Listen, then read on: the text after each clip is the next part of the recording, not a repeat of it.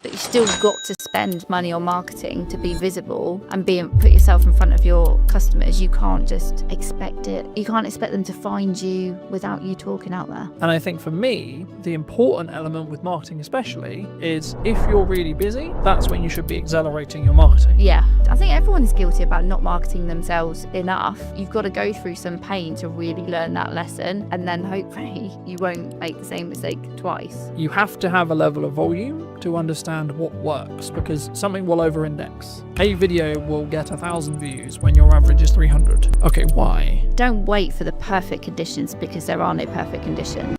Did you know that 93% of you are not subscribed? So if you could please do me a favor and you're enjoying the show, then subscribing would mean the world to me, and it would allow me to grow the show and continue to get larger and larger guests and continue to bring what's missing in marketing today. Thank you ever so much for joining me, and I'll enjoy the episode. Hello, my friends. I hope you're well. I hope you had a good day, evening, or night. Today, we're back from a brand new episode of the podcast, and today I'm here with Gemma. Hi, Gemma. How are you? Hello.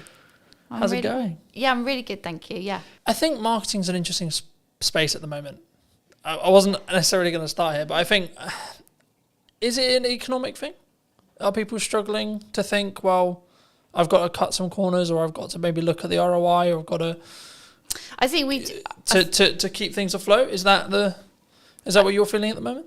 I think it's definitely part of the influence. You know, people have to think about where their budget's going and be smarter with it. I think if businesses are still constantly searching for the hack or the quick wins, then that's where it gets really difficult, I think, for me as a marketer selling to clients. Because, if they think there is a shortcut or there is a quicker way, and especially the space that I work with being B2B, and it is that longer buyer journey, it isn't, there are no hacks or quick wins. It's not about being in a consumer space where you can use sales tactics to get the sales quicker. So yes, partly the economy is having an influence, like especially businesses where they've got lots of employees. They've had the impact of the national insurance contributions in April, so that has hit their bottom line. But it can't always be the excuse, I'd say. You know, the economy is going to go up and down. Look at all the things that have happened in the last 5 years that people did not see coming.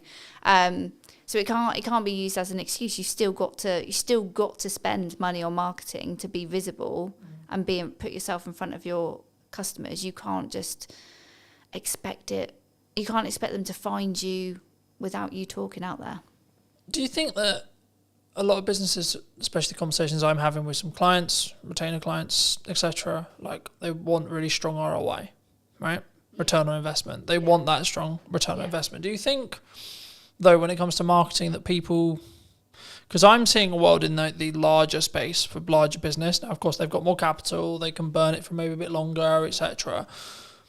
But they're actually focusing on brand building, right? The larger space. But do you think the small business space is more driven towards strong ROI, like trackable ROI in marketing? Yes, I think ROI marketing people sometimes feel it's a bit of a dark art, you know, and it's difficult to be able to go, yes, I did this particular piece of marketing and it resulted in X. That it doesn't always work like that.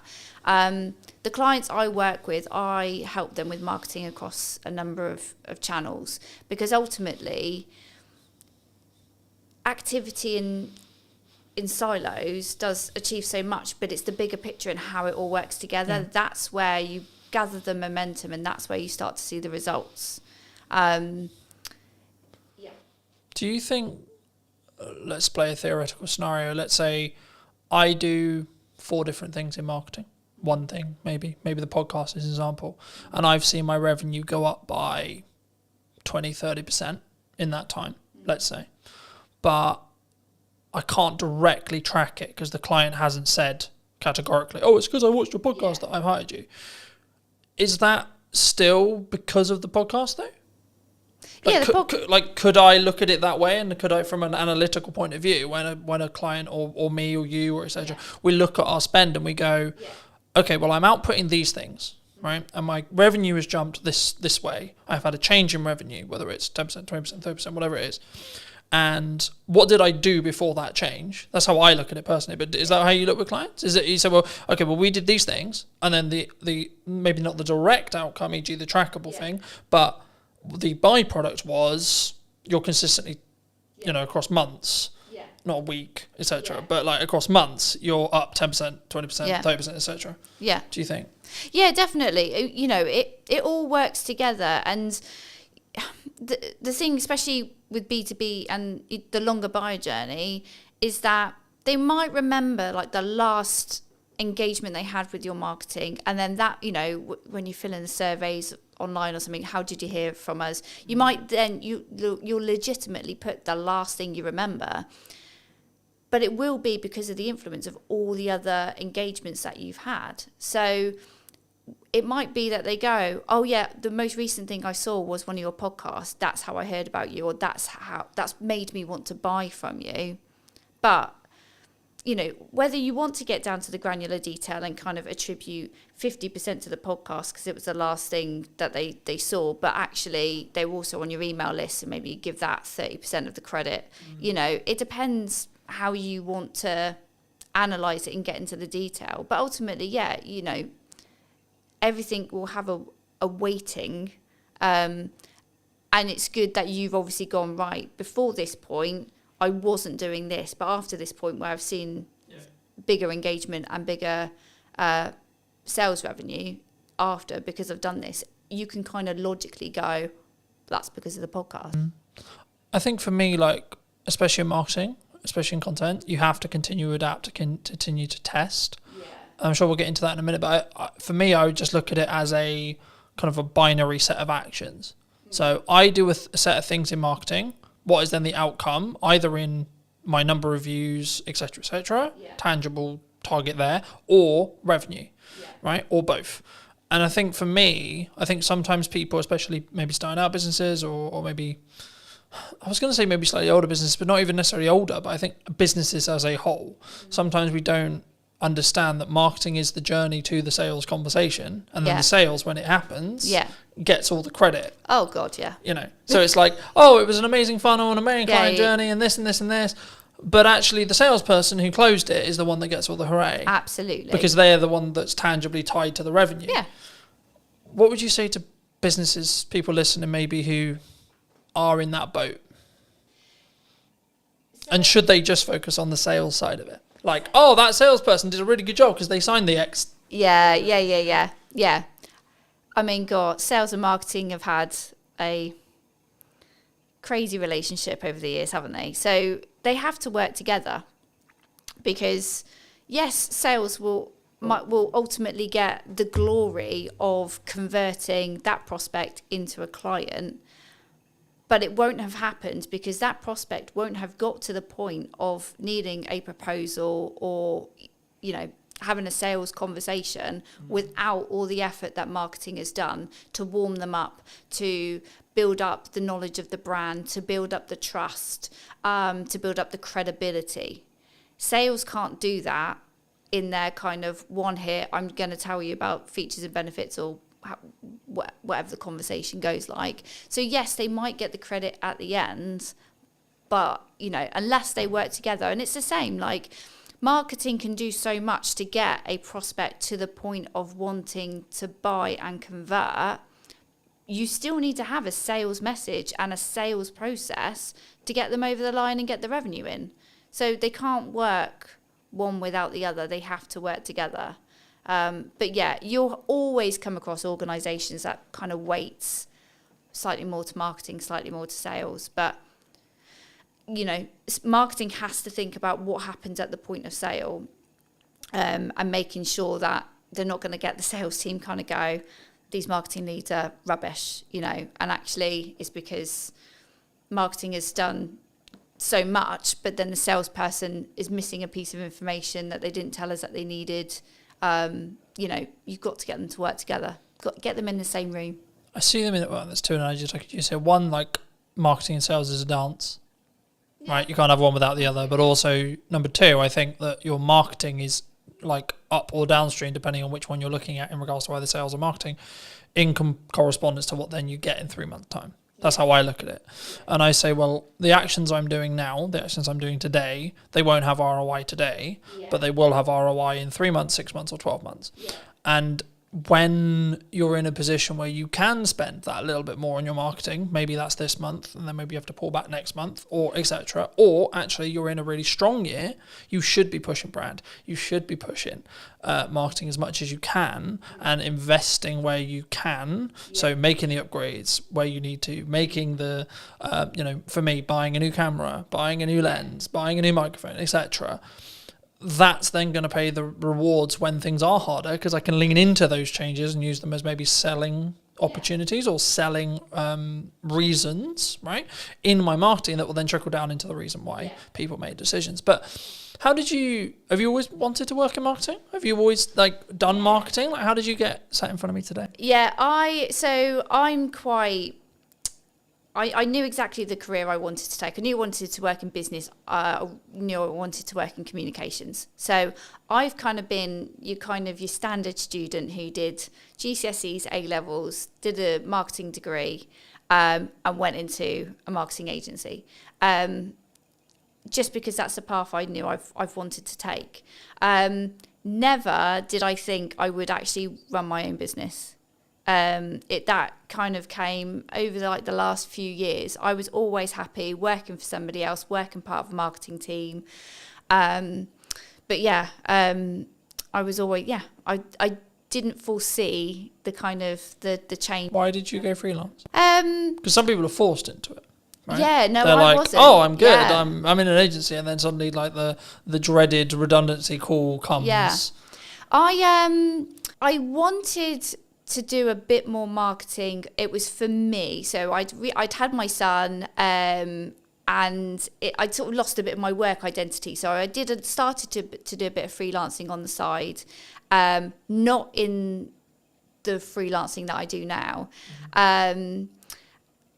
But then COVID actually gave me a really good opportunity, because I was at home, I could do loads of online networking, I could meet loads more people, and that just gave me the opportunity to pick up a few new clients, work with some other marketeers. I had an employer that was absolutely fine with me doing my little side hustle, no problem.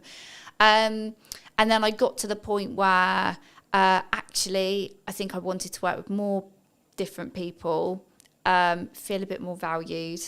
So I sort of crunched the numbers, picked up a little bit more work, and then it was like, right, this is the moment. Let's go. Let's switch it over. My employer actually did become a client, so I was rather sensible with my sort of dip into freelancing. So I had a plan. I had a bank of clients kind of ready to go, and then it kind of went from there. Do you think people, maybe in the current climate, I'm always hesitant when I say that, right? Because I've been in business nearly 10 years now, which is a really nice place to say. Yeah. But also, I'm also aware that I've now got a bank of knowledge in my head, which is there was that thing 4 years ago, there was that thing 3 years ago, then we had COVID, so I try to be nice and try to lead with empathy when people are like, it's really hard, I'm struggling, the economy's hard, but I'm like, there's always going to be something.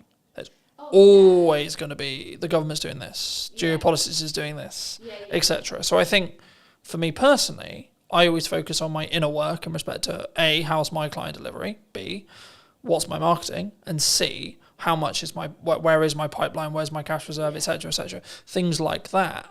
And I think for me, the yardstick I always use, and I've been thinking about this a lot over the weekend, it's the problems I'm now trying to fix are drastically different to where they were a year ago. So for me, that's clear growth metric. Yeah. Because I'm trying to fix larger problems. I've got more, whether that's financial problems or delivery problems or etc. You always have problems, I think, in my view. Yeah. To I guess to phrase it into a question, people who are maybe looking at the economy as should I maybe pack in what I'm doing and then go get a job? Or the other way and saying, actually, well, maybe I'm a little bit concerned about my job security.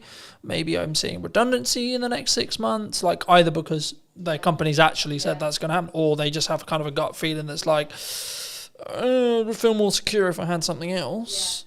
What would you, is now a good time? Would you say? Any time is a good, any time. Like, don't wait for the perfect conditions, because there are no perfect conditions. Employment, some people do look at it a bit more securely. There's more, law behind, to protect employees. I don't sit there and think, I don't think either or is more safer, freelancing or employment.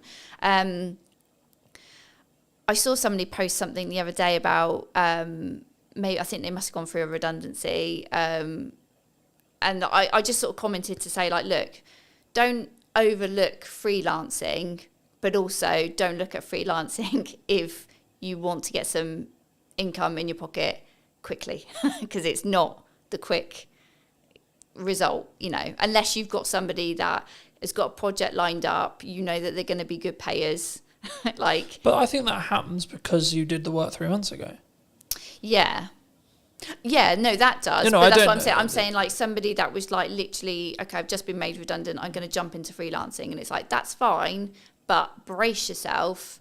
You are going to financially, you need to live humbly. Yeah, and I think for me, the key for me, and the thing I've learned the last couple of years, is you have to live below your means within reason, regardless of whether you want to grow or not, because if you're growing, that requires money, but also it's in a scalable fashion where actually if money starts to get tighter and you have to make cuts, then I'd rather be cutting the stuff I'm using to push forward rather than, I can't eat today. Yeah. I can't turn the heating on. It's interesting you say that, because at the end of last year, I had a couple of clients, they kind of fell out one after the other, and it was a little bit like, oh, this is getting uncomfortable.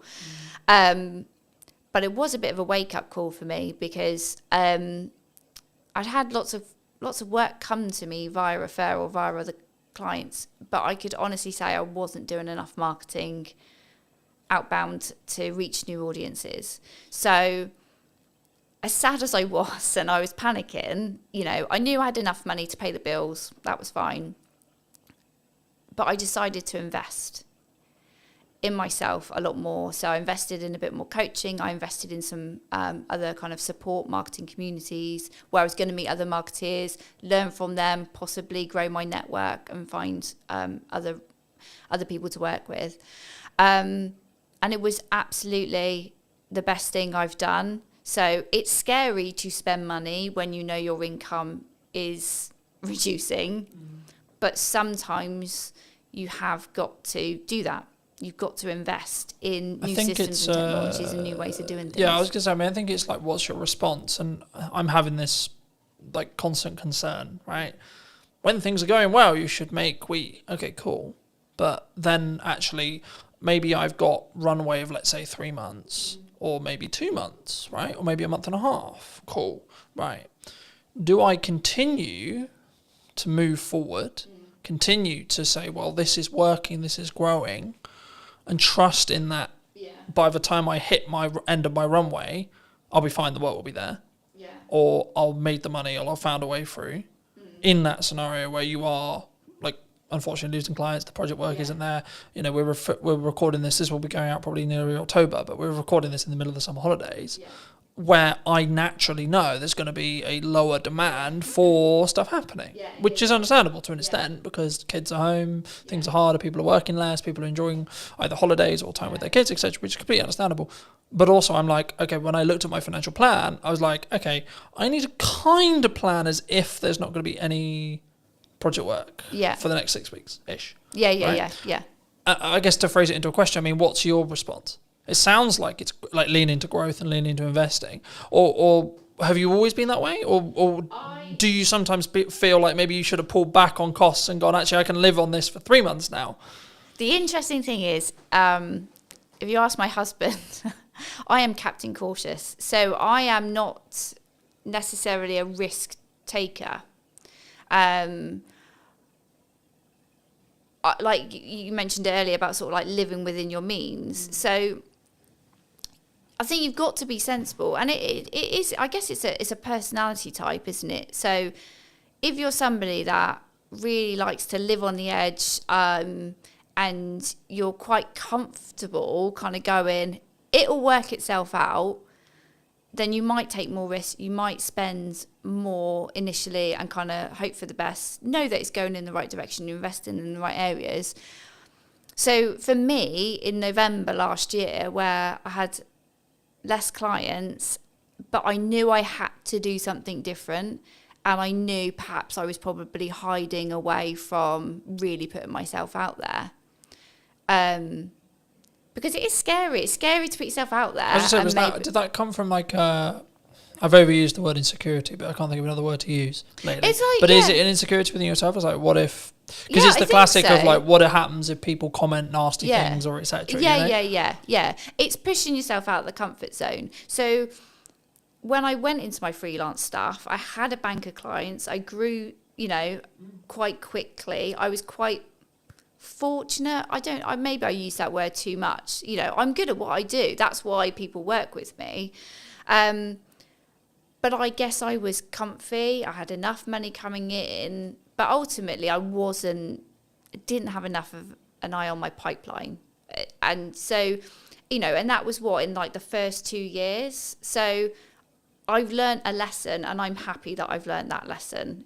I don't think there was any other way I was going to learn it. Like nothing was giving me the kick up the bum to focus on my pipeline.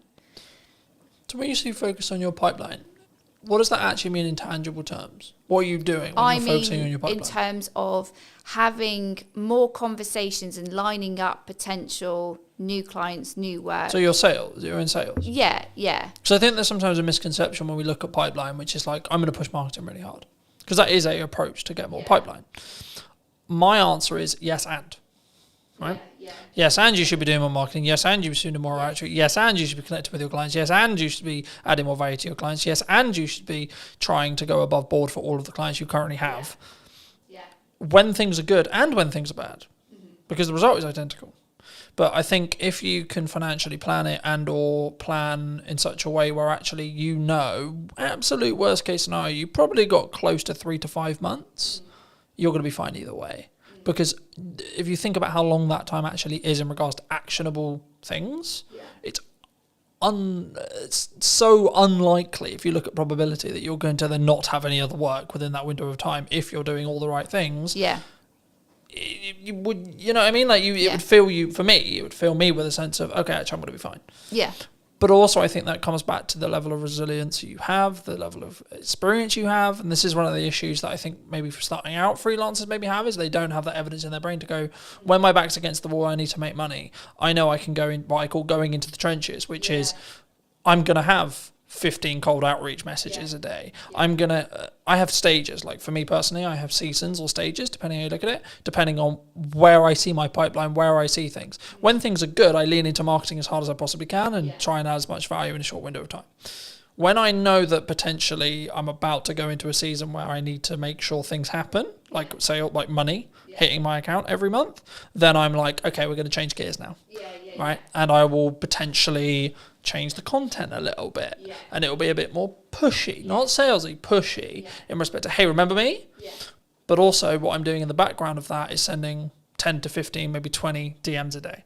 I'm calling old clients. I'm going back through my old list, etc. to go, hey, what's going on? How's it going? For people who maybe are listening to this, how could someone approach it, would you say, if they are in that position? Because it depends on where you are, I think, in business. I think you've got to make yourself as visible as possible, and just put yourself out there. Be confident, be yourself, but put yourself out there.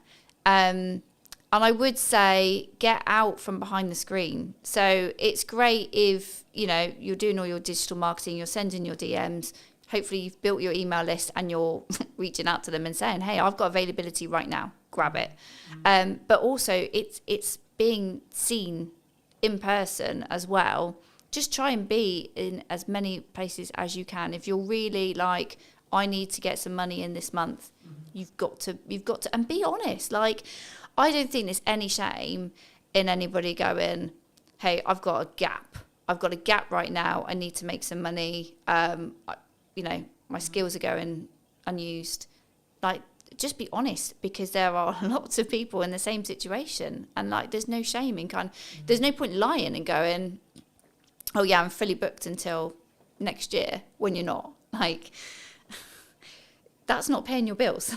So yeah, I think for me there's a couple of layers there. The first is, if you're in that position, you need to get yourself out of the hole short term. Yeah. Second position, you need to take the lessons that you got where you got there. Yeah. And thirdly, you need to then understand that actually, even in a year's time, when you've taken the lessons and when you've moved forward and when you've done the money management, and I keep leaning back to money management because that in crux is what will fix the problem long term. When you make money, stash some away. Yeah. When you make money, stash some away. When you make money, so on. And that can, there's loads of ways you can do that. But I think for me, the key is to understand that once you do that, you're then thinking longer term time horizon, but you still have problems. Yeah. I might lose some of my retainer clients tomorrow. I might not. Right? Cool. But what am I doing to potentially get 2 more? Yeah. Constantly. Absolutely. Yeah. So I think sometimes, I'll phrase it as a question. Do you think marketers can get complacent sometimes? Things are great. Things are good. I think we can. I think anybody can in their role. And I think people have different fears at different times. So the whole thing when you said there about you've got enough work, but you're always thinking about trying to get 2 more. I've definitely had the fear of, well, if I put myself out there too much, what if there's loads of people that want to work with me and I can't work with all of them? And I'm not necessarily, for me personally right now, I'm not interested in growing an agency. I might have thought that last year, but this year it's like, who cares? If I end up with that problem, I'll find a solution when it comes. Right now, that isn't, it's not a fear to worry about, Right now, it's all about having those conversations and keeping visible and reminding people. I had a client that I now work with this year. We had a conversation 12 months before, and it wasn't the right time for her to work with me. And then as soon as she was ready, she comes and has a chat, and that's it. And then we're working together, and we started working together on one particular project, and that project has grown, as a result of continuing to have these conversations. Do you think, I've always looked at it from more, in some ways, I've seen myself as very unique in the respect to how I market and what I do, but also I've seen it on the other side, which is what I would call more traditional marketing agencies, where they sell marketing service, but they only market their own business when they need work. Yeah. And I think that's backwards, personally. Yeah. I think regardless of whether you're busy, regardless of whether you're not, you should be leading with your best foot forward as a marketing agency, if it's what you sell, right? Or a videographer, you should be posting your best content for you. You should be having the podcast, and you should, and look, I always focus on, for me personally, everything I do is 1% improvement, right? Little thing, how can I tweak the lighting? How can I make it look a bit better? How can I make it sound a little bit better? Etc. And sometimes it has a cost implication. And sometimes that's an uncomfortable cost implication. But I'm always like, is it going to make 1% improvement? Yeah. Because if I plan it in respect to I've got 2 months, let's just say, for example, 3 months worth of runway, by the time that 1% compounds, I'm going to be fine anyway. Yeah. Regardless of what happens with it. I could lose, touch wood, that won't happen, but I could lose all of my clients as of today, and actually I'll still be fine in 3 months because of the compounding effect. Yeah. Because as long as I've got enough cash to live that runway, then I'll be fine on the other side. Yeah. Do you think, is that common in marketing? Do people take their foot off the gas for their own stuff because it's just a application of resources kind of question? Yeah, and this is the reason why I'm a freelancer and people work with me, is because they might give marketing their best effort when they're really motivated. Like I say, they need the sales, they need the income. They win all that work, and then as soon as client delivery needs to focus, marketing, then they take their foot off the gas, and they're like, oh, we're fine. And then as soon as they are then at that next stage of growth, or clients have left them, they then go, all right, well, we'll just switch marketing back on. But that's not how it works. So everyone is guilty. I think everyone is guilty about not marketing themselves enough. And I think you've got to go through some pain to really learn that lesson, and then hopefully you won't make the same mistake twice. But yeah, it's not uncommon for people to ease the pressure on marketing, to kind of, just let inconsistency just kind of bleed in. And that's when you've then got to make a decision. Either are you doing your own marketing, or you need to really sharpen the tools and focus, or you need to outsource that to somebody who can do that for you, so that you can put your attention on the other areas that are needing your attention. From a tactics side of marketing, we talked a lot of psychology. We talked about like, should you do it, should you not do it? But from a tactics point of view, what do you think's missing right now? What do you think people are maybe not doing that they should be? That's a good question. I think they're still looking for like the hack, the shortcut. I think they're still kind of thinking, do I really have to do all this? Do I really have to put this effort in? And the answer is yes. So if the business owner, the director, doesn't want to, if you're not interested in marketing, if you're not good at marketing, don't do it. Give it to somebody who can. And I will always say to anybody, if they're not in a financial place to outsource, when you are marketing, think about something that you enjoy and that you're going to be able to be consistent with. Don't sit there and go, right, I'm going to post on social media every day. If one, you don't like it, two, you're not going to be there to engage afterwards, and three, you're not actually going to be able to commit to that, because it's just you make yourself feel like crap. As soon as you don't post that one day, you beat yourself up over it. Find the joy in the work that you do, and if marketing isn't where you find the joy, don't do it. I think it's also a context thing. Like some days I'll post 6 times, other days I'll only post once, right? And it's tangibly, am I in my office or on my office or on my computer? 1. Okay. 2, where am I with client delivery? Do I need to focus for a third of the day on client delivery? Yeah. And I can only put out 1 clip of the podcast, etc. But for me, the key is being consistent, so that if you averaged it, it would be 3 a day. Okay. Yeah. Let's say for me. And I say that and people go, 3 a day, that's insane. Yeah, but I have a system. Oh, but you've got different channels as well. This isn't like... Well, no, that's on one channel. Oh, okay. Fine. Right, so if you times that across 5, then we're talking 15 a day. Oh, okay. But the key is I've built a system. We're recording, to give you a very key example, I don't need to, at the end of the summer, record probably for most, I could probably not record until November and still have a weekly podcast. Yeah. Because I'm so far ahead. Yeah. Now, the issue with that, of course, is if we're talking about current event stuff. Yeah. If we're not, which 95% of my podcast isn't current events, I've got other content to talk about current events, but most of the stuff I have in podcast conversations is workable and will be workable in 6 months to 12 months. So actually, by me batch recording, I'm just banking as much as humanly possible. Yeah. So then if I get really busy with client work, if I have to fix problems in the business, if I have to X, Y, Z's on, I then don't have to allocate resources and time necessarily into the podcast, or I can limit that cost on a month where it is a bit tighter because I'm so far ahead. Yeah. But the key is I'm focusing on the consistency. So, and this is where I've used the analogy of you need to make the hay while the sun shines, because if you don't, you'll just be left with sludge. Yeah. And I think for me, the important element with marketing especially is if you're really busy, that's when you should be accelerating your marketing. Yeah. Because then you're actually going to, and even if you don't have capacity, right? So let's say I don't even have capacity, I still am going to push hard on marketing because I want demand in 3 months. Yeah. And actually, I trust that by the time I finish those projects, if I've pushed with marketing, I'll have some stuff left. I'll have some people who are ready. And just being honest with clients and saying, look, I don't have the availability until September. Yeah. I don't have the ability until October, November, December, whenever it is. Yeah. And saying, cool, can we book something in? Can we get a pre-production call? Can we get a discovery call in? Yeah. Cool.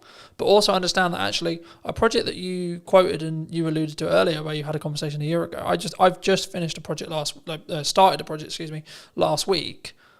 I had a pre-production meeting for that I initially quoted about 3 months ago. Yeah. Right.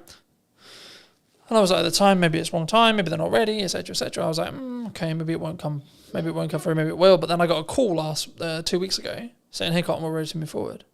Fabulous, wonderful, right? And I think for me, if I had, perhaps, I haven't asked them yet, but perhaps if I had stopped marketing, they wouldn't have been constantly reminded that I existed. That you're around, that we've got that project there. Yeah. And the same with a handful of other clients who are like, yeah, we really want to do something, but we're not quite sure what we want to do yet. And I think that's the key sometimes. And I think that's why when people maybe don't look, maybe they fall off their consistency. And I think the reason why the podcasts are very different this series than it was last series was I was in that boat of I'm trying to do too many things and not doing them well enough.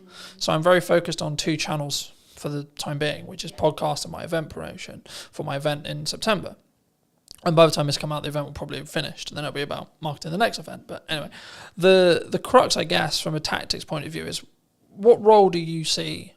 Like, what do you value right now for your marketing or for clients? Is it written word? Is it audio? Is it podcasting? Is it video? Is it user-generated content? Like, what do you think's working? I would say I hate to start with it depends, but it does depend on the client. Yeah, so let's talk about what I'm doing right now. Obviously, we're having this conversation because I invested in some video content a few months ago. So that absolutely, I am like you championing investing in video to have another format of delivering your message to your audience. It's great and it can be used in so many places. So it's it is an investment, but it's a worthwhile. And also networking in the right places. So there's lots of different networking events out there. Some you might like, some you might not. I always say to people, like, it's about finding the right kind of event that you enjoy. It's got the right people there. Because ultimately, don't go to a networking event where it is just a cup of tea and a natter. Like, you do need to meet people and build relationships. It might not. Don't ever go into a room and think, right, who's going to buy from me today? Because that's not what it's about. It is about growing. Yeah, exactly. Yeah, but yeah. So for me, it's been and remaining consistent on LinkedIn, and not wondering what the hell the algorithm's doing, and sharing posts from 3 to 4 weeks ago. Yeah, I find it really interesting when people go, "Oh, the algorithm shadow banned me." Right? I'm a handful of chapters into Gary Vaynerchuk's new book. Well, it's not new now, but it's new for me. Day Trading Attention, and he talks a lot about your content's just not very good. Yeah, hard love, right? But the reality is actually through posting a huge amount, you know what works. And you can gain customer insights through that. You can gain what's working for your market through that. And I think that's the key there. I think it's, my next question was going to be about volume, but like the simple takeaway I have is you have to have a level of volume to understand what works, because something will over-index. Yeah. A video will get 1,000 views when your average is 300. Okay, why? But then if you do that consistently and you keep learning, then your average will become 700. Okay, cool. But then what happens when something gets 1,600 views? Then what is it about? Then when you analyse, what was that hook? What was that this, etc. Do you think people struggle with the volume? Maybe they see someone like me who posts a lot, right? And they go, I can't possibly do that, so I'm not going to bother. I think people are overwhelmed. And I think when you're feeling overwhelmed, you then procrastinate and then you just don't do anything. Yeah. So I think that's when you've got to have a strategy. You've got to bring it back to what your goals are, what you're looking to achieve. And then utilise someone like me who can kind of say, like, look, if we can do this one thing, so let's say invest in video, these are all the things that we can do with the content from that video, not just the physical video itself. And these are all the places we can put it. And it's not about constantly thinking about new ideas and new things to say. It's taking one piece of content and repurposing it and making it relevant for the different channels. That's where you get your visibility is amplified, but your effort is you haven't had to invest less than it could have been. Exactly. So I think people do panic and feel overwhelmed, and then that's when they just don't make a decision. And that's where you do need an expert then to kind of say, like, look, it's not, you don't have to be overwhelmed. This is the plan. This is what we're going to do. This is how it's going to be used. But ultimately, you just need to sit in front of me for 45 minutes and talk about what you do. Yeah. Easy. Where does AI fit into this? Because a lot of people are scared about it, right? People think they're going to take their jobs. Yeah. They're going to be out of a job. The robot's going to take over the world. Yeah. What do you think? AI is a tool. They are all tools to help you be more efficient. But ultimately, they can't replace human creativity. I've heard some people, talk about, AI is for lazy people. It's like, it's not. If you want to use AI correctly, you've got to invest the time. You've got to invest the time in understanding how these tools work and how you get the most out of them. And that is not just by going, Chat GPT, please write me a blog about X, and taking that and posting it. Like, no. It's a bit like, I don't know, I was thinking about this today. Like a sat nav, okay? So a sat nav is a tool that tells you how to get from A to B. It's really great if you have no idea, but also you could work out using a map yourself, but it takes a little bit of the thinking time away from it. But you might also just want to go for a drive and enjoy whatever route you decide to take that day.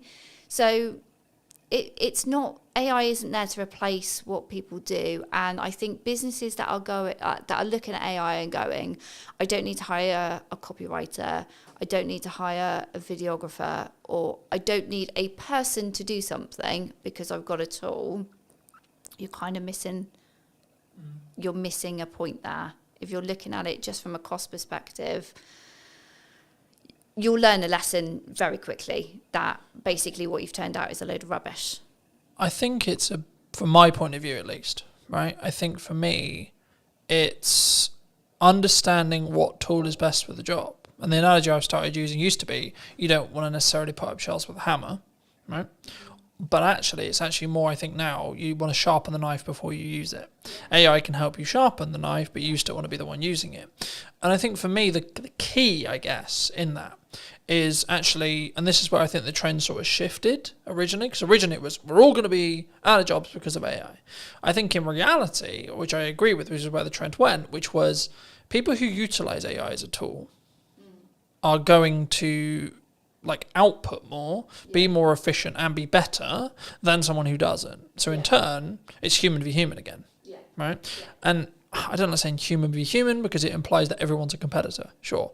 But for me, it's actually more about it's you v you and focusing on that mindset, just on a mindset shift really quick. But for me, I see AI as maybe a leveler or a tool rather than, it's going to take my work. If you're in a corporate landscape and your client's looking at you and saying, we need to cut some costs, or we're going to cut some costs and we're going to get an AI agent to do the thing you were doing. Okay. Ask yourself what you can control about that. The answer is probably not much. And then ask, actually, well, did the client actually value what you were doing as much as they probably should have done, or actually, in the nicest way possible, are you actually that good?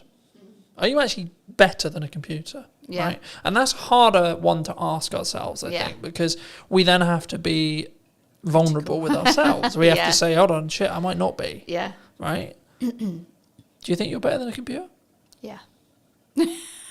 Yeah, because the computer And if so, why? Well, the computer hasn't got all that experience that I have picked up and all those situations and scenarios I have been in where I've had to think, what we're going to do about this problem? Yeah. what we're going to do for this campaign, and pivot and react. It's not, that's not what AI is built to do. But AI is built to do what you tell it to do. So like you, I use it as an assistant, and it's an opportunity really, because if AI can do some of the heavy lifting in your job, in the work that you create, if it can do some of the stuff and save you time, you then go, I've got more time, what can I do with it? And whether that is I can take on a new client, great, more income, or I can upskill in something else. I can use my brain in a different way. And I think that's the way I'm sort of looking at it.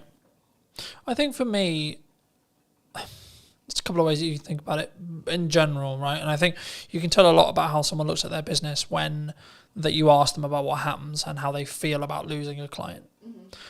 My perspective personally, as someone who's been in business for a while, long enough to, I would hope, know what I'm doing, I would say there's a couple of ways you can look at it. You can go down the road of, that's a shame, but I added the value I could, I did the best job I could. And if you're being honest with that, then actually, what are you worried about? Because if you genuinely did the honest thing, and it might just be they have to cut some spend to stay alive, and you happen to be the thing on the cutting block. Now that you can go into the psychology of how much they value it, and if you want, sure.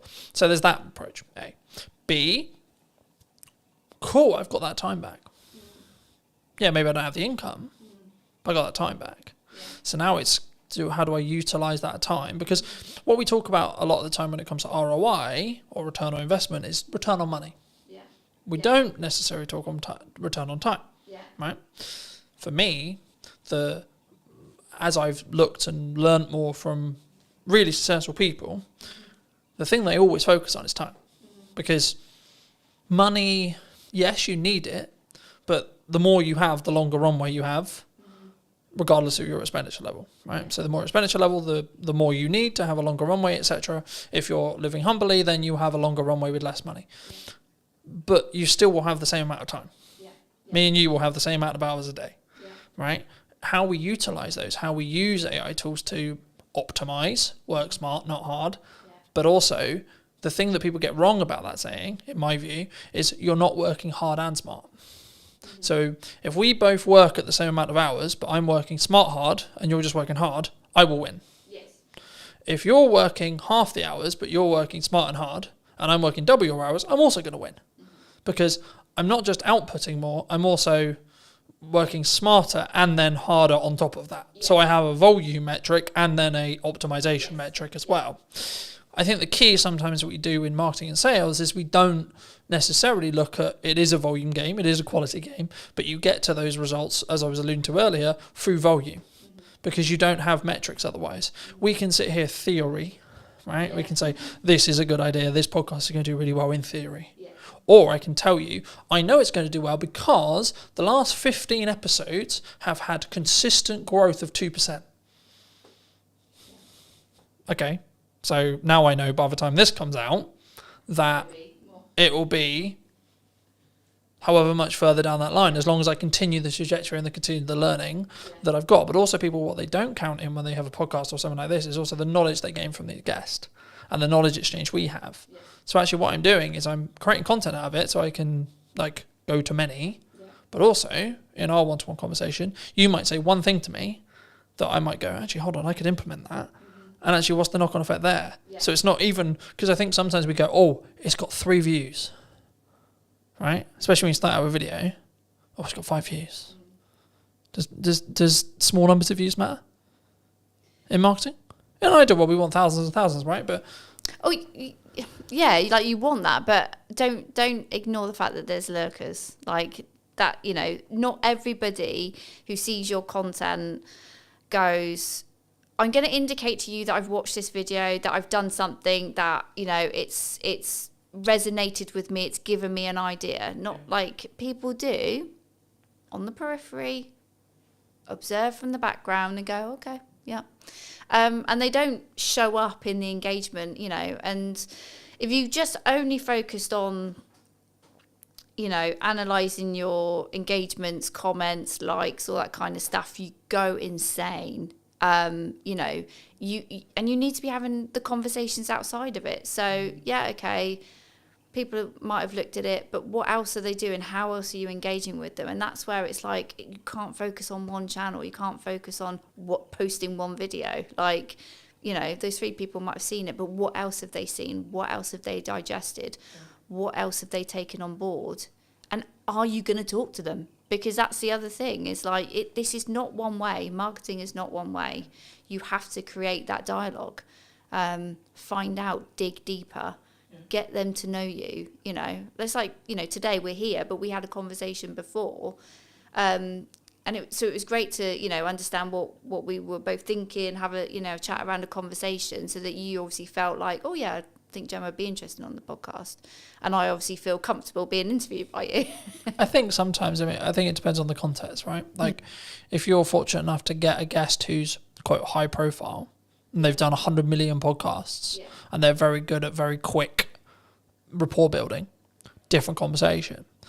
But also, to be fair, you may not have a longer term relationship after that podcast episode, because in most cases they're there to film their half an hour section with you, or 45 section with you, that they're also going to use as content, and then that's it. That's the transaction. Cool, I'll come on your show, but I'm going to film it so I can cut it up for my socials. Cool, sick.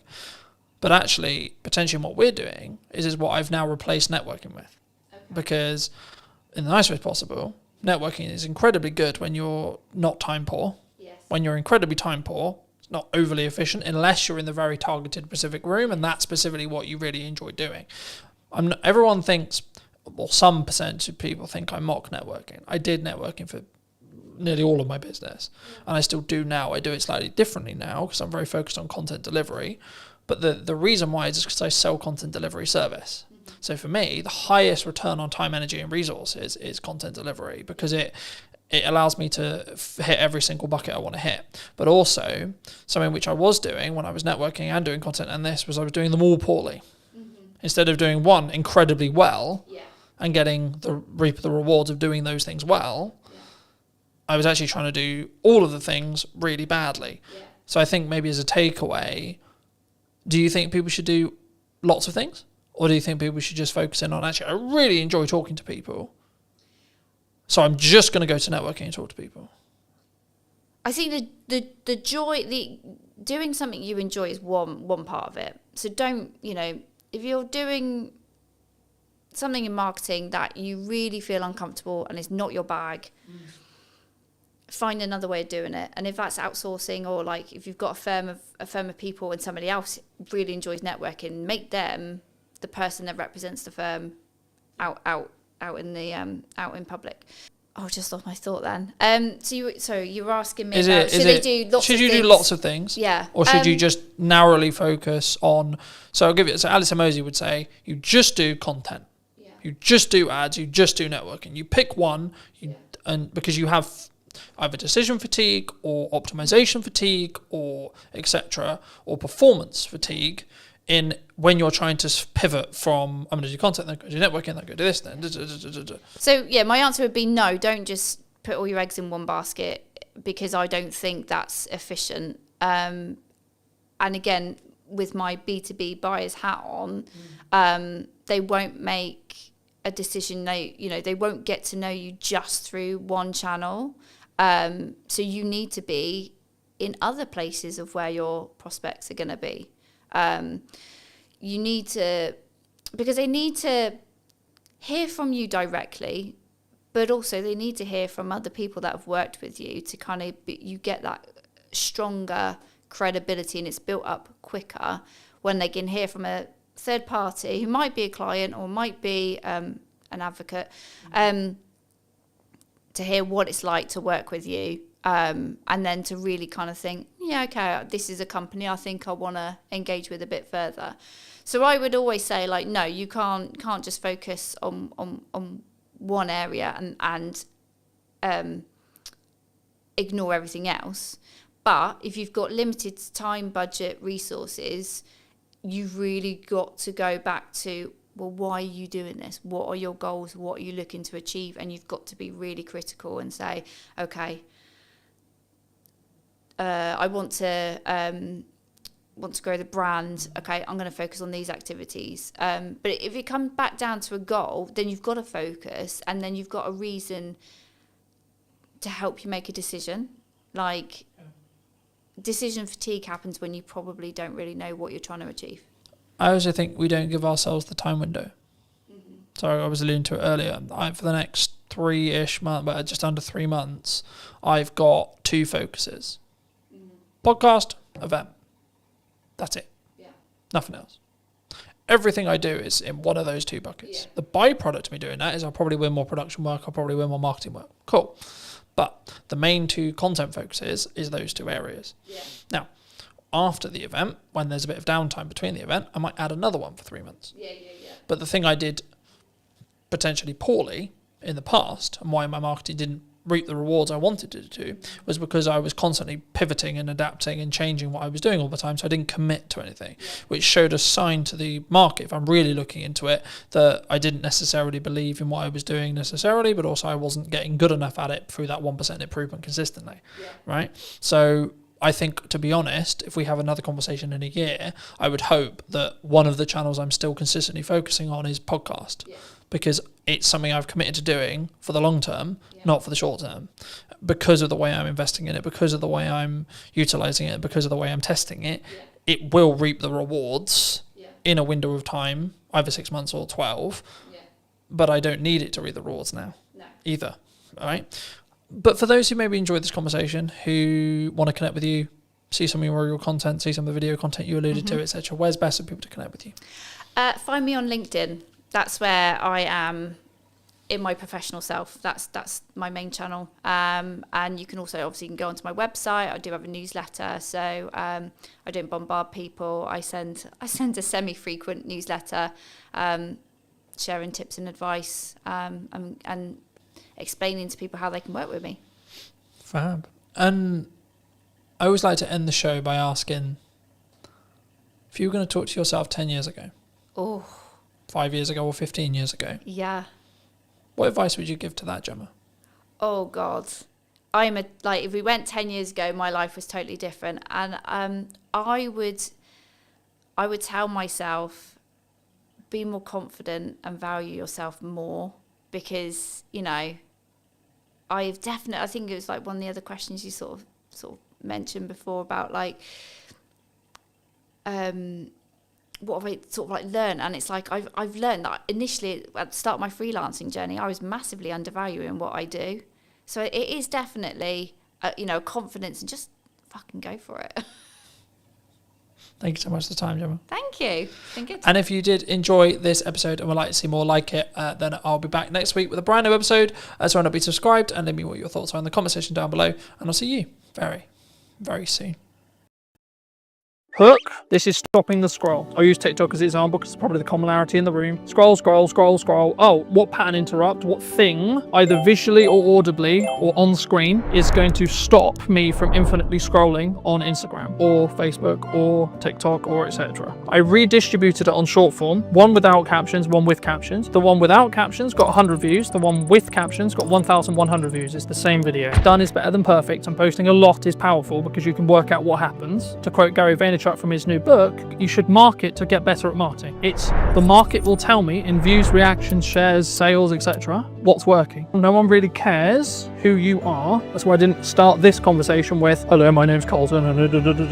I wanted to get the basics, or help you understand the basics of marketing before we start. So can I just get a show of hands? Has anyone read, listened, or watched something on social media or the internet today? This is an opportunity for you to have either marketed what you do, how you do it, why you do it, or been marketed to. By the fact that you've all consumed content at least once today, means you're in that marketing system. Now this is quite basic, but then the question becomes, well, what do we create? How do we create it? The commonalities for me, in 95% of cases, whenever I have a one-to-one conversation, I work with businesses, etc., their hurdles are, in most cases, not knowing what to create, not having the time to create it, or not knowing specifically what to create it about as a whole, right? So the first part of this workshop has been designed in such a way for you guys to really troubleshoot what you feel is your hurdles. So I'm going to apologize ahead of time about spelling, because I'll probably get some spellings wrong. But just quickly around the room, what is your main hurdle right now with either creating content for what you do or utilizing AI in that process? So standing out. Okay. Yeah. So it has that feel of AI. Yeah. Okay. How to use AI. Anything else? Confidence is a really common one, but it doesn't sound like that's really the issue for the room necessarily. So that would be content pillars. So what you're talking about there is content pillars. So what are your specific pillars that you're looking to build? So I'll use myself as an example. For this moment right now, I have 2 main pillars.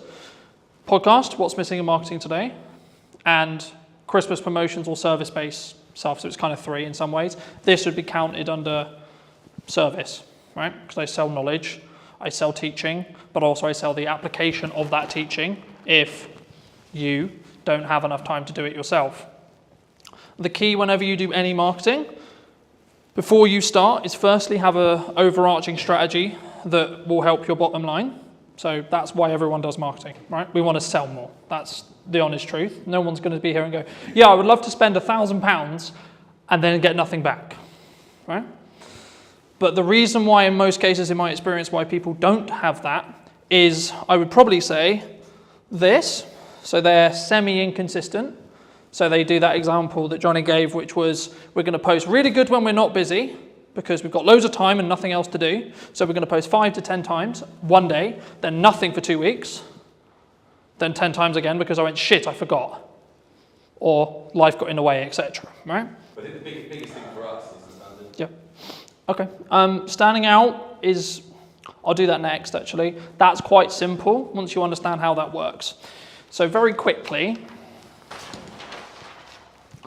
this is mostly video, but the same is true of written content, etc. Whenever you format your content, it should follow this structure, right? You've got 3 chunks, okay? Hook, this is stopping the scroll, right? Scroll, I'll use TikTok as an example because it's probably the commonality in the room. Scroll, scroll, scroll, scroll. Oh, what pattern interrupt, what thing, either visually or audibly or on screen, is going to stop me from infinitely scrolling on Instagram or Facebook or TikTok or etc. Right?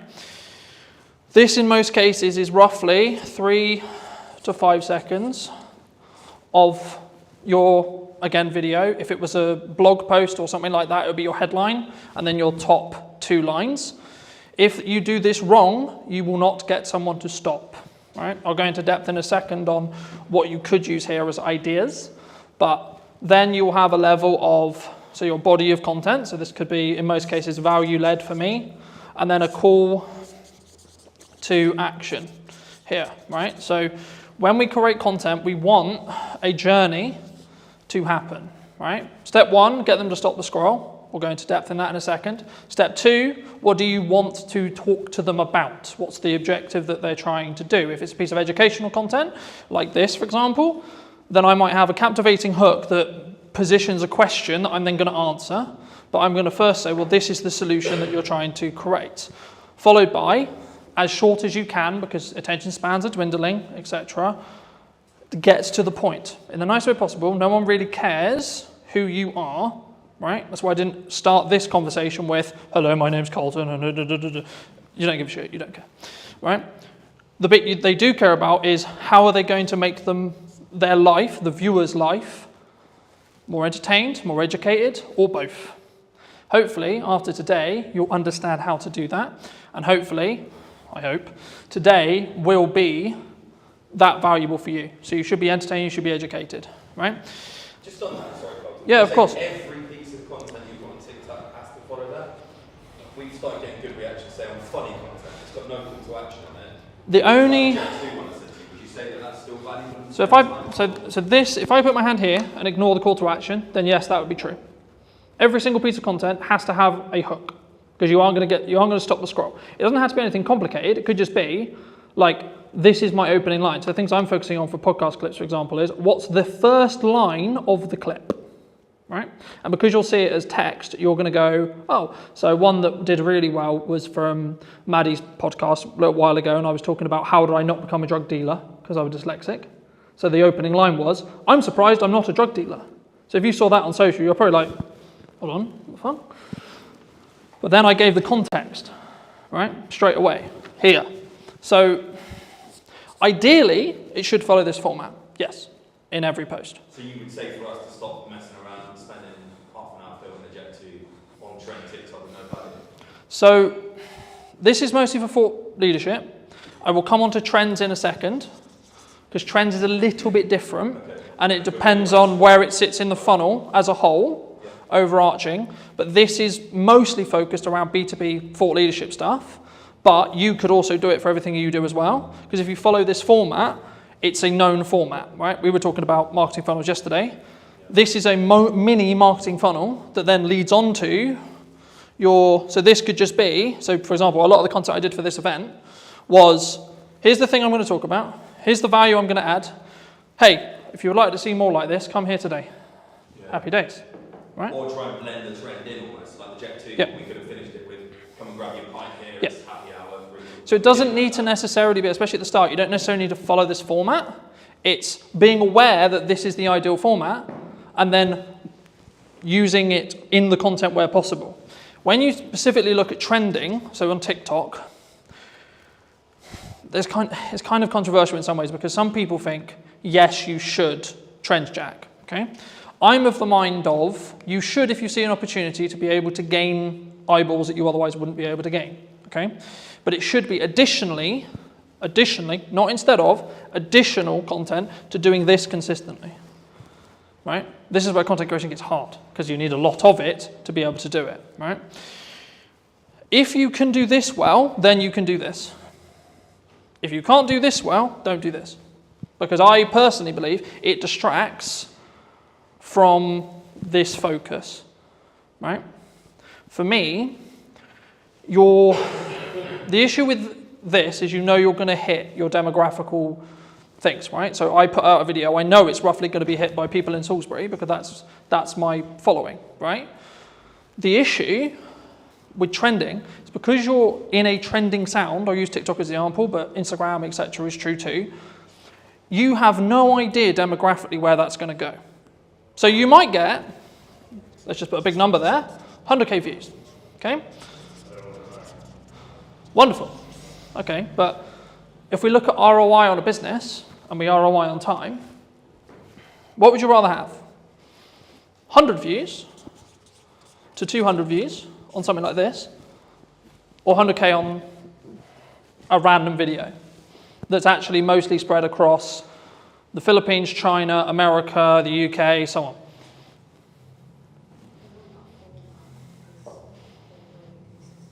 Mm-hmm. What do you think? Free and real people rather than 100,000. Because 100,000 looks good. Yeah, but 100,000 looks good, right? Yeah. But when we... 999,000 aren't going to become, or probably might not be close to your venue. And that's why chasing virality, yes, it looks fun, yes, it looks sexy, but does it really do much for your business?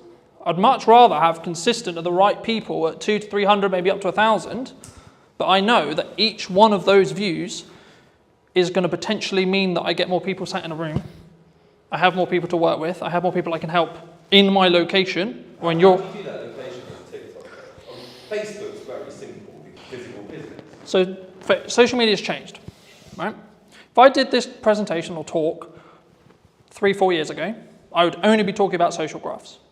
Okay, I'll explain both in a second. But on this side, we've got social graphs. Okay, that's how everything worked before TikTok or Musical.ly arrived. Okay, here we have interest graphs that I'm definitely going to spell wrong, right? But the job of the team of two. So this was basically what TikTok created. Kind of their algorithm created it. It was in other places like Tumblr, etc. But like modernized and actually like popular, it was TikTok who did it. So what happens here is and this is why I said yesterday, following doesn't matter because we're now over here. But just for those who don't know, Socially, what happens is I would follow someone, I would like, share, or comment on their post, right? This would send or say to the platform, hey, cool, this person likes and enjoyed this content. Cool. Okay, so the platform goes, we're going to show more of that to that person, right? So you followed me. Okay, cool. So that means you're telling to the platform, I like Colin's content. Can you show me more? Sick, right? Same with likes, same with shares, etc. Now, the bit where it got interesting is because when they started changing the weighting, you wanted to target different things. That constantly changes. There's no point me going into it because by the time we finish, it'll probably have changed. The main difference when TikTok launched a handful of years ago was instead of it being followers, like, shares, etc., they are kind of still important, which I'll explain in a minute, but the job here is Craig is going to open TikTok, and if he had previously never installed TikTok, it will just show him videos. And what it's trying to do is it's going to go, right, I'm going to show Craig a picture and a video of a dog. Cool. What does he do? Does he watch the video? Does he interact with the video? Does he like the video? Cool. Keep scrolling.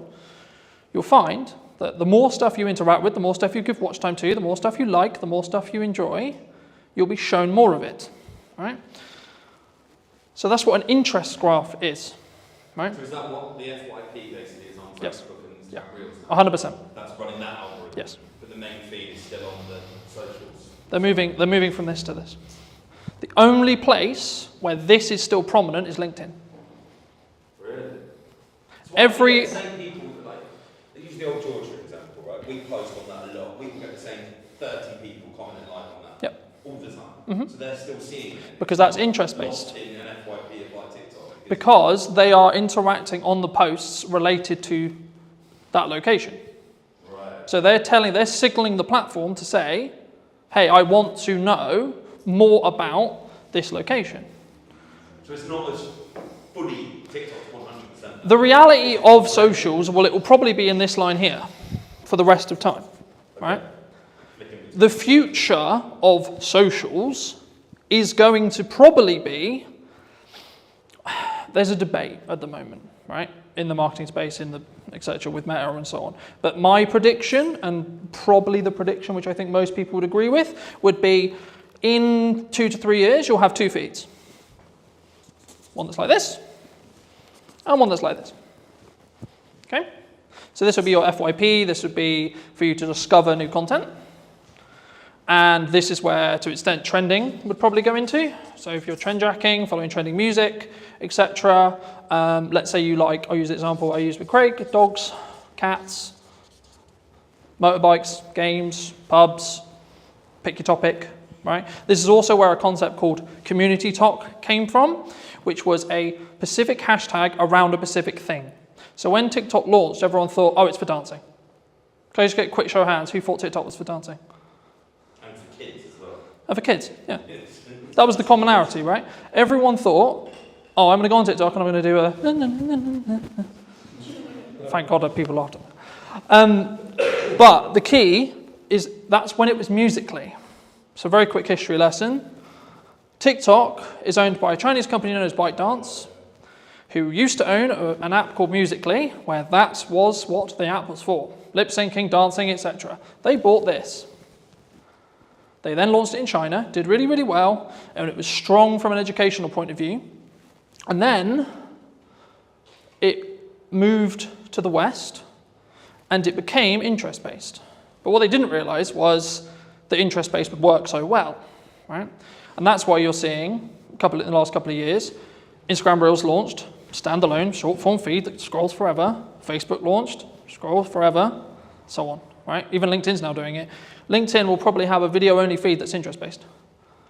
The only post that will be social graph-based will most likely be carousel or image posts where you tag. So Johnny came to my event today. Thank you so much, Johnny. Do you want to tag you? Cool. How that quickly works, if you tag someone on socials, on a social graph, so this is mostly around LinkedIn, and they don't interact with it, it will be buried as a post, is the current conversation with the algorithm, right? And the reason for that is it stops people going, I'm going to tag whoever I want because I'm going to tag David Beckham in my post just to get more views on my post, right? Because unless David Beckham actually connects and actually, comments, likes, does something related to the post, it doesn't confirm that that actual connection happened. Because you need to remember, LinkedIn specifically is a recruiting platform. That's what it's designed to do. It's designed for you to get a job. Any questions on anything I've discussed so far? So the next thing I'll go into very briefly is creating a content ecosystem. I'll use mine as an example, and then we can go around the room and see where the holes are and see if I can help fill them. My content kind of evolves around, in most cases, 2 long-form pieces. So it could be an educational piece like this, or my podcast. So for this conversation, it'll be a podcast. So this is an hour to 45-minute conversation between myself and a guest of choice, right? So most cases it'll be talking about marketing, could be talking about trends, could be talking about very similar to this. But you might say, okay, well, who's going to sit and watch the 45-minute presentation? Quick show of hands, who would watch a 45-minute presentation? It was interesting. Okay. It must have been booked by, I'm sure. That's the key. Okay. So what most people do, and the reason why most people don't do it, is because they don't have the self-worth and self-belief to be able to put this 45-minute conversation out and it to get 2, 3, 10 views. What 95% of people should be doing is creating this, and then using it to fill their socials, right? I'll show you in a minute. And that's when you get when you scroll through on YouTube. Yeah. So that's called, that is basically about how you structure your short form, right? So very quickly, short form. I'll show you how to use AI to create 20 plus pieces from each one of these, because I do it, right? Every week I do it. For you specifically, you could talk, I'll use an event that you're running for an example, okay? You could talk about every single unique selling proposition and every single thing about the event that you think is really good, okay? For like a Q&A almost. Yeah, with your staff. You get someone to ask you questions. Okay. What's it going to do? Film it, chop it down, and then put it. And you don't have to film it the way I would film it, with multiple cameras and pro audio and this and this. I literally mean, right, a phone on a tripod, looking at 2 people, right, stick person, wonderful, another stick person, you can tell I'm not an artist, right, 2 people having a chat, wonderful, okay? That will fill your socials, okay? Because it's this long piece here. Could be anything. Your long form piece could be, this is how to utilize 1 hour of content, especially if you're time poor, right, and you've only got an hour of content to deliver. You can film it once, then distribute it into short form. You're probably good for a month. And then if you want to hire an editor, like I do, I get a custom trailer made for each podcast. Some of you would have seen them. If not, go on my socials.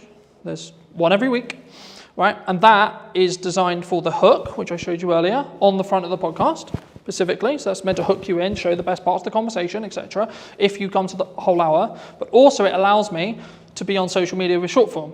So by the nature of how the trailers are designed, I'm naturally going to get a higher retention chart, which will look something like this, which means people are watching the whole video, which in 95% of social media cases, if people watch up to 100% of a shorter video, less than a minute, it will then be served to multiple audiences, right? I'll go into that very quickly, but just quickly on this. Once you've got short form from this 1 hour, you can then do lots of stuff with it. You can pull out the audio and have it as a standalone audio podcast, right? You could also get it transcribed, and then using tools like ChatGPT, you can get it into blogs, etc., in your own tone, etc., right? And then also, you can then take that blog, turn it into 20 tweets, 15 tweets, right? Or standalone social media posts on their own. Hey, in this conversation, it doesn't even have to have the video, you can just take some pictures afterwards and say, in the conversation we'll be releasing next week, we talk about X, Y, Z, right?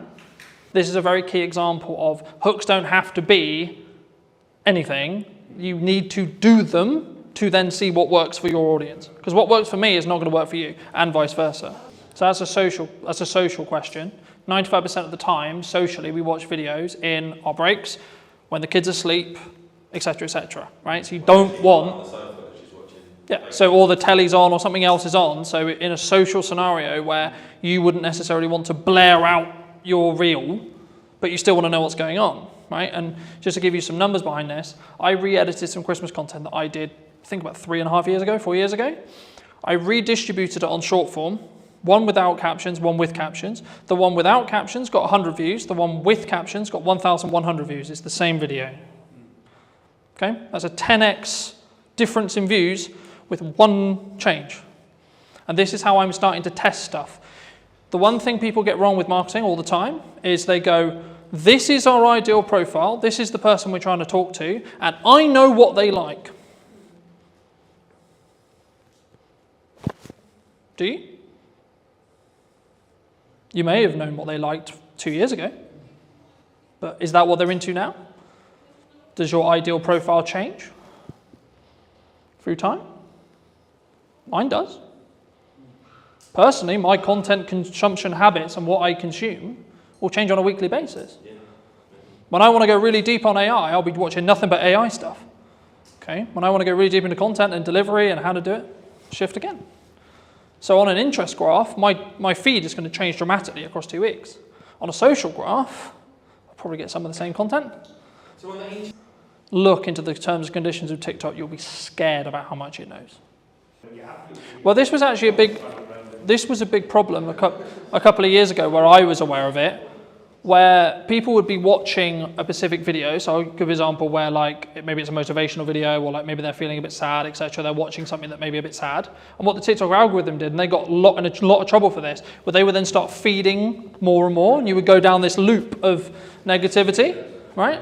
Like I don't want to go into detail on it today, but it's the same with like the quote red pill spear, right? You are fed what you watch. So people are like, oh my God, my TikTok's so annoying because it only shows me X, Y, Z. I'm like, okay, A, log out, reinstall the app, watch stuff that you don't want, like so watch the stuff you want, and then the algorithm will catch up. Or just when you're on the socials, just stop consuming and interacting with the stuff you don't want to see more of. Or search what you do want to see. Yeah, or manually go in and search, I want to see pretty kittens. I want to see dogs, I want to see positivity, I want to see quotes, I want to see etc. To start, put your video everywhere. Put your blog everywhere. Put your piece of content everywhere the same way. Because the first thing you need to get into the habit of is doing content consistently and getting consistent, right? Because that's where the results will come from. And concentrate on video. I focus on video because it's my best, like building off Emily's point, it's my best way of communicating, and it's what I will also consume, and also I know the power of being able to leverage it because I can use it a million ways. Some people say I don't want to be on video. Okay, that's okay, don't be on video then. But if you're a good writer, then write. Okay? Like, you don't have to reinvent the wheel. The content quality will always rise to the top if you're A, consistent, B, talking to your target demographic, and C, adding actual value. Not fluff, not this looked nice, this was wonderful. The goal for me today is to give you as much valuable the stuff you want to learn as much as possible. That's it. That's my only objective today. Very quickly on how like algorithms work in most cases. This is a video algorithm, but the same will be true in blogs, the same will be true in articles, and you can swap the words. So whenever I say video, there is a similar algorithm for every other form of content and will work very similar to these principles. Okay? So when you post a video, I'll use Instagram Reels, for example. This is your video. Okay? The first thing it does is it will send it to, these numbers are rough because they change every week, right? And we actually don't really know. It's roughly about 10%, maybe lower, maybe 5% sometimes, of your audience. Okay? Now, depending on what happens will then depend on if you get a new audience or not, right? So in most cases, if, let's say this video is, I don't know, 30 seconds, okay? If someone watches up to 25 seconds of that video in this seed audience, so this is called a seed audience. The job of a seed audience is to tell the algorithm, because it doesn't know what this, all it knows is you uploaded a video. Wonderful, it can see what you said in it, because it can pull the transcript, etc. It doesn't really know what the video is, it just knows you put a video out. Sick. So what it does is it sends it to the 5 to 10% of an initial audience that it believes will enjoy this piece of content from what it learned from the title, the media data, or the post, depending on what platform you're on, and then what's said in the video. And then depending on what happens with things like watch time, likes, a key one on Instagram, especially right now, if you save or share it, because this is where understanding each platform is really important. So Instagram specifically is designed for people to share videos around, share posts around, because it's a communication platform. It wants people to communicate with each other on it, not just consume content, but have content as part of the ecosystem, so that, oh, I really like this video, so I'm going to send it to Paul, right? That's what the algorithm wants me to do. So sharing/saving, coming back later. And depending on how well these combinations, and the weighting changes, that's why I'm not focusing on specific weighting, but the weighting will change. Depending on what happens will then change how much of an audience, what that audience is, and what the size of the audience is. So when things go viral, what's happening is this. So it's going, initial post, okay, cool, it did well. Sick. All right, first audience did really well. Then there'll be a bit of a plateau, maybe for half an hour, maybe 30 minutes. Then another one. Did it do well again? If so, and so on. And eventually, it won't have a good reaction. And that's when it will stop. But if you can keep that loop, so there was a trend a little bit ago on TikTok where it would be a 2-second video with a load of text on it. Why do you think people did that? They were farming watch time. Because it's a 2-second video. So TikTok was going, is people who watch this video in that seed audience watching the whole video? Because it's 2 seconds. But to read it, you need about 15 seconds. So actually, the percentage watched on that video was close to 500%. So TikTok went, oh my God, 500%? So people are watching this video 5 times? Cool, we'll send it to loads of people. Now, they got on top of it because they realized that was the game. But for a long time, it showed a very clear example of how your seed audience can snowball your views. And it will copy the audience. Because every single algorithm wants to understand and wants... Okay, no, I'll ask you. Before I tell you, I'll ask you. What do you think the job of an algorithm is? To keep people on social media, for example. What does every single social media platform want? Eyes on it. Mm-hmm. So you then really target. How do they make money? So the sin, you could say, is taking people off platform. Because Instagram doesn't make money if you send them off platform. If you send them to YouTube, you're sending them to a competitor. That's why people started getting quite clever with their link in bios, because link in bio became a term which TikTok itself would suppress, because it was sending people to the website. For a marketing brief, that's what we want to do, right? We want to send them to a landing page, we want to send them to a YouTube channel, we want to send them somewhere else off-site so we can potentially sell to them or retarget them or etc. or get their email so we can then email market it to them, etc. But purely from how does it perform point of view, and this is what I said at the beginning, where you need to start really delving into your content and really start working out, okay, so this one's going to be a very value-led piece, this one's going to be trend, this one's going to be for this purpose. And it can be overwhelming, but hopefully you're just going to get some ideas from today. If you can get some videos, and this is why done is better than perfect, and posting a lot is powerful because you can work out what happens. To quote Gary Vaynerchuk from his new book, you should market to get better at marketing. Right? So it's not about I'm going to market because I know what I'm doing. It's the market will tell me in views, reactions, shares, sales, etc. what's working. So I'll give you an example. A phone video over-indexed than a professional video in most cases for me. I follow the same format, hook, content, call to action, but because I story-told in the video and it felt more real, it got, I think, 4 times more views than my average. I think it's on like 1,300 now, because I told a clear story. So for those people who are like, I don't have a camera, I don't have this, I don't have that, I don't have all the kit, I can't create content, who doesn't own a phone in this room? You all own a phone, right? So then you don't have an excuse. Because especially if you create it in-app, you can outperform because there'll be a small performance bonus. For example, on Instagram at the moment, they launched their own editor. It's called Edits. It gives you the ability to edit in the same way I can edit with Pro software, and deeper analytical data on every single reel you've ever posted purely through the app that you cannot get through Instagram. So for that reason alone, you should download it, because then you can see your click-through rate, then you can see your percentage of your seed audience, and then you can tweak stuff, and you can tweak the hooks, you can tweak that first line, you can tweak your packaging. The same when it comes to your first line of your actual copy for this, because if someone misses the video and you don't have captions on it, you might be able to re-engage them by getting a captivating headline. So if you're doing multiple kinds of content, you can learn from... Stops it just being lost. Yeah. Because you can then re-engage people. Something that also people worry about is, I posted a video and it only got 20 views. Okay. But what's happening when you first post a video for the first 24 hours, bless you, is it's only showing it to your seed audience. So on average, it will take 48 hours or so before you really start to see something pump. Unless you're trend jacking, that's a bit different. But on the structured content we talked about at the beginning, it will take roughly about 24 hours before the algorithm really understands it. The more content you feed the algorithm, the more it's going to understand what you do and what audience is going to connect with the content you're creating. Does that make sense? So what stage do you start paying for it? So at the minute You don't need to, nothing I've talked about today is paid ads. I know, that's what I'm trying to think.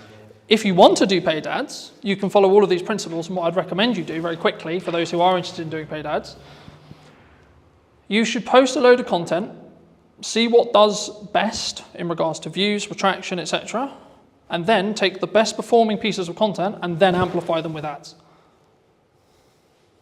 Because then you don't have a question mark on whether the creative or the video or the blog or the post, etc., is actually going to do well or not, because you already know, because it did well organically. So that way you're not wasting money on amplifying bad creative, because you know that it's going to be good, because you've already tested it organically. Does that help? Yeah, no. But if 10,000 people saw it organically, it goes to millions if you pay for 10. yeah, but the key there is to understand that is that 10,000 the 10,000 that you want?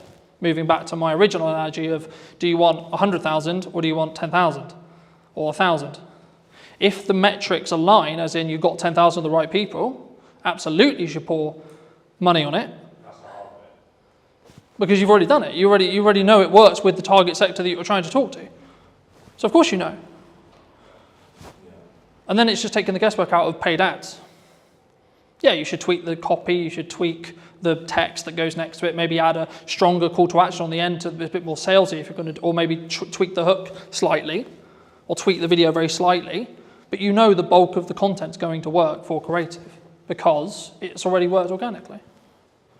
How important is something like LinkedIn for a business owner or a filmmaker? Yes, LinkedIn is essential, I think, for any business owner. I've been posting regularly there for 8 years, I think, something like that. How do they up their prices? Because they struggle to actually put that into practice. If you're paying a freelancer £300 a day, that's way more than 30 grand salary for a full-time editor. Did you reach out to the brands you were looking to do the spec ad for? Because I think some people, when they look at spec ads, there's kind of like two approaches. One is like, do it, tag them in it, or send it to them and sort of see what happens. How did you navigate that initial process of making that spec ad? Anybody looking to scale their video business needs to double down on the brand. And people want to work with the brand, not necessarily just me. Does speed really play a factor, or is it more kind of standard to think about?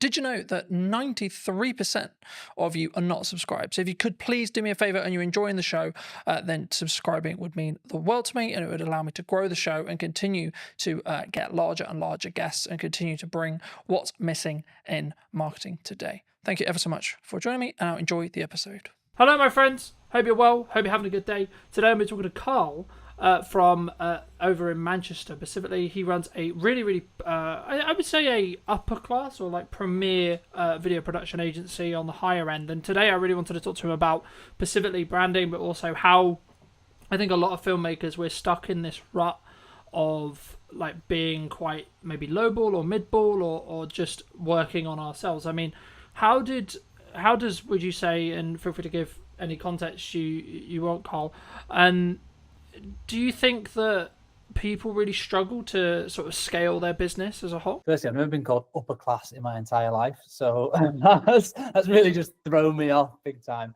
We're definitely a premium offering though, so I get what you're saying there. So thank you for that. So yeah, I run a production company called Dead Pixel Films, doing video and photography for a variety of FTSE 100 clients, online brands, TV commercials, that sort of stuff.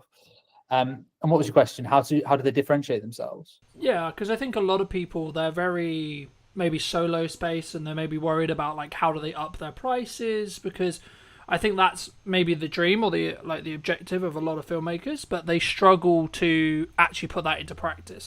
Yeah, absolutely. So for context, we're a team of 5. So I'm not a solo shooter anymore. I started off shooting weddings, same as a lot of videographer journeys, I guess, shooting corporate videos, went to universities, then jumped into freelancing pretty early on. So I was a solo shooter for 4 years. I did weddings, corporates, bits of football, bits of TV, all sorts of stuff.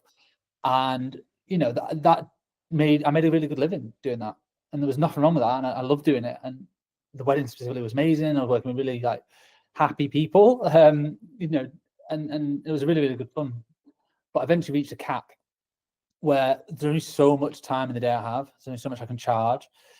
And I just realized I was I was at a peak, I suppose, in terms of camera operating in Manchester as a technical skill, and what I could therefore charge or how I could scale that into a business. So my next step was to go from a freelance camera operator, solo shooter, to a production company owner. And that was a monstrous leap, because I alienated all my clients literally overnight, because all my clients were other production company owners. And so suddenly they're like, oh, hang about, now you've gone from Cal Thompson camera operator to Dead Pixel Films, video production agency. You're now a competitor. You're not a collaborator. At least this is how it was perceived 8 years ago when I first set up the company. So I had to kind of start again, really, in terms of finding new clients and developing those relationships. I had some crossover for a year or two, but eventually it just fizzled away, and I had to then go after bigger and better clients that would, and then focus more on relationship building, and then scale it over time. And it's taken 8 years to get to where we are now.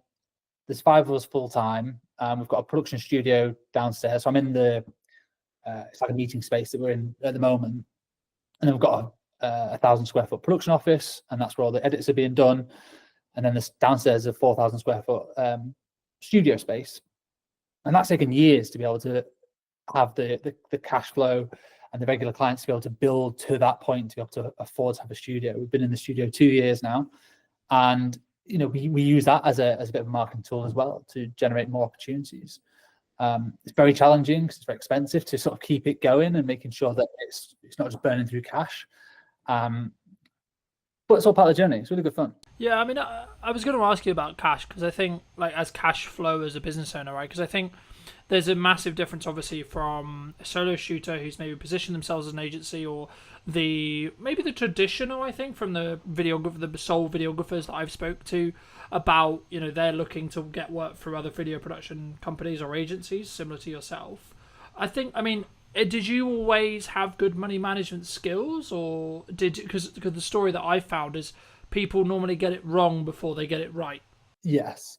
Cash is king with any business, and it's definitely applicable to video production and photography services. I've always been good with money. You have to be a business owner fundamentally, but even as a kid, I was always quite tight, I guess, with money. Didn't intend to be. I always did what I wanted to do, and I went traveling all over the world and stuff like that, and I had some great experiences in my 20s. But I've always been quite strict with money. I've never been spending it on designer clothes. I'm not really fussed about anything like that. I bought my first house when I was 27, which I was really pleased to be able to do. Me and my wife got a mortgage together. So I've always been quite good with money. And that has served me well when running a production company. It's whenever an invoice gets paid, immediately save the 20% VAT. That goes into a reserve account. Immediately save roughly 20% corporation tax. That goes into the savings account as well. And then I've got the cash account of what we actually use for day-to-day spending and paying payroll and expenses and overheads and stuff like that. So there's always been a reserve account. I'll always have a figure in my head of the minimum amount of cash I'm comfortable with. And that's taken a long time to build it up. And obviously, when things like COVID come around, and that is a world-changing experience where you can't have all the cash that you've always wanted. You might have to dip into it, or you have a few quieter months. But in order to run a company, for me, to sleep well at night, I need to make sure there's months and months and months worth of cash flow sat there. And some people might disagree. They might say, well, you should be putting your money to work, and making it work for you, so you're earning money in your sleep. And obviously, we invest in the studio facility. We invest in our marketing and invest in our team and training and all that sort of stuff. But having a good cash buffer, for me, just makes me sleep much better. And it means I've got the mental capacity to pursue opportunities that I want, and don't just have to take any project that comes our way because we need a quick 500 quid. Yeah, I think I mean, I think that does lean on to my next question, was going to be around like how does one attract larger brands to work with us, either consistently or as like maybe one-off projects in general. But just to build on what you were discussing there, I think it's very key to understand, and something that I have struggled with maybe for the last couple of years, but not this year specifically, has been understanding your numbers, but then also giving yourself a little bit more like cash cushion than you think you're going to need, right? Like, oh, I'm going to be fine on X amount. And then in reality, if you have just a little bit more, then something will end up happening that takes that cushion, I think, for me. But just to reiterate the question, I mean, how, for maybe someone listening to this who's maybe solo or maybe looking to scale up, how would you say they should look at maybe working with, the Red Bulls of the world or equivalent, in that respect, in regards to like the size and the scale of the actual brands that maybe they're looking to attract as a client? I mean, this is changing loads over the last few years. From what I've seen, is historically the big brands would only ever work with big agencies for the longest time, and that is still the case for a lot of places. Like Coca-Cola will only ever work with WPP, or they have done for forever, because they feel like they need the resource. They need the WPP, one of the largest advertising agencies in the UK, in the world. They feel like they need the cushion and the experience of a big advertising agency, and they probably do. They need the strategy thinking and all these different resources they're going to pull upon. But what I can see is, over the last few years, more and more brands are doing more in-house, and they don't necessarily need the big agencies or the big thinkers, from what I can tell. Now, I could be wrong, but a lot of brands are now doing that big thinking in-house, and they're bringing more smaller, independent specialist agencies. So rather than just like one overarching agency that handles everything in terms of their marketing and their branding and strategy and their content, they might have, okay, there's an SEO agency there, and there's a production agency there, and there's a web design agency there, and they manage it themselves rather than an agency managing that. And they just make sure that's all sort of aligned, which means that smaller companies have access now to bigger brands, and they're able to work. And basically, once you've got one, it's easy to get the next one, or easier. You still have to chase for it. It's more competitive for sure, but once you have a few bigger brand names under your portfolio, and the work can start speaking for itself. So we're able to attract bigger name brands because we've worked, like we had our Premier Foods Group, which is a FTSE 100 company. That we did over 15 YouTube pre-roll videos for those guys back in, it was like 2021, I think.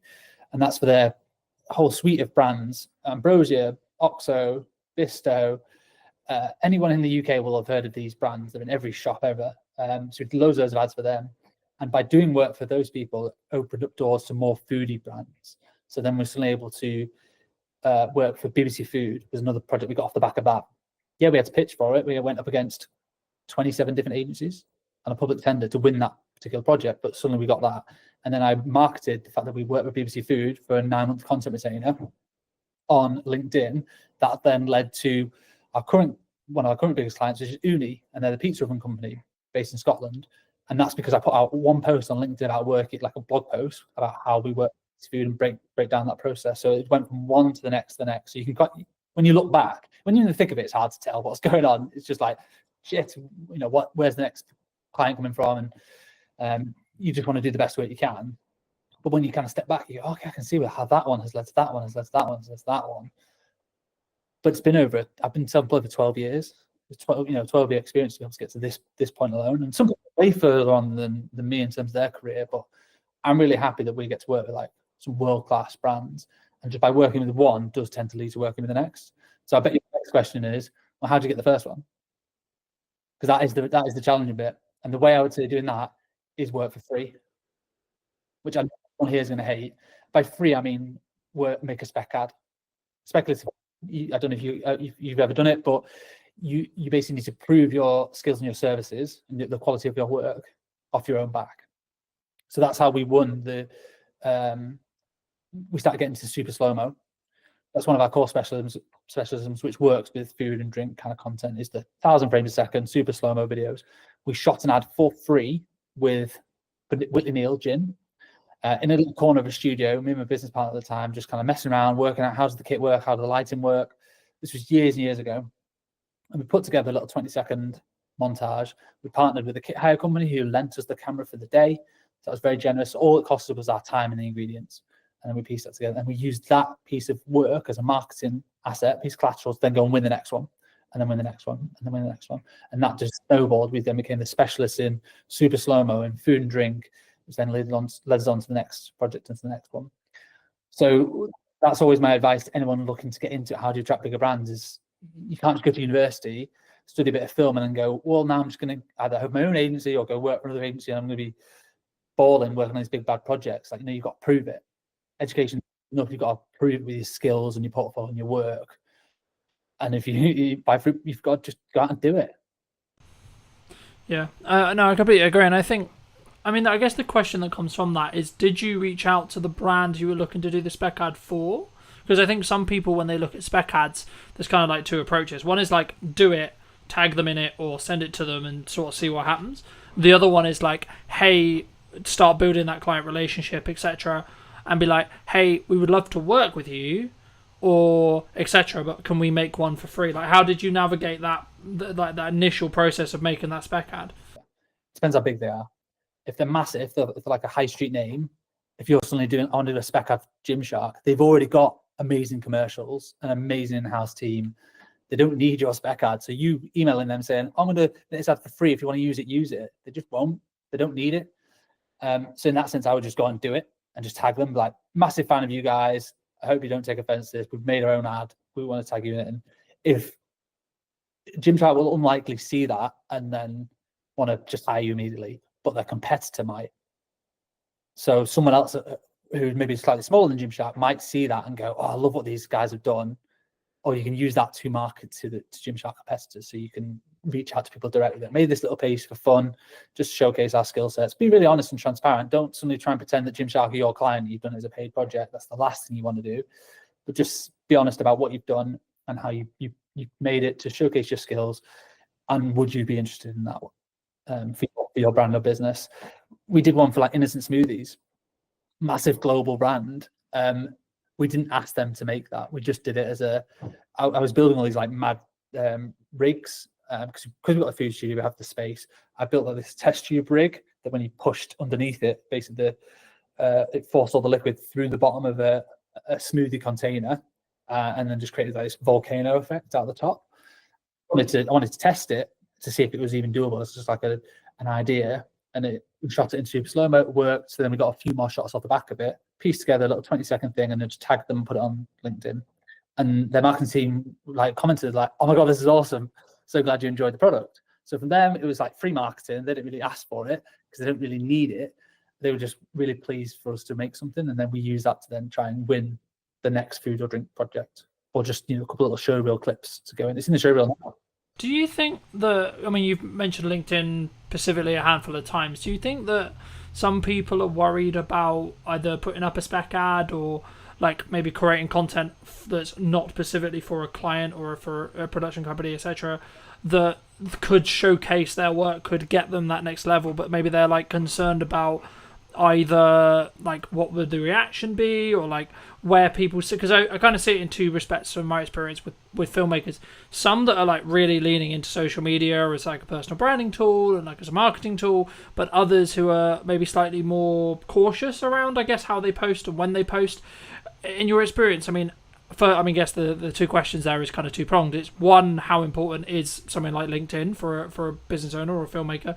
But then number two, Like, why do you think people are potentially quite cautious? Yes, LinkedIn is essential, I think, for any business owner. It's still quite untapped resource. I've been posting regularly there for 8 years, I think, something like that, and built up a sizable following. I don't know how much work exactly we've got, but I could probably guesstimate we've generated well over 6 figures worth of work and opportunities through LinkedIn without spending a penny. Don't pay for any premium, anything like that. Don't pay for any sponsored posts.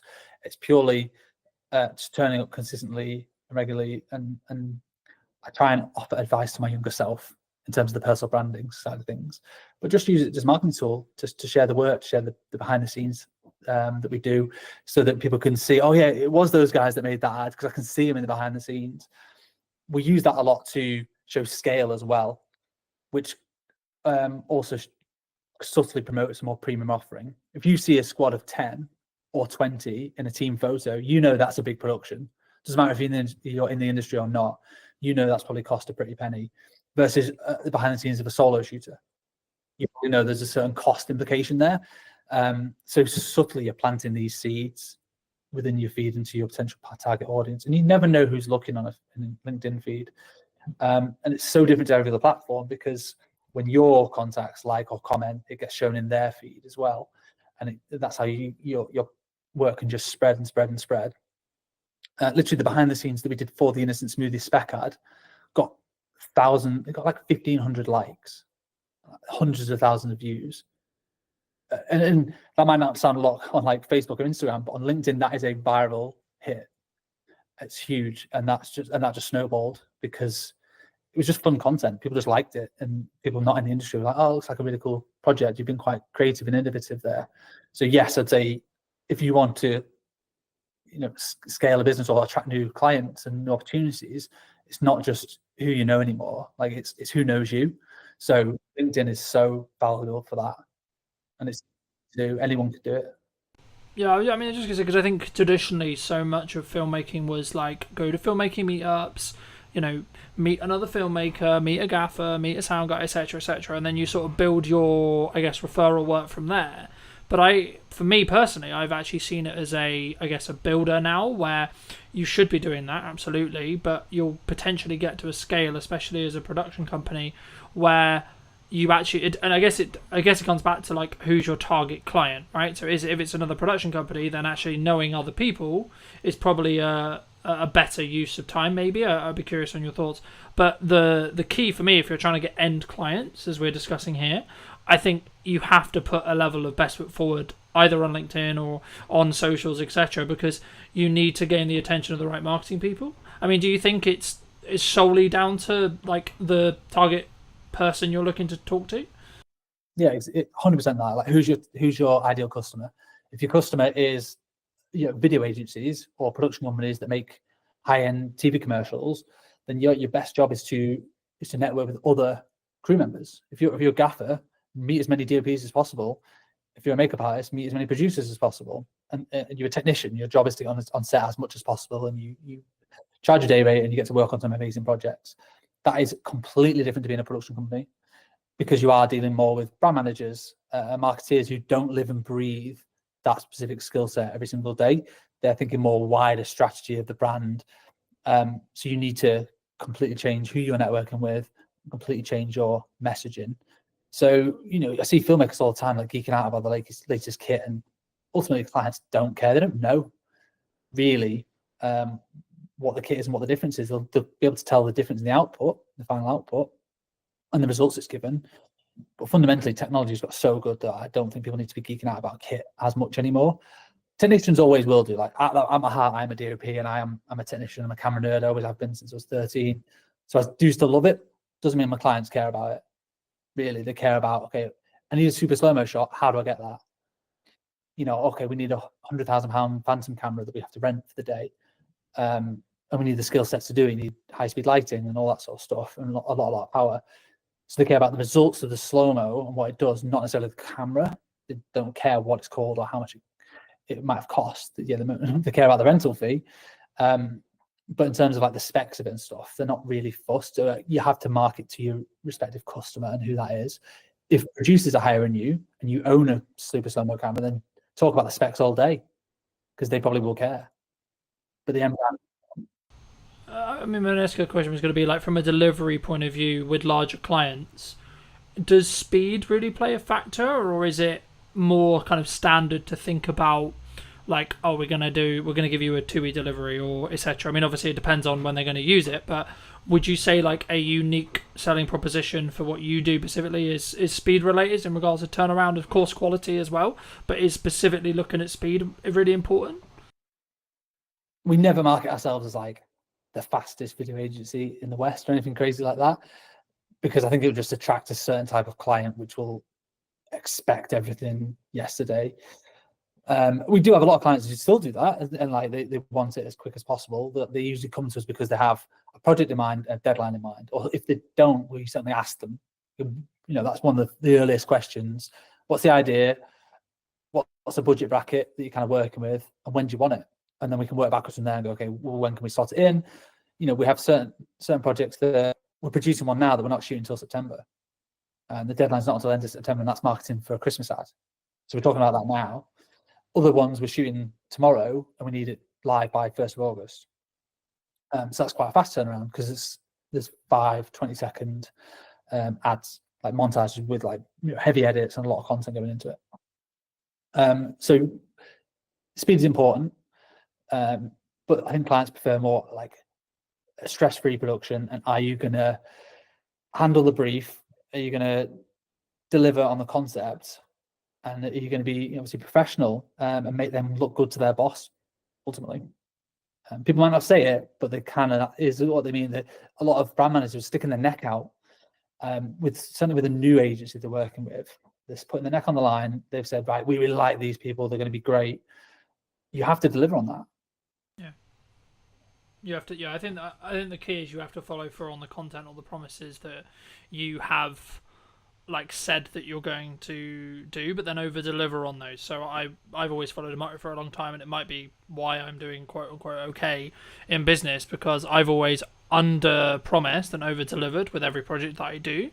But I think it does, to an extent, kind of bring me on to kind of the next question I wanted to ask you, which was about like, how do you justify to a client who's maybe on the fence about spending, let's just say 10 grand or 15 grand or whatever it ends up being, right? How do you deal with those hurdles when it comes to being higher priced as a whole?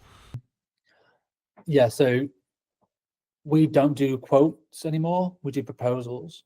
So for every single client, they get more than just a one-pager. So we used to just do quotes. People come with a brief, amateur video. So you go, okay, put it together in a spreadsheet, put it onto a 1 or 2 page PDF with a breakdown of your pre-production and post, and this is what it's going to cost with a number at the bottom. And people either go yes or no. We don't do that anymore. We're now doing proposals. So pretty much every client that comes to us will get a bit of an idea. They might already have an idea and they want to just flesh it out. With here's a few visual references of the style that I think we can execute on based on your budget. I tend not to do this like on a whim. Like if I know they've got 20 grand, okay, I can work backwards from there and go, well, this is the kind of production that I think they might need. It's a couple of days, a couple of crew, there's production value there. I know what to spend, so I can know what the references are going to be. And we put that into 5 or 10 pages for every single client with a cost and a breakdown of this is exactly what it's going to cost you. The information that was in the original quote still goes in the proposal, but you've also got a lot of more visual references in there so that people can see you understand the vision. They're just taken from previous work or from the web. It's all internal stuff, so it never goes live. It's just like we're just trying to share ideas, and then we're trying to follow through with the execution. Like this is what you're going to get, and we found bigger clients kind of expect that a little bit more. They don't just want a one-pager. Like what's going to separate you from, if they're getting 5 quotes, how are you going to stand out amongst those other 4 companies? And you don't want it to just be on price. You want it to be that you understand the brief and the unique ideas that you can bring to the table to deliver on that brief. But it's free time. It's a massive gamble.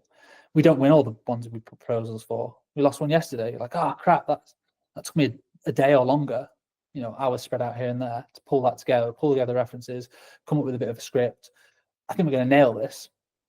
I thought we'd nailed it, and then they still didn't go for it. And you're like, well, not sure what we've done wrong there. That's the game we're in a little bit. Some people might disagree with that. They might say, "Oh, you should be charged for that time," and we charge for creative development time, but sometimes that initial spark, we often give it away for free. Do you think that's one of the, obviously that's one of the reasons why you do just stand apart, but is that the same? I guess the next question was going to be around like the confidence of maybe charging more or being value-based price rather than necessarily the time. Obviously there's always time that goes into it, of course, but it's more about, I guess, in some ways, when you look to attract those higher paying clients, it's also about it's the entire, in my experience at least, it's about the entire process and journey and the perception that client goes on with you, rather than necessarily just the production day. And that's, I think, where it comes back to where you and I both agree, which is like, they don't care that much what what it's filmed on. They care about what it's going to do for their business and what the return on their investment is going to be. But for you, when you started out, was there a confidence kind of hurdle for you to say like double your day rate, for example? Probably, yeah. Not really thought about it. Often we just do it. I started off charging £250 a day. So it was like a corporate filmmaker, if you like. I charge a lot more than that now. So yeah, there did just become a time we can't. You can base it off APA rates as well. That's a good starting point. Producers Association, it's like a union, not part of it, but they do set rough crew rates, and they adjust them every year based on inflation. So you can roughly see what a crew rate should be charging for those, and it varies between like commercials or dramas or photography or whatever. Everything's slightly different, and communicating with other people in the industry as well, asking other fellow filmmakers like, what sort of rates do you normally charge, is a good way to at least set a benchmark. And if you're winning loads of business and almost like too busy and don't really feel it in the wallet, it's because you're too cheap, and because you're just saying, yeah, well, here's a £500 video, that person will work on it for an entire week, and when you work it out, you're working for less than minimum wage. That's not a very good business model. So at that point, you need to pause and go, what do I need to change here? Well, I clearly need to up my rates and probably reduce the workload, and I'll still be earning the same, if not more money in the long term, because I'll have more time to focus on delivering that project to the best of my ability, and then creating marketing collateral to then help generate the next one, or more account management time to work with the clients to be able to communicate the ideas better and fairly, so that when it goes from ideation all the way through to production to post, that client feels like they've been looked after throughout the whole journey, not just been sold a dream and, you're going to get your edit in 6 weeks' time and not heard from it. It's more communicating every other day. This is where we're up to. This is what the deadline is. This is how we're doing. And that always takes time. I can't do all that myself. And that's very hard to do as a solo operator. There's 5 of us here. There's 2 people full-time editing. And there's a producer and a studio manager. So they do a lot of the account management side of things in terms of liaising with clients and communicating and getting edits through the post-production workflow, and then back to for amends and all that sort of stuff. So that does take a team to do it to the level that our clients demand. Yeah. When you were building your team, because you said at the beginning that you went from being solo into like developing the team, did you scale it from like 1 person, then 2 people, then 3 people slowly? And then if so, did you focus on systemizing how you did it yourself? So originally it was myself, and then I partnered up with somebody else. So we then became 50% business owners. And that was just the 2 of us for probably a year. And I was literally doing all the shoots and the edits, and he was doing business development and operations. And that was fine, around COVID time, just surviving. But eventually the edits got too much. So it's like looking at the business model and trying to work out where are we bogged down with in terms of time. And it was edits. So it made sense to hire an editor. Great, let's work out what the finances are going to be. It can be quite daunting when you look at your first hire, like, oh my God, how am I going to find 30 grand or whatever you're agreeing that first initial salary is? But you tend not to look at it on a yearly basis. You just have to look at it on a monthly basis. Oh, I actually need to find 2.5 grand or whatever it works out at. Because obviously including tax and all that sort of stuff. So that's much more manageable. And it's a bit easier to think of it like that, or what do I need for this quarter to be able to hit that, rather than thinking about the larger scale side of things. And editors are amazing, hardworking people, and that is quite an easy way in terms of a business model to, as long as you keep them busy, they will pay for themselves very, very quickly.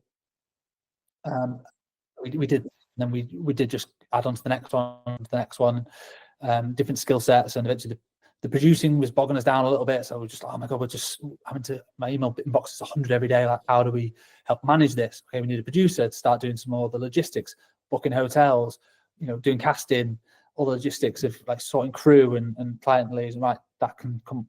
Basically, I hire somebody when I get too busy with one thing that I don't necessarily want to do all the time, and then just let them do that, and then I can focus on the stuff that I want to work on. Yeah. Did you, from like a management or money planning point of view, when you were looking to do that, like, did you have the money in the bank to pay for like 2-3 months, or did you have like the full salary, or did you like just have it in like contracted jobs in the respect to like, I know I've got consistent revenue for say 6 months and it's going to be that number, and that actually means that pays for me plus 2 people. How did you sort of plan that when you were scaling? Because I think so many people, when they maybe look to take from a video production point of view, they take it from maybe a solo, what I would describe myself as, which is like solo plus, where they only have budget for project by project basis to bring in people, expand those crews. But for me, like, potentially in like 2-3 years, it will be a situation of, I guess maybe it's risk profile thing, but I'd be curious on your thoughts around, like, did you plan it as a, like, I've got 6 months and actually we're good regardless? Or did you maybe lean into like, actually, I know we're going to get the work, or I know it's going to free me up to the point as a founder where I could do the marketing and the sales to then mean that I can then know that I'll have the work? Yeah, I mean, for like a U+1, use freelancers until it becomes so obvious that you're spending so much money on freelancers that it's more cost effective to hire somebody full time. So if you're paying a freelancer £300 a day, that 10 days of work, it's £3,000. 20 days of work, a normal working month, that's six grand. That's way more than 30 grand salary for a full-time editor of what you've got to pay out as an individual. So if you do that consistently, you'll soon realize that having all these freelancers has cost me way more money than a full-time person. So generally, that's exactly what we did. We had freelancers, and we actually won a few big block bookings. So we knew we had 2 months worth of editing work. So we had freelancers just coming in. I think we had 2 at the time, just helping us churn through this massive volume of work. It was all costed for, so it was all fine. And we just knew that, well, hang about this. Once that project was coming to the end, we were getting another big project that was sort of, we had loads of edits on. So it just made sense to eventually put a job ad out and hire for that full-time role. So we would effectively be saving money on the freelancers. And we gave the freelancers the opportunity, like, do you want more job stability? Do you want, to come on full-time? And some people did, some people were not interested. They're like, no, I'm happy with the flexibility and the variety. Like, there's a place for both in terms of freelancing as a technician or going full-time in-house. Really depends on your personality and your personal circumstances. But from a cash flow point of view, I think we had at least, call it 6 months worth of cash to be able to pay that person. They could be sat around twiddling their thumbs. It'd be a terrible business model, but they could be without us necessarily worrying about how we're going to pay that person. Because also when you hire them full-time, you have an obligation to pay them. They're now an employee. You can't just get rid of, you can make them redundant, but that's a failure on your part, I think, rather than just, we didn't have enough work to be able to pay them. Like, you've got to then go and get the work to keep them busy. So that is part of the risk. It's definitely it's a high risk move.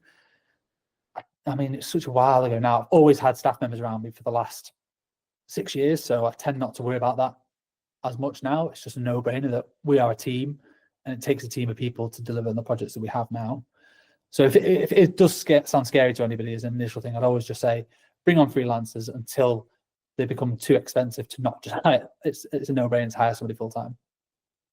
Yeah, I think I agree. I mean, I think, would you say that in that though, one of the things that a founder, like an origin person of the business in a video production context, like, they should spend, like, as they're scaling and as they're bringing in people to help with the delivery side, should they spend like a significant amount of their time in trying to, I guess, apply financial resources to getting more people to help them either with their personal marketing or the company's marketing or etc., to then, like, because I found, like, for me, that will have the strongest ROI by me creating my own content and me being in the world of marketing all the time as much as possible and not as much in client delivery? And if so, how did you transition? I mean, did you just end up, like you sort of alluded to it at the beginning, but did you have to transition all your clients because they wanted to work with you specifically? Because I think that's sometimes the weakness when we're very founder-led as a business, where a client wants to work with me because they've consumed my marketing and then they want me to have that touch on the project.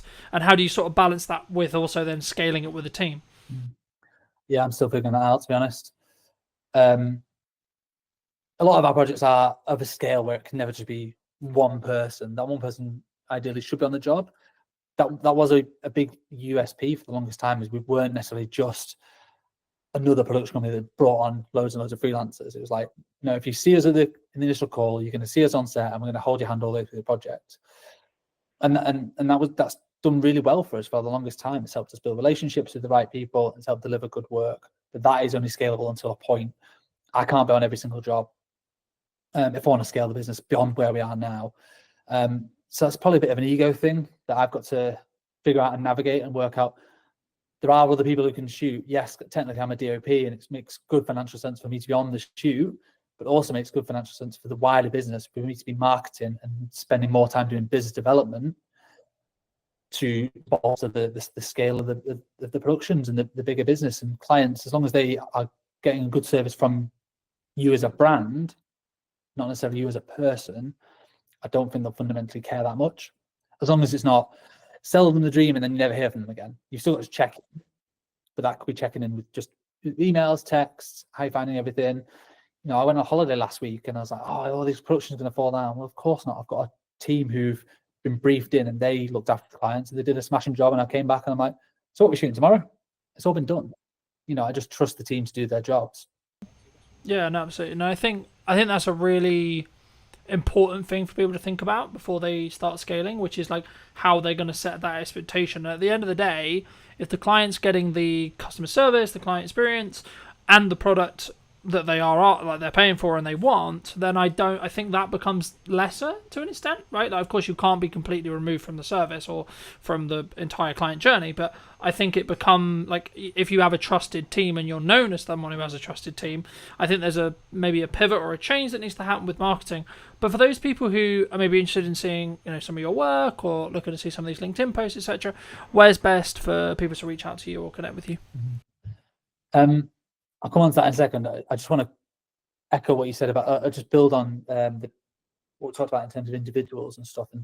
And I think it depends on your role. So if you're a photographer, quite often you are hired because you are, I don't know, Cal Thompson photographer, for instance.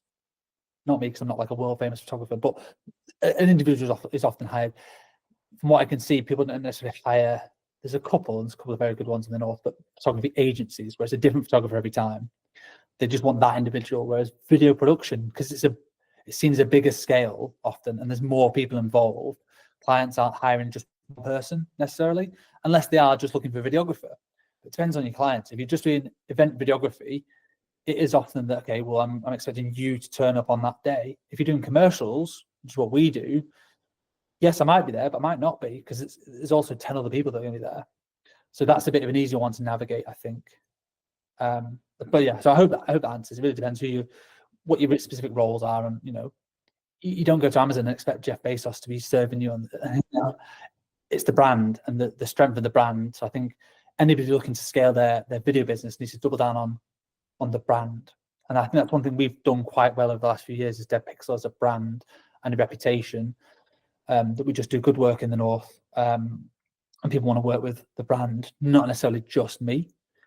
I am the face of it quite often, but I do bring in everyone else from the team, and I make sure I tag everyone else. Like the edit was done by Kate, it was produced by Jazz, and we do some culture pieces as well as not just sharing. You know, we go on team days out and we share that, so people feel a closeness to the whole brand, not just to me as an individual. Same with Instagram. Like we don't just post just my headshots all the time. Like it's obviously it's the work, and it's Kate's been with us 2 years. It's a nice little celebration post or whatever. So strengthening the brand will only help strengthen you as a company. Yeah, no, I completely agree. And I think I think it's about understanding really and being very crystal clear on who you're looking to serve at the time that you're doing the marketing.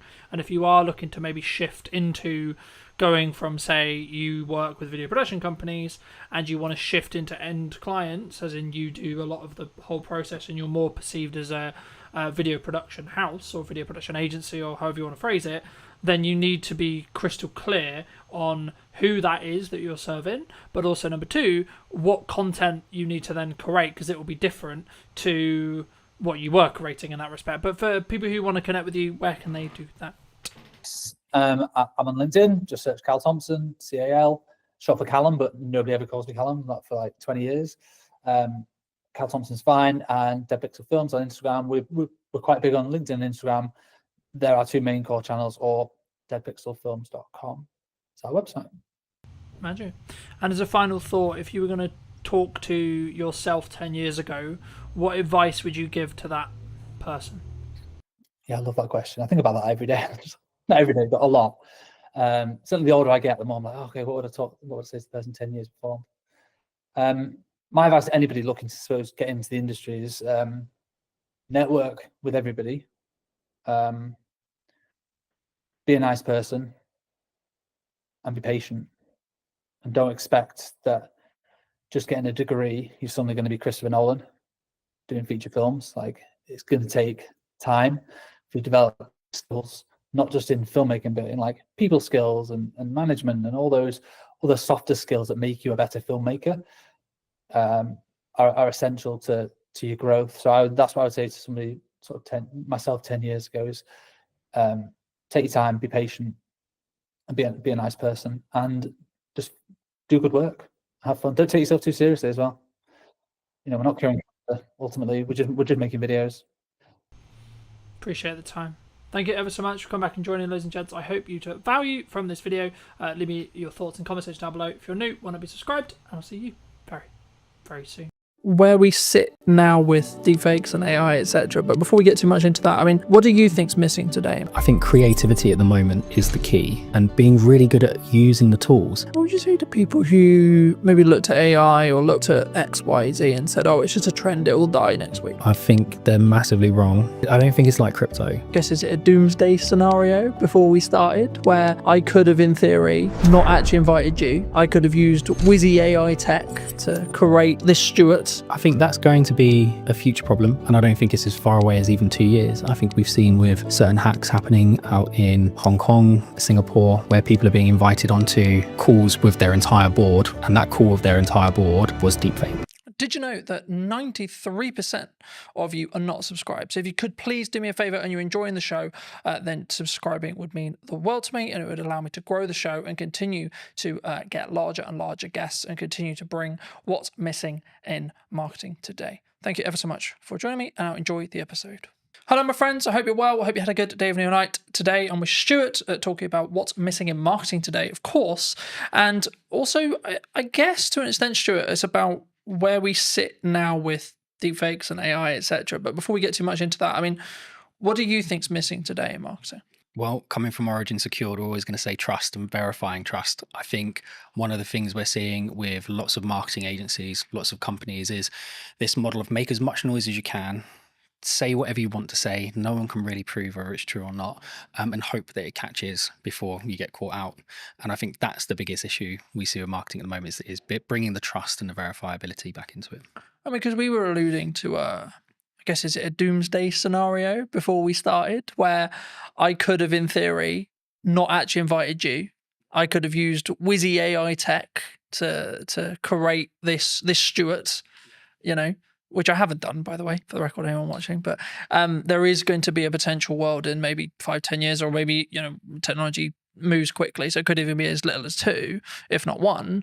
You know, is that kind of where it comes from? Do you think the lack of trust, like actually confirming that, yes, I am talking to Stuart today, and yes, Stuart did actually come on my podcast? I think that's going to be a future problem, and I don't think it's as far away as even 2 years. I think we've seen with certain hacks happening out in Hong Kong, Singapore, where people are being invited onto calls with their entire board, and that call with their entire board was deepfaked, right? And I think they got away with like 20 million dollars, whatever it was in that particular one.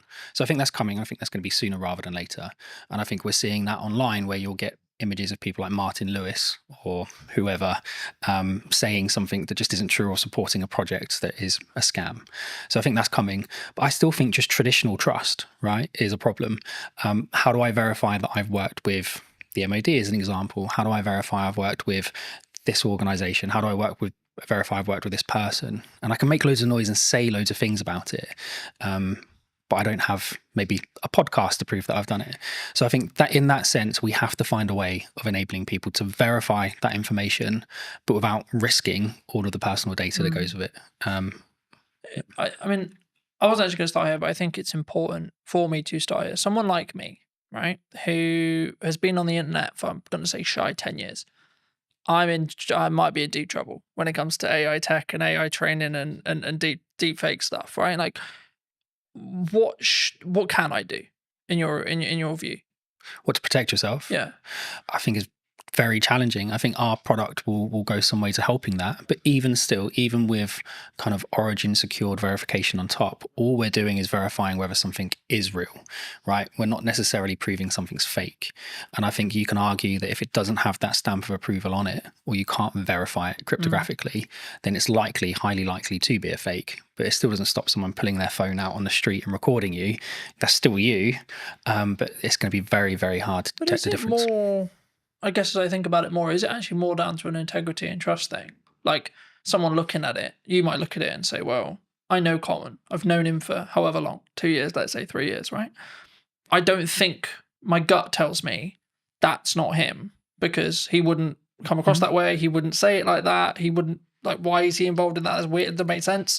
Like, is that actually maybe the defense? Maybe, but I think if you look at the way things happen in the media and the press, that's typically not the approach that most countries take. It's very much kind of someone's appeared on an online platform doing something they shouldn't be doing, and they're instantly vilified, regardless of whether it was them or not. So I think there's an element of education and adaptation that we need to go through as a community. Absolutely, that will help. I think technology will assist. I think that will go some way to proving it as well. I think it's really going to be education. I think we need to teach people to be safer online, and to be able to identify when something might be a fake, which at the moment I just don't think we do enough. I think we rely heavily on third-party organizations who we think represent security, and in some ways they have been secure, but when you've got trillions of dollars flying around markets every day, if you carve off even 10%, even 1%, right, these are huge numbers. Fraudsters are going for them. So I think we need to adapt and find new ways. Do you think, as marketing, or as like just a medium to small size business, what can I do then? What can you do? I think, again, having things like this will help. I think having endorsements from organizations will help. And again, going back to what Origin Secured is about, it's about having endorsements, right? How do I verify that I've worked with this organization? How would you verify you worked with Origin Secured? Well, you can have my video with you online. But outside of that, it would be a case of, you could put my quote up on your website. But again, how do I verify that was real? You might have to get one of your customers to come and talk to me. So I don't know if we actually have an answer to that question at the moment, other than we know with Origin Secured, we can cryptographically prove you've worked with us, and you don't have to pick up the phone and call me to get me to prove it. So it's difficult, right? You know, Absolutely. I think everyone thinks trust and brand, and, you know, like, I'm a big advocate for trust and brand, and I think that the only really, like, to quote Gary, the only thing that matters, or the only thing that will be left, will be brand, when everything is commoditized by AI. Yeah. But will even that be left? Because if you look at some of the AI tools that are coming out now, I mean, we're looking at them. We use AI throughout the business. And I know a lot of companies say that, but genuinely, from cursor all the way through to the front end, products like Replit are coming out. You can take an existing front end and you can copy that, and it might take you 2 weeks, maybe a month, with a couple of half decent devs.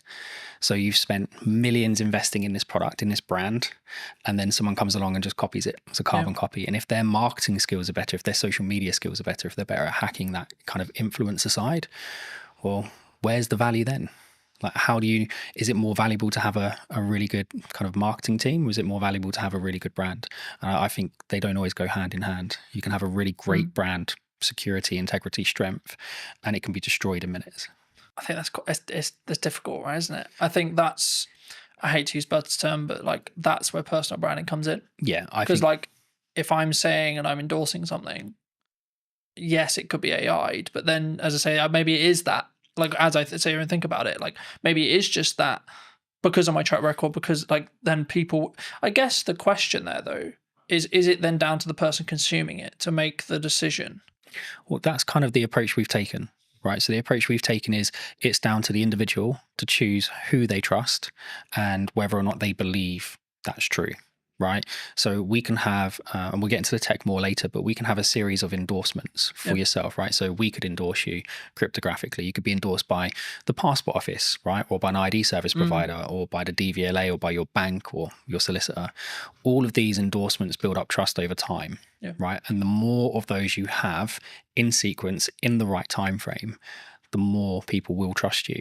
And I think a big question on top of what you've asked is, if we're moving more to a solution where you need kind of integrity and trust built over time, how do people break in at the beginning?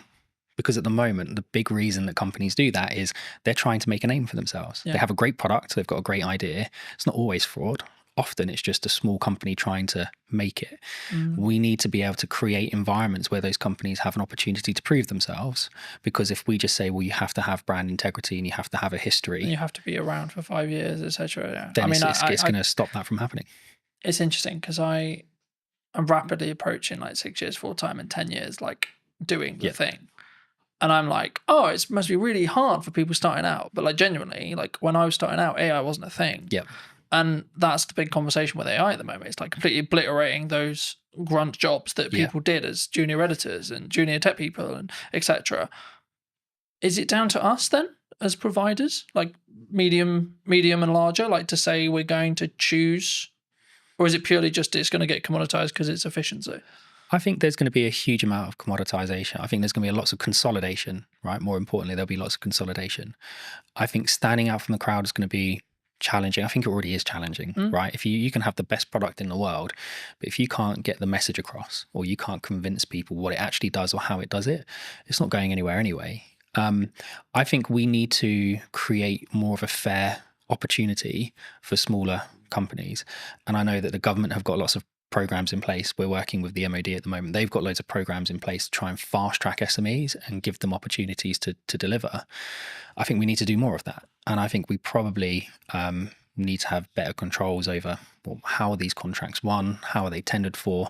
Because ultimately they're geared up for companies who have got hundreds of people to spend hours and hours and hours of time building this kind of knowledge up over time, and then you've got a small SME that's run by 3 people with no experience. But also, I guess you could flip it on the other side when you look at AI or things like ChatGPT, large language models, etc., where actually that could be the greatest equalizer that you've got, right? Because someone who's maybe solo or 2-3 people, then arguably, if they're leveraging AI and they're early, they could actually be keeping up with 100 staff in regards to workforce because they're working quite smart.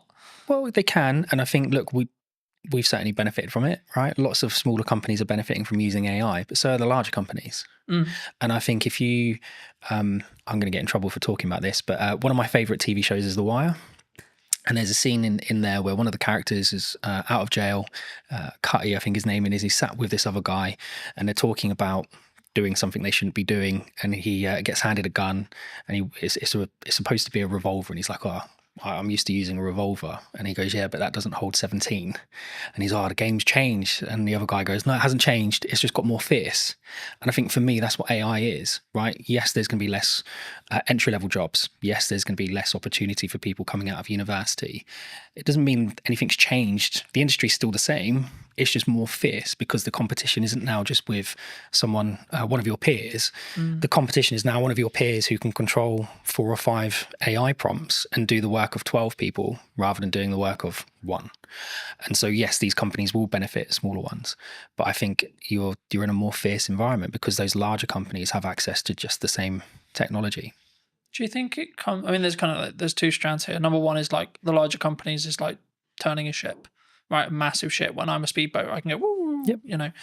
But I think the more important, I guess, question is around number one, how agile you can be as a company, but also number two, it's the mindset, I guess, in some ways, because I think like with the commoditization of automation, technology, etc., like we could go down the mindset of, okay, we're all gonna be out of jobs.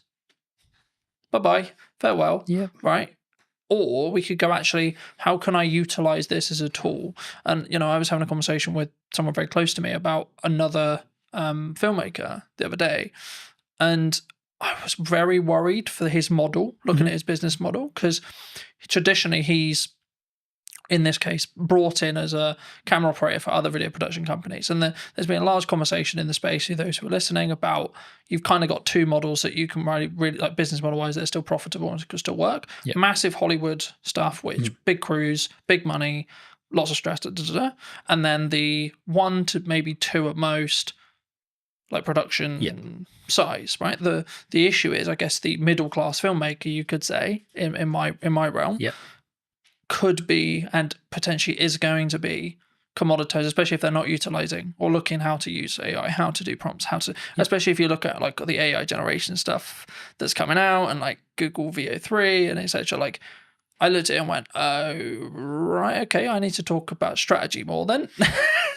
Because the idea of filming stuff is going to become less profitable than I think it was. Yeah, potentially. And again, playing devil's advocate to the other side, does it become less profitable, or does it just shift into a different community? So is it now not the middle class filmmaker, right? Is it now opening this up for everyone to be able to access it? And actually you get more creativity out of it because there are people who are learning to use those technologies at a younger age and more efficiently. I think my cousin is doing phenomenally well in Sydney at the moment as a filmmaker, right? She's still going through school, but she's done several productions. She came up with this phenomenal idea about a particular singer, and she's been talking to their team about being able to produce a particular song. The idea behind it is incredible. You won't get AI to produce the idea, right? Not yet. That might come in the future. But at the moment, AI is just really, really, really good autocomplete. Lots of people are going to be really upset with that. But it is, right? They're just predicting tokens. We're not yet at a point where it is finding new ways of doing science, right? It might find a new mathematical way of folding a protein, right? But that was always there. It's just able to run more permutations. But it's not going, I've got this great idea for this film, and I want this, and I want that, and I want the other, and I want the other, right? That's still really a human kind of product. And I think... Do you think that's where the opportunity lies then? 100%. I think creativity at the moment is the key, and being really good at using the tools, right? I still think there's going to be lots of jobs. I think they're just going to change. I think you'll have less entry-level jobs. Not necessarily a bad thing, but you might just have lots of people who are really, really good at doing the prompt engineering. That will become a big job in my opinion. What would you say to people who maybe looked at AI or looked at X, Y, Z and said, oh, it's just a trend, it will die next week? I think they're massively wrong. I don't think it's like crypto, right? I think my co-founders and I always disagree on this, especially one Mark. He's very, optimistic on the crypto side. You know, Mark, and he loves it. I'm still very much of the opinion that there's been too much happening with the mainstream cryptocurrencies from a dark web standpoint, right? From a criminal historic standpoint. So the AML piece and the KYC piece can be incredibly challenging if you can trace it back on the blockchain to criminality, because really you should be taking that as proceeds of crime. So I think there's a major issue with that. I think the difference between that and AI is AI genuinely has solutions, right? You can take someone who spent the last 20 years of their life learning how to spot tumors in lungs, right? They might have a really good accuracy, 80, 85%. And then you can train an AI model to a 92, 93% accuracy in 3 or 4 months. That's a huge jump, right, for us as a species, in my opinion. So I just don't see AI dying. If anything, I think it's going to become more and more integrated. And I think actually what we're going to see is that AI is going to become smaller and smaller and smaller. And I don't think it's going to be long before it's fully inside your device, not in the cloud. It will be inside your device. You'll have your own private AI. And it will learn you more and more and more. And this is why Origin set out to do what it does, right? As more and more information is being collected, you need to secure that in a better way. You need to be comfortable that your data is yours, that you have control over who accesses it, and if they do manage to get access to it, that you can revoke that access. And if someone is storing your data somewhere, you've got some level of encryption yourself over that data. I think that's much more important as a conversation. Is not necessarily is AI going to be a great tool, 'cause it's not going anywhere. Is how do you secure the data? How do you scrub the PII out of it? I think, yeah. Because I know that, you know, other large language model providers, I'm sure, have done similar. But I know OpenAI, owners of ChatGPT, got into some hot water because they basically, what it seemed like was they were basically ignoring copyright law completely, and they just went, "Oh look, the internet's got loads of internet and information on it. Let's just take that, thank you." And I don't believe that could be undone now. We're kind of in the wild, like we're in the Wild West in that respect, as in like ChatGPT knows everything and they will know everything forever. Yep. And again, there's only so much data in the world, right? So forget kind of some of the data that people think is proprietary for their organization, right? Where they might have taken 4 or 5 pieces of information and done something cool with it to produce another metric. The actual data, there's a finite amount, right? OpenAI found that out really quickly. You can still download pretty much the entire website scraping, and you can pay to download that online, right? There's several companies that offer that as a service. Anthropic will have done it, Google would have done it, Apple would have, all these organizations. If it's not just specific to OpenAI, every single company has done it. And I think at that point there has to be a kind of really important question being asked, is how are you protecting your information, not just from a copyright standpoint, but even from we were talking about this the other day. So M&S, their hack, right, which was social engineering. Well, how secure is me sending a 6-digit passcode to your phone? The phone's not linked to your identity. It's not linked to anything other than you've told me that's your phone number. And yet this 6-digit code magically makes it secure. I think that's a big issue. And if I can now use an AI, and it doesn't have to be OpenAI, right? The safety protocols are there, but you can use any of the open source versions like Llama, whatever it might be, run it locally on your own machine. There's loads of tools out there like anything LLM that will allow you to do it. Well, I can now connect that online and I can say, right, go and find the maiden name for Carlton's mum, right? And give it access to Facebook, give it access to LinkedIn. And what we were saying before about kind of marketing, whoever makes the most noise, whoever's connected to the most people, well, you don't know who half those connections are on LinkedIn. Yeah. So now if I can connect into you through all of these fake accounts that are being kind of managed and hosted in really not very nice environments, then suddenly your maiden name of your mum is not a security kind of question. Yeah, it's actually a security risk, right? First name of your dog, whatever it might be. School, so on. Yeah. So I think that's really dangerous. And so we need to move away from just usernames, passwords, and security questions. And we need to move more towards contextual permissions. And it's one of the things that we do at Origin, which is create context around access rather than just you've got a username and password and know that my favorite artist is whoever. One of the things that a lot of people are talking about online right now that I wanted to kind of put your brain on is AI influencers. Do you think they're happening? And do you think they will be the future? Because a lot of people are saying, well, how would you 95% of people aren't going to care that it's AI, even if they know, even if you can tell. I don't think anyone would be able to tell. I think there's already influencers out there that people have said are AI. I think the big one that I found quite amusing, we had a big chuckle of it. I think one of the adult content creators worked out to be an AI generated model. And I just think that's hilarious, right? That these people are paying for this personalized service and they've got no idea that it's not even a real person. And I guess the question, like you said, would they even care? Right? The illusion is there that they're receiving that personalized service. And I think it's the same for all of us. If you had the choice between ringing up the bank and them saying, press 2 for this, describe your problem, and just go around in that never-ending loop, or would you like to talk to an online chat agent that's an AI model that you know is not real, is not a real person, but at least is conversing with you in real language in real time? Which would you choose? I think, I mean, as someone who uses AI, and we both, I'm sure, do, in depth, I think for me, I think it's about understanding what the contextual relevance that you want from it. Like for me, if I want to analyze information and data quickly, AI will be a better solution in me asking you to. So I have all this data, Stuart. Can you, create this, and this from it? Well, you're going to go, no, that's totally a pain in the ass. But when it comes to like emotional or creative decision stuff, that's where I think human connection will still come in.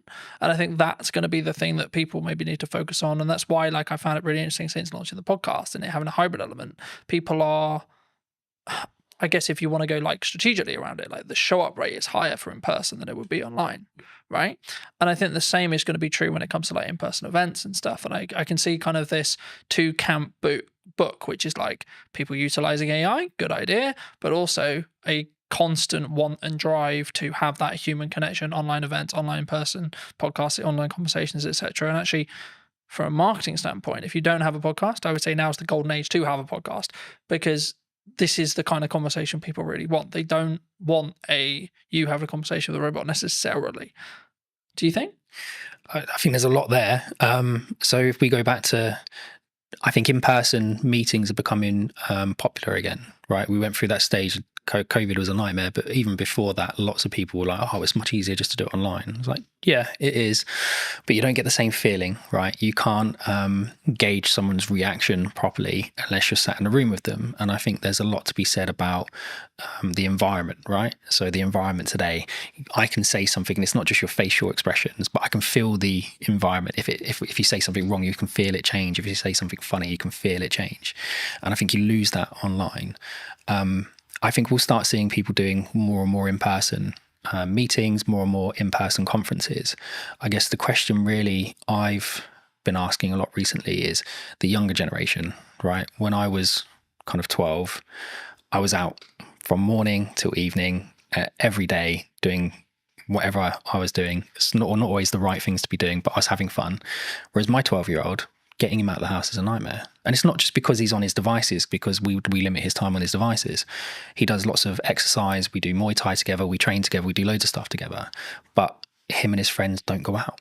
Like there aren't loads of kids in our area playing outside. And it's the perfect area to be doing it because it's quiet. There aren't many cars. There's loads of open spaces. So I don't actually know where it's going to go, if I'm honest. I think it really comes down to this next generation and the generation after. How do they interact with each other? And if we don't keep encouraging people to maintain the social aspect of it, I think it will be an issue. And again, the trust side of it, I can trust you more if I meet you in person most of the time. But even then, you still have people who are really, really good at kind of convincing people of things in person that aren't necessarily true. I remember a handful of years ago, I did a talk as part of a business panel at a local college. For obvious reasons, I won't mention which college, and the consistent thing that came through all of the feedback that we gave to these students, like we all gave little talks on our business, gave some context, then we did an open Q&A, and the constant thing through all of it was, you need to work on your communication skills. You need to work on your communication skills. You need to work on how to articulate. But I think sometimes especially someone who talks on content a lot, who does content a lot, who's constantly trying to do that 1% to improve how I come across, the words I use, when I pause, etc. I guess to an extent I take for granted the fact I can't. It sounds really weird. I know how to communicate, right? But I do. It's even the little nuances, like how I do a stupid noise, or how I pause, or when I pause. I mean, is that something that, like, and if so, like, if that's, we need to either invest that in our children or put that into like schooling level, and or when we're in the workplace or looking for careers, etc. I mean, is that something that's, do you think, weaker as humans? Obviously it's a broad stroke, but do you think it's something that we all need to improve on? I think it's a muscle, right? Communication's a muscle. I think being social is a muscle. That's not to say people who suffer from any anxiety aren't right to feel the way they feel, or that there isn't an underlying issue there. But I think a lot of the time it is a muscle. And I think the only way you can exercise that muscle is to push yourself past the comfort zone and do it.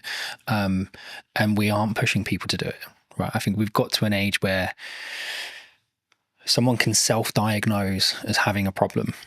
And then we go, oh, okay, well, we won't talk about it anymore. Like, it suddenly just stops the conversation, and suddenly it's not, well, that's the end of it, right? Well, I think that's a problem. And I think that goes back to what you're saying before around kind of school-age children. Yeah. I think my wife and I foster, right? And we've just had a 2 and a 4-year-old that will be leaving us shortly, and we've had them since March.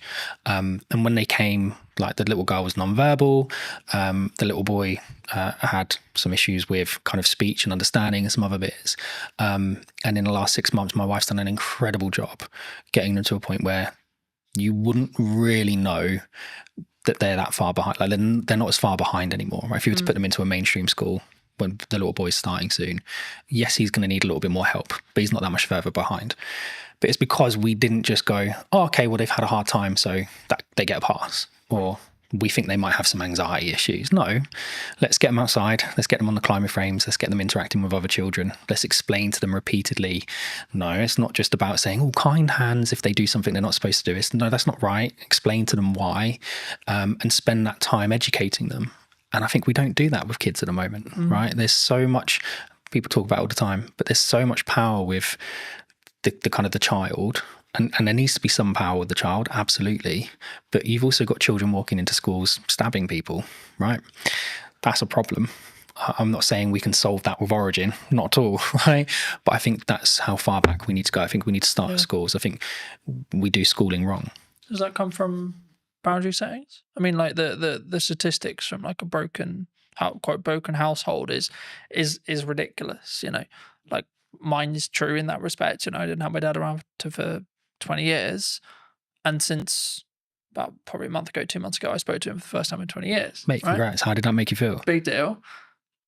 It was just like, it is what it is. You know, like I wasn't there to be like, right, I'm gonna, and I wanted to make sure that when I did it, it wasn't coming from a place of anger. It's like, right, I'm gonna pull 20 years, and it was right, okay, but I did it for a point of view of I need to make sure that I do this so that I don't regret if I'm told he dies. I did my best, I tried, and I think, but then also I've set a boundary to say this isn't a fully open door as well. And I think for me, that's come from years of building on it.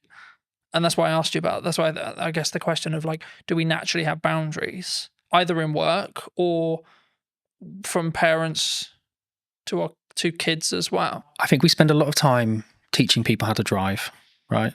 Lots of time teaching people how to drive. We spend a lot of time teaching people how to communicate at work, right? You can't say that. You can't say this. You have to say it this way. You have to say it that way.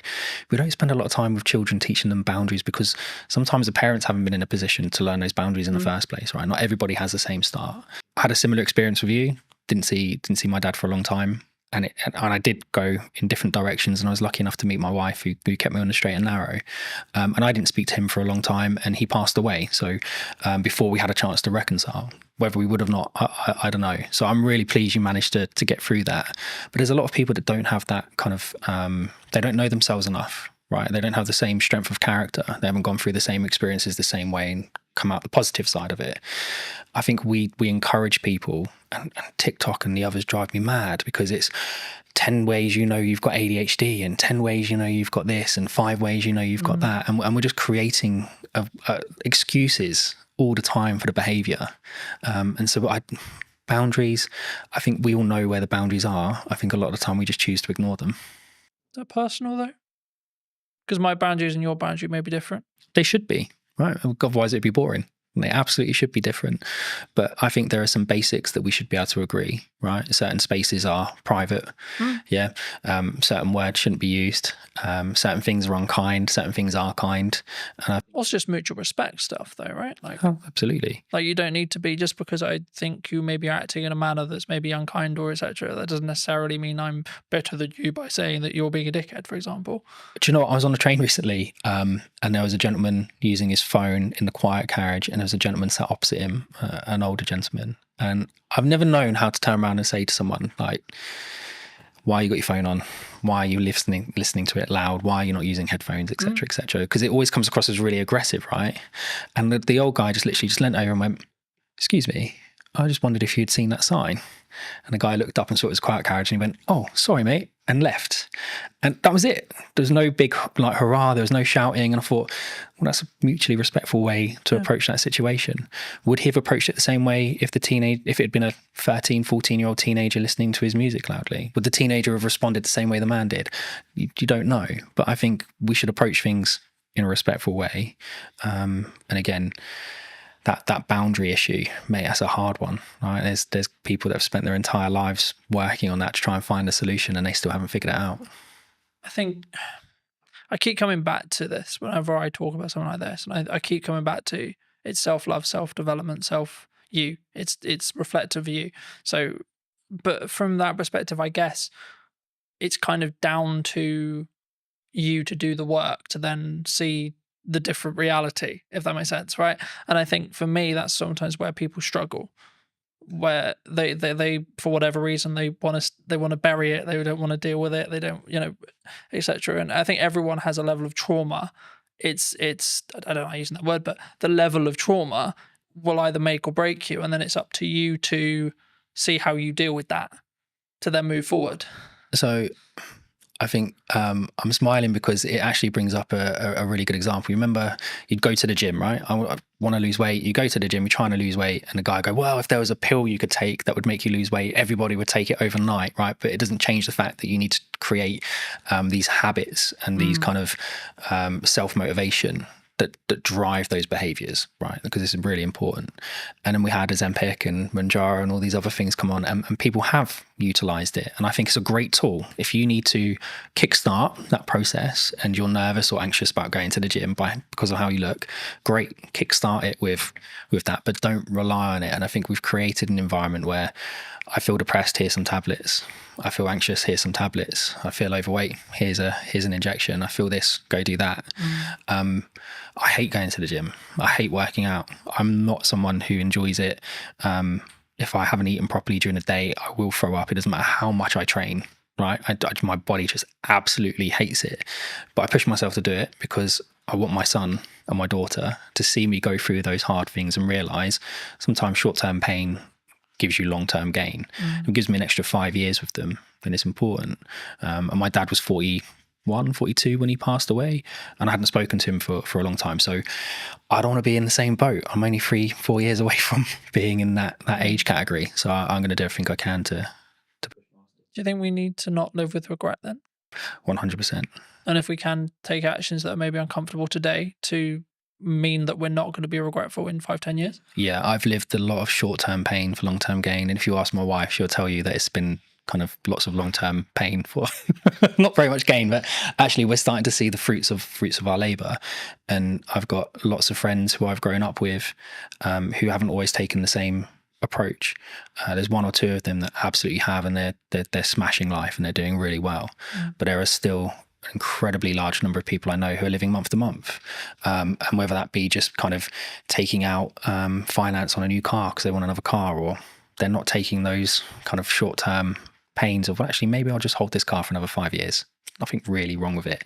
The plate might be, I don't know, my plate's a 17 plate, right? I've got no interest in selling my car. I love my car. I've had it for a long time. But you don't get the, oh, that's a cool car. Oh, well done. You got a new car. Tick box from your social circle, though. No, you don't. But again, it's that confidence of being able to say, well, I don't need it. And again, you go back to what you're saying before about boundaries and how you're brought up. Lots of people don't have that. And again, from a trust standpoint, well, who's going to give it? Right? Because you do need a parent or someone you trust in your life to give you that validation. And if you're missing it, you're going to be looking at it from all the wrong people. Do you think we come from a place of like strong, I guess, I'm just thinking of the best word to describe it, but like for me, it's like we can only think about this way because we come from a sense of privilege. Yeah. Because I'm always aware, for example, like, and not to like dwell on what's happening in the world right now, but there's areas in the world where like children are starving. Mate, I look at what is happening in the Middle East, and it fills me with dread that we kind of won.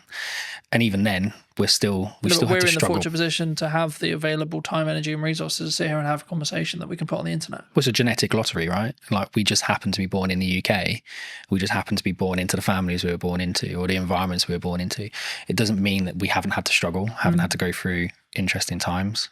But it just do we have to frame it in our perspective when we come in? It is a privilege. We're coming in from a level of passive privilege, because in 95% of cases, yes, there's exceptions to the rule, etc., etc. Everyone has the different story, but in most cases, in the UK especially, or Western culture especially, like we haven't really need to worry about most of the essentials, either because state looks after us and or because we come from a family that can look after us and or we're given the tools to be able to create income that then means we can take those, have those things. Just having the opportunity, right? I think cars aren't exploding next to us. And I think when you can walk down the street and a bomb isn't going to go off, that creates a level of opportunity where you can focus on different things. You can focus on building wealth. You can focus on improving yourself and moving up the social ladder, so to speak. My upbringing, my parents, my mum, my stepdad, everything they could for us, but we still went without certain things. But my dad loved holidays, right? So we did one big family holiday every year, and he loved to travel. He loves politics. He loves history. So we would go all over the place, and we would go and actually really explore the areas we went to. We'd meet locals, we'd understand the history of the place, and that gets you out of your comfort zone, right? Because now you've got the social aspect of it, you've got the verify point, because I'm actually in the country speaking to the people at that location. And I think that kind of shapes you as an individual, whereas if you spend your entire life just seeing everything on TV, you can just turn it off. And it's not the same. So I think we absolutely are very privileged. Even if you're going through hard times, you're still not necessarily worrying about the same things other people are. But it doesn't mean your story is any less challenging. Though. And I thought that's why I've always, for as long as I can remember, I've always talked about the fact that I don't have to walk 3 miles to get 50-50 chance if I die from drinking the water that I got. Like I have clean drinking water, etc. And it sounds slightly ridiculous, but like also just the odds of being alive is 1 in a trillion, right? Yeah. Like, and being alive now, and if you look in this age as well, with this level of opportunity, etc., which is maybe why I can sometimes come across quite brash, because I'm like, I don't have time for people who maybe victimize themselves. Cause I'm like, you don't understand how lucky you are. I feel the same. I've look, I'm not gonna get a violin out. My life hasn't been anywhere near as hard as some people, and some of the children that we've had come into our care, their starts to life have been like horrific, really horrific, and how they are going to shape themselves and cope through life, bouncing around kind of the fostering care system, I dread to think what the outcome is going to be at the end of it, because how can you kind of fix that? But then there are a lot of people who haven't gone through those experiences quite like that, who, like you say, kind of want every excuse under the sun not to be doing something, not to be doing this, not to be doing that. Why can't I just have a pill? Why can't I just have an injection? And I think that's one of the things that AI can't do, right? AI can't solve that. That's a social issue that we need to solve together. And I don't think we're going to solve it by all being in our homes tapping away on AI. We have to be out with people, meeting people and doing it ourselves. Moving back to what you do. That was a bit of a detour. Nice detour. But digital licensing, where does that sit? We've discussed this at length. So one of the key things we wanted to solve of Origin was, how do we verify information about something without revealing the underlying data? And I think a really good social example of that is when police do stop and searches, right? I experienced it quite a lot when I was younger because of the environment I was in. My friends did as well. We'd get stopped and searched by the police lots of times. And sometimes it was okay, and sometimes it was really not a nice experience. And I think it always started with, what's your name, what's your date of birth, what's your address?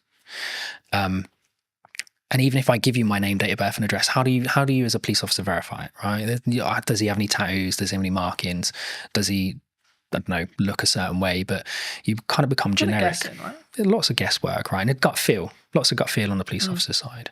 Whereas we wanted to try and find something that would, and it wasn't just for this specific reason, but it lends itself really well to it. We wanted to be able to provide technology to the environment, to the world, that kind of removed that friction. So a digital license isn't like an ID card. There isn't a centralized database of all your information in one place. That's ridiculous. If that gets breached, it's going to be horrendous. The fraud will go through the roof. What we've done is we've used kind of a decentralized approach. So we've taken some concepts from blockchain, but removed the blockchain because it's inefficient and doesn't really work for this context. But the idea behind it is, you can have an ID service provider, right? So it's a government approved company, verify your identity and give you a cryptographic endorsement that sits on your digital license, which you can carry on your device. It could also be hosted in the cloud, but the idea behind it is you've got control of it. So now if I was to come and stop and search you, you would be able to present that credential to the police without revealing your name, your date of birth, or your address. But the police would know to a degree, oh, he lives within a 5-mile radius. There's no outstanding warrants. He's verified that is his identity because he's done it with a biometric check on his thumbprint. And we can see that that biometric check that's linked to that IDSP hasn't been changed on that device. And then we can link it to other credentials. Oh, he's got a full-time job with an employer. Don't need to know who the employer is, but he's employed full-time. We can see that he is part of a charity, or he does this, or he does that. There's all these different aspects we can start to build into that check. And it all comes from, well, I still haven't revealed any of the data underneath it. These are all independent cryptographic proofs coming from third parties. But that police officer is now sure that individual doesn't have anything outstanding. And I think that would help. I'm not saying it's going to solve the issue, but it certainly would help remove some of the friction. And if you then start to expand that out to kind of the business world, so if we're looking at things like how do I onboard employees in a fast and efficient manner whilst maintaining their privacy? So one of the tools that we're doing for the digital cleaners license is we do the right to work checks. We do a modern slavery check by making sure that the bank account name matches the name on the ID. Real basic check, but lots of organizations don't do it, right? And that's one of the flags for modern slavery. We then can go and endorse all of your employment history. Right. And again, we're not the verifiers. We're not verifying the data. We're not storing the data. Right. But we're going off and having those independent third parties endorse you. Same for your certifications, your training. And I think in that environment, when you're dealing with disparate workforces where English quite often is a second language, not your primary language, these people, they kind of get left behind, right? They come along with their paperwork and they have every right to work. They have every intention of working, but it might take 5 or 6 meetings and 10 or 11 copies of their documents. Now, where's all that documentation going? They've got no idea where it's being stored, no idea who has access to it, no idea what copies are out there, but we're expecting them to just continuously do this. And if they're now working 3 jobs, we're extrapolating that 3 times over. So for us, it's about digitization, yes, but without just copying the existing paper process and doubling the problem. Right, you have to do it in a different way. That would fix the problem we opened with? What, going for back? Someone like me, for example, who, let's be honest, if deepfakes become mainstream in AI, someone points an AI with that mindset, I'm screwed. Yeah, I think there's definitely a way of being able to verify something's real. But again, there's then nothing stopping someone from creating an AI deepfake and just putting their endorsement on it anyway. Right? They haven't had to do the work. Like the AI has done all the work. I think it will become more important for organizations and in fact probably more important for creators to be able to verify that's their work, right? I was the one that created that first. Here's my endorsement. In some ways from a maybe not a legality point of view, but kind of a copyright plus model, I guess you could say. Yeah, absolutely. And I think one of the things we've seen with the endorsements is, and you'll get it all the time with correspondence from the BBC, right, or for Sky News or whatever, our person on the ground. Well, that's great, but I don't know who that person is. I don't know their credentials. I don't know where they're from. I don't really know if they're from that country. I don't know what their background is. Whereas if you were able to say, here's the credential that's been lent to this article, well, now I've got, well, yeah, he's got an IDSP verified in that country that he comes from that country. He's got a university credential that says he went to that university. He's got an employment credential that said he was employed there at these points in time. That's not to say people can't build those profiles up at a state level if they really wanted to go to that level, but it becomes much harder to do, right? The threshold for access to fraud becomes really, really high, because when we're actually taking these interactions and monitoring them, we create an encrypted hash of the interaction, and that gets stored on what we call event chains. So not blockchain databases, but the event chain is a point in time. And so you can't go back in time and put something on the event chain in the past. It has to be done in time. It's temporal. And so in order for someone to perform a high degree of fraud, it's going to take them 5, 6, 7, 8 years to build that profile up. And they will have to do it in multiple chains simultaneously. And they're just not going to be able to do that. And I guess it comes back to that like point, which is like, it sounds horrible whenever you say it, but like you're making it less likely that you're the one who gets targeted, because the burden of likelihood that your stuff gets stolen, etc., is so much higher than Barry, than Sally, Correct. than James, so on, you know, and that's, I hate to say it because it's like, oh, go and steal their car, not mine, because mine's a pain in the ass to steal, for example. There is that, but again, from our standpoint, I mean, we want to give it to universities for free. Right? We want to give it to schools for free. You have the Online Safety Act that's happening at the moment, and I think you've probably seen some degree of access to adult content reduced, but it's seen VPN usage go through the roof, right? Because we know how people are accessing it, just going around the issue. And I think they had, was it Keir Starmer's driver's license got leaked online, and people using that and a picture of him to be able to skirt around the sides of it.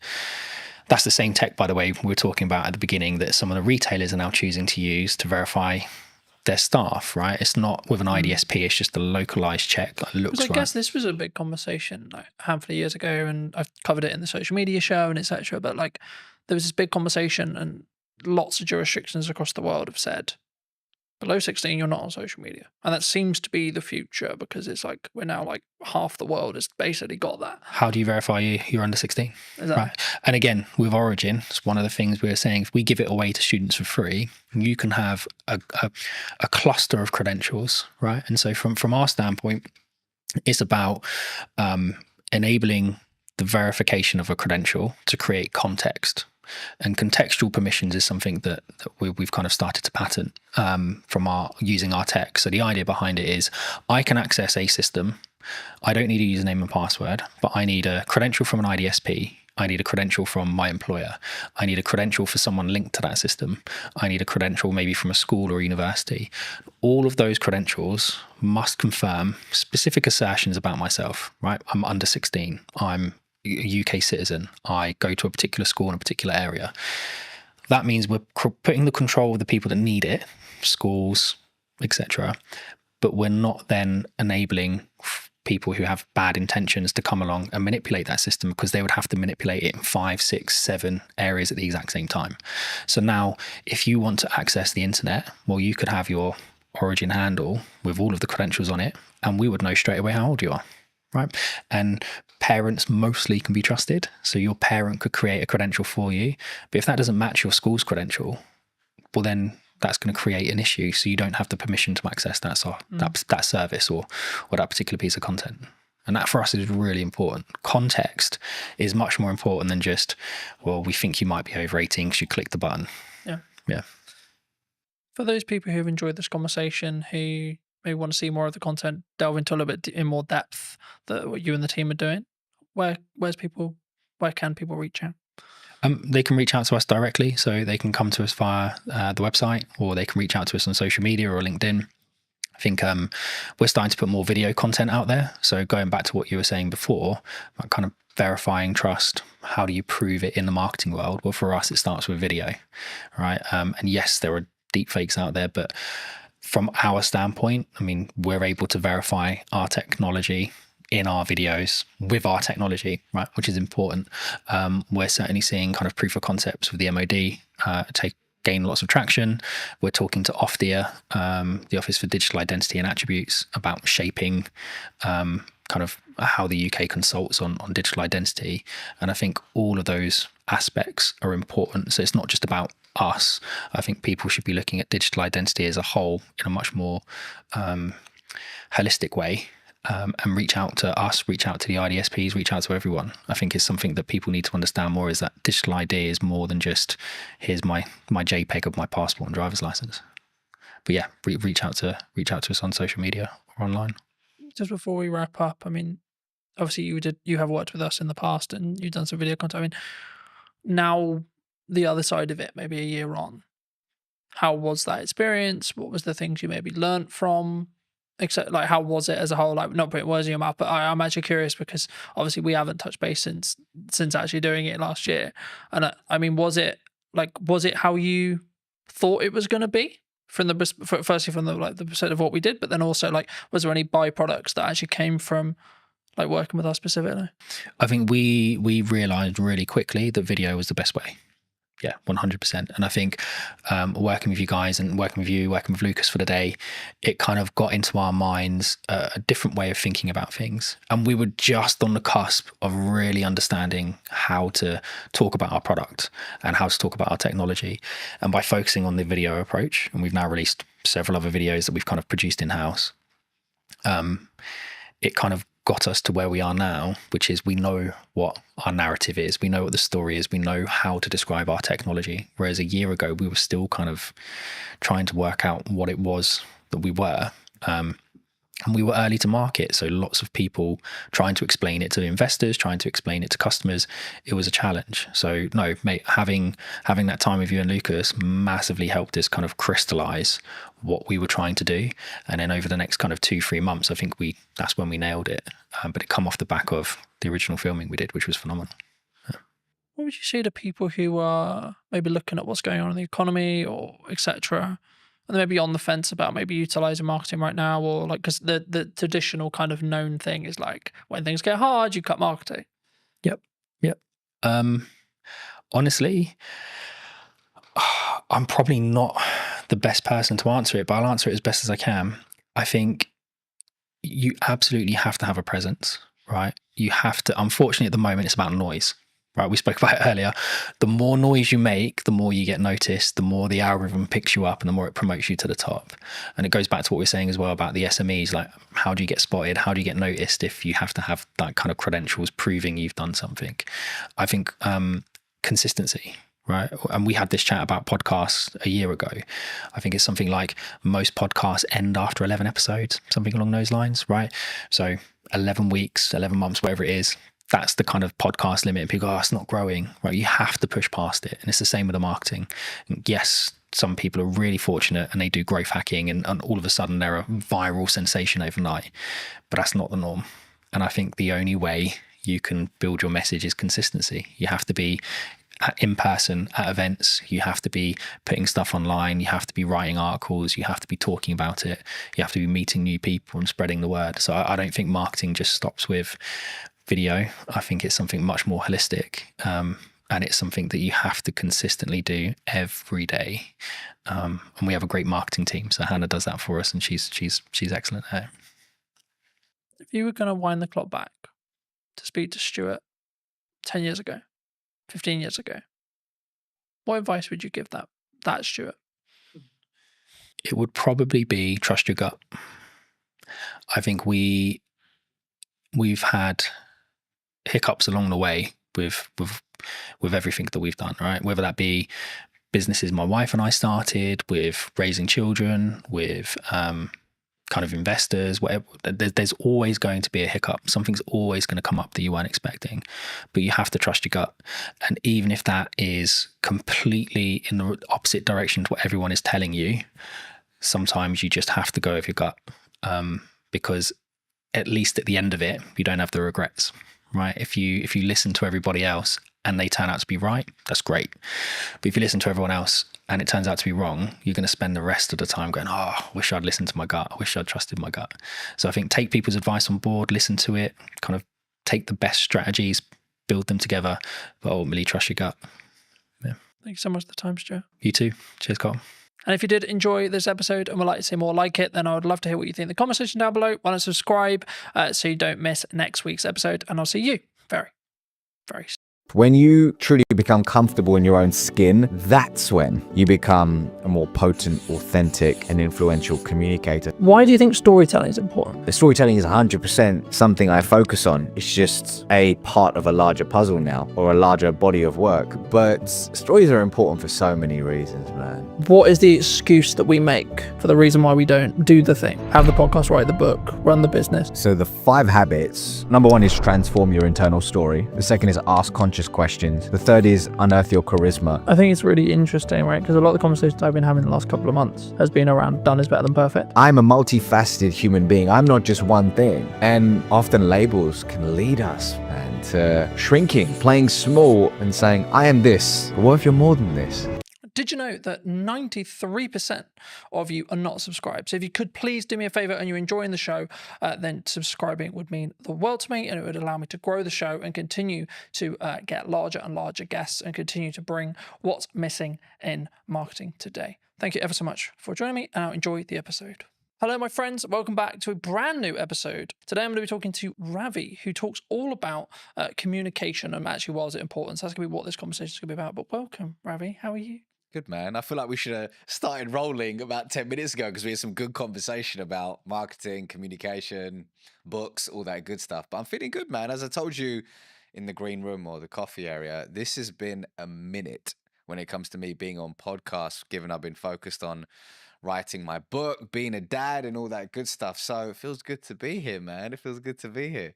Well, thanks ever so much for coming down and for the time, of course. I mean, it would be wrong to not open the show with what you feel is missing in marketing today. I mean, we touched on it in the pre-show conversation a bit, but just to reiterate for the audience's sake, I mean, what do you feel is missing today?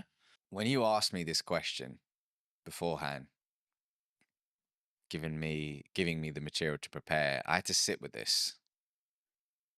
And I had to sit with this for quite some time because I didn't want to give you a generic answer or one that's been heard before. And the one word that came up for me was intentionality. And actually, that's not just in marketing, that's in life right now. Intentionality. I mean, if you just scroll on social media, log on to LinkedIn, log on to Instagram, whatever it could be, there's an addiction to instant gratification, meaning, okay, I want to grow my follower account now. I want to achieve XYZ now. And as a result, I may put out AI content, which feels perfect, which feels like it's going to connect with people. But the truth is there's a disconnect because perfection doesn't exist, man. Perfection doesn't exist, and imperfection equals connection. And our intentionality behind things, our death grip on our desires, and the instant gratification that comes with it, it's just leading us to this place where, and it's funny to say this, the bar is so low in some senses that the number one way to stand out is by tapping into human connection. I think it's really interesting, right? Because a lot of the conversations I've been having the last couple of months has been around done is better than perfect. And I think that sometimes we look at the podcast idea we have, we look at the event idea we have, we look at the business idea we have, look at the book idea we have, etc. And we think, yeah, I'll add that to the list. Yeah, I'll put that on my to-do list. Do you think people need to is there a level of just you need to start doing stuff? Like you need to just choose one of them or two of them or three of them and say, I just need to do that? Because I think sometimes we put it we kind of pin it up and we go, yeah, I'll get to that. But then we never maybe do. What's the question behind the question? I'm curious. The core, I think, is do people... So I guess what I'm actually asking there, and this isn't planned, so I've just come off the fly, but I think it's what is the excuse that we make for the reason why we don't do the thing? Have the podcast, write the book, run the business. Maybe someone's watching this and they're in their 9 to 5 and they're like, I've got that really business idea. I'm really passionate about X. But they don't start working on it in the evenings. They don't start because maybe they're worried about what people think, etc. These are the common answers I get. But is it just that?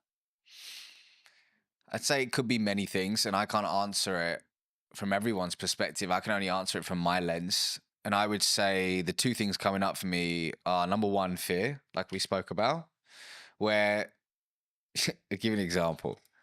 I know of somebody who has a specific idea that they knew in that season of their life was in alignment. But there was always a reason why they couldn't pursue it. There was always, for lack of a better word, an excuse as to why they couldn't pursue it. And that excuse gave that individual the reason why, I can't do it now because of X. I can't do it now because of Y. But what those excuses and what that narrative was grounded in was fear. So there is definitely fear. There is definitely fear, but as the old saying goes, fear stands for false evidence appearing real, right? So yes, there's fear behind it. The second thing is, do you actually want the thing that you say you want? Or have you just logged onto Instagram and you've seen that Jamie is doing incredibly well now that she's left her 9 to 5 and is in this job and seems to be crushing it. And actually, you like the idea of that. You like the concept of that versus the actual reality. And is it your ego saying, hey, I want a bit of that? Or is it actually your authentic self? Is it driven from your authentic self? I don't know. But I think those are the questions to ask ourselves, because the truth is when you, this is my truth actually, when I'm deeply aligned with something, it has a meaning behind it, which means the imperfect action, the work or whatever it takes to achieve that, the excuses, the fear, it starts to move to the sidelines because you know that not taking action is going to cost you more. I think that's key, and I think people listening need to consider, is it keeping up with the Joneses, looking at the trend, etc., and that's why you want to be an entrepreneur. And I'm fortunate where I'm wrongly or rightly rapidly approaching 10 years in business, which is crazy in my head, you know.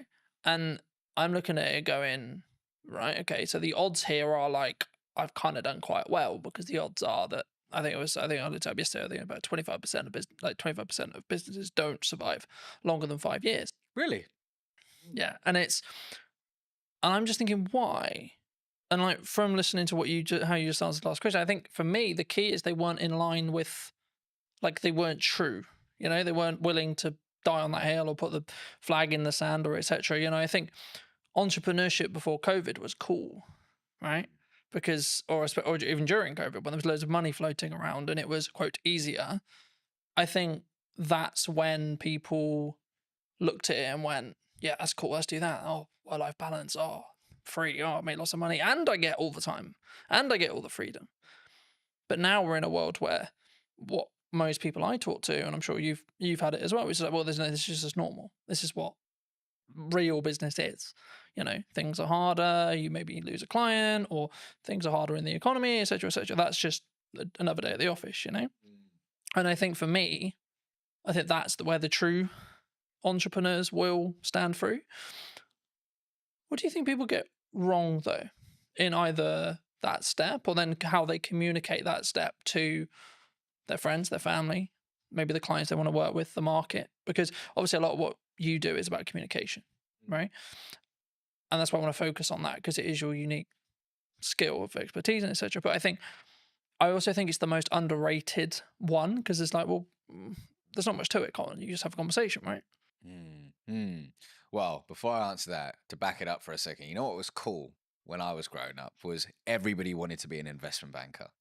Everybody, you know, there was like, everybody would watch the movie Wall Street, Gordon Gekko, Greed is Good, and they were like, okay. And the movie American Psycho, Patrick Bateman, they're like, okay, I want to be an investment banker. And it's so funny how entrepreneurship is now the thing. Like, I think about my daughter, she's nearly 3. I think at 10, she's probably gonna, a YouTuber won't even be a thing then. I don't know what will be the thing, but it's crazy to think how these things move in seasons and how whatever is flavor of the month, people gravitate towards. The question is it in alignment with you and your goals in this season of your life? You know, Ravi now with 2 kids under 3, married, is very different to Ravi in his 20s. Very different. But in answer to your question, so actually to back it up, is the question, what do people get wrong about communication in business, or have I missed or misunderstood that? What do you think people get wrong when they communicate what they're looking for, either in a personal relationship, let's start there, and then maybe then going into a business relationship, and how we show up and how we communicate? When you say what you're looking for, meaning how they communicate their desires to the external world, I think, actually scrap that. I believe that often we forget to look within before we communicate our desires to the external world. And I think it's important to, in today's noisy world, just find solitude, regulate your nervous system, and find neutrality so you can really figure out, hey, what is alignment for me? Is the thing that I say I want actually the thing that I truly want? Or is there a path that is more aligned to me in this season of my life? I think that internal communication is super important and really tapping into your unique genius. I believe everybody has a zone of genius. Everybody has a zone of genius, but so much of the time when we look externally, we say, oh, Carlton's doing this thing. Carlton's pushing out content 24/7. That looks so dope. That looks so cool. Maybe I should do that. But actually, your zone of genius may not be being in front of the camera. Maybe your zone of genius is writing. And you should go all in on writing. Yet, what looks good is Carlton on video. So you disown your genius and you move towards a path of misalignment. But hey, sometimes we need to have the disconnect to allow for the reconnect, right? And that's a part of the journey. So I think, once again, actually scrap that. I believe that looking inward is a step that is often missed in today's world when it comes to thinking about our desires in business and personally. I think that's really important for people to consider, but also like it made me think of where I was at the early part of my 20s and now I'm in my later half of my 20s, right? Yeah. And I think the definition of the word success when I was 20 was very different to what it is now. And I find like I can say this now like in hindsight, but I find that really interesting in how it's developed and changed. And I think that's kind of to an extent what some people misunderstand, right? When they look at maybe I'm going to do this business and maybe it didn't work, or maybe they gave their all for 5 years and then actually they're like, you know what? Yeah, I could, but you know, like I'm just going to go get something that is close, but not there. Right. And it's a job and it does what I need it to do, but then I can focus on everything else. And they're putting that first. Do you think that people sometimes struggle to, I don't want to say the word abandon what they used to call success or what their definition of that used to be, but do we need to, as we move forward in the seasons of our life, do we need to constantly readapt and constantly be okay with changing what success means, do you think? It's funny you say that because if I think about the version of me in my 20s and what I defined as success, so different. And it's wild. But I also needed the 20-year-old version of Ravi to, like, actually, a better way to put it is I acknowledge that younger version of me. I have compassion for that younger version of me. And I know that he did the best he could with the consciousness that he had at the time versus berating that version. You know, some people say, oh, God, man, I was such an idiot. I did so many years. Yeah. Actually, we did the best we could in that season of our life with the tools that we had. So I've got to honor that version of me. But when I look back, I'm like, wow, I'm glad I've evolved. I'm glad I've evolved. And I think we do need to be comfortable with not labeling ourselves. We need to be comfortable with labels. I'll give you an example. Somebody could say, I am an entrepreneur. I am an entrepreneur. And on the face of it, great. Gives that individual a sense of belonging, pride, identity, brilliant. However, let's say that one of their buddies hits them up and says, hey, Jamie, I've got this role at Netflix. It's in the C-suite. I've spoken to people internally. We think you would be incredible for it. But Jamie's like, hold on, but I am an entrepreneur. But actually, it's not working for them in a way that they would have hoped. And actually, being in the C-suite at Netflix could be more expansive and abundant for them, but they reject it. And they say, no, but I'm an entrepreneur. So the labels that we give ourselves can often create these mental cages where we shrink our desires, we play small, and we often reject abundance. Versus, instead of saying I'm an entrepreneur, we could say I'm somebody who runs a business. Instead of saying I'm a podcaster, is I'm somebody who has a podcast. So when we expand our identity, we expand our being, and we allow abundance to organically find us. So, for example, when it came to writing my first book, this was a first for me. I haven't written a book before, so I intentionally thought about embodying the label of I'm a world-class author. I am a world-class author. So I could embody that identity to write something I'm deeply proud of, but quickly switched it to I'm someone who writes books. Because does that mean I say no to speaking? Does it mean I say no to coaching? Does it mean I say no to consulting? No. I'm a multifaceted human being. I'm not just one thing. And often labels can lead us, man, to shrinking, playing small and saying, I am this. But what if you're more than this? I think for me, and what I was thinking of as you were like explaining that as well, I think you can have your definition of success in the correspondence to the season you're in, right, as well. And I think I understand why people would like, I need the X, whatever it is, right? I need the car, I need the house, I need the wife, I need the lifestyle, whatever. But I think you can undo what's possible if you stay true, like if you only solely focused on that, rather than saying, I want to go north. Yeah, but Colin, you're not being specific on where north. Okay, but I know I want to go in this direction, and then see what opportunities then arise from there, and then reflect on what happens. So at this moment, yes, I run a marketing company. Sure. Okay. But if you had this same conversation nearly 10 years ago, I would have said, I do video production. Right. And if I had just locked into, no, I only do video production, that's all I do. I work with other video production companies and I help them create content. Cool. Then it would have pivoted or changed what horizons I could have met or gone to. And what I found was that people, they tie what they're doing and their self-worth to it together. And I think that can be sometimes the issue. Massively. Because then you're tied to, like using your entrepreneur example, then you're tied to, oh, what if I'm not an entrepreneur?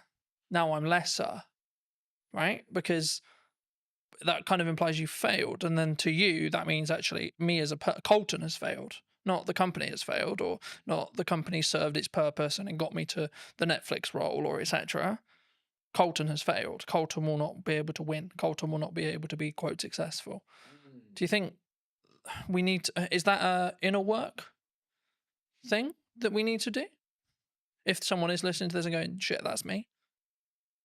They've tied what they are to them and their own kind of self-belief, self-worth, self-love.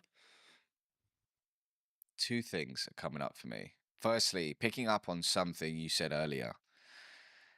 Something I talk about in the book, inside of Habit 1, is about being fixed on the desire, but flexible on the path. So let's say somebody says, I just want to generate more revenue. Broad, but more revenue, okay?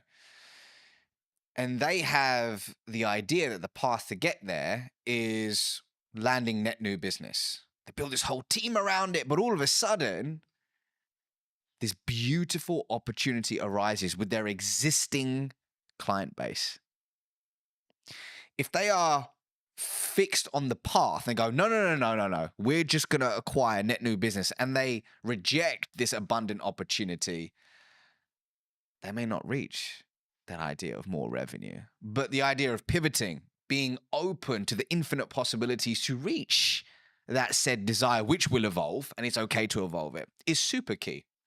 Yes, that requires inner work. But going back to your question about self-worth, I used to work in investment banking. And one of the reasons why it took me a long time to hand in my resignation notice back in August 2016 is when I left that world, was I had pinned so much of my identity and self-worth to I am an investment banker. I'm somebody who works in an investment bank. So much pride, status came from that, which stroked my ego, and it was beautiful until it wasn't. But that experience, I'm so grateful for it, man. I'm so grateful for it. And it was, I believe that everything, this is my belief, that everything's happening for you, not to you. And whatever you're experiencing right now is a lesson that you need to learn to be able to transform your identity into the human being that can receive and sustain their true desires. So somebody listening to this right now may say, man, I'm so annoyed that my team member or my employee just keeps doing this frustrating thing. They keep being late to work or they keep missing XYZ and you're getting frustrated. Why can it not be like this? It is not fair, you keep saying. However, you may have requested from the universe, whatever your North Star is, that I want to be an influential leader. Well, you've requested it.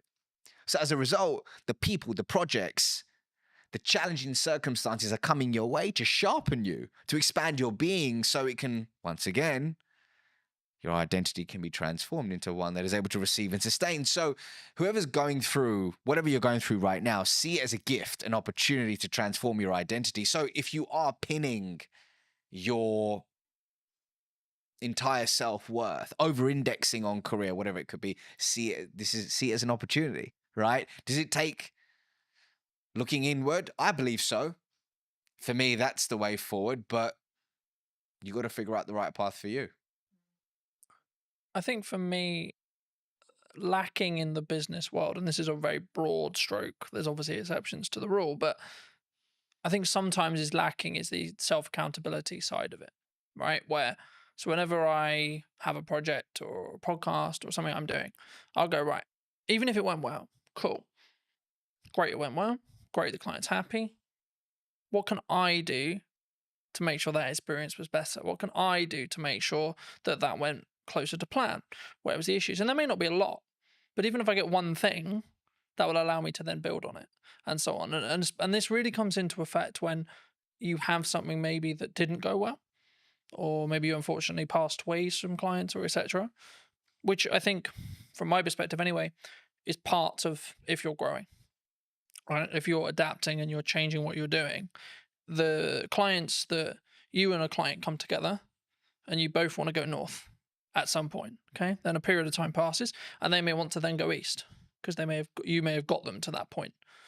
And at that point, of course, you're going to part ways. But I think in business, we sometimes struggle to think about, oh no, I have to have this client because they were my first client, or we idolize that person that we're working with or the organization we're working for, etc. Especially when you look at like my dream client list when you start out, etc. But the reason why I think it links here is because it's then how you show up. It's then how you communicate. It's then how you communicate, A, in marketing, but then B, when you're having the follow-on sales conversations or continued client care conversations. Actually, do you think we need to take more accountability for that? As in the client needs to, some themselves, but also us as a provider. Accountability for what exactly? You mean that? What we've done. Because I think it's very easy to go, oh, it's your fault. When something goes wrong, it's your fault. So just so I understand the question, is it when you're in a client-customer relationship, something goes wrong, how does one react to it? Yeah, or it could be just in general, like when you do, I'll give you another example. When you have an idea marketing-wise, and you go, right, I'm going to give my all to this marketing idea, and it doesn't quite go as well as you planned, for example. Oh, this should be this. And the reason why I never use numbers here is because they're all subjective to you. But, oh, we can keep pushing, we can do this, we can do that, etc. And I think, for me, you have to sometimes tie the result from what you're looking to achieve in respect to the amount of effort, because sometimes that result is lagged by 3-6 months. So everything I've understood in business is I do stuff now for the growth I want to see next year, or the growth I want to see in 3 months or 6 months. And just to frame it back into the question, when you look for the relationships that you want to create and have, either in business or personally, I think they're very similar. Do you look personally, or would you recommend people look personally at looking for people who can take self-accountability when things go wrong? Is the crux. So just so I'm receiving that question, it's in business, when you're finding strategic relationships, is accountability an important thing? Is it an important element, do you think, moving forward? I'll give you an example. Inside of my business, something happened in the past 4 or 5 days, and there was a mistake made. And I spoke to a team member about it, saying, can you help me understand what happened with XYZ? Now, they could have got defensive they could have deflected and they could have completely disowned the part that they had to play in that situation. But you know what this individual said? They said, I'm really sorry about this mistake. I truly own it. And here's what I'm going to do to ensure it doesn't happen again. And they provided a solution. Now, here's why I'm telling you this.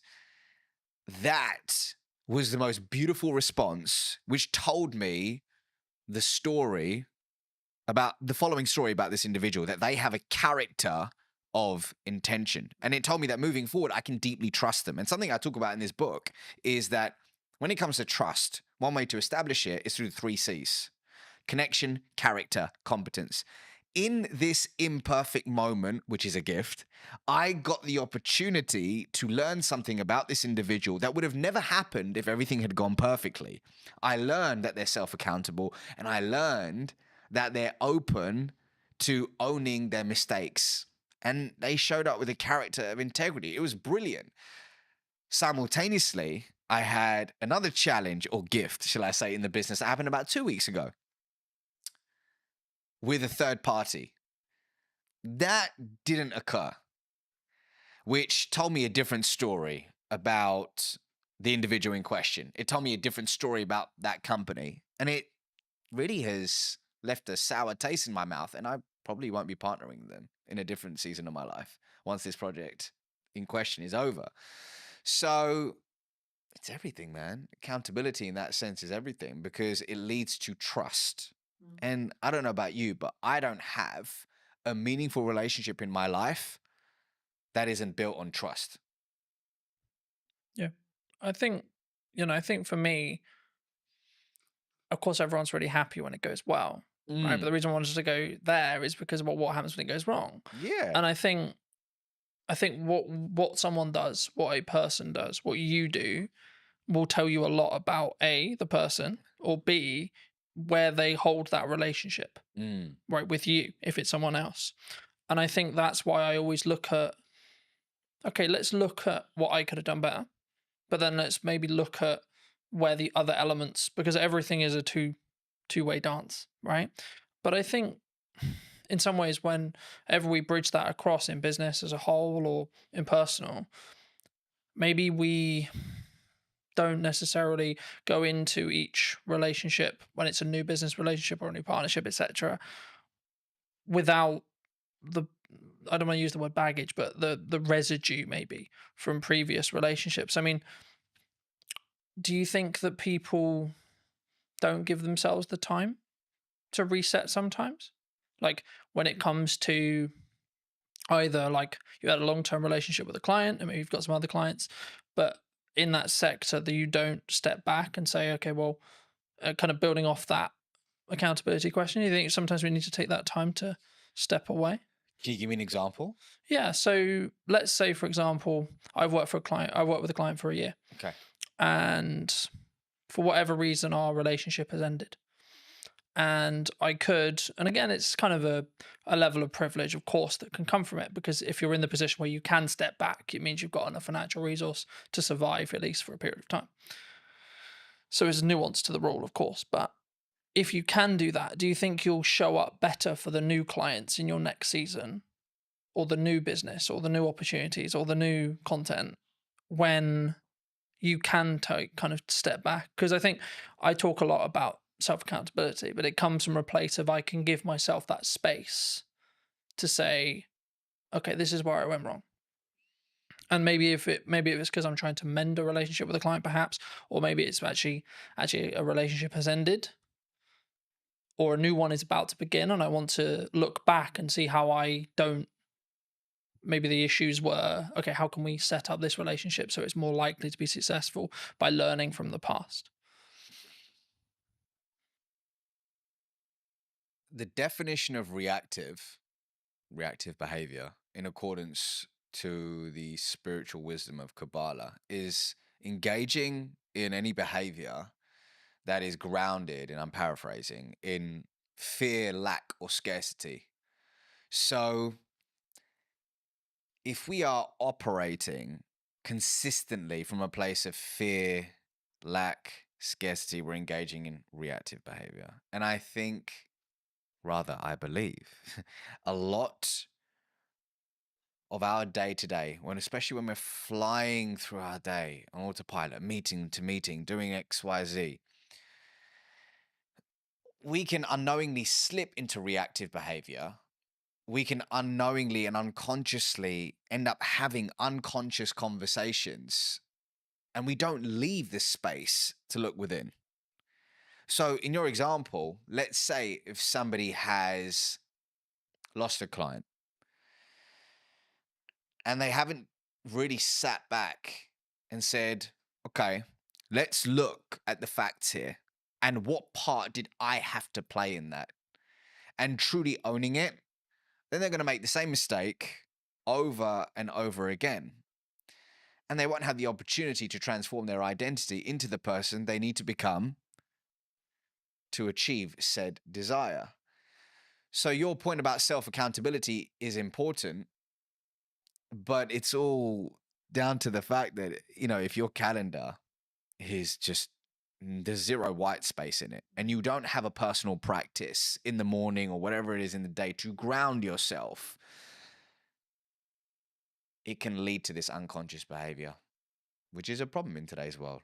Because in our conversations, one of the biggest problems is engaging in short-term behavior that kills long-term reputation. Do you think that people have too many busy things happening? They take too many meetings. They take too many opportunities. They don't know how to say no. I can't speak for everyone. I can speak for the clients that I've worked with. I can speak for the people in my world and through my lens and expertise. And what I can see in today's world is the addiction to being busy is real. And often work can be a form of escapism to run away from something we're experiencing, something we're feeling, or whatever it could be. However, I believe we've confused being busy with being productive. I believe that often the inability to say no isn't just, oh, I just love working on several things at once. I just love just chasing all these different things. But what's behind it? Is it your inner people pleaser who's struggling to say no? Is it a story that you're telling yourself of I'm not enough, which is triggering, which is a launch pad for these behaviors? What's interesting is I heard a quote a little while ago, which is, stop setting yourself on fire to keep others warm. And in a different season of my life, that's what I did. I consistently set myself on fire to keep others warm. And what I mean by that is saying yes to people, projects, and opportunities that were misaligned with who I truly was and my desires, and then saying no to myself, which is a recipe for disaster. The question is, why does somebody struggle to say no? And when an opportunity does come up to say no, how can you do it with warmth? And I'm happy to give you an example of something that I had to do recently to actually say no with warmth. But actually, some people want to say no, but they feel guilty afterwards. What are they going to think of me? They don't want to be not liked. Am I missing out on this? But there is a way to say no with warmth. Do you think that psychologically? Do you think we're naturally more likely to say yes because of that? We want people to like me. I'm going to say yes to you because I want you to like me. If somebody is struggling to say no, on the face of it, people give advice that like, okay, well, what is it costing you by saying yes to this? Okay, here's what we're gonna do. We're gonna focus on you figuring out what's aligned with you, so you can start saying yes to the right things and no to things which are misaligned. That's great. I mean, an exercise which Dr. Zoe Chance of Yale University does with a lot of her students, she's a senior lecturer over there, is she gets them to say no. She said this on my podcast many years ago. She goes, I get people to say no for 24 hours to everything, as long as it doesn't result in a divorce or anything crazy, right? But get them to say no to everything so they can start flexing that muscle, which is brilliant.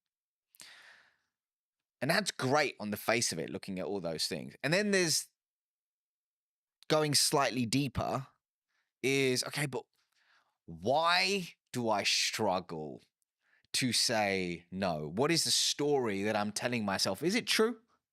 How long have I told myself this story? How do I reframe this story? How do I find positive evidence to start stacking evidence for the new story I want to tell myself? How do I reinforce that story? And is that work, that messy inner work that often people don't want to do? But for me, when you commit to a journey of introspection, that's when the beautiful things happen. And that's when organically becoming no doesn't necessarily make it easier, but it feels aligned. And you start wanting to do the inner work because you know the fruits that come with it. I think for me, it's a mindset, right? I see it as something that I've tried to do is like, I have a certain window of time, let's say 3 months, and I'm only allowed to say yes to 1, maybe 2 things at maximum during that window. So is this really worth those 2 shots? Yes or no? You know, and I think it's not like something you can like if it's a job offer, etc. And like look and go, okay, is that going to help? Am I the right fit for the client? And sometimes I'll go, I don't actually know. That's when you explore more, you have more conversations, etc. But the key for me is making sure that whenever you do work with a client, or whether you do a body of work, write a book, run a podcast, etc., that it sticks into what you were starting to talk about at the beginning of today's episode, which was, is it authentic? Is it connected? And it's kind of I hate using it because it's kind of become a buzzword now, right? Being authentic on social and being authentic in content, but only you know whether you are. And something I did want to talk to you about, and I know it's maybe something you're maybe trying to move away from, and I would love to hear if that is something you're moving away from, potentially why, but like, why do you think storytelling is important? Well, actually, storytelling is the 4th habit in my book. So the 5 habits are, number 1 is transform your internal story. The 2nd is ask conscious questions. The 3rd is unearth your charisma. The 4th is tell stories that inspire change. And then the 5th is become the trusted guide. So to hit on your point, storytelling is 100% something I focus on. It's just a part of a larger puzzle now, or a larger body of work. But stories are important for so many reasons, man. But let's take it back to the work of Zoe Chance for a second, Dr. Zoe Chance. So in her body of work, she highlights that human beings all have a gator, an alligator, and a judge within. Now, behavioral economists will liken this to system 1 and system 2. And what she says is the gator is the fast, instinctive, and unconscious part of us, where our emotions live, that drives 95% of our decisions on a daily basis. The judge, like a judge in court, is slower, more deliberate.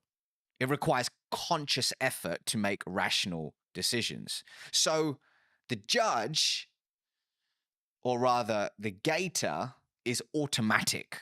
The judge requires conscious effort, and the gator is more dominant. Interestingly, the gator is the first responder in Zoe's eyes. The gator is the first responder. And what it's doing a lot of the time is actually filtering what information we should pay attention to. And it's rationalizing, or rather, the judge is rationalizing the preferences of the gator. Here's why I'm telling you this, is that a lot of the time we lead with facts, we lead with figures, and we lead with data. And it's not about not using them, it's about understanding the context and when to lead with them. But for me, what we need to think about is how can we prioritize the needs of the gator so that we can then appeal to the judge. And one of the most potent ways somebody can do that is through impactful storytelling. But the $1 million question is how do you tell a good story? So from a lot of the work that I've done, whether it's training teams at Oracle NetSuite, T-Mobile, Sherwin-Williams, they all want to know, how do I tell a good story that inspires prospects, customers, and people to take action? And through my work, came up with a checklist. I call it the Acorn checklist of what really a good story in a business setting needs to have? There's several things. There's hundreds of things that it could have. But if I just had to pick 5, it would be these things. So A of the Acorn checklist is actively interrupting somebody's trail of thought. So that's through an effective hook at the start of the story. C is your story should contain a story. Contain a story arc. And the story arc that I traditionally teach is the 4 C's: context, conflict, change, conclusion. And we can talk more about that in a second. O stands for organically adding business value. Does your story organically add business value? Because this isn't this one time at Bandcamp and you're telling a story and it spirals off to Pluto and it adds no business value. It needs relevance. It needs relevance. And then R stands for, does your story revive a 2-way dialogue? Not just talking at somebody, but does it spark a 2-way conversation? And then N, which is very important, does your story naturally, noticeably make the main character the hero, not you? And when you embody these ingredients, it really paves the way for somebody to tell a great story, which moves people. And hey, what are we trying to do when it comes to our prospects, our team members, our customers, our partners, or shareholders? We're trying to inspire change, moving them from a current set of behaviors, series of behaviors, to a new series of behaviors. And change is hard and change is messy, but storytelling can start that process and make it stick. Do you think, because something that I hear from people who are starting out on video a lot is, yeah, that's great, but my story is really boring. My origin story is really boring. My day-to-day is really boring. I'm an accountant. I spend my life looking at spreadsheets. I spend my life looking at tax returns. I spend my life looking at paperwork. Is that true? It might be that person's truth in that specific moment. Is it, we gotta honor that that's their truth. That's their truth in this season of their life. However, is there validity in it? I don't know. I don't think so, right? I'm sure we will be able to find cracks in the story that they're telling themselves. So I was recently speaking at an event called Atomicon. Incredible event, really cool business conference. And at the end of my keynote, this individual came up to me and they said, it's really interesting when you were telling stories about your kids and this and that or the other, there was humor in it. There was fun in it.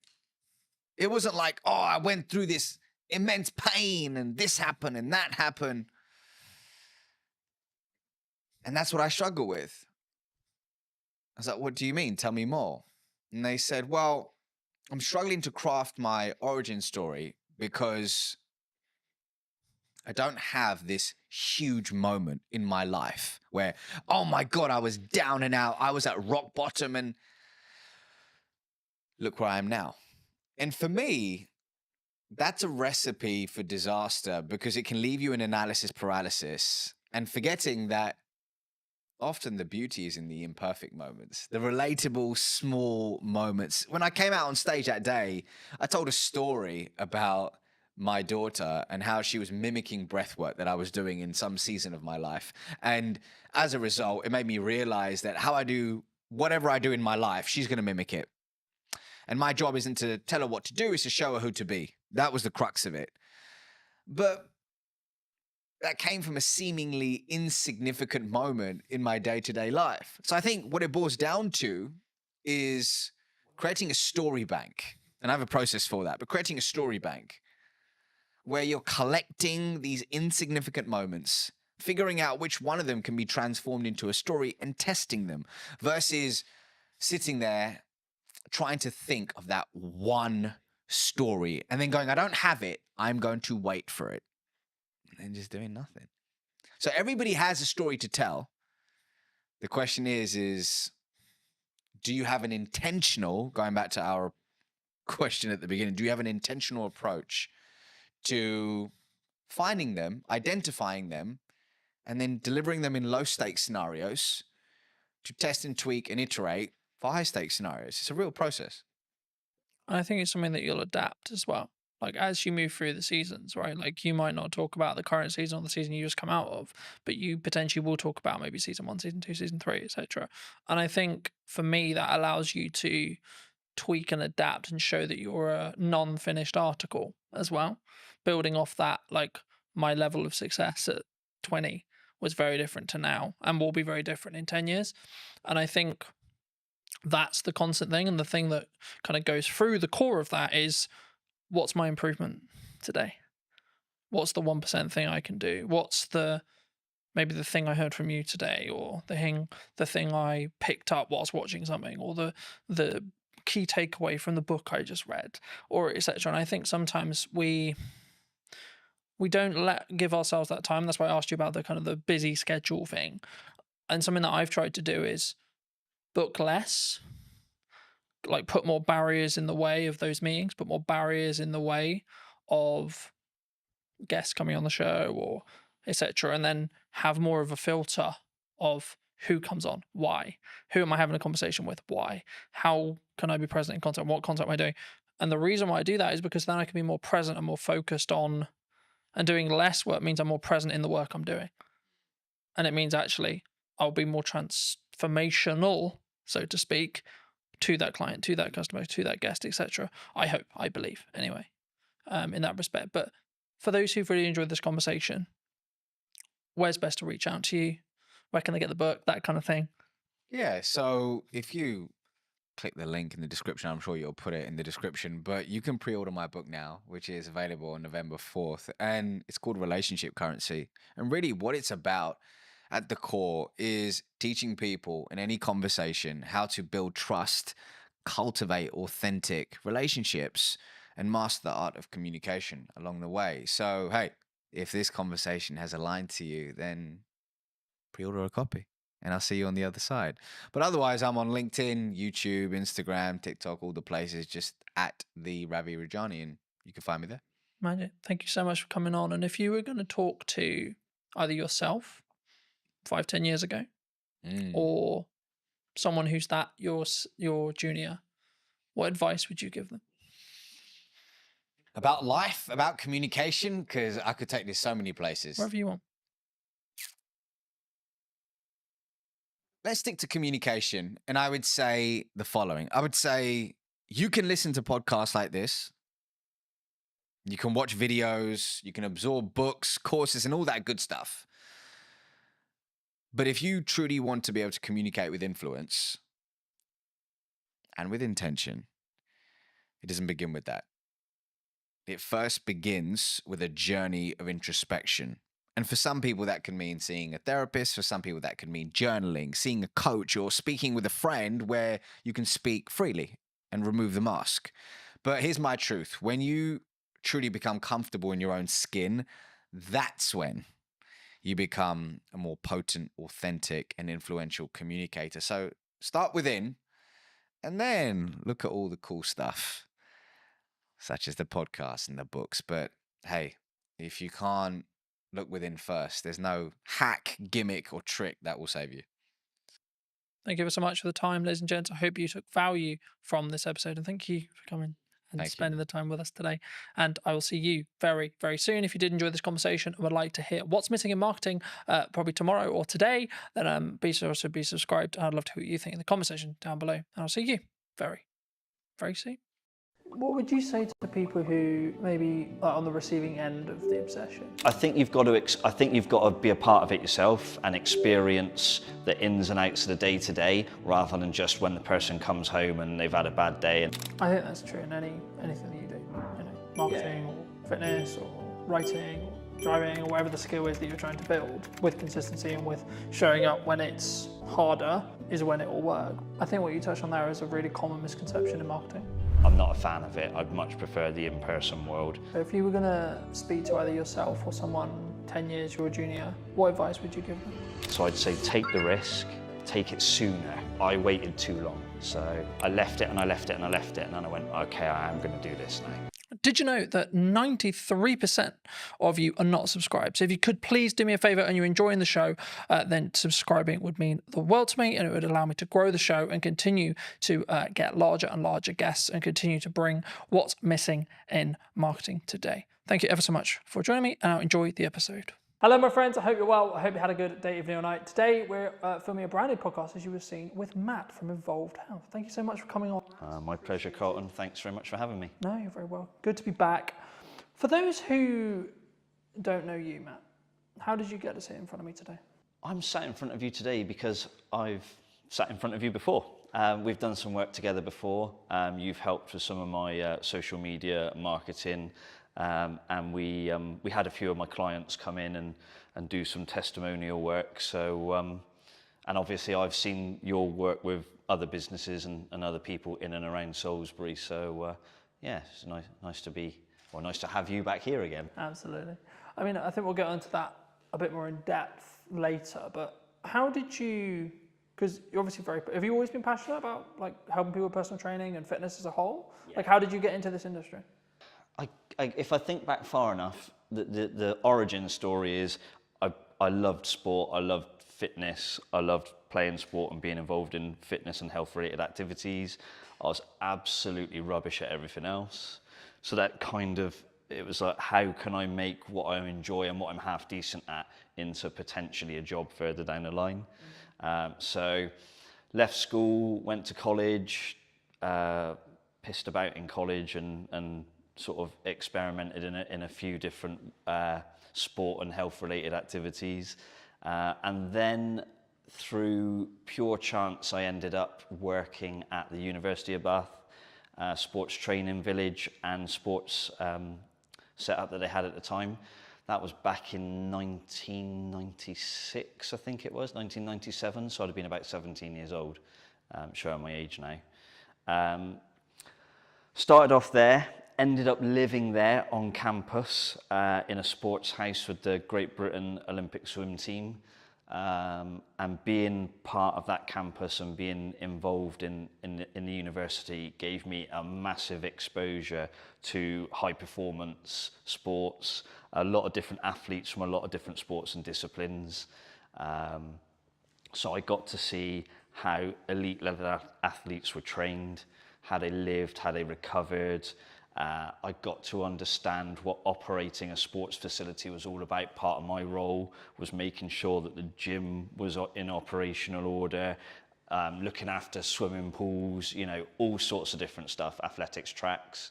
So I had quite a broad education, if you like, being at a university, into how that world works, and it just snowballed from there, really. Was there or is there, should I say, because there's obviously still athletes who are around that you may train and work with, you know, but is there a kind of commonality in respect to the mindset? Because I think athletes and high performance people, I think there is some standard traits. Maybe it's like the cliche, wake up at 5 a.m. kind of morning routine stuff, or it's actually their mindset as a whole, would you say? I mean, I couldn't comment for everybody because everyone's got their way of doing things, but I think there's dedication, there's discipline, sometimes obsession, and I think all of those things are quite interesting to me. I feel like I'm a relatively driven person. I work hard. I put in a lot of work over the years in the industry and with this business in particular. Some would say potentially sometimes I might be a little bit obsessed, but I think that's a good thing. But you certainly that's necessary for high achievers. Yeah. You can't be a high achiever and not be obsessed. You have to throw yourself into whatever it is you're wanting to do or build or grow or be a part of. And if you're going to deliver a highly successful business or an environment, depending on what aspect you're working in, I think you have to be obsessed. I don't think it works if you don't. Not at that level, anyway. What would you say to people who maybe on the receiving end of the obsession, right? So maybe they're with someone, their partner, their mother, etc. Like maybe when they're starting out and it's their parents, or maybe as it develops into a full-fledged business, what kind of can that support person do? Because I think for obsessed people who are very driven, like we get it, but sometimes that they don't get the attention or the thought process when it comes to, I wouldn't say how to deal with an obsessed person, but how to support that's a person in that respect. Of course, yeah, I mean, first off, I'm not a parent. I don't have any children. But what I do know from the backgrounds I've worked in is sometimes the obsession starts from the parents, and the kids or young people are pushed into something, and the parents, I mean, you know, when people used to say pushy parents, I think actually sometimes those parents are just obsessed with creating an environment for their kid to thrive, and sometimes that's awesome, and sometimes it can be, you know, sometimes terrible. So in terms of how to support someone who is obsessed in trying to deliver high performance, tricky one. I think you've got to be a part of it yourself and experience the ins and outs of the day to day, rather than just when the person comes home and they've had a bad day and they, Is use the phrase uncomfortability kick and the cat stress almost. that kind of comes from that? Is that normal though, for a high achiever? Is that a sign or a byproduct of them being high achieving? Stress. Yeah, like so from a partner's point of view, or etc. You know, like in that respect. I think there's elements of stress for sure. They will be stressed about delivering an outcome on a performance. You know, if they're trying to compete, they want to win. They're stressed in the build up to a competition, can be stressed at the competition. And then there's the stress if the competition doesn't go so well. So yeah, stress definitely plays a part. Obviously, I've not competed myself at a high level. I've experienced and lived around those that have, and more often than not, I think the stresses are positive, like the person has responded to it, but I definitely saw a couple of occasions where maybe it didn't. And obviously maybe with high achievers, and especially in athletes, they maybe get knocked or they have an injury or equivalent. I know you do some, support in that realm. I mean, how was that kind of a byproduct of what ended up happening as you were learning more about training? And yeah, the manual therapy side of things has come in relatively late in my health and fitness and therapy career. Initially, it was fitness-based provision, be it circuit training. Back in the day, it was circuit training classes. Then I got more and more into the personal training side of things. And the therapy aspect for me has probably been the last 10 or so years, 10 to 15 years, I reckon. Whereas I've been in the fitness and PT industry for I've forgotten how old I am, 24, 25 years. So yeah, pretty much since I walked through the doors at Bath University, I've been involved in fitness since, and that's changed, throughout the years. Therapy's become a big part of that. I guess, how was it a natural progression from, so you train people, maybe they have injuries, and then you saw it as like, actually I can help people here with X injury or Y injury to actually help them with their recovery to get back and train as hard as they actually maybe want to mentally. Yeah, I mean, but certainly their body isn't there yet. Yeah, it was a combination of things really. One, I started to listen to most of my clientele is Gen Pop, so general population. So it could be business executives, stay-at-home mums, or dads, doesn't matter. But it's across the board, probably age 25, 30 plus, up to my oldest client's 94. So they would always mention niggles and aches and pains. And it was like, right, how can I train around it? How can I train through it? And then I was like, hang on a minute, why don't I just try and help them deal with it more directly? And because of the nature of my client base, the need to be able to do therapy work was becoming more and more clear to me. So I'd say around about 15 years ago, I really started to delve into the therapy side of things. And And 15 years later, that's probably a fairly significant part of Evolve's business now. Do you think that's one of the things that makes you unique in comparison to, say, another personal trainer, another gym, another etc.? I think when I first came to Salisbury, for those that don't know, I didn't grow up in Salisbury. I wasn't born here. An opportunity came, where are we now? Probably around 2014, 2015 maybe, to start getting involved here in Salisbury. So what I realised through that is a lot of places had personal trainers. There were some gyms around. Sadly, there are fewer gyms around at the moment. That's another story. And I realised that nobody was really creating an environment where it was seamless. So you could be down here in the gym, maybe having a therapy type workout. You could be upstairs on the treatment table. You might have ligament damage that needs hands-on treatment and things like that. So the ability to put the two things together is really, really important, because as a professional then, I can manage and help the client through a myriad of different options.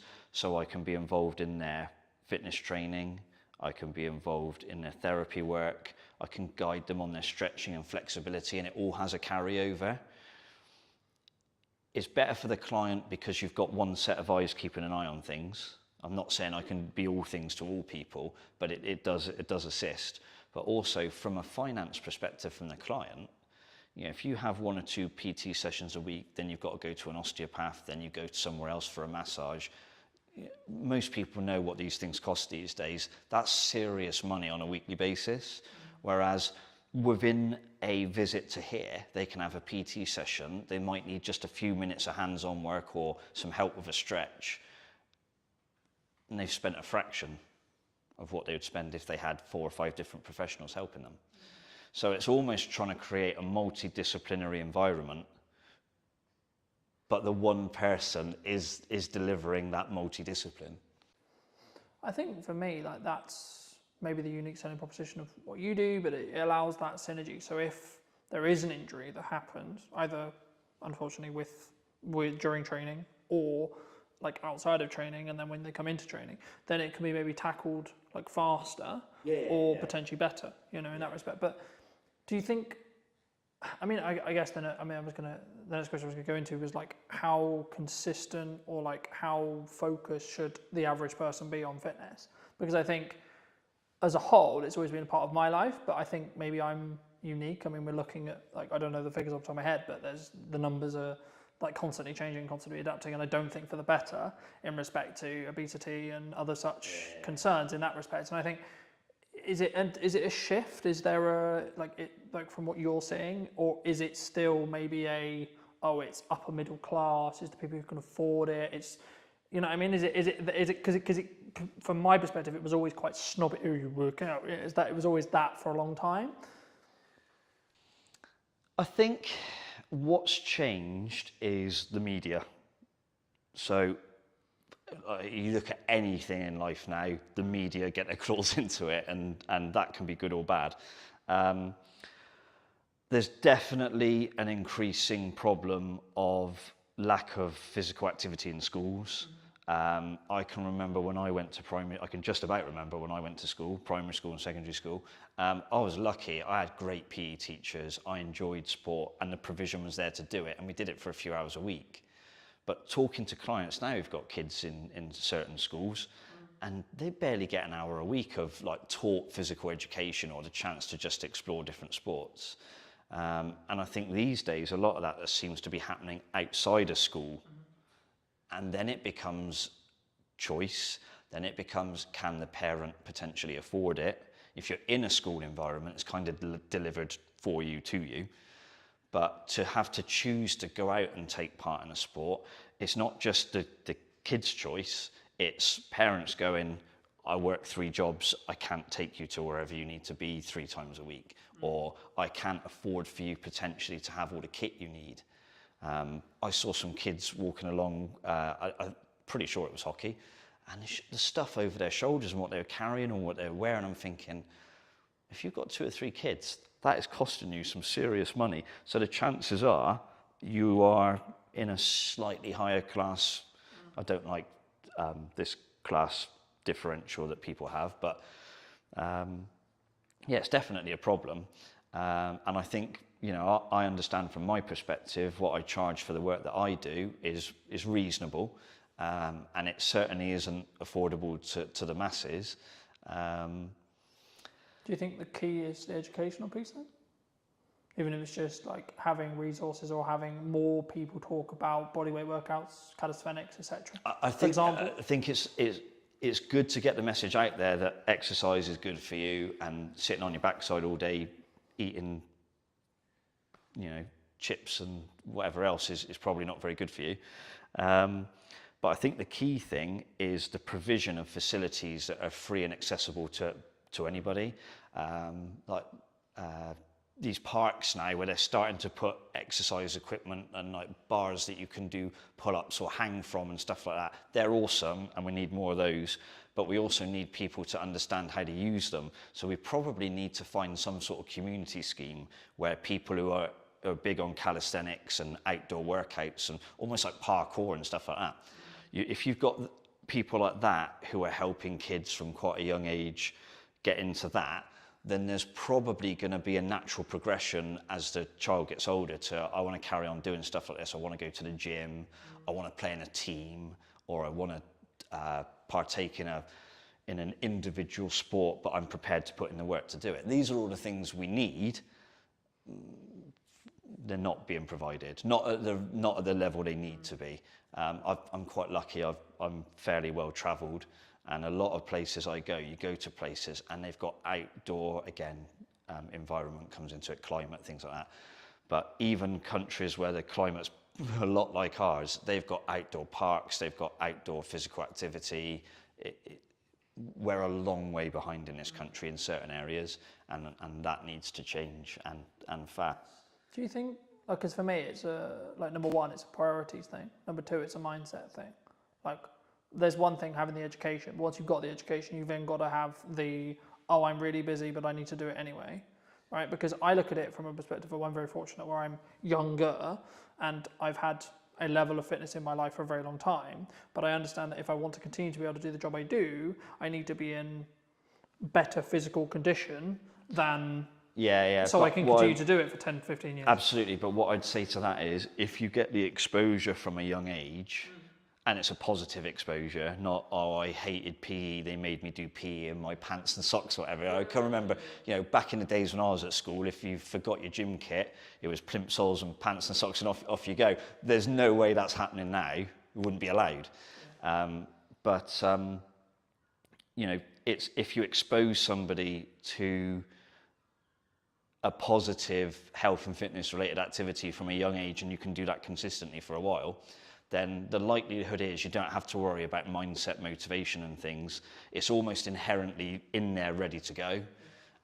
There will be people who went to school and hated PE and hated exercise who have grown out of that, and some will have gone, actually, I need to look after myself and my health because I've got a family now. And there'll be other people who go, well, I hated it at school and I hate it now. And we've got to get those people back then. If you were going to give advice to maybe those people who hated it at school, who maybe haven't done what they should have done, maybe they know they're not, like, because I don't think you say to anyone who's like not in good shape, I don't think helping the problem is, haha, look, you're fat, or haha. Oh God, no. That's not, you know, that's because they know. It's not like they see themselves every day, you know? Sometimes you've got to have hard conversations. Part of my job as a personal trainer is sometimes you have to have very difficult conversations with people, and in the best way possible, you're trying to explain to them that the situation they're in is not a healthy one, it's not a good one, and there's a desperate need to change. In terms of mass information, I think you've just got to say to people, like, hands up if you want to die young. Not many people are going to chuck their hands up. Yes, please, Matt. Yeah, do you know what I mean? You know, I can't speak for everybody, but most people are going to, well, of course I don't. Who wants to live as healthy and as long as possible? Probably most people. Yes, please, Matt. Yeah, exactly. So if we can say to people, look, there's still time for things to change, for you to have those positive experiences, and ultimately it's going to massively benefit you. Some of the hardest conversations I've had to have with clients I remember one guy, I'm still in touch with him now. This is when I used to PT back in Bath. I literally had to sit down and say to him, I know his daughter had got stuck into him. She was not far away from graduating university, had been involved in a relatively long-term relationship, and there was a wedding on the cards. And this particular chap, the girl's father, was not in a good way.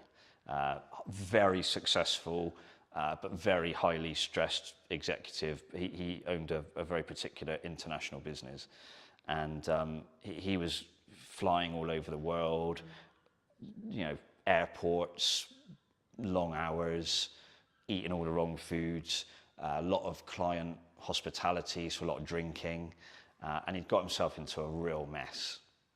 And he'd had a heart attack. And the daughter had sort of said to him, look, if you want to A, see me graduate, and B, see me get married, you need to sort yourself out because you're going to die soon. And I think when it comes, if you're a father, I can imagine your daughter looking at you and saying that's got to be a gut punch. So he came to me and he said, Matt, I need you to help me. And we did a lot of good work. And that was 10, 12 years, probably even 15 years ago. And even now, he's still out running half marathons, going out for big bike rides. It completely changed him. But he said to me, the turning point was his daughter saying those things to him. If he'd read that in a magazine, he said I probably wouldn't have taken a blind bit of notice. But he said, my one and only daughter says that to me, and she's like got tears in her eyes. It's like, I won't use exactly what he said, but he had to sort himself out.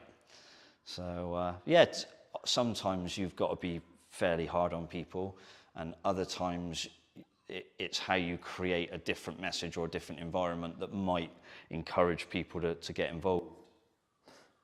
Thank you for sharing that. And I think even just through that message, I don't want to use the term wake some people up, but hopefully you'll wake some people up to maybe, my next question was going to be around like age, and I think the science is semi-conclusive, and you probably did confirm or deny, but like for me, as far as I look at it, like the healthier you are in your 20s, the better your 30s, and so on, right?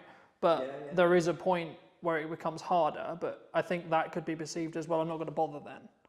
Is it that, or is it actually you just?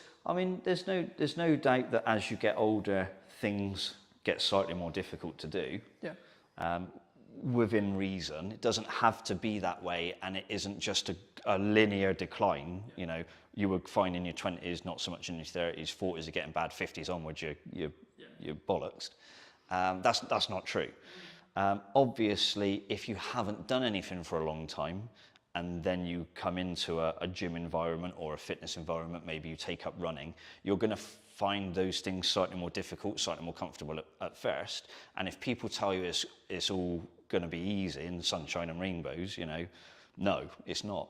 And you have to be honest with people about that and set the right expectations. So part of any personal trainer's job, but certainly how I look at it is, you have to set expectations. Sometimes you have to put a limitation in place, because sometimes people attack it too hard and they can do themselves damage.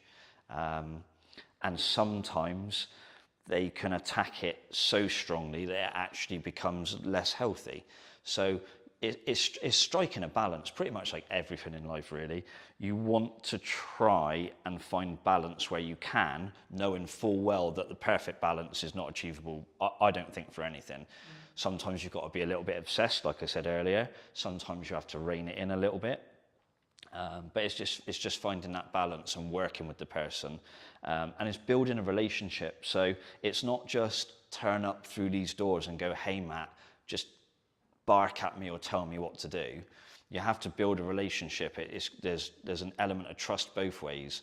The client needs to trust that I'll provide them with safe and effective exercise or safe and effective therapy treatment.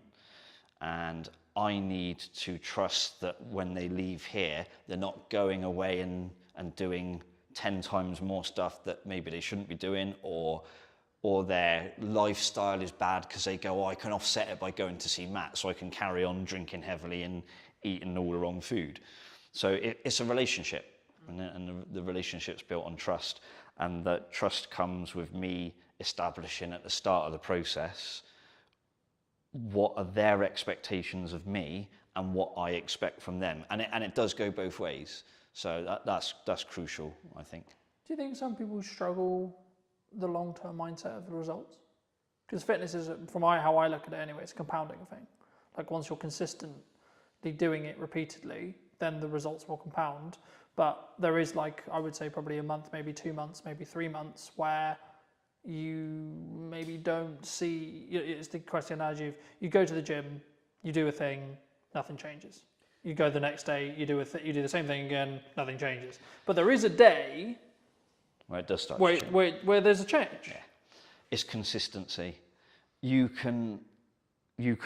can write the best fitness program, the best strength program, the best flexibility program for somebody. But if they're not consistent, they won't get the result.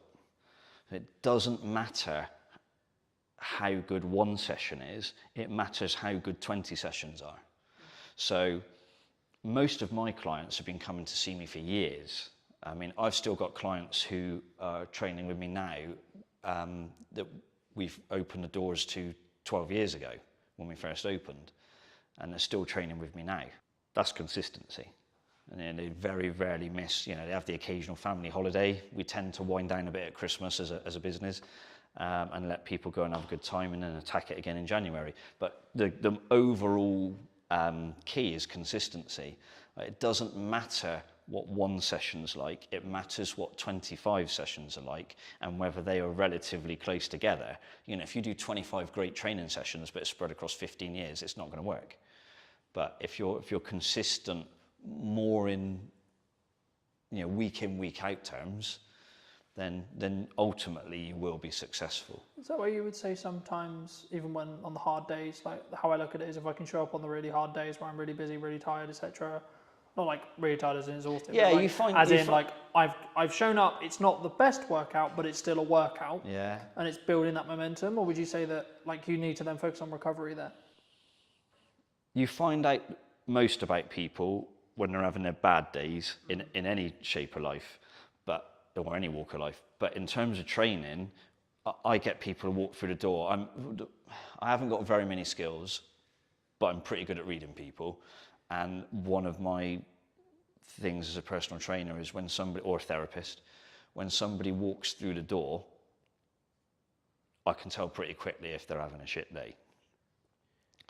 So then you have to say, right, well, the person still turned up, so that's a win. So how do I structure the session now to make sure they go away feeling like they've had a win? And any personal trainer will tell you this, any personal trainer. The number of times someone will say, I didn't feel like coming today, I've had a shit day, but I've finished now and I feel much better for it. Every PT's had that conversation, or every PT's had that text message or WhatsApp message, whatever it happens to be.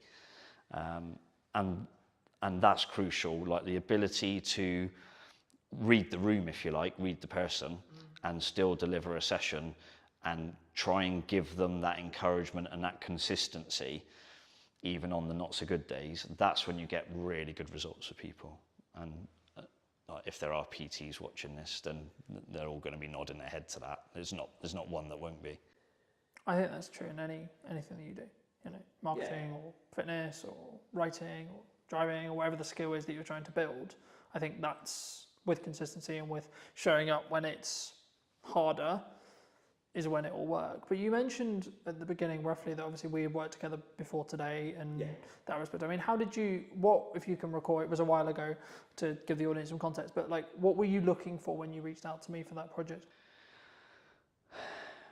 I think it was, how do I deliver the message of how we can help people, but through the lens of another person? So it's easy for me to say, hey, I do personal training, I do osteoarticular joint pumping for therapy, but most people are going to go, I haven't got a clue what you're talking about, Matt. But you're able to derive answers from people by the way you ask questions, and that's a skill that I haven't got. So I think that was one of the key things, is it developed into a conversation with you and some of my clients, and that conversation brought out some interesting answers. And it was an interesting experience for me, actually, because they said things to you on the camera in the interview that they hadn't said to me. So you get a different perspective on why they're here and what they think of the place and whether I've done a half decent job. Hopefully, it seemed to be that's what they thought, which is good. But the key thing for me was the ability to extract information from them that I hadn't got myself. Even though I know the person and I know what they're trying to achieve, the way they explained it to you was different, and I found that really useful. And that kind of then helps you think, well, how do I put that message out further down the line? So that was pretty cool. What, I mean, either since or in general, like, how do you look at marketing in the current landscape? What do you think people should do? What do you think people shouldn't do? Is it a time, obviously it's nuance related to the business, of course, but is it a time, I mean, a lot of people are saying the creative industry is struggling, people are saying the economy's hard. I mean, in the nicest way possible, I've heard that for nearly the 10 years I've been in business. I've always heard that. So I don't want to be this way, but I'm like, but what's really going on? You know what I mean? Because for me, there's always something going on. There's always something going on in politics. There's always something going on in geopolitics, etc. But right now, at the time of filming, what are you looking at from a marketing point of view that you think is really going to work, or you know, are you leaning into more referral-based stuff? Are you maybe like keeping your costs lower because you are seeing the climate, or are you going the other way? I'll try and unpack that. I think the key thing is be transparent and be honest and upfront about what you do and how you do it. Don't bullshit people. Like I can't deliver, I don't know, think of someone who's in incredible shape, who's on TV a lot. Can't think of a name now. But if I said to all of my clients, you can have that in 3 weeks, I'm telling some porkies, yeah? So be honest with people about the process. Explain to them that, yes, you can achieve some brilliant results and sometimes life-changing results. And it might not just be the way you look, it might be the way you feel, it might be the way other people view you, it could be all sorts of stuff. But be honest and transparent about what you do and what you can deliver. Most of what we've got here at Evolved has always been referral based. I mean, you know, because we've had this conversation previously, I'm not a big marketer.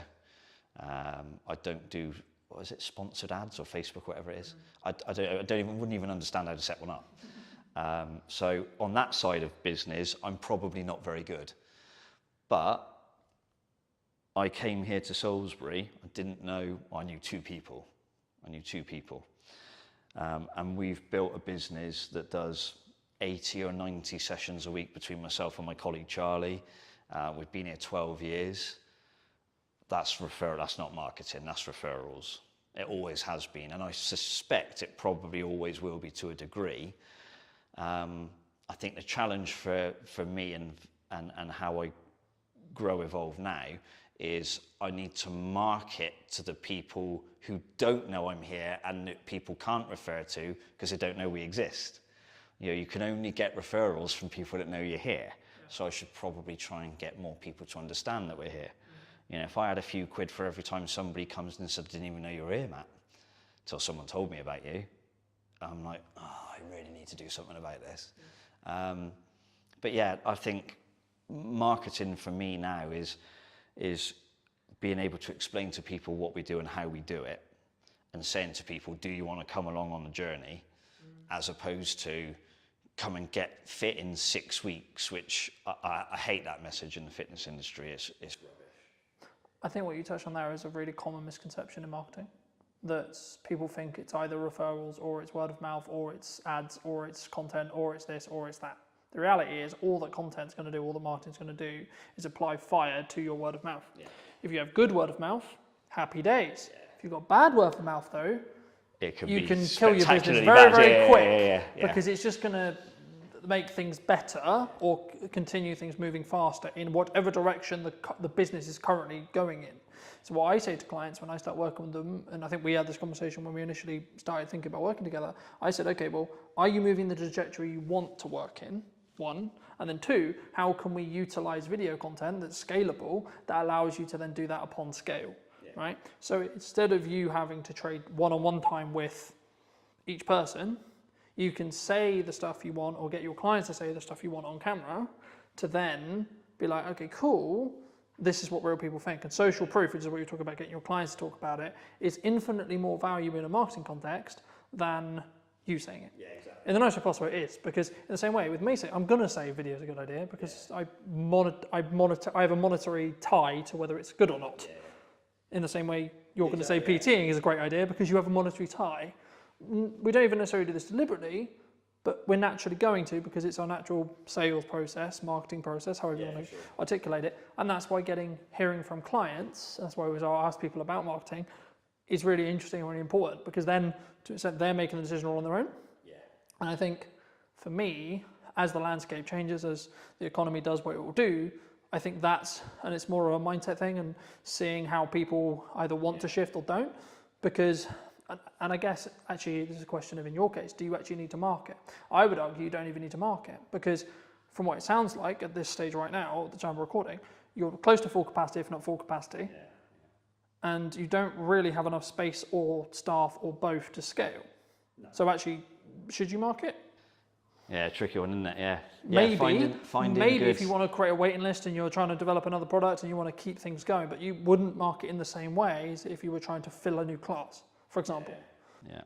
Yeah, finding good people in the industry locally is quite difficult. So it is something to factor in. Because I think for me, it's a key on whether it's a scaling issue, and that's why I think any marketer listening to this, they need to ask the clients they're talking to and the people they're talking to, what does their client, the person they're doing marketing for, helping with marketing, what do they actually want to get out of it? Because there's one side of it's like continue with the reputational gain that you can gain from doing video, sure, but that's a way of doing it. And then it's a bit more punchy or a bit more maybe paid ads or etc. would work if you were trying to fill a class in quick time. But actually in the position you're in, for example, you wouldn't want to do that necessarily. I mean, again, that also kind of changes to an extent of what stage you are in business, which we'll come to the next question, which is like, do you think businesses like have stages? In the respect of like when you're starting out, you're constantly looking at growth, and then you maybe get to a size and you're like, oh, actually, hold on, maybe I don't want to grow beyond this? Either speaking about what you've done or in general? Yeah, I think it depends on the type of business. This is a people business, it's a service-based business. Can I produce 10 of me to look after thousands of people? Not really. So there's that element of I can only grow to the extent that I am able to deliver sessions for people in some regards. Could I bring other people in? Potentially, yes, but there's challenges with that.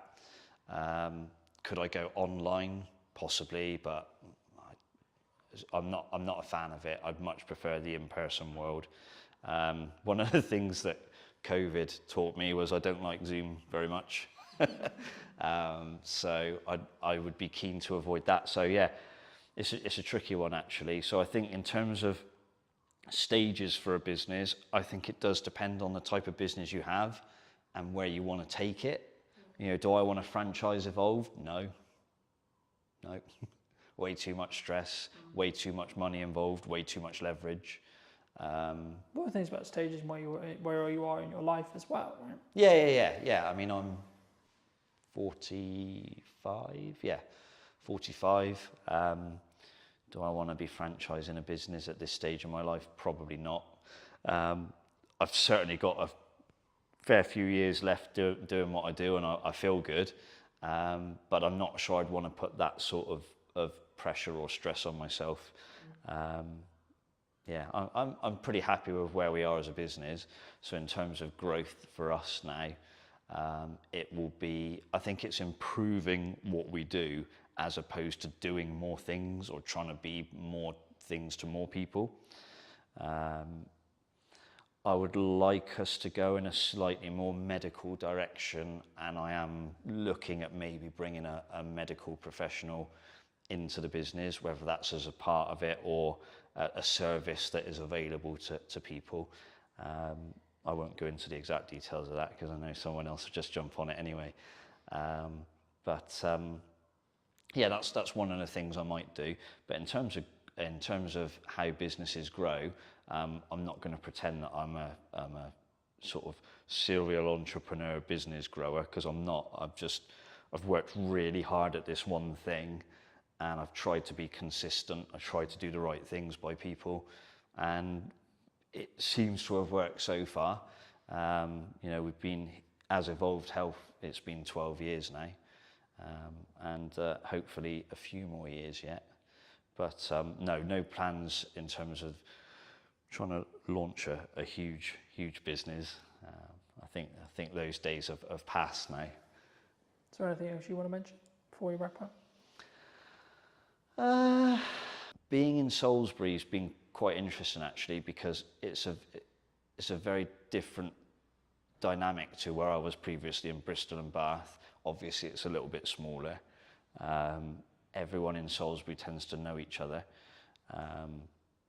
And so for me as a outsider, it was relatively challenging to grow the business initially because people didn't know me. But thankfully, because my work seemed to resonate with people and I seemed to do a good job, the business has been able to build and grow.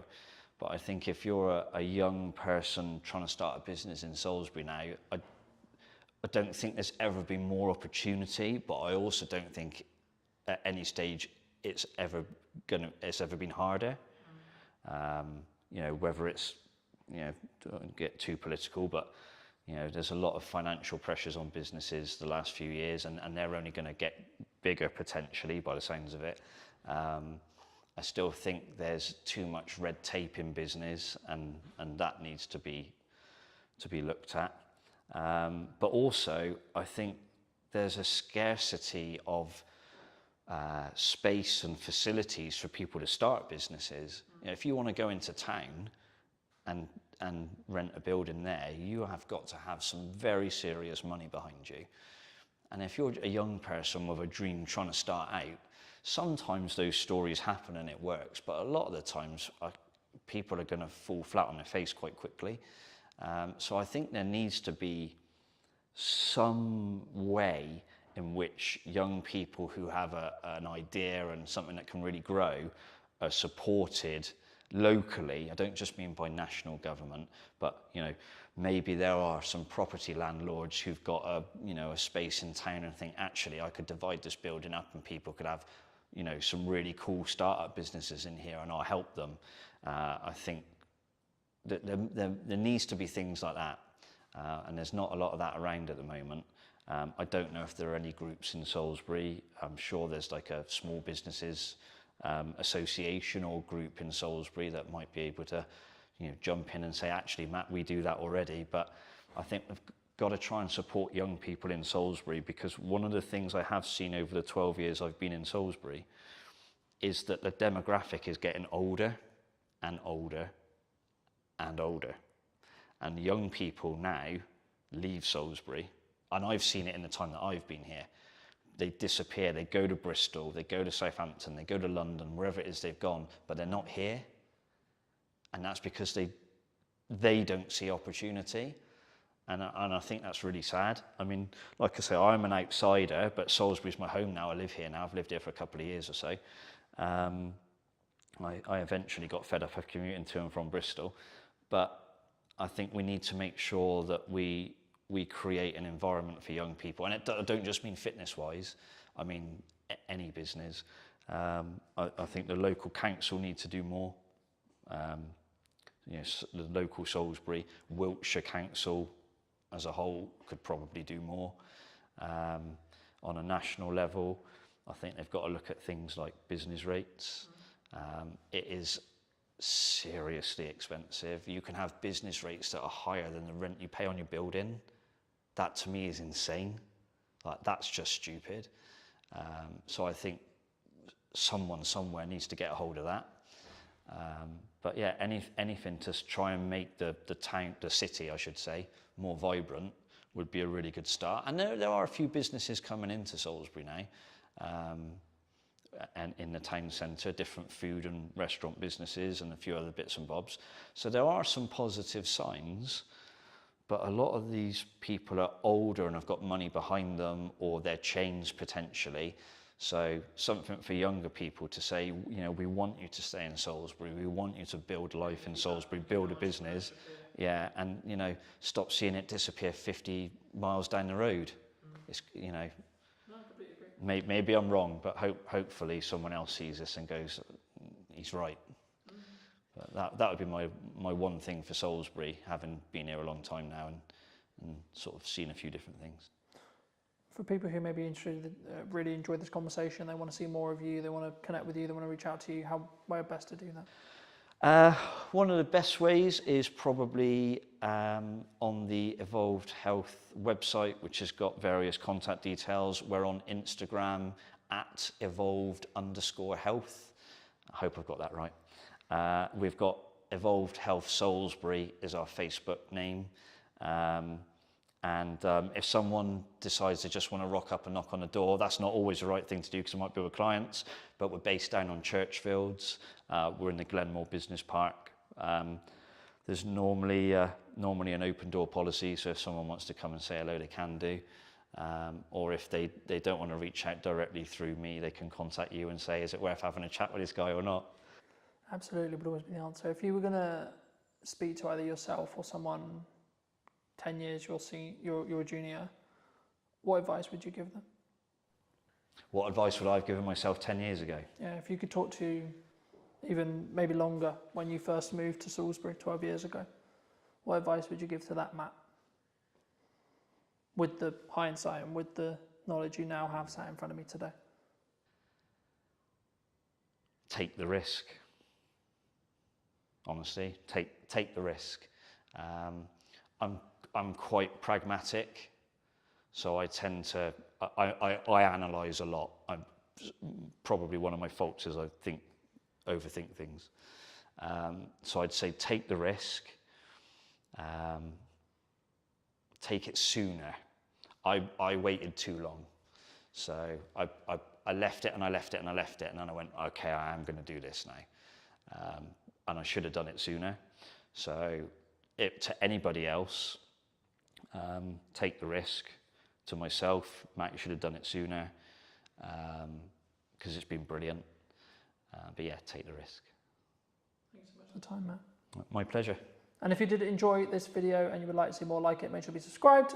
Leave me what your thoughts and comments were down below, and I'll leave Matt's information down in the description as well as always. And I'll see you very, very soon. But entering the retail market was a huge step for us. Like how you want to perceive yourself in the market. It was a very difficult time, I think, for the business. Do you think it's changed how you show up as a leader? And it was honestly the most fun thing I've ever done. And it was stressful. What do you think's missing in marketing right now? When somebody rebrands, the general question is, has the company been dissolved? Like you want to, in some ways, make him proud first. I think if you've built brand loyalty, and by that I don't mean you're selling millions of products, but if people trust in you, I think as a person, you'll automatically gain respect within the market. Let's restart everything. Let's replan the business model. Let's replan marketing. Let's replan everything. And then funnily enough, when I executed on those things changed. The results changed. Work on yourself. Just work on yourself. Seriously. Like every day. Just be better every day. Hello, my friends. Welcome to a brand new episode of the podcast. Today's going to be a really special one because technically I'm actually interviewing my first client. Now, that sounds a bit weird, nearly 10 years in business now, but it is. So, welcome to me. Welcome back. It's been, I think it's actually been, nearly 4.5 years since we've actually seen each other? The last time I remember, I think we were shooting something on top of a car park in Salisbury. Yes, we did. And yeah, that's got to be about 4.5 years ago, at least. So yes, it's great to be back and great to see you after all these years as well. I know. Yeah. Super good. I mean, you were actually under a different brand then. That's right. We were. So our legal entity remains the same, but we have rebranded to Anand, which incidentally is our family surname as well. And that came about through some hard lessons, I think, in business. One of the ones being most probably that you never really stop learning, I think, and when you get to a point where you think you've kind of, worked everything out, there's like this curveball thrown at you.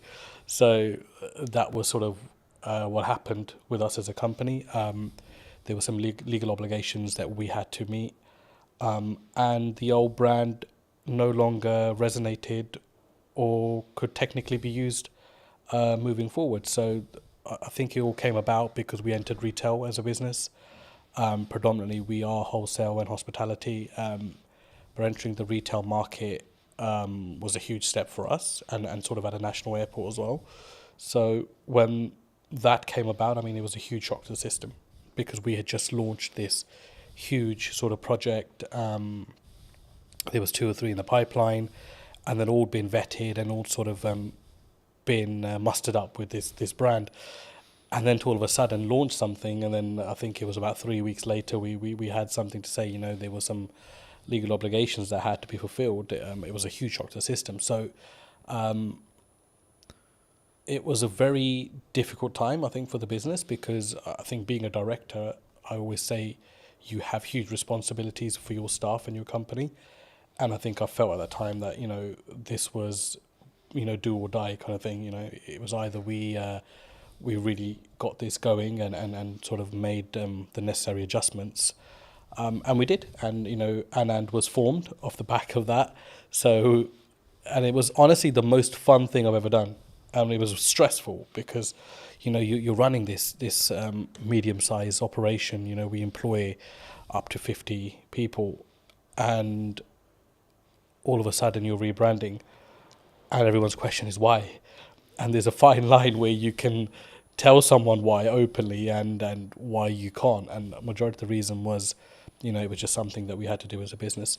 So the rebrand came as a shock, but honestly, it really taught us a lot of valuable lessons from in there. Because I think off the back of the name, we actually found a voice as a company. I felt for a few years that we didn't really know what we were. And I think that's really weird to say for a company that was fairly well established. I mean, you visited before as well. But I felt with Anand, all of a sudden, we're back to this blank canvas, right? And we're creating everything in reverse, which is the worst way to do it, don't get me wrong. But because it had to be done, it kind of forced our hand to look at aspects of business that we never had before. All of a sudden, we're engaging marketing companies, we're engaging branding companies, we're engaging companies that help you find your voice. I didn't know those things even existed. And all of that came off the back of my mentor saying to me, look, this is one of those times as a businessman where you either go big or you go home, right?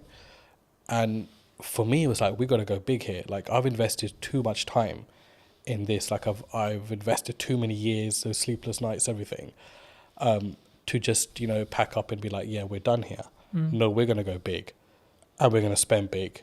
And sometimes that's not the best solution, but we kept a control of that, because spending big wasn't just throwing money blindly at stuff. It was really taking our time, really looking at companies that met our ethos, but also companies that we felt genuinely wanted us to do well. So they didn't make us just feel like a number amongst their client base. And that was hard to narrow down, because we made some mistakes along the way there as well. And in hindsight, it's easy to say, these things happen. But at the time, when you're financially forking out money, it's a huge, huge deal. So, I mean, look, it was an amazing journey. And it's been a year since we've rebranded, and I think as a company we couldn't be any happier than we are at the moment. Do you think that maybe some people are really worried about rebrand? I mean, you kind of forced into it, but I think maybe people who are listening who are maybe on the fence about what do you gain from a rebrand? Was it just that voice and that that really what I would call depth work when it comes to really understanding what your brand values are and how you want to perceive yourself in the market? Would you say, or is it if that's a disconjointed? Because for some business, I think that can be really disconjointed for some people. I mean, I'd answer that in reverse. So one thing you won't lose is your reputation, which was a huge aspect for us. It was, when somebody rebrands, the general question is, has the company been dissolved, or has something happened? Has the company gone bankrupt? Has there been a huge gross misconduct from somebody? And the thing is, you've got to get past that, because naturally as an individual, we would think that. And you've got to put yourself in the public domain as well as a director personally yourself and think from both sides. So for me, I think if you've built brand loyalty, and by that I don't mean you're selling millions of products, But if people trust in you, I think as a person, then you'll automatically, especially a small to medium-sized business, you'll automatically gain respect within the market. So we didn't realize how much respect we had amongst our clientele until the rebrand happened. And I think that's what carried us through. So I think there's this illusion that if I rebrand, I'll lose customers. And that's a general worry because, of course, you need your finances to run a business. And your clients are your clients. You spend years and decades working with them, whatever, right? But those relationships can be ruined at the, a drop of a hat as well. A split-second bad decision. So I think what I've learned the most is that if you are genuine and you are genuinely there for your clients, and if they're not just a number to you, which is how we do things at Anand, then you will be absolutely fine because people will carry through. And that's what I noticed, that all of our clients said, we don't care if this company is called ABC tomorrow, but we want to work with the same leadership that we're working with within this company. And that's what made me realize that, not that I didn't know people were important, but it made me realize how important the team that we had were and how dedicated they were. And that all stems from, I think personally, from you as a director and what your attitude is within the business, how you look after people, how do you go about daily life, and how much do those people matter to you as well.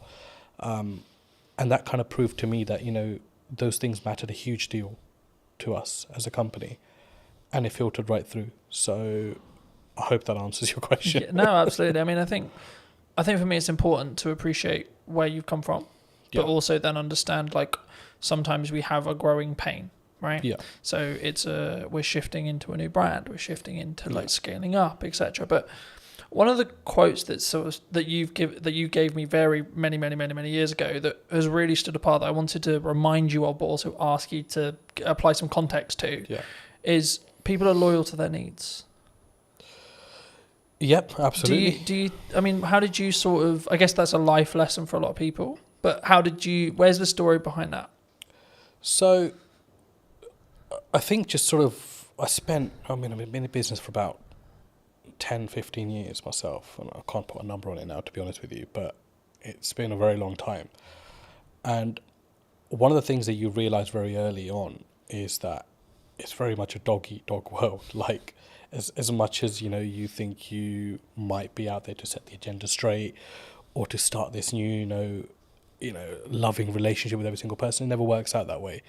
And we realized very quickly that as a business, after surviving the first 5 years, like, a lot of people are just loyal to their needs. Like, when those needs are met, they will either move on or they'll no longer engage with you. And I mean, that's absolutely fine. It's a natural thing to happen as well. But to put it into context, I mean, if I look at how we operate with our clients at the moment, I don't think there's a single client that can say that, if their volumes drop with us, that we change our attitude towards them. Mm-hmm. Whether it's the smallest client on our sort of, accounting system, or it's a big renowned sort of company, it makes no difference to us.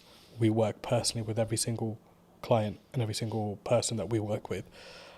And that might mean along the way you have to accept that once their needs are fulfilled, that they no longer will engage with you. But to put it into sort of context, that quote at the time came from, it was one of the things that we've always steered away from as a company. Don't be those kind of companies, or that company that is all over a client when it's hot. Yeah. And when it's not, they don't want to know, or they don't want to help them out with anything.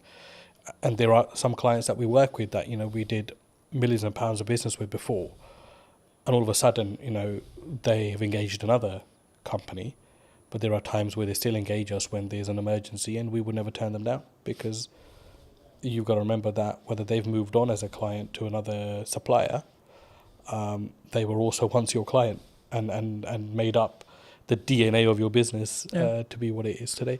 So yeah, I mean, it's something you have to get comfortable with, I think, in business, and grow some thick skin around that, because people are loyal to their own needs, and it's just the way of the world. For me, it's something that sort of at the time, I think when you initially told me, I didn't really get it. Yeah. Right? And now I can say 6 years, 7 years down the road, Yeah. I get it. And I think for me, it's one of those things where it may not even be deliberate from that person, that client, that customer. No, yeah. I think it's more around actually sometimes you just there's only so much value you can add to that customer, client, etc. Absolutely. And people have personal lives, and it's well, it's easy to say, don't involve your personal and your work life, but it's a very difficult thing to do as well. So sometimes we do forget that people might have stuff going on in their own lives. People move on, and all of a sudden a new person comes into that role in the company and doesn't see your business to be as valuable as the previous person. So there are elements of that as well. Yeah. But I think I've always found there's no use keeping hatred and negativity about somebody moving on. I think you've got to accept that and look and think, how can I learn from this? And how can I get better from this? And there was times that, clients left us on a very bad note, completely unexpected. Some that didn't even pay, the thousands of pounds they racked up in accounts, not to mention any names. And, that didn't mean that we were not going to look at what we could have done better as a company. So I think it always starts with what's going on at home before you look anywhere else. Yeah. Do you think, because I've been fortunate enough to be in business and grow and scale and adapt and be in a position where I think there's always some people who are saying there's something going on in the economy or COVID or et cetera, et cetera. I mean, is it a mindset thing as an entrepreneur, as an owner? Because I've always been of the mind of yes, there's stuff going on, but actually your output can then fix your if it's a revenue problem, then there's a solution for it. If it's a marketing problem, you can fix it. It's down to you to fix it, regardless of the economy's in bad shape. A lot of people have said to me the creative space is challenging right now. In comparison to maybe when COVID was really good, for example, where there was loads of money floating around. But it's actually, I think for me, you've got to focus on what you're doing, and I think that's the key. But I mean, in your experience, have you? Is it kind of a catch-all kind of? Oh, they're just saying it because the economy's hard, or as an excuse? Look, I mean, there's no doubt the economy is very different to pre-COVID, but then it's also very different to 2009, when there was a huge crash, right? Yeah. So I mean, that's just a constantly sort of evolving, situation. Yes, I do believe it's very difficult now to do business, no matter what field you're in. But there are some fields which feel legislation change particularly, they feel it a lot more than some businesses. But I think you're right to say you can navigate through anything with a very positive mindset. And I think if you fold as a business, but you've given it your absolute everything, you'll sleep peacefully at night. And that's for me personally, and I felt that in a situation. I mean, 2023 to 2024 financial year was our worst performing year as a business, and it was also the year that we rebranded. And there was a lot of sleepless nights there because revenue was, rock bottom. We'd employed people that year, doubled our workforce because we were looking to go, north, and ended up going south as a business. And naturally along that is a lot of doubt because you think, should I have employed these 6 people? Should I have done this? Should I have done that? And it's easy to say in hindsight that actually I'm worried then, but you generally do worry at that point. So I think it's a mindset and how you navigate. And the thing that got me through was just mindset. I think I am just so resilient, to anything. I think right now in my life, where I'm just do you think that comes from your years of experience in business and knowing that actually sometimes you've just got to what I would call grunt it or push for it to you just figure it out? I think it's both of those elements, but I think for me the biggest thing is upbringing. My dad was a very resilient character, Mm-hmm. hugely resilient. Sorry, not was, is still a very, he's still there. He's an extremely resilient character, and a completely uneducated man, which I must add to this story as well. So to see him, you know, as a migrant in this country with little to no education, he still doesn't speak English fluently. And it was like, this guy struggled, and he struggled so much, but he made it. You know, he made it in his career and in his life. And it was like a lot of that played on my head at that point. And I don't think those things sit well with you, or you don't draw on those things sometimes in life. But when it really matters, those things will come in, and you'll know what your metal's like at that point as well, and how strong you are. Do you think that was like a key in respect to like how well you've now done? Like that, having that upbringing and having that, I guess, those values or or what could be described as the correct values being installed into you? Even if it was like an information sponge point, like you as a kid 100%. just taking that information, sort of saying, well, this is the upbringing I had. I mean, 100%. But the thing is, I think I didn't realize that till I was about 35. So there's no like one fit solution to this. You know, it's just when it's going to hit you, and it hit me a couple of years back. The big change came from COVID, to be honest. COVID was a blessing for us as a company. I mean, and that's not because we made money off unfortunate situations, but it gave me an opportunity to come out of the operation and be like, pause, because it's not something we could have done the way we were going at that time. You know, we were climbing as a business. There was no structure. There was nothing. And it was just like, this is going to be a massive train crash one day. And COVID came and just put the brakes on everything. And it allowed us to restructure.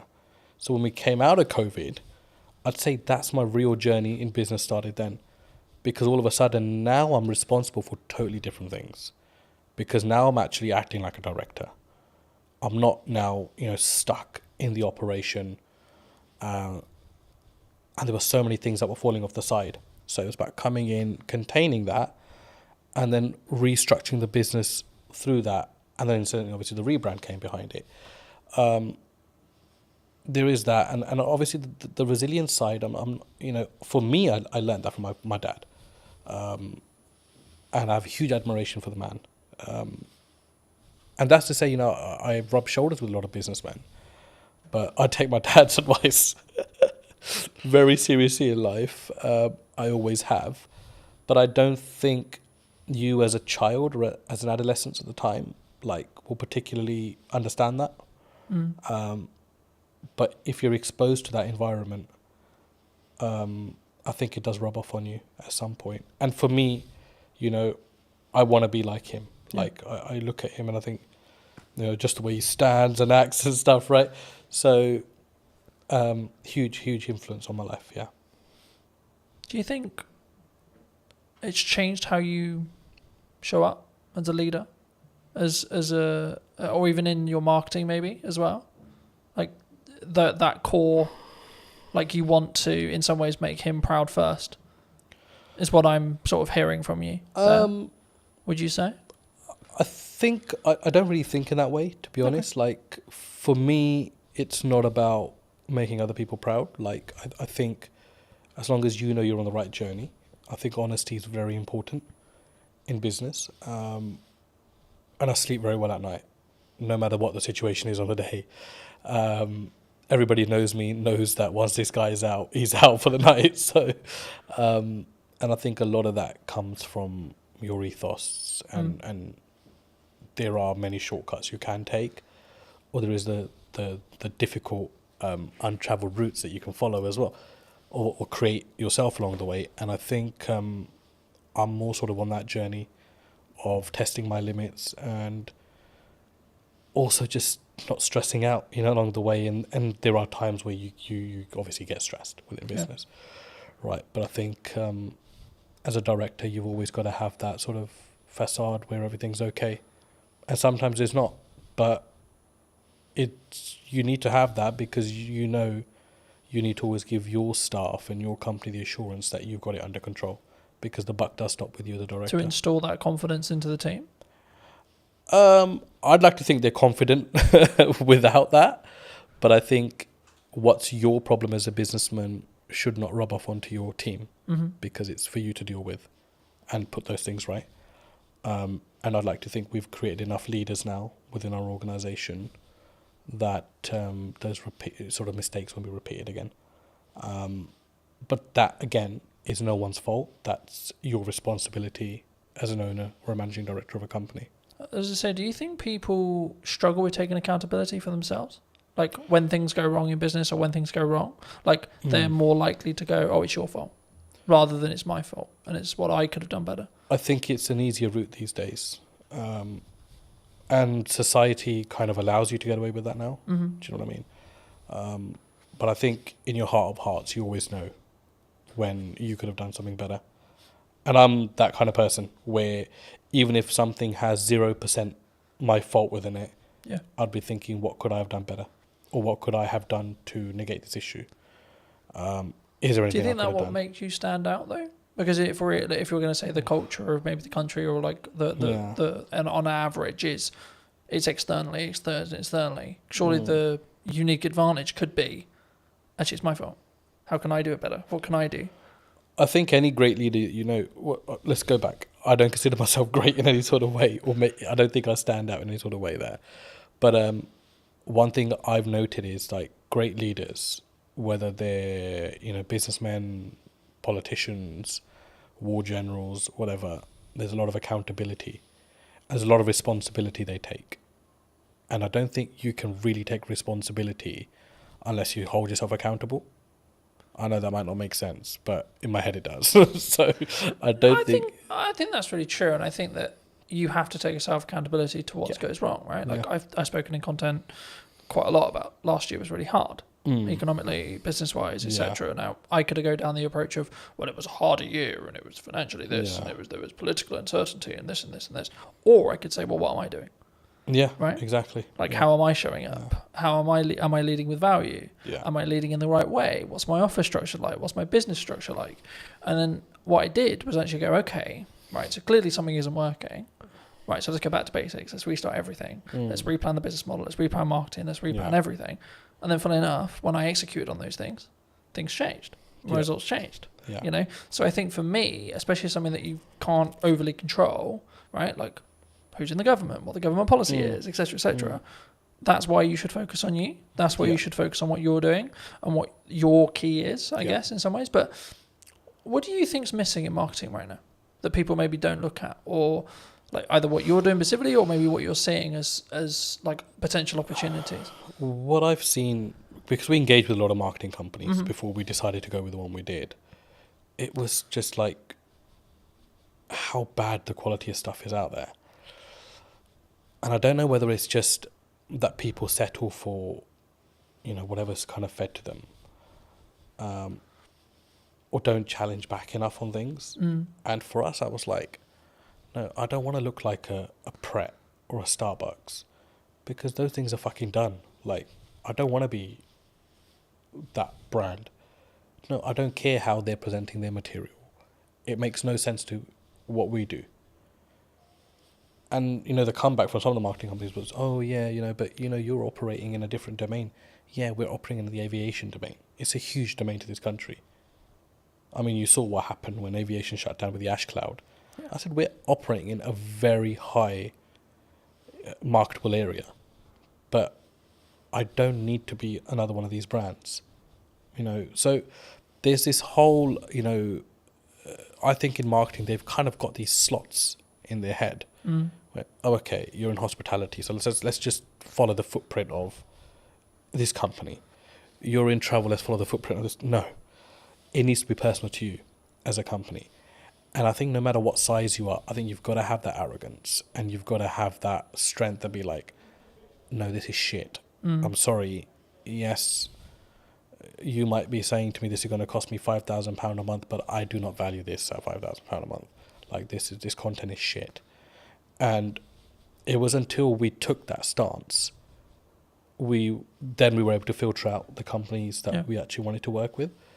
And it ended up actually being a company that had absolutely minimal experience in marketing, had a very strong presence in videography. They did some of our content. We sat down and said, we'd love the opportunity to market for you. And I was sold on the directors of that company. And I think that's a huge valuable lesson, that don't just go out into the market and think, I'll go to the marketing agency that does marketing for X, Y, and Z. No, that will not be the necessary fit for your company. You need to find the necessary fit for your company. So overall, I think it's a huge gap in the market there. If somebody's willing to come in a company and work personally with smaller businesses, I think it's a huge market, because everybody wants to catch the big fish. And big fish will potentially have the budgets just to pay and be like, yeah, the campaign didn't really work out. But as a small business, you can't really afford to do that. Every campaign has to work out. And whether you're small, whether you're a medium-sized business like we are, it has to work, because you're paying a lot of money for that to work. So huge gap in the market. I think there aren't many companies that I would look at and think there's a good reputation there, even though they work with big brands, because they will just consider you a small fish and think that they can pull the wool over your eyes. And I think it's very important, no matter what size you are, that you're the captain of your ship. Yeah. No matter how small it is, how big it is, you've got to lead by example there. And if you have to have the loudest voice, then you've got to have that as well. I'm glad you mentioned video, because I think sometimes people, they're overwhelmed by it, they're concerned by it. Yeah. They're like, well, why do you use it? Right, was the key of the question there. But I think there's so much that there's from my experience, there's psychology around oh my God, I sound like a dick on camera, or I don't like the sound of my voice, or this is how I look. But there's also then the tactics, or the tech side, right? Now, obviously, if you're bringing in a videographer, you don't need to worry too much about the tech side. But I still think you should, at some principle, you should understand it. I mean, why did you? Because you mentioned that you leaned into it. I mean, why did you lean into it? I was obviously introduced to yourself into videography. I didn't have any. We know videos get made, but it wasn't something you ever gave second thought to. For me, it was just kind of okay, I need to stop worrying about how I look or sound on camera. Just be genuine to who you are, what you're talking about. If it produces great content, it does. If it doesn't, whatever. it's not the end of the world. And obviously, it was a changing landscape at the time as well. I think all of a sudden, Instagram changed its algorithms, videos and reels, and all these new terms are coming out. And I'm like, what the hell's actually going on? And it was just something that came about. And for us, because we're hospitality and retail catering, imagery and videography is a huge aspect of what we do as part of marketing as well. Of course, you can't just keep marketing with, let me take a picture of this and just keep sticking on social media. It doesn't really work that way. So for us, it was okay, we need to open our horizons here and actually look at things that work, and just keep yourself open-minded in the process. I think it's something that people should always try, and then see what the data then tells you, right? In whatever the campaign is, whether you're doing short form, long form, etc., etc. But I think it would be important when talking about data to think about AI, right? We're seeing an AI boom. Do you see it as we're all maybe in trouble, or some people, you're very obviously service based in respect to what you do, so it might not be as relevant, but is there elements of AI in your business? Do you utilize it, or have you gone the other way and said, actually no, we're going to lean into the fact that we are doing it ourselves and we're not maybe using it as a utilizational tool? Because I see it as a tool that can be sharpened rather than it replacing you. I mean, there were people in our team that were huge believers in AI, and there are elements of it that we use, no doubt. But I feel with what we do, if we invest too much into or rely too much on AI, I think it will stop your mind from working. And I think it's very important that you're engaged consistently. From just a cognitive ability. Cognitive ability. And I think you don't want to get into a situation where, you're relying on technology to tell you what to do, because then all of a sudden you're not problem solving yourself. Or, use it where you can, don't get me wrong, if you're stuck or whatever. But I just think that there are certain aspects of business, old school values, that no matter, they've tested all elements of time and survived. So technology important, AI important, but I don't think it's do all and end all. No, I think that's a really port and reflection. I think it can be, and I'm using the analogy of you sharpen the knife and then use it, right? Because I think it's a tool, and we need to be careful with how we use the said tool. But like for me, I'm also building habits around like doing more physical reading, right? Because I'm aware that if I use AI, my cognitive ability may become less. So I'm like, how can I actually increase my cognitive ability with effort and energy, right? And I think for me, that's the difference, and that's why I think like you can still be sharper. But were you always maybe looking at like, because I think when we look at maybe the arbitrage, or maybe we're looking at for an advantage as a whole, were you always someone who maybe looked at technology and saw the opportunities it could give? Because I think sometimes people, they sort of put their defense mechanism up and go, no, you know, we're not going to use it. We're not going to do that because it's scary and new. You've got to use technology. It's not, I mean, a side story, but a family friend, I mean, he owns about 20 to 30 industrial units in West London. And he's a landlord on all 30, and he accumulates rent of all 30, is the managing agent of his own estate, charges his own service charges as well. So huge business. And in COVID, he had an issue where his bookkeeper caught pneumonia and was hospitalized. So he called me and said, I need some help with software and accounting. And I remember driving to his place thinking, there's just going to be so much advanced systems here because it's a huge business. So I don't really know what I'm going to be able to advise him on. When I got there, I was completely shocked that he had no accounting system, no software, and he was doing everything manually. To the point where he was even adding up sums on a piece of paper or his ledger, physical ledger. And I was like, and these are not small figures, 7,200, 9,229, and he's calculating all this on paper, and he's got this account running he's got a book per tenant running, and I'm like, shit, there's no way they can't be mistaking this. Like, there is absolutely no way. So his first job for me was, I want to move all of this onto an accounting system. Yeah. And I looked at it and I thought, like, that is just madness. Like, it's absolute madness. And I remember setting up Xero for him. And I mean, I'm no Xero professional, right? We have a team that runs our accounts and stuff, but he wanted this to be a personal favor. So I remember shifting all of these physical ledgers onto an accounting software. And the sums were wrong by like thousands. So his first comment to me was, I need to recover this £62,000, which is owed to me in rent. When we actually shifted everything onto a ledger, the figure was about 225,000, which was owed to him. So it's like nearly 3 times what he thought was owed. And that was his change at the age of 62 towards technology, that I need to adapt. And that was the point where he was like, no, Was it an eye-opener for him? Sorry? Was it an eye-opener? I think it opened... Like, how did he react? I think it opened everything that he had within him, because he was just like, he goes, I don't even know how many years I've been losing money for, which is the main thing. And he always had tenants, I said, and came to him like, this rent figure is wrong. And he was like, no, he's adamant it's right. And I was like, an accounting system will put all that to bed. All of a sudden, the queries went down by like 90%. People stopped querying their bills because it was all automated. Each tax code was set. Every expense was set.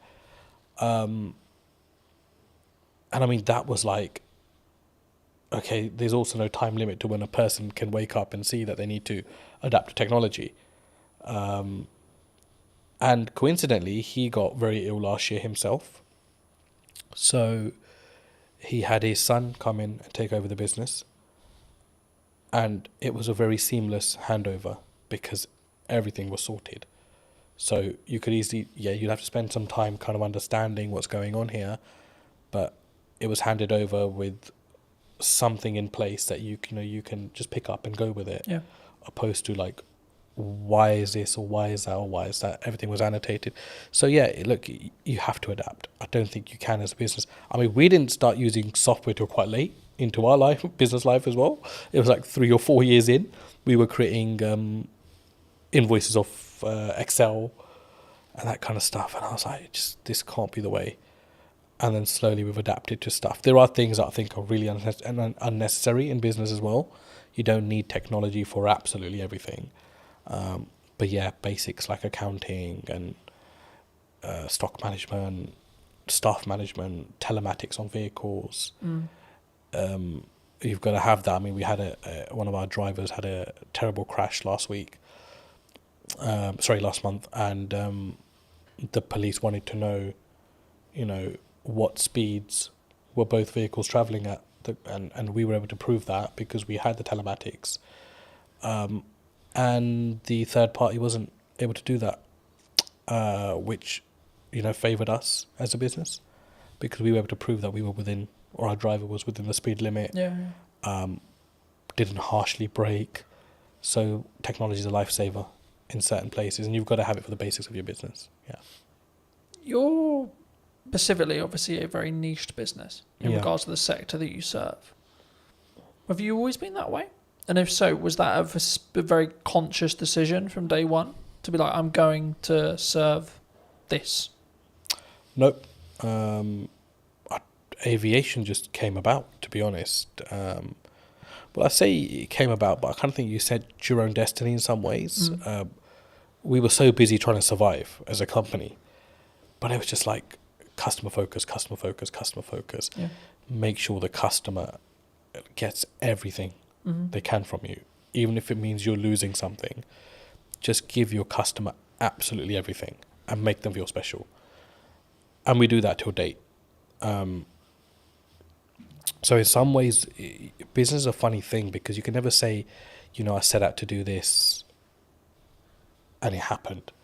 Because I think you've got to, a lot of things happen around it and you end up taking a different route. So, I mean, I discuss aviation a lot, but we work heavily with construction. We work heavily with tech companies as well. And we have a huge footfall in the city as well. And none of those things were ever targeted. I don't think we actually knew what we wanted to do when we started business. We just knew we wanted to serve food and, have a business as such, right? So it was like, okay, how do we do that now? And I think along the way, your business will adapt. Things will come up. You'll see value.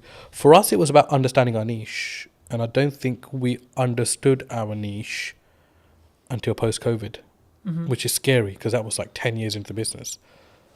10 years? 7, 8, sorry, maybe 8 years into the business. But it was what is our niche? Our niche is not aviation. Yeah. Because there's a hell of a lot of companies that operate within that. Our niche is short lead times. You get hold of anybody at any time of the day or night. We will solve your problems. And if we don't, we will make sure we've done everything possible to try to solve that problem for you as a client.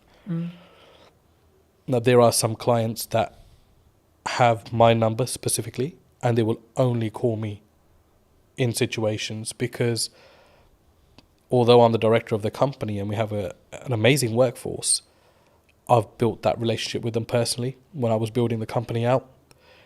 And I can understand why they only want to come through to me. I totally get that. But my attitude towards them doesn't change irrespective of my position in the company. And we distill that through our staff, completely distill it through our staff. That nobody's bigger than the company. We help a client in any given situation that we can. If we are closed for the day and something comes up for somebody, we will do everything we can to make sure that we solve that problem for them. And we've become that. I think that's been our niche. Our niche is we are problem solvers. And that's helped us also recruit the right people. And people don't come to this company thinking, I'll just spend 9 to 5 behind a desk and I'm done. They're problem solvers. And we make sure they become problem solvers. And our retention rate's amazing. I mean, we've had one staff member leave in the last 2 years, which is incredible. It's absolutely incredible. I mean, there are obviously niggles. There are obviously things that, staff feels management can do better or management feels ownership can do better. But I think that's a healthy relationship, and it's good to have that open dialogue. But it's so important to treat your staff well. And that doesn't mean just money or pay. I think just an attitude, sometimes just asking people how they are, talking about the football or having a normal conversation makes people realise that actually you're a normal person yourself. Yeah. I was going to say, I mean, I guess in a business your size, is there a level of all the directors are in today, kind of like, oh, it's really scary, and then if so, how do you either defuse that or lead with empathy to be like, hey, I'm a human too? I think because I've never really come in like wanting to feel important. I think because I was, working the fields, as you can say, when I first started. I've kept the same attitude now. If someone's a new starter or hasn't been around or hasn't got to know me because of the size of the business now, so they probably don't interact with me as much, they're put to ease by the older staff because they're like, this guy is actually really calm and really chill. Like, he'll come in and be like, let's order some pizza. Or did anybody watch the football or the cricket or whatever? I mean, it's like we have our company WhatsApp groups, and I was at the cricket India-England the other day, and I'm sending in the group chat, a photo of myself at cricket, but that helps people just feel like, I'm not intentionally doing that. I'm just doing that because I've always done these kind of things. And there are staff that say, they don't feel like sometimes that I'm the owner of this company just by how I act, how I am. I'm very relaxed. Mistakes are fine. I think we've always said that, look, it's fine to make a mistake, but don't let it become a repetitive mistake and we're not learning from. So it's that yin and yang. I think you've got to find the balance. For me, it's very hard to be serious with people, especially my day-to-day staff, because I think their life is serious enough without me having to add to it. Our work is serious enough without me having to add to it. So I try to, just be chill around them. If there's problems, I'll take that up with my higher management, and we will deal with it away from our team. But I think it's very important to have that balance as well. Do you think, as a founder, as a director, as a leader, that maybe not you specifically, but those people in the question, leadership founders, they maybe have an ego problem, and if so, like, is that maybe their undoing sometimes? Like, they have a massive ego, they care about the car, they care about the house, they're keeping up with the Joneses, but they don't necessarily lead with maybe the correct, what I would describe at least as the correct values. Yeah. Do you think that has a strong impact as from a leader, from a founder, from a kind of how you show up for your staff, your employees, your higher management, etc.? I think so. I mean, the people with, if you've got the nice car, the big house, you've made it in some elements in life, and that's amazing for you as a person. I'm really happy for people that are able to do that. But do you think it comes from an insecurity sometimes? From insecurity, did you like say? They're doing it like, I've got the car because I don't maybe love myself as much, or like I'm trying to fill a hole potentially in their own self. I think everyone's trying to fill a hole in some way within themselves. I think we all have that. I mean, there isn't a perfect person out there. No, of course. Let's start with that. We all have our blemishes end of the day, and there are things that we can always improve on. But I've been in business long enough to see both aspects. I've seen people that feel like they need to show their hard work or remind people how hard they've worked by showing possessions. Yeah. And they do that more for others opposed to themselves, which is sad. I think it's quite sad. And I don't mean that in a horrible way, but I genuinely think like I'd hate to be in that position myself as a person. Starting out younger, I was obviously the general perception around business, one day I'll have a really nice car and I'll wear those clothes and I'll wear, I'll buy this and I'll buy that. But I think once you're fully invested in your business, all those things would just not matter anymore. Like, for me, it doesn't matter right now that I'm wearing discounted Next Aspidrills or I'm wearing a certain branded top. It matters nothing to me whatsoever. Because I think more about the quality of the person then? I think... Or the quality of the founder, the quality of the leader? It's like, what's your higher purpose? Like, you've got to think, that's what you've got to think of. And I think if your purpose goes beyond materials, you've got a bigger purpose in life. You're not thinking...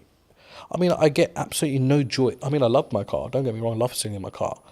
But if I get a phone call, the problems are still as bad as they would be on a bus or on a train. Yeah. So all of a sudden, that materialistic thing matters in no way. Yeah. Right? So for me, I think it's like, you've got to be like, okay, why am I in this? But what am I about as well as a person? And people lose one of those two aspects somewhere along in the business. They either forget why they're doing what they're doing, or they'll forget who they are. And for me, I can't do that, because I grew up eating dinner on the floor. I never sat on a dining table, because traditionally, my dad grew up, there was no dining tables, in his household in 1960, whatever it was, in India, because he was from a very poor background, post-partition of India, Pakistan. So they grew up sitting on floors and eating. So he distilled that in us. And there are times where we're just out and about and we're having a working lunch, and I'll just sit on the curbside, because I'm totally happy with that. Like, because I don't need to change as a person, I feel, to show my status or to show who I am. Like, for me, I'm another person in this world. Do you think by having that level of humility, level of like humbleness, will keep you, I guess, in some ways empathetic or like connected with every layer of your company in respect to management and the people and the staff, and gives you more, I guess, humanity in respect to how you lead? Absolutely, because you'll be a human before you're anything else. A human that actually feels other people's pain and their situations, opposed to just your own consistently. Yeah. But it's very important for your personal life as well, because I've got 2 young kids. I was at sports day yesterday with them, and my he's just four now, and he's starting school in September. So yesterday was his sports day and today's his last day at school. And the parents were all sitting together and we're talking about schools, and we talked about, where he's going to be schooling and where they're going to be schooling. And it was just like an amazing conversation, because no one's judging anyone, because everyone's on the same footing at this moment in time. Yeah. But you start to get a feel as life goes on, as you grow older, that it becomes, who's going to the independent school? Who's going to the state school? Oh no, they must have so much money because his or her son's going to the independent, or his or her daughter's going to the independent school. But it matters nothing if you as a person still have humility, I think. And it doesn't matter whether you're sending your kids to a certain aspect or spending X amount on yourself. It's how you are as a person, how you treat people. I think it's hugely important, and even more so when you know that the person you are treating well can't give you as much value back as you can give them. I think that's a huge aspect of you as a character. Yeah. I think also it's a pay it forward mentality to an extent, right? Like, I think what you output will also reflect back on you in 3 months, 6 months, 12 months, etc. At some point, it will definitely reflect back on you. Whether you believe in karma, whether etc. Right? Whether maybe don't go about our belief system, but like whatever your belief system is, there's always a crossover there. And I think, especially when we go back to business, I think that's true in marketing as well. Yeah. Right. A lot of the work I'm doing at the moment is actually, how can I scale out what I'm doing and then build systems so that it allows me to be more present for clients. So then in turn I can do a better job, which in turn means then when I take on new clients, I can ensure that the quality is the same, right? And actually, I think partly because I will say no to certain projects or certain clients or certain things. Do you look at that when you potentially look at a client or working with a customer, etc.? Do you say no sometimes? And if so, where does that mindset come from to be able to have the humility, I guess, or the confidence to say, actually, no, you're not the right fit for us? I think as a leader, you're responsible for a lot within your organization. And I think you realize that the more you grow as a business. It's something which is easy enough to ignore if you're stagnant or if you're growing through, the growing pains, right? And it's a very painful area when you're growing as a business. And I mean, by no means is Anand a multinational business, but I feel the pain of it every day when we grow. And majority of the time it's financial pain, because the bigger you become, the more restraints you get on your cash flow. And there's times you're thinking, I just want to be small again. I just want to be that business that everything was done on account, payment on receipt or whatever, right? But all of a sudden now we've got payment terms. There's clients that rack up huge bills, but we know we're not going to get the money for 60 days or 30 days. And, you know, there's clients that, I mean, there was a client that came in, and we're absolutely wonderful with each other now, but they started and they, you know, said, we won't pay you for 90 days, but we'll give you this much business. And everybody was like, oh, that's an amazing deal to be done. And it was somebody from our team, actually, because when I consulted him, and he said, there's absolutely no point to take this business on, because if this client's going to be giving us £150,000 a month, we won't have that for 90 days. So all of a sudden we would have racked up something like $500,000 in 3 months. Or this business would have racked up $500,000 with us and that's a huge risk, because we only get paid 150,000 out of that 450 after 3 months. Yeah. And then it becomes that again. And then it becomes that again. And if that goes down tomorrow, we're going to be losing $500,000 as a business.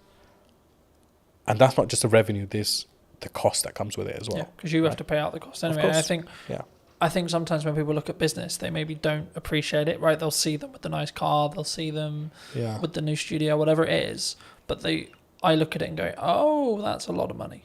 Yes, you know, oh my God, that's a lot of costs. Yeah, of course. Right? And I think it's how, I guess in some ways we develop as people to stomach those costs as leaders. Definitely. And I think Carlton, it's got to be your attitude as well. Yeah. I think you've got to, I do not think that there is a company in the world, I do not think there's a single company in the world that should ever come to you and try to take advantage of the size of your business. Yeah. Or play on the vulnerabilities. But unfortunately they do, because that's the way the world works. And that's where I think you've got to show your mettle. Like, how much do you value yourself as a business? How much do you value your services as a business? But be able to back that up with quality as well, which is a fine line, right? And that doesn't necessarily mean you've got to have the best product in the market, but absolutely deliver on everything that you say you're going to deliver on. If it costs you to deliver on it, you deliver on it irrespective. You don't just shortcut and then leave yourself exposed in the market for having a bad reputation. But I think it's self-belief. But I know that doesn't come when there's no income or little income, because only self-doubt's there at that point. But my last 2 years in particular in business have taught me, gotta value yourself. Yeah. And that doesn't mean you go and shit on people's parade, or you go and mistreat clients, or if somebody comes in trying to bargain with you that you mistreat them. You've got to hold your firm in a polite way, but you've got to know what your business is about, and you've got to know where you're strong and where you're weak, and you've got to be able to make the right decisions. And sometimes the first decision is not always the best decision. Yeah. But leave the ball open where you're still able to have dialogue with clients. There's times where we made, mistakes. We've misjudged, and we wouldn't be human if we didn't. But it's how do you react to that? Yeah. How do you go back and manage that? How do you have the humility to say, we got this wrong, but still be able to have that relationship with your client? I think as well, and I had a very fortunate conversation a couple of weeks ago about this, and it was like, we just worked with a brand new client, and one of the things they said to me about why they chose us or me, however you want to perceive it, is that because I was the most expensive out of the ones they were talking about, and for like maybe a newcomer or etc., that sounds weird, right? Because it's like, why would you win the work but you're the most expensive? And I think from what they told me, it sounded like it was like, well, I've got the gonads, I've got the balls, or whatever you want to call it, I've got the confidence to say, no, this is how much this is what I'm going to commit to price wise, but then also I'm going to follow it up with the value that I'm going to lead with as well. Huge. Do you think sometimes people get really challenged on price? Always. You're always going to be challenged on price. And then how do you deal with that? I guess with them with the conversation, like, is there certain scenarios where you're like, no, we're going to maybe negotiate by this much, but our final price is non-negotiable here? I think there's two ways to do it. I mean, I've been on the opposite end of that spectrum where I've bargained just for the sake of taking on the business, and I've negotiated myself into positions that are like the least favourable in the end. But it's easier said than done as well. But I think you've got to know your costs, know where you sit, know what you're trying to achieve out of that deal, because sometimes you take on a deal with the hope that it's going to lead to bigger and better things, which is fine if you know your market. And that doesn't necessarily mean that it's going to happen in that way, but it's a calculated risk. Do you think sometimes you have to take something that's maybe not ideal client, if it is just I need to make this money?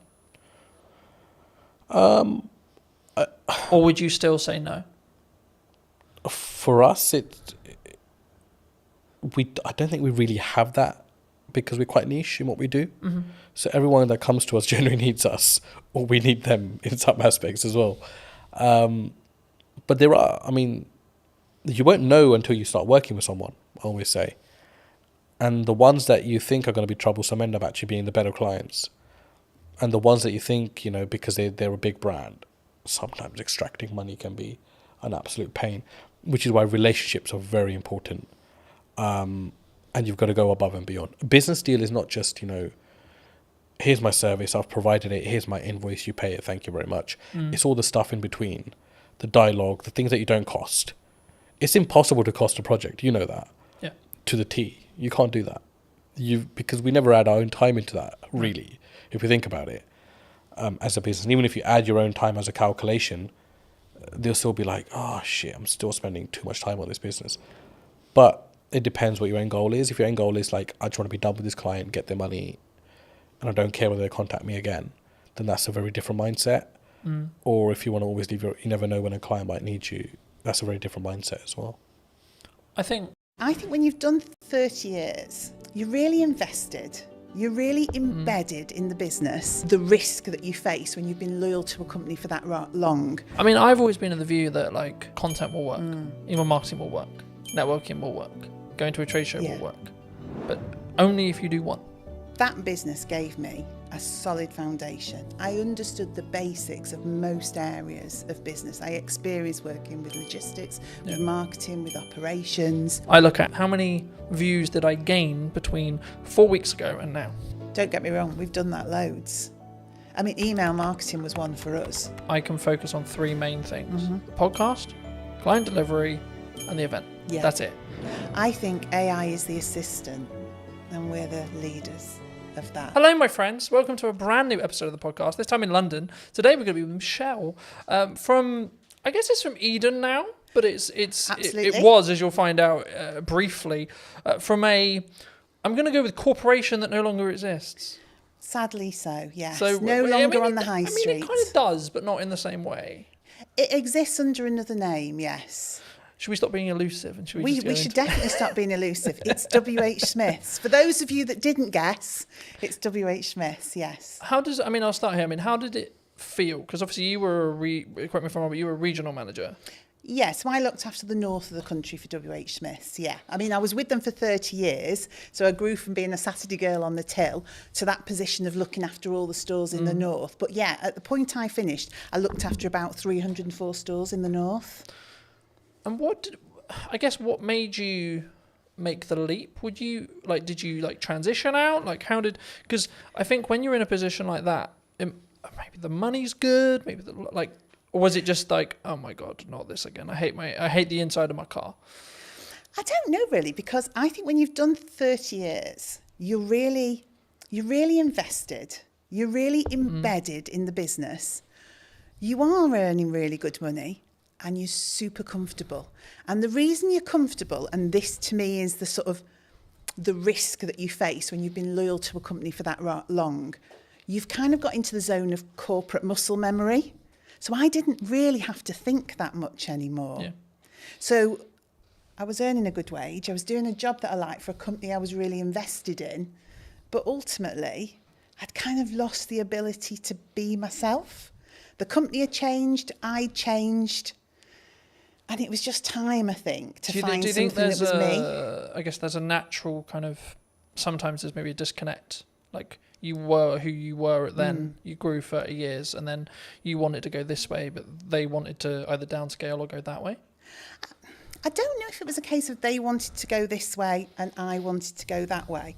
Because in all honesty, I could probably have done another 20 years for them. Because genuinely, I was really embedded in the business and I loved it. I loved the people. I mean, you literally know everybody when you've done 30 years. You know every store, you've been to every place.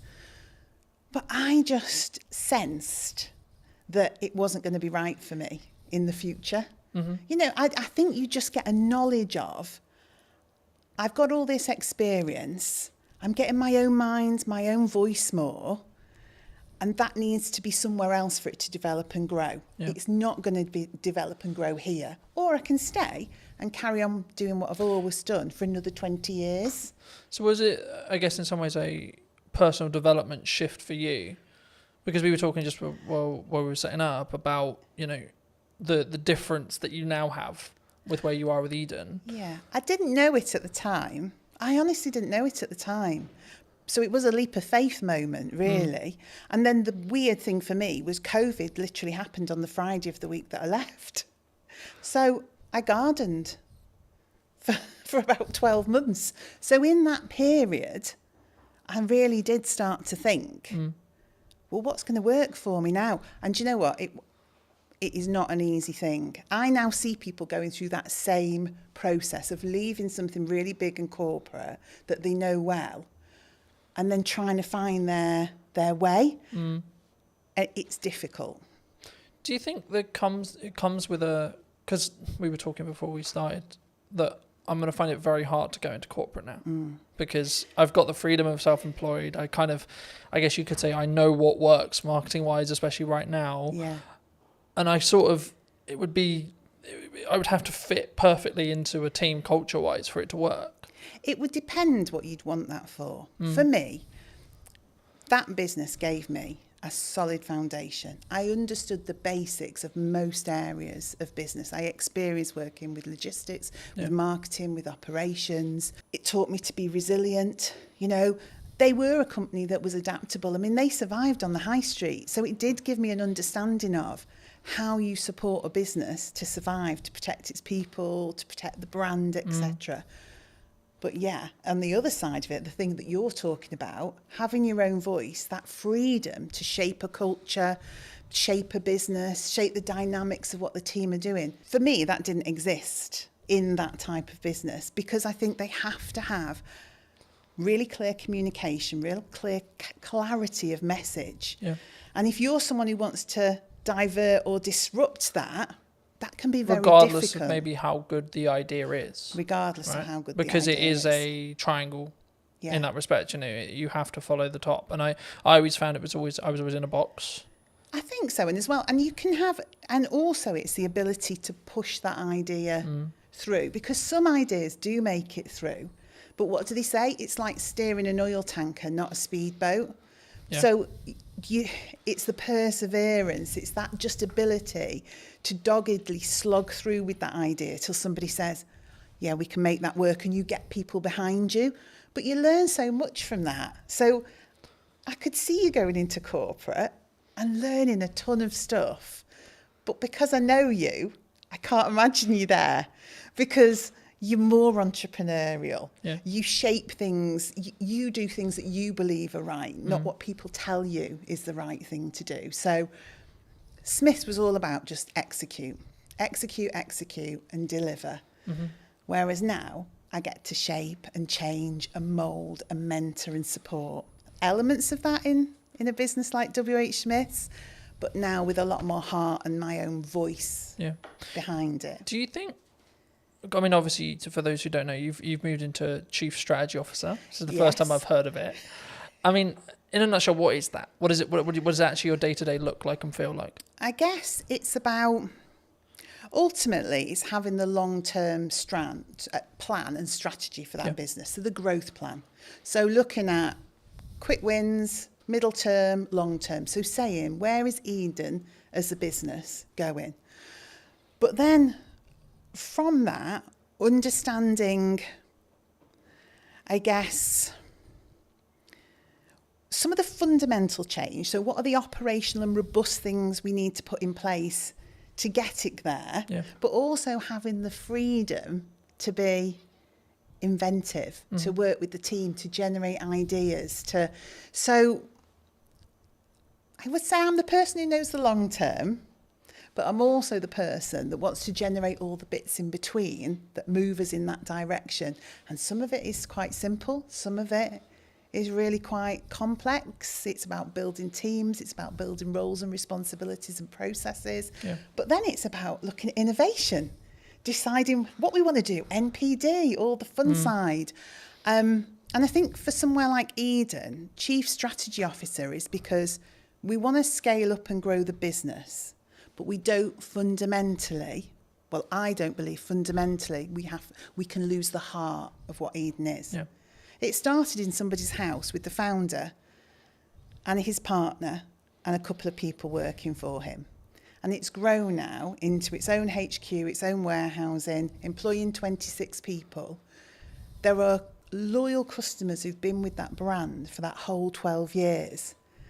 So we've got to scale it up because we want more people to join the organisation and more customers to experience the brand. But we don't want to lose the heart of what Eden's all about. And I think it's my job to make the scale up happen, but make sure Eden remains Eden. Do you think it's difficult? Because by proxy of scale, you have to somehow, like I'm in this, as we were discussing before, I'm in this struggle at the moment where actually things have gone like a lot better than planned. Happy days. Which is brilliant. Right, great place to be, grateful place to be. But it's also like a legitimate issue in the respect to...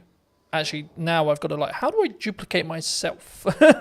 Because that's potentially the position I'm in, especially when it comes to continuing the next step now, which is actually continuing with what I feel is working, but sort of, I guess, because I'll never be able to replace me sat here in front of a camera. No. Right? I can outsource everything else, but the only bit I'll never be able to, especially if a client is very tied to, I want Colton on the production, I want Colton on the marketing, etc., it's going to be difficult. I mean, did the team at Eden find that as well?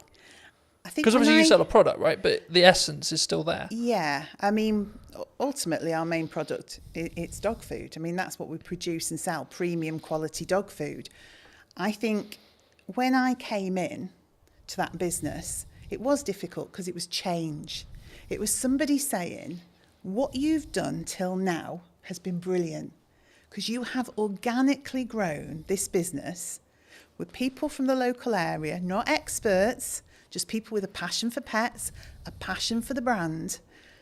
And then I had to come in and say, that's absolutely brilliant, but we need some roles, some responsibilities, some routines, some best practices. We need to get back to basics. We need the foundations.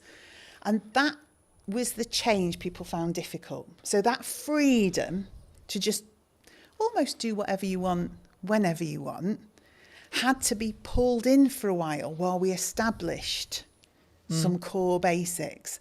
But once we'd done that, once we'd got the right people in the right place doing the right things, once we operationally were robust, when we'd done our risk management piece that said what are those critical points of failure that sit within this business, then people could see, oh, actually, I can still operate the way I did before with freedom and creativity and innovation, but there's more support underneath. Things don't crash off a cliff.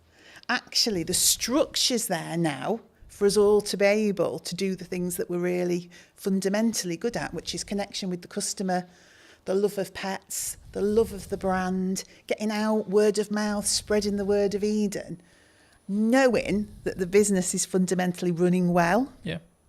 Whereas before, the business could have been struggling and we wouldn't necessarily have seen it. So we wouldn't have been able to make the changes we required to keep the business in a good place and on track.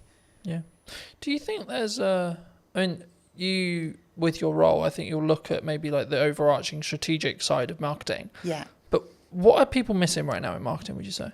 Because there's a lot of buzz around people saying there's you can't get in, you can't have a podcast, you can't do content, I think sometimes maybe it's not what are they missing, but it's have they sat and thought about the brand and their audience and what they want to achieve? Or are they just trying to follow trends and what people tell them they should be doing? So I think everything from your TikTok through to email marketing, etc., is all valuable and valid. But it is up to the business to understand, is that right for them? And maybe it's not right for me today, but it might be right for me in a month's time. Yeah. Or maybe something I've always done, I'm going to stop doing so much of that now because I want to change. So I think you have to consider everything in the marketing sphere, but it doesn't mean you should do everything. because if you do it without authenticity, I've seen many TikToks where I just think I could literally crawl under a rock with embarrassment. Now, I'm sure some of that actually works sometimes. But if you're just doing it because you think you have to, I don't think it works. I think for me that's really true. And I mean, I guess the follow-on question was going to be around like the shiny thing syndrome. So to give you some context, I was out on a run yesterday. Yes. And I was like, hey, I should have like a teaching platform and it should be on a subscription basis. I was like, no, Colton, that's a good idea, but no, because I'm focused on like two main things right now for the next, like probably to the end of the year, more likely, which is the podcast, right? And then the event, right? That I alluded to before we started. And the event's in September. So the reality will be like after September, I'll just be planning the next one and continuing with the podcast. Yes. Do you think people run into a challenge when it comes to like, they get some momentum with something and then they go, oh yeah, but this shiny thing over here is really cool. Yeah. And it's, and also if you're looking at your competition quite heavily, if you're looking at the marketplace and seeing what people are doing, you don't know if what they're doing is actually successful. But internally you go, they're doing that. It looks great. I mean, of course it looks great because they make it look great. Yeah. It doesn't mean it works. Doesn't mean it's successful. But it's so true to say you can just be pulled off. I mean, I say to my team, I know it's a really old analogy of all of us pushing the boulder up the hill. If we all run off in different directions, we're going nowhere and probably going to get squashed. Yeah, who's going to get squished? Who's going to get squished? And that's what I say. Look, we've got some key pillars. Let's stay focused on that. Let's consider the opportunities, but don't run off and do it and just leave this hanging over here. And don't get me wrong, we've done that loads. I mean, email marketing was one for us. We wanted to do it. We should have been doing it. We kept running off and doing shows and events and sparkly fun things, never actually nailing some of the fundamentals, because it's more appealing, isn't it, to go to Crufts and meet dogs. Do you think there's a level of ego that comes from that? Like either from a founder or from a team? I don't know whether it's ego or it's what personally turns you on, what your own drive is, what do you fundamentally want to do? People do gravitate towards the things that do it for them, don't they? Yeah. I mean, I've always been in the view that like, so for example, content will work, email marketing will work, networking will work, going to a trade show will work, but only if you do one. Okay. In my view, right? From what I've found personally. Yeah. When I've really focused in just depth on how do I make the podcast as best as it possibly can. Yeah. From a viewer's experience point of view. That might be how it looks, how it sounds, how I come across. Can I outsource it? I've got a balance because it doesn't directly make me money, but actually the marketing collateral that I get from it will make me money. Okay, cool. So then it becomes a game of we're keeping those costs and balancing those costs, sure, but actually how can I focus on the viewer experience? Yes. And then when I look at maybe something like the event, it's like, okay, how can I make this client experience incredible for the people coming, even if there's only 5 people in the first event? Right. Yeah. And I think sometimes we get, and that's why I mentioned ego, I think sometimes we go, but I'm only going to sell 5 tickets. It might be the possibility that I sell 20 tickets or 30 tickets, but like, what if I only sell 2? I get that. And it's interesting, isn't it? The business that yourself is in with you, and obviously you're looking to scale up and maybe employ, etc. Whereas now I'm sat with a team of 26. And so we've got the opportunity to do so much more. Yeah. But again, it is that decision on what's really valuable. I mean, and you just touched on something actually that I thought was really interesting. Doing things really well, making sure that the experience for the customer is, well, I mean, we were in a whole cycle of wanting to be perfect and never actually doing. So we had 20 things we should have been doing. So we were going to a show, we were doing email marketing, we're creating a newsletter for B2B, but actually all of those things had to be, to us, absolutely flawless. Yeah. And we were not delivering anything. So now I'm in the world of accept 80% sometimes, but execute and get it out there for the customer and do it consistently. Because I think sometimes, and maybe it is a bit of ego, You want to look at a piece of work you've done or something that you've done that the customers see and comment on. And when you're getting all the praise and, oh, that's so beautiful and that looks amazing and your brand is absolutely, but you've achieved very little, it's not really worth anything. Yeah. All that praise and adulation about something when you could have delivered on 20 things but done them at 80%. No, I completely agree. And there's a very quick psychology study. I've done longer videos on it, but like just a very quick synopsis here. There was 2 groups. Sometimes it's pottery, sometimes it's painting, sometimes it's sculpturing, etc. The lecturer says one half can only create one piece across a window of time. Sometimes it's 2 weeks, sometimes it's a month. And the other half can create as many pieces as they like, whatever the metric is, so pottery, painting, etc. And the result of the study was that the group that could repeatedly create something had a better piece objectively than the group that had only that window of time to create the one thing. Completely agree. And that's where done better than perfect is better. Yes. And when I say I'm looking at, like, I think it's a focus point for me on how can I create the journey or the viewer's experience or the customer's experience or the client's experience as a whole to be better across a year, not per episode, not per event, not, it's the overarching strategy. So I don't look at this reel got 1,000 views. I look at how many views did I gain between 4 weeks ago and now, right? That's the metric I track, not what when I go into what's working. Sure, I'll look at specific videos, but on average I won't. I just focus on the output and then focus on how can I build each one to be 1% better than the one before. Yeah, and I think we do similar. I would say we start to look at consistency of communication. Are we building a community? Do people feel like we're engaged with them and so that they're engaged with us? So it's a similar sort of metric but in a different way, because if you're brilliant once, those people soon just disappear. But if you're constantly there talking to people, engaging with them, they're able, you're responding to them, then over time that just builds into we call it a community. We're trying to create a community. And we're always trying to draw people in to that community. So the end result is growth. But I think we sometimes get into the world of we need it all to happen in one day, 2 days, 3 days, 4 days, 10 days, etc. That's me sometimes. But actually in reality, if we just focused on, I can't remember the exact quote, but something along the lines of we underestimate what we can do in a week, but we completely over-egg what we can do what we can over-egg in a week, but what we can do in a year is really underrepresented mostly. And I think for me, actually focusing on that 1% is what that matters overall. Because then you're building that compounding effect. You're pushing the snowball down the hill a little bit faster, a little bit faster, a little bit faster, a little bit faster. Yeah, and also I think people can understand more. So if you are constantly jumping from one thing to another, your team just cannot grasp where we're going. They can't grasp the brand. What is the message? What is the strategy?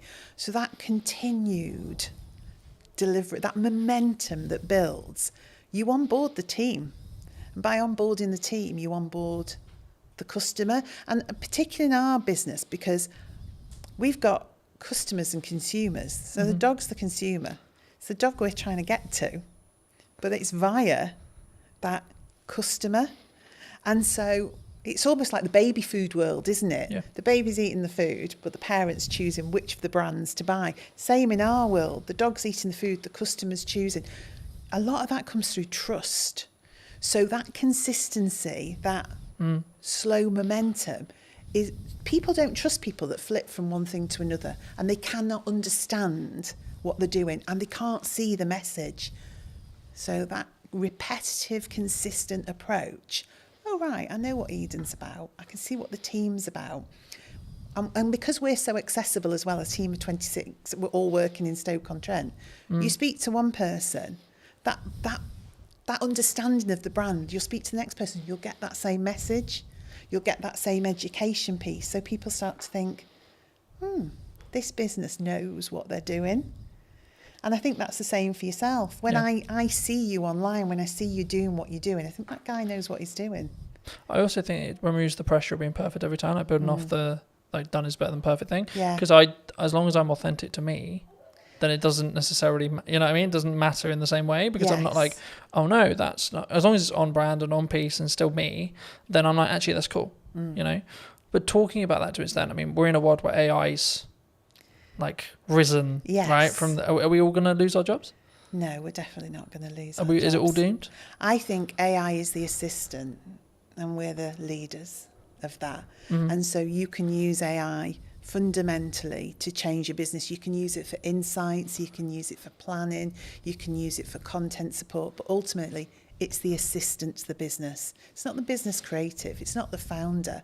You know, the people are the heart of your business, but you can deliver fabulously elevated results if you work out how to use it in the right way. So no, it's not scary. And I did something funny at work the other day to show the team not to be fearful. It was just something really small. I took a picture we'd taken and I said to AI, you know, give this picture some movement. And it did this crazy thing. I mean, we're pirouetting around the stage on this picture. I think one of us had claws for hands or something ludicrous. But then I gave it real instruction, my voice and the heart of the brand, and explained what I wanted. What it created was amazing. But it needed that voice, that human voice, that human interaction, that brand understanding. So we shouldn't be afraid. I've used the analogy recently of you need to sharpen the knife before you use it. Very good, you know, in the same way with AI, you need to teach it what you want it to do and not just write me a social media prompt, Insta, right? It's about actually understanding it as a tool and not just seeing it as a, like, I guess, a fix-all, right? It's the company assistant. It's like your PA. It's part of the business. It's part of your business. It's a tool of the business. But it hasn't become the business. And I would hope some of the more routine tasks that it will support people then to be able to drive more creativity and innovation because they've got the capacity and the space to do that. You know what business is like. Sometimes it's incredibly busy, just getting tasks done, just executing things. And then you end up working in the business all the time doing. And you don't step away and think, right, okay, let me listen to the customers. Let me look at what's happening in the marketplace. Let me analyse some of the insights. And when you stop and do that, and I hope AI gives us that, so we can stand back and go, do you know what? This is what we need to do. Because I've had time to think about it because AI is my assistant. Something that I found really interesting, and I'll be curious on your thoughts as I'm bringing it up here. I mean, I'm rapidly approaching the end of Mel Robbins' the 5-second rule. Okay. I don't know if you know it, but it came out a handful of years ago, and the crux of one of the things I read on the way here was procrastination is actually a reaction to stress management. It's nothing to do with like not getting the work done. It's how we cognitively distract ourselves and have that stress break. And it kind of links to the AI thing because I think the performance, you could say that, especially when you're in C-suite or you're, you know, a chief marketing officer or a chief exec officer or a chief strategic officer, etc., we can be so do. How do you personally balance it, but also allow yourself to have that time to, I guess, think up the more creative ideas or like have that more synergized approach in respect to actually, no, I'm going to step back now and say, let's look at the problems I may be facing and how I can like strategically fix them, but not with the pressure on having to fix the answer today. And sometimes I'm really bad at it. So if I'm overly excited about stuff, then I'm just do, just as you describe, really. There'll be days that fly by and I'm not quite sure what that day was about. I think there's a point in business though where you have to do that, right? Probably, yeah. Well, you do it because it's necessary, in the moment. But then what I also find, I like to be planned and organised. We were talking about this. I like my notebook. I like to think ahead because I like to show up in the right way. Yeah. I am myself. I'm always the same, but I do give thought to how do I need to show up tomorrow? What are the things that I need to achieve? Am I planned and organised around that? And when I am, that gives me those periods of time to step away with do that for people in the business as well. Say, hang on a minute, let's just stop. Should we just go and grab a coffee or should we go for a walk? Because we probably just need to think this through a little bit. Is that an environment thing, do you think, as well? Like you need to physically remove yourself from the office, the home, to get a change of scenery? For me it is. And I probably use that with other people. Now, whether that's everyone's reality, I don't know. But I am one of those, when I got home and walked the dogs at the end of the day, that's where things would come together. So all the strands from the day that all seemed very sort of disparate and all over the place would come together, and I'd think, right, that's what we need to do. But we talked about this in work the other day, actually, creating space, going for walks, having hours of the day where people put down their keyboards, they put down and we do something different. And whether you want to call that a team exercise or just chilling out and having a coffee, but forcing people in a way to have space. Because your natural reaction is you're being paid to do a job. You see yourself as, I must be productive. I need to be able to demonstrate the things that I've done. But that's not the case. What you need to be able to demonstrate is an understanding of what the most important and priority things that we should be doing. Not that you've done 100 things, that you picked the 10 most important things and did those. And do those well. And do them well, yeah. But don't do, like we said before, don't do them so well you don't actually deliver on anything. But, yeah, do them well. I think you need to personally ask yourself, I mean, I'm looking at it as saying, like, I can focus on 3 main things, right? And that's what I'm really leaning into across 3 months, 3 things. Yes. Right? And it's like, right, the podcast, client delivery, and the event. Yeah. That's it. You've got nothing else. You can't add anything else. And it's not that I don't have other ideas. I do. Yes. But it's actually, if I'm going to get what I want from this and I'm going to make those 1% improvements, I have to focus on those 3 things. So how do you, because to me it's capturing the ideas, isn't it? And that, I think, is the strategically important bit. I think you can, and I believe part of my role is to help people focus on the key things, because I think you are in control of your role and your business, and we've got 26 people there. And one of my jobs is to help them prioritise what we need to be looking at and when. But capturing the creativity, not allowing ideas to disappear because we're busy, always making space to go back to things, to reconsider them. And even if in 6 months' time it still isn't right, to reconsider them again. Because what do they say? There isn't any bad ideas. No, it's just about timing. Yeah. And, you know, I mean, the simple answer of, like, how do I do it? I have a set of, like, what I call my command notes or, like, top end notes. Okay. Whenever I have an idea, I put it down. Don't care how I'm going to use it, don't know where I'm going to use it, etc. I'm like, I don't have the time to focus on how to build that out yet, but I don't want to lose it. Yeah. The other way, building off the AI side, is utilize chats in ChatGPT, for example, especially if you have a conversation in that chat, it will be able to, as in physical conversation, as in you're typing, or actual conversation, you'll be able to then refer back to it. So if you say, hey, ChatGPT, for the next 3 months, I can't really focus on this thing, but actually it's a really good idea, I'm going to come back to you in the future. Can you kind of make a highlight list or make a reel or etc., or make a summary of, like, my thought process now? And so when I actually have the time to give the focus, I can then do that. And then what you do is you just brain dump. And I love that, because I am a notebook. You see my notebook there? I am a notebook girl. If you ask anybody in the office, I mean, I have strategically coloured notebooks. I lost my orange notebook the other day. I thought the business was going to completely go off a cliff because I'd lost the orange notebook. But that's me. I love to capture those notes. I sit in meetings, I listen to people. I'm thinking, oh, good point, good message, good. But I have started using the chat GPT to do just that. So I just sit and chat to it. I say, so-and-so thought of this today. Yeah. In terms of and it seems bizarre at the time. I mean, I did think I was losing my marbles a bit that I'd found this new best friend of ChatGPT. But I did, and I systematically would go through and think, right, idea, don't lose it. So now I'm developing a combination of my old way of thinking, get it down on paper because that really works for me. But now capture it somewhere where it can't be lost. Yeah. And I think as well, like, if you are capturing it either written wise, like some people are really into writing, there's a couple of things I would say, like, get a tablet with a pen so you can just write it and it can digitally transcribe it for you, or just get into the habit of taking photos of those pages, because if you give those to ChatGPT, it's probably nearly smart enough, from what I've found, to actually be able to capture that information and then convert it into, like, a text format or whatever you want it to do, or even just capture it inside the chat's memory. I like that, because I'm a paper and pen girl. I really am. It's meaningful to me to put words But that might onto be actually, paper. that's how your brain's wired. Yes. And actually that might be your good idea. Yeah. And that's where your ideas flow.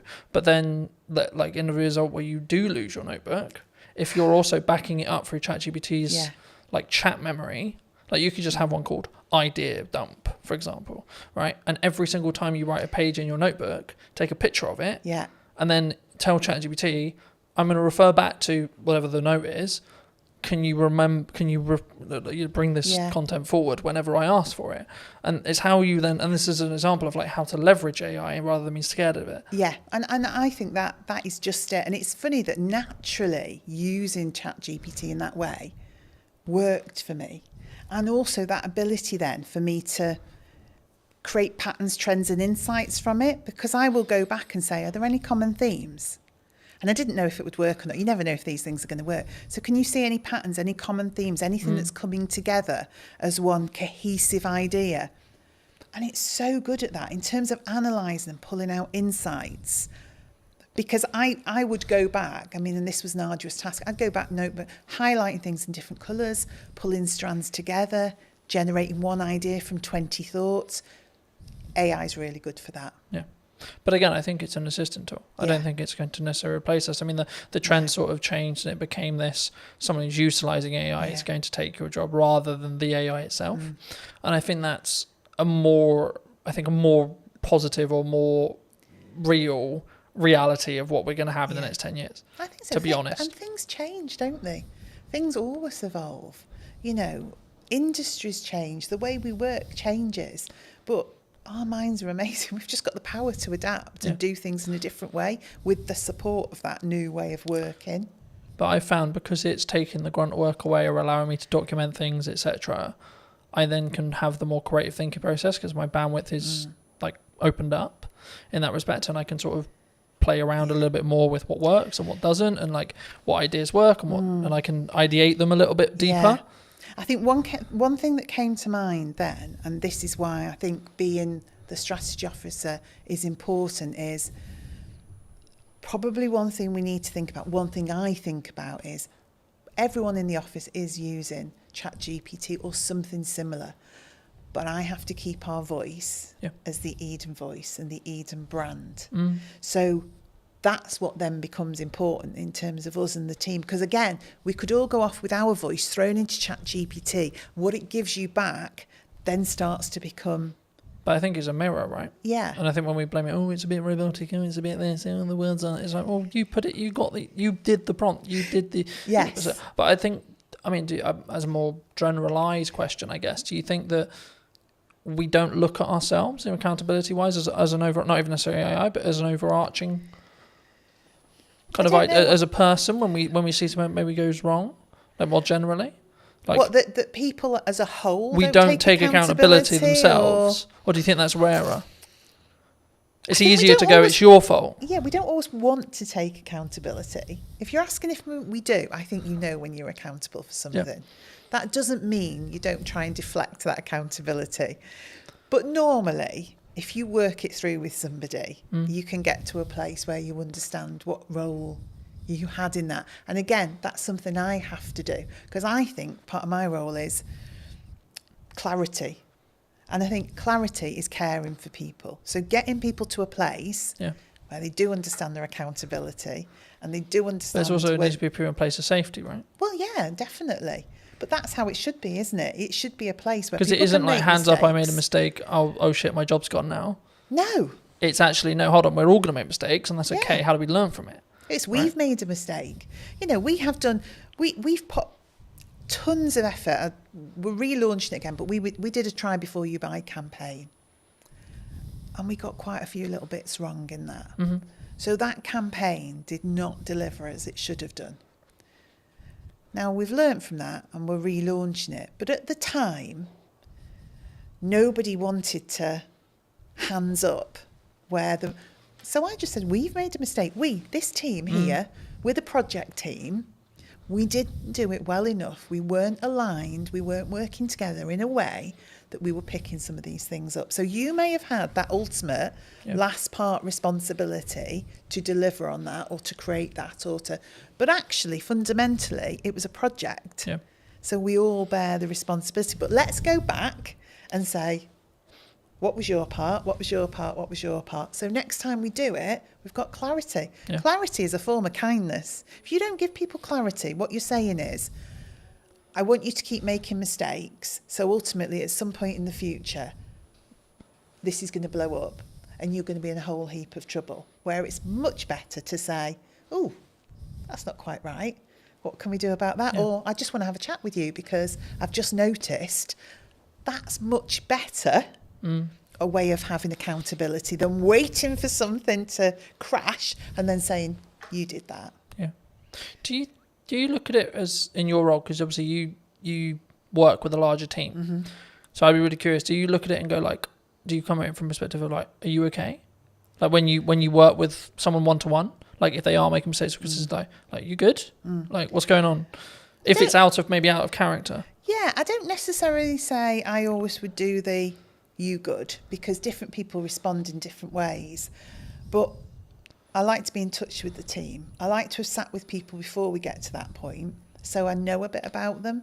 So some people want to share more than others do, but fundamentally, you know the dynamics of the team. Yeah. And you can see if they're having a good day or a bad day, if they need a bit of space but a business, and also SME, I have to say, one of the things I noticed about being in a small business, it is a lot more personal and emotional to me, because I know all those people. I know their dreams, their passion for their role, but equally, that's really positive as well, because just as you described, there are days when I can say, hang on, that's not like you. Or do we want to just take 5 minutes? Or actually, is there anything we can do today? You know, is there anything you just... So, because I feel differently about a small business. I definitely feel it. There's a lot more heart in a small business because that connection is so close. I'm so close to the team. I'm very close to the product. I'm much directly closer to the customers. Yeah. So those decisions you're making, those things you're doing are much more personal. So I would say it's made me more thoughtful. I use my own voice more. I use my own judgment more, and I deal with things in different ways at different times, rather than a blanket approach because I just need to get things done. Yeah. Do you think that do you need to, I guess, lead with empathy as a leader in some scenarios? Definitely. I mean, I would say for me, what has always been important to me in the roles I've had, outside of the things you need for life, like your money and all the rest of it, absolutely. is building a strong team and a strong set of people and individuals. So, yeah, you've got to have empathy for that. You've got to have some kindness for that. You've also got to you want to drive people. So motivationally, you do want to stretch and challenge people. So it's equal hands of empathy, kindness and support, but drive and challenge and creating a buzz in people where they can see a future and they can start to really push themselves forward. So I think it's in equal measure, really. Yeah. I think sometimes we don't necessarily look at the empathized way of looking at it. I mean, I think we'll wrap up soon, but do you think people are purely just, you're here to do a job? Like, could that be the approach? Like, it can be very, like, I'll use the term like maybe domineering or led or like very pushy in that respect. Like, you're here to do a job, get the job done. It definitely could be, couldn't it? And I think we all have to admit there are times where you just want somebody to get something done. 100%. And actually, is it more of an ebb and flow? Yeah, in some scenarios, you need to lead with candor and you need to lead with empathy. And in other scenarios, you're like, come on. Yeah, because you're also thinking sometimes the mentality of just get it done is because you know what the impact of that is going to be for other people and other things if that isn't done. Yeah. So it is empathetic, but in a different way, because you can see the end result of that not happening. So say we get something wrong. We've got someone who's relying on our food, getting to them on a certain day for their pet, who's always at their food, has a health condition, and logistically we get something wrong. My view is I have to help that person. So in that moment, you just need to get that done. Because we really need to care for that customer, that pet. We have to do the right thing for them. then we'll stop and say, right, okay, could we have done that differently so we didn't have to get to that point where we had to drive somebody to get that done? Yeah. But there are moments where it's right, but most of the time that's a result of not having done the hard slog in the first place, that you got there. Yeah. For people who may be interested in connecting with you, seeing more of your work, seeing what you're doing at Eden, where's best for people to connect with you? I guess I would say social media, Eden-wise, and then message me via there. So if you go onto Instagram, Eden, throw a message out. Because we're all in the office together, I will pick that up and see it. We're so easy to contact. I am on LinkedIn. I have to say it's not my favourite forum. So I'm much happier to see messages come through on that social media platform, and then I'll be in touch. Fabulous. If you were going to talk to the person who was in corporate maybe 10 years ago, 15 years ago, and you give them this advice today, what would you say to them? Gosh. As a final thought. Allow people to have a voice. We all care about business at whatever level we work and are operating in that moment, and let that individual have a voice. That would be my message. Thank you so much for watching. If you did enjoy this episode and would like to see more like it, make sure to be subscribed. Let me know in the comment section down below if you enjoyed it and what your clear takeaway was, and I'll see you very, very soon. The reason a podcast is valuable is the trust building element to it. I don't think any other format builds trust in the same way that a podcast does. Sometimes done is better than perfect if it's a barrier. Talking to people about their own personal relationship with money. How do you break that down? You will know this better than anyone. You need a hook to get people in. It's not glamorified. It's not you put out a video, it got 1 million hits, and then you get 20 phone calls. Right? Absolutely not. No one's calling me at this stage. Definitely not. The super niche stuff is a super niche audience. What content can you create on a consistent schedule? So now I'm like, how can I best spend today? And how can I be as efficient as I can? Hello, my friends. I hope you're well. I hope you had a good day, evening, or night. Today we're talking to John all about podcasting. Hi, John. Hello. Yeah, good. Thanks. Yourself? Yes, super well. We were fortunate enough to meet through James, whose space we're in today. Studio man. And I was debating about how to start this, because I think sometimes like podcasting can be a really challenging thing, right? And I think for me, firstly, I mean, I guess why should someone actually have a show like this as a whole? But then what is, because I think there's a psychology kind of hurdle in the respect of creating content, but especially in a podcast environment. But also then, like, what is the ROI, I guess? Yeah. Would you say? I think it's the format dictates that more than anything else. Mm-hmm. So the reason a podcast is valuable is the trust building element to it. I don't think any other format builds trust in the same way that a podcast does. For a couple of reasons. First of all, you are sort of having a long form chat. So you can go into subjects way deeper than you can in other stuff. Sometimes even videos and documentaries and stuff. If you're watching a documentary, there's kind of like a point at which you need it to move on. With a podcast, you could sort of effectively ask questions forever. And if it's good content, it keeps going. Do you think it's the first or easiest step into content creation, would you say? I think audio only, yes. Mm-hmm. Simply because of the barrier that is video in terms of skills and everything. And you've got to think about camera setups and everything like that. Whereas if you do audio only, so easy to get a mic, so easy to talk to someone online, virtual on a video call. Mm-hmm. That's so accessible that actually, it's quite an easy first step into it, I'd say. Do you think you're limiting like yourself though? Because I don't know whether I question audio only, unless obviously you're on the platform. But when you're looking at maybe social posts like LinkedIn or Instagram or Facebook, is there is there an audience, would you say, for audio only still? Yeah, definitely. Because I think the thing in terms of marketing, like you say, and promoting the show, without video nowadays, it's hard to get it out there, definitely. But a lot of people, myself included, view the podcasting format as something you listen to while you're doing other stuff, while you're hoovering, while you're driving, that kind of thing. Yeah. So I think it's definitely still there, and I don't think that's going away.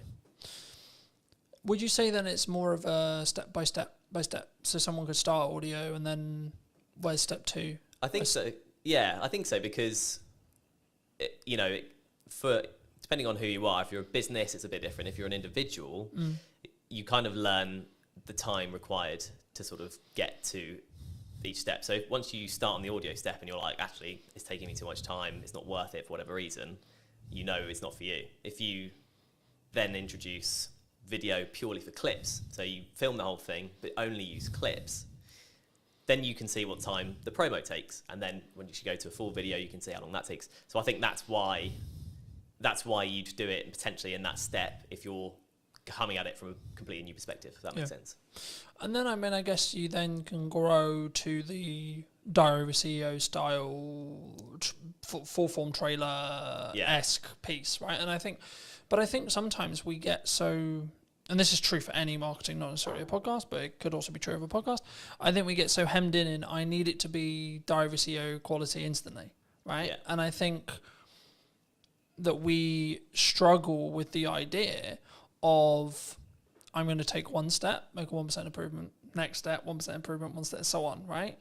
And I think for me, especially with what I've done with marketing, it's always been so this is the results I've got previously from this output. Okay, but what happens if I double the output, right? And it's constantly that testing period. I mean, in your experience with podcasting, how would you recommend people, or how would you look at like working with a client, because I know that's some of the work you do, to actually help them actually work out, should they have a podcast, but then secondly, like, what are the nuts and bolts of their podcast in regards to topics and like theme and etc. And or does that matter now? Yeah, so I think in terms of the sort of nuts and bolts, you kind of have to have the reason why you're doing it first, then you go into the nuts and bolts. So like I said at the start, the reason why is the building trust element. I think you need to, if that's what you want to achieve, and you have, say you're selling a particular service or a product that can be gone into in depth, then it's worth doing from the start. Then the nuts and bolts from there all depends on how you want to package that, I guess, to be unique or to kind of be the same, because everyone is kind of getting used to this kind of format. So there's options on the table for sure. I think there's obviously that psychology thing that we've talked about a little bit as well, but I think for me, I didn't overthink it. I was like, I enjoy talking about business, I enjoy talking about content creation, I enjoy talking about marketing. And yeah, I've evolved it, and yeah, it sort of changed, and depending on like the guests will kind of tailor the conversation slightly. But I also don't overthink the conversation, because I trust in myself as an interviewer to ask, I guess, poignant questions, or like what naturally comes to my mind. And I think sometimes when we look at content, it's not in this box, right? I watched a video this morning talking about the fact that like one of the reasons why they're not, the person in question wasn't on YouTube, was because he was constantly concerned about, he sells video production, so it has to look good, has to sound good, and I followed the logic of yes, sure, but actually sometimes done is better than perfect if it's a barrier. Do you, like, how do you, when you look at either, and I'm sure we'll get onto the podcast you're launching, but like when you work with clients, or when you're maybe looking at your own podcast, like, how do you balance that line of, okay, it's done, but actually there's these things that that could be better? Do you hold a podcast back? Would you reshoot a podcast? Like, where's your line? Yeah, I think you'd want to know that before even starting, frankly. If you want it to be polished, and the client's a big company, for example, you want it to be polished, you start from there. That's kind of, the level is set effectively. And going on from there, in terms of, if it looks scrappy, there's kind of growing evidence that a scrappier look still appeals on the right platform. I was reading recently about TikTok and how people, or watchers or users of TikTok, prefer the raw content, the raw sort of footage and stuff. So someone literally picking up their phone and talking, there's no kind of green screen, no one's putting any effects or whatever. If the content looks like that on TikTok, it sells on TikTok. Yeah. Whereas on YouTube, like you were saying, people kind of expect a bit more of a polished thing. But I think authenticity is quite a big thing these days when it comes to content. And like you were saying with your questions that are just coming off the dome and stuff, that's in some ways kind of seen as a more better or nicer to watch compared with a completely polished, you've gone through 20 questions with a fine-tooth comb and you're only asking 10 because they're like the best ones only. It doesn't, like, conversations don't work like that, and that's ultimately what podcasts are. I think that's an important point. I think that there is obviously a line when it comes to like the quality of, like, especially if it's what you sell, like what I sell is video production. So there is a line, but I also think that there's an opportunity cost of refilming a conversation that isn't the first one, for example. Absolutely. Right? So to give you some context, last week or so, I filmed a podcast with my mum, and that post, me announcing the fact I did it, did really well, which kind of doesn't surprise me to an extent. It doesn't, but there's actually a tech like challenge with that podcast because one of the cameras isn't in focus. So my camera isn't in focus. So I was in a position last week, and I think I pretty much made the decision I'm just going to work around it. But I'm in a position where I'm like, the episode is really strong in regards to the content, but it's not perfect video production wise. Do I reshoot it with the potential opportunity that it will feel different and the conversation will maybe come across differently? Or do I work around the fact I've got multiple cameras and I fix it that way? Or do I just go with, okay, it's out of focus. It's not far out of focus. It's maybe an inch, like a tiny amount. But is that an approach some people should take? Do you think they should get like out of the way of the content sometimes? Because I could really sit here and like lose my shit over the fact that one angle's out of focus, but it is what it is. Yeah. I think the content is what matters most. I think if you tried to reshoot it, it's never getting anywhere near the same, especially if it was a good episode. Yeah. And it's your mum, right? So it's personal to you, and it's like an emotional element to it. Yeah. And I know what you mean. You're coming at it kind of from like an editor's perspective, and it's just going to annoy you forever. But the average watcher probably won't bother them that much, I'd say. So actually, if the content's really good, I guess like you say, you could in theory refilm your bits of like, you could pretend you're there again. Yeah. But unless you're a particularly good actor, it's it's not gonna work. Yeah. So I would say no. I'd say take the hit on the because slightly also, blurry but I image. also look at it from a perspective, from my point of view at least, by saying, okay, well, in the grand scheme of all the episodes I've got in production, that's one episode out of 20, right? Like this week, I think I'm filming like 9 or 10, right? Total.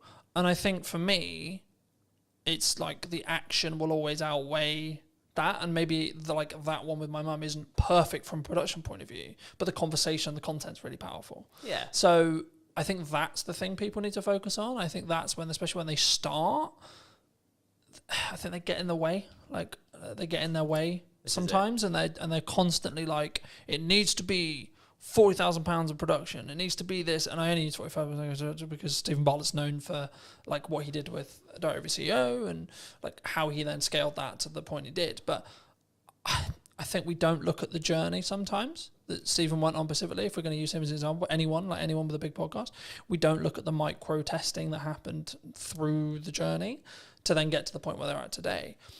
I mean, have you confirmed like where you are with the podcast? Like, where's your podcast? So yeah, yet to officially launch, but all the stuff's going on in the background basically at this point. I've got first bunch of guests booked, got the studio booked, and in terms of the background work, in terms of questions and what I'm thinking in masking and how I want it to look, that's all sort of down in my head. Yeah. So it's I've got to start it now. I've got the dates booked in, so it's just a case of starting when it starts. Happy days. That's super exciting. I mean, for people who may be interested, I mean, how did you come up with the idea? What is the idea? Like, what are you going to be talking about? Like, where's that? And I think it's really important to also highlight, and something I try to do is like collaborate with other people rather than, because some maybe will be watching this and go, but Colin, that could be like technically you're a competitor in some ways, right? Yeah. But I'm like, no, actually, because I think we can both work together to actually create a better show as a whole, right? And lean into each other's skills where it makes sense. But I mean, just to reiterate the question, I mean, where, what, and how is your podcast going to be about? Yeah, so it's called How Do You Money? And that's the idea. That's the sort of opening question somewhat. So it doesn't actually make grammatical sense, obviously. But I think most people can get from that. It's talking to people about their own personal relationship with money. Strictly not an advice show, because I'm not an expert with money.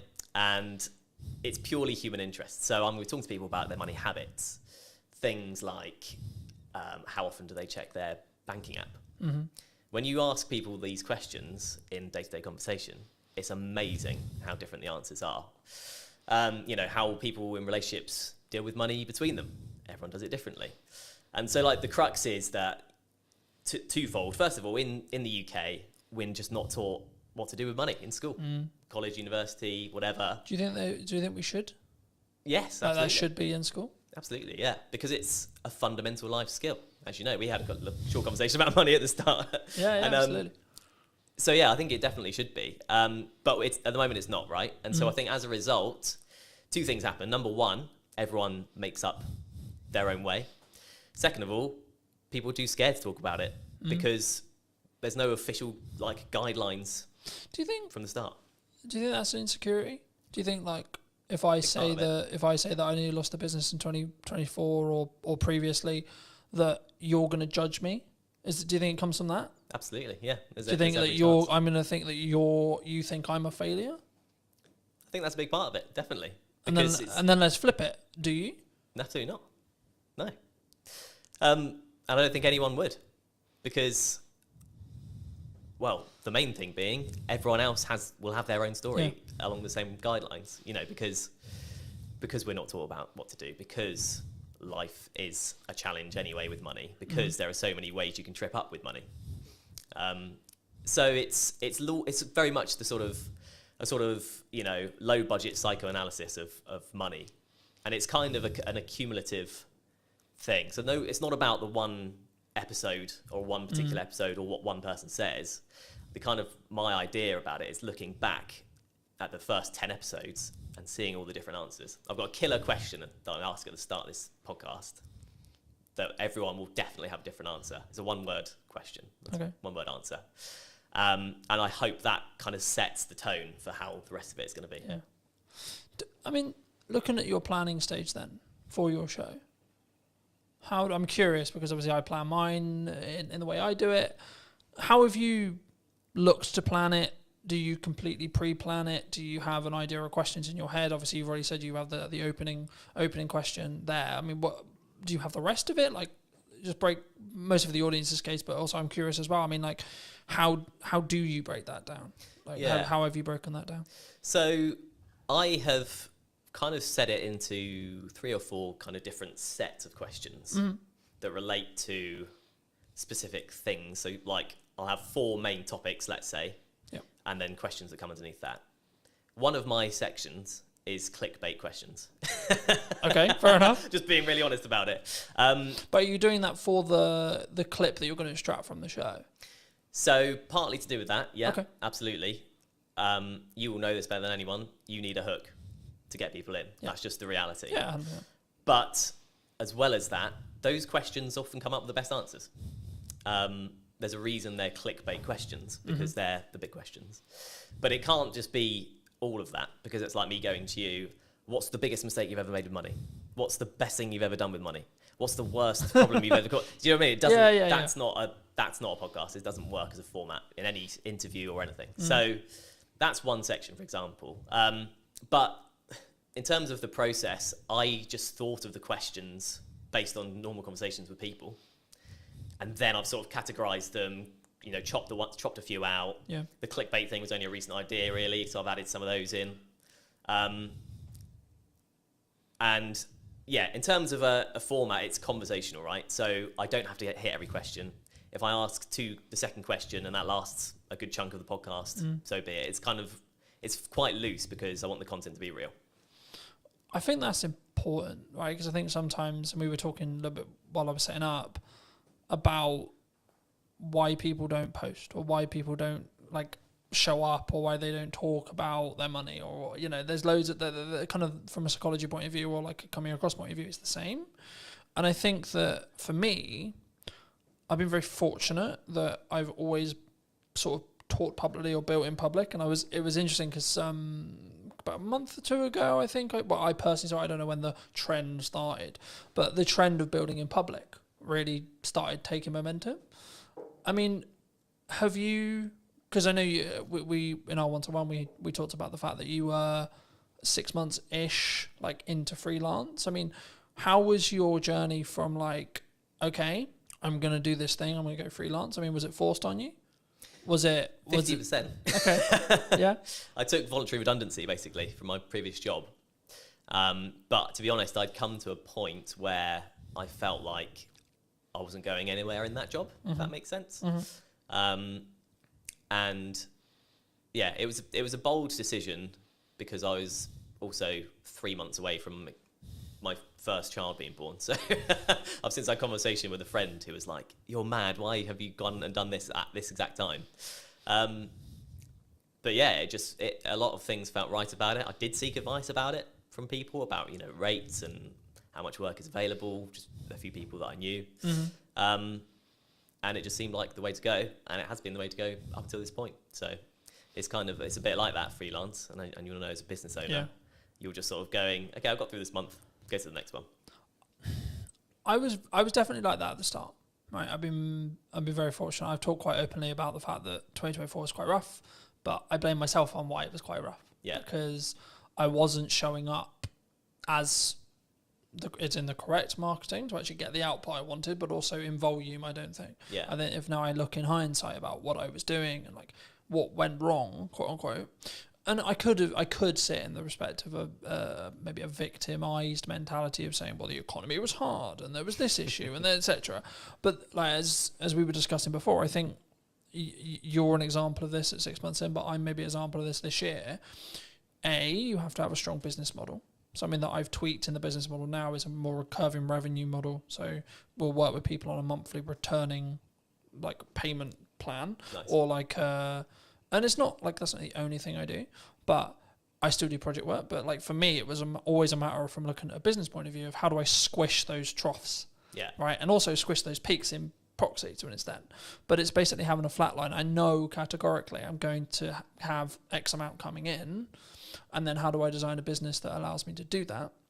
But then also, what marketing does that business need to then show to other clients that I know what I'm talking about?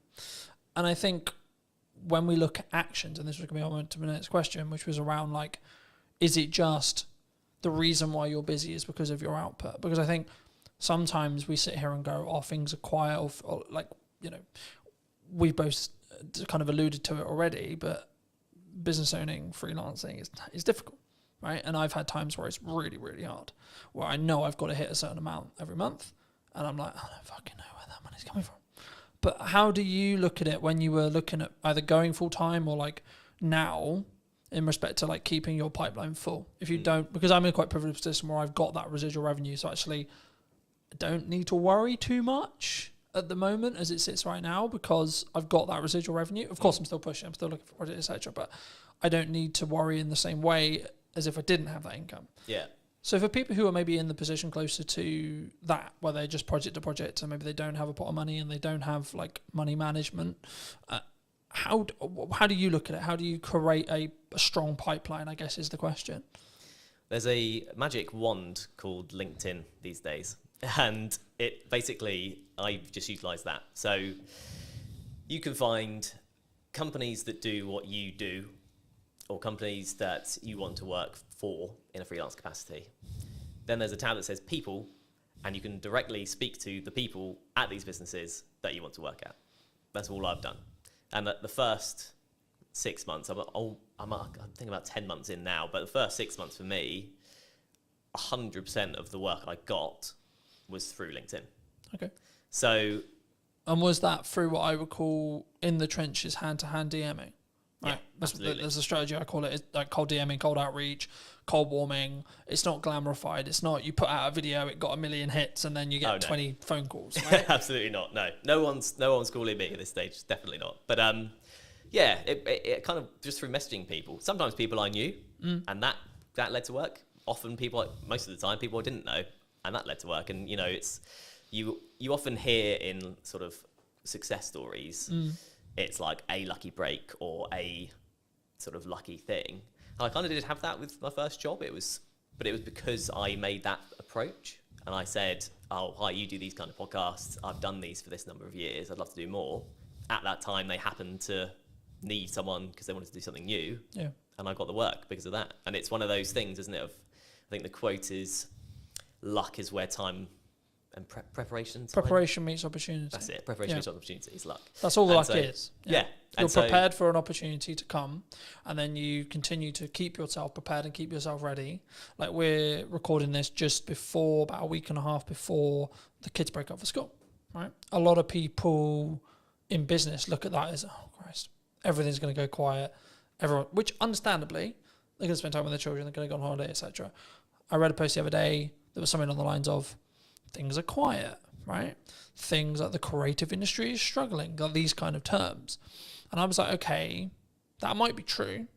And it might be actually we're coming into the summer holidays, etc. But that's then an opportunity for you to A, output your marketing, B, look at maybe cold outreach or what you're doing there, and then try and set some stuff up for September. I mean, do you see, like, are you, because I remember when I was just project, especially when I was like tighter on cash flow, it'd be this rush to get money in because I knew I'd have 6 weeks where things would be a lot harder.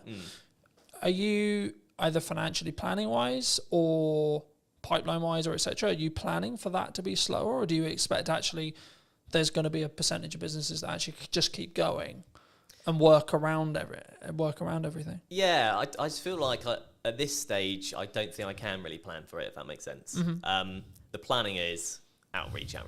Just message people, talk to people I know, people I've worked for before, people I don't know, people I want to work for, all that kind of thing. So yeah, I'm not at that stage yet where I could do that, but there are opportunities sort of on the horizon where I may be able to do that. So it's one of those, really. I don't know exactly how that planning would look like for me right now, if that makes sense. Yeah, no, absolutely. I mean, I think, and this is kind of like a bolt-on question to marketing or networking and how you tackle those things. For a long time, people have always looked at maybe traditional marketers as, I'm going to go to an event, I'm going to network in the room, and I'm trying to get work from that room. What I've always understood is it's networking through that room, right? But nowadays, because of time and because of what I do less of the in the room having a conversation stuff, but I'm still leveraging either the network that I have and then their connections that they're making potentially, or you as an example, or I'm actually just trying to utilize the network I already have to then lean into either creating more content or creating opportunities to have conversations in one-to-ones with very targeted people. And I think sometimes, especially at the beginning, and I look at it as phases in business, right? So I'll use you as an example. The phase you're in freelancing as a whole is you've got to do a lot of hand-to-hand, you've got to do a lot of time investment, you've got to do a lot of network events, you've got to, like, I think the term would be like kiss a lot of frogs before you get your prince or princess, right?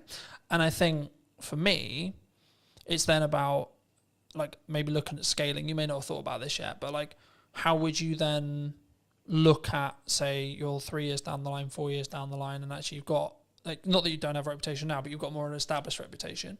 How would you then like say to a person or a client or a friend that maybe was looking to scale? Because the issue is when you're trading time like that, it's not as scalable, right? You can scale the unscalable by just working really hard and working smart, sure. But would you look to do content? Like how would you look at it from your perspective, and or what are you planning to do? In terms of content, how do you mean in terms of content? In respect to like, would you continue to network and would you continue to lean into your own podcast and see that, because I expect what will end up happening, of course we don't know, it hasn't launched yet, but I expect what will end up happening is you'll get inquiries solely because you have a podcast, right? That's kind of, yeah, and that's part of the strategy, frankly. Yeah. You know, an ultimate goal for the podcast would be sponsorship eventually, right? Mm-hmm. Very hard to get, notoriously, very long time to get there. So I'm not particularly holding my hopes out for that at this point, but that's kind of my best bet in terms of something like you say that isn't just working and getting paid for the work, if you know what I mean. Yeah. You are getting paid to do the podcast, but it's not directly, I do this hour, I get this pay. Yeah, absolutely. I mean, I'm glad you mentioned sponsorship because I think it's something which people really struggle with. Do you think, because normally it's audience size based, right? Yeah. But I would actually say it's value, to an extent it's audience size, but also it depends on who you're asking to sponsor it. Okay. Yeah. If you're trying to get Coca-Cola to sponsor it, you probably should be pulling like a couple of million, right? If you're not trying to go for Coca-Cola, you can probably do it on a lesser scale. I mean, at what point would you, from your experience, would you say that even entertaining the idea of a sponsorship is a good idea? From a business's perspective. Yeah, from from the sponsor coming into looking for shows, and or if you have a show, at what stage should you then be like, hey, we've got sponsorship opportunities? Oh, I see, okay. Well, from the sponsor's perspective, there's a lot more talk these days about the power of niche podcasts, basically. Mine isn't very niche, so maybe I've missed the mark there and I have to relook at it. But the super niche stuff is a super niche audience, and super niche stuff brings a super dedicated audience in a lot of cases. Because if you love barefoot shoes, I'm particularly interested in them, you're looking about barefoot shoe stuff all the time. People will look about, how to strengthen your feet, what to do with toe spaces. You can go into mad detail and mad depth. And if you're a barefoot shoe brand and there's a podcast with 1,000 dedicated fans, you can put yourself in front of 1,000 dedicated fans. It doesn't sound like huge fry, compared to small fry, but it's dedicated people that if they like your brand will keep coming back. So it's kind of like a repeat customer concept. And also it's super niche. So if you're a barefoot brand and you go on the biggest podcast that's out there, you'll get lost among the noise of, the big brands like Coca-Cola. Yeah. So I feel like it's for a business, you want to look at the niche communities that you want to target. And then once you're in there, you're in there. As a show then? As a show, I think you have to know what you are able to do with the show. If you're committed to it week in, week out, because I think sort of weekly is what you need to be doing really for it to be worth sponsoring, maybe bi-weekly. Yeah, you could go for it from day one. I could be chasing it now, but I haven't got anything to show. I can't say, here's the podcast. I can say, here's the idea. Yeah. I think if you have something that it looks good and sounds good and the content is good and a community are reacting to it or people are reacting to it or you're getting a good amount of, if there's a value proposition in there, you're ready to sort of offer it up as long as you're committed to keep it going. Because then otherwise there isn't a sponsorable thing, right? Yeah. Do you think, I'm glad you mentioned like rhythm as what I call rhythm of shows. Do you think that you kind of alluded to it, maybe weekly or bi-weekly, like, because I know there's some people who may be listening who are like, I can only do once a month. Yeah. Right? Would you say that would stop them doing a show, or do they need to organise filming in such a way or producing in such a way where when they launch, they've actually got enough to do weekly, for example? Yeah, I think it kind of probably depends on the content, what the podcast is about. There's a lot of complicated algorithm stuff with YouTube and stuff. You definitely know more than me about that. But that kind of dictates that you need things to be weekly or you get lost. That's what I've sort of read. I think the buzzword we could use here would be you have to be consistent, right? You have to commit to what you're saying. For me, I do weekly because it can work. And how I do that behind the curtain-esque is I just film a shit ton. Yeah. So then I've constantly got content, right? So for me, I've kind of got content buckets. Like, so I'll have stuff that's just me involved. For that, I'm about 6 weeks ahead of schedule in respect to like what I'm editing, in respect to what I'm filming. And then from a podcast point of view, as I alluded to earlier, I'm filming 7 episodes this week. But 7 episodes won't go live this week. No, right? Of course not. In the first week, when I relaunched the show, 7 episodes, like close to 7 episodes did go live, but that was a deliberate marketing plan that was, we're going to push the podcast really hard. Now, I'm doing clip generation through AI, I'm doing clip generation with me, and it's a yes and strategy rather than a yes or strategy. Because I think so many people, they look at, we could use ops clips, we could use an editor, we could use this, and they don't say, what if we do and, right? How do you look at it from a post-production point of view? Should someone, when they want to start doing a podcast, I guess it's audience-based, and it's the person, right? Whether they've got resources to throw at it, etc. But should someone who's starting a podcast, maybe a corporate or a medium-sized business, and they want to do a podcast, should they get into the trenches first and start? Or should they just pay someone like us to come in and help them with it from day one, would you say? Yeah, I think if you're taking it seriously, you need a producer of some kind, an editor of some kind, realistically. To do that exact strategy, as you mentioned, have X amount ready to go. Yeah. And then it just kind of mitigates against all kind of problems coming up. You know, the studio isn't ready. You know, available. Studio isn't available. Someone doesn't show up. Someone's sick. Yeah. You like for me, there's client delivery weeks where I cannot fit it in. Yeah. Physically, there's no gap in my calendar. It doesn't happen. Yeah. Right. But then I also have the week after, the 2 weeks after, where I'm like, this is podcast filming week. Yeah. Then I'll have a month where like I don't have that, but because I've got a load of bank, and that's why I constantly try and bank as much content as I can when I can film it, that I can then be in a position where actually it's fine, right? So if I do fortunately get really busy with work, which is a nice problem to have, I guess, right? Which is actually the reality I'm now in, because I have an abundance of content, an abundance of, I guess in some ways it's a mindset thing around like, I don't need the work. So to an extent, actually the work's more there because I'm showing up differently, I think. But I think for me, like, especially as I'm doing a clip strategy as well as the YouTube, like the YouTube is a focus, sure.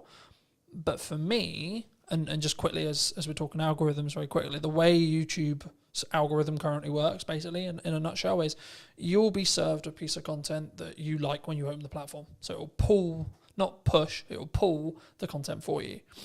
And what will happen is when a piece of content goes live, so I put a new podcast out, I put ours out, etc., it will send it to a specific audience sector, okay? And then it will say, okay, cool, this audience sector watched X amount, Y amount, it got number of views, etc. If that is, and the threshold changes, right, and it's the unknown bit of the algorithm, but if the threshold, if it hits above a certain threshold, it will then be served to a similar sized new audience. Then it will check the threshold again and repeat. So when something goes quite viral, what's happening is the watch time, the likes, the views, whatever it is, whatever metric they're waiting on at the time, is basically scaling repeatedly into new audiences, and the reaction from every new audience is great. So it's greater than the next one. So it then serves it to a larger audience and so on. That's how it gains momentum. But even virality videos will lose momentum eventually. Yeah. Just because it will be oversaturated to the market. It will go into a different part of the audience, etc., etc. TikTok's known for this. And then people will start clicking off or not watching it, and then you'll just watch it sort of drop off.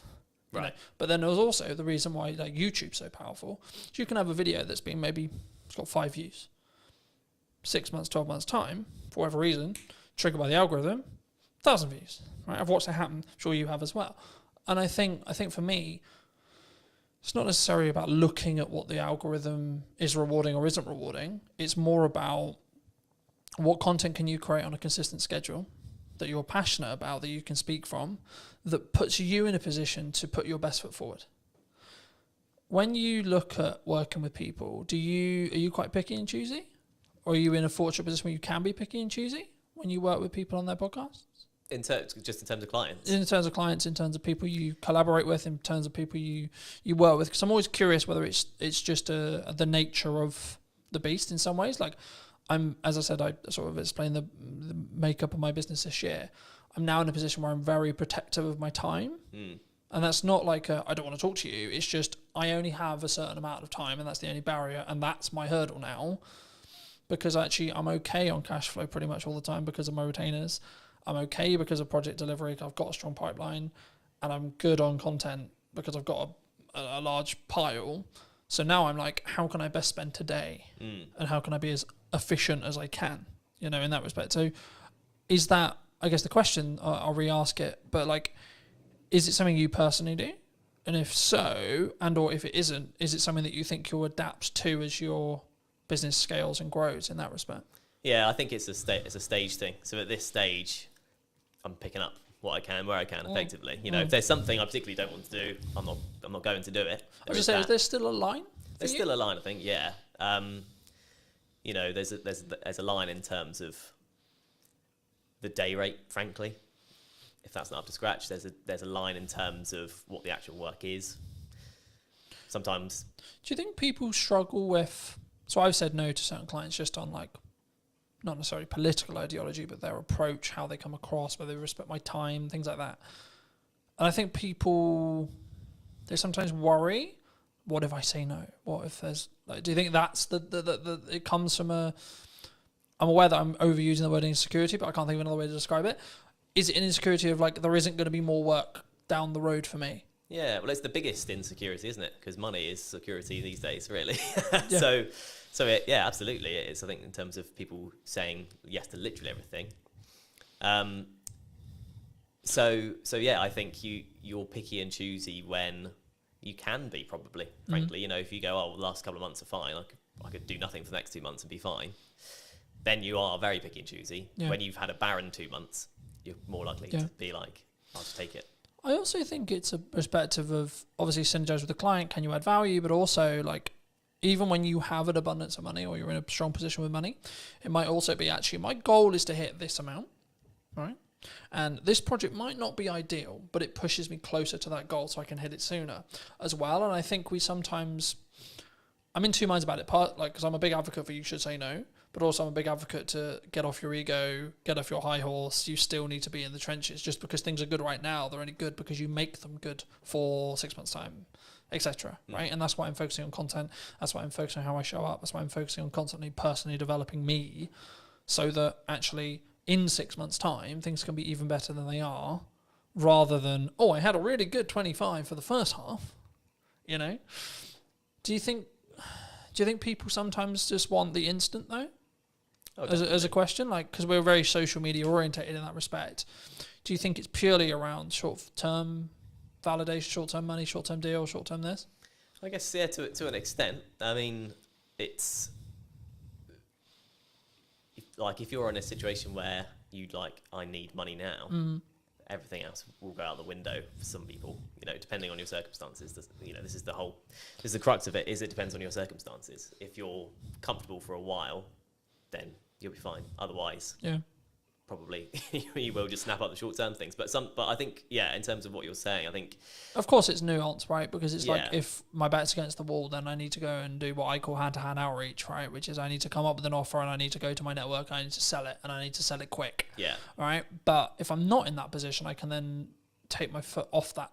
You know, I can step back and I can say, okay, actually, let's play the mid to long game now. Yeah. And that's what I try to do in my content all the time. It's not direct sales. It's not this. It's actually, hey, have you thought about doing this? Hey, da, da, da. But as a society, as like starting creators, as freelancers, as video people, whatever you want to call it, have you noticed that people are more, they want short term? And they don't really have, I guess, the patience to look at where you're going to be in a year? Yeah. I think that's a reality. I mean, I would have been quite sort of downbeaten if I'd had a different first 6 months to it. You kind of have to go through the journey to understand what the journey is. Yeah. Right. So with clients, with people approaching you, you know, and you will have experienced this as well. You have 100 people you message. Yep. 30 reply, 10 say they'll have a call with you, 1 person gives you work. And if you think of it, if you go into it with that mindset, you'll live by that mindset, right? Yeah. So you'll keep doing it and you'll keep getting work because you've played the numbers game effectively. You know, you've hit as many people as you can. Eventually something's going to come up. You've done the rep, so to speak. Yeah. I think, I mean, I was going to ask you also about speed of delivery, speed of output, speed of execution. Do you think that's maybe a nature of why someone's more successful than someone who's, oh, I'll do that tomorrow, from a mindset point of view? Do you think? So I'll give you an example. Like for me, when I came up with the idea to relaunch the podcast in the format that it was, so on location, in person, and or remote, and then within a week I had filmed 3 episodes of the idea. Within 4 or 5 days, the first one was out. Because I didn't let myself get into the, oh yeah, that will be on the to-do list for next year. That will be on to-do list for next summer. That will be on the to-do list for 3 months' time. Because I knew I'm only going to get the results. I'm only going to start getting the data if I start outputting. Yeah. Right? And now it's becoming actually a core part of the marketing strategy for the next 6 months to a year. But that's because I've gained a load of momentum with it. And I know I'm really starting to get into a nice groove with it. And that's why I asked the speed thing, because one of the unique selling propositions I have personally as an editor is, so I'll give you an example. At the time of filming, I did a media day for a new client on Monday. And today we're filming on Monday. He's already got half the content already. And it's a week, right? But also, it wasn't like that was the only thing I was doing. I've also put out, like, I think, nearly 40 pieces of content for me. etc. I've done a load of other stuff related to the business. So for me, one of my unique selling propositions, or one of the things I do, is like I work really smart and really hard consistently with no result, plan no result. But for me, from what clients have told me, one of the reasons why they continue to work with me is the speed. Yeah. Right? Like one of the things that comes up in conversation all the time, and James mentioned it a couple of weeks ago when I came to do 2 more podcasts, he was like, your speed's ridiculous. And it's because I've built a strong system to be able to work smart, but also just work really hard. And that's where I kind of come from that point of view. Like, I know it's really important, but I know I'm willing to put the graft in and continue to put the graft in for 10 more years or more, if that's what it takes. But do you think that's uncommon in entrepreneurs as a whole?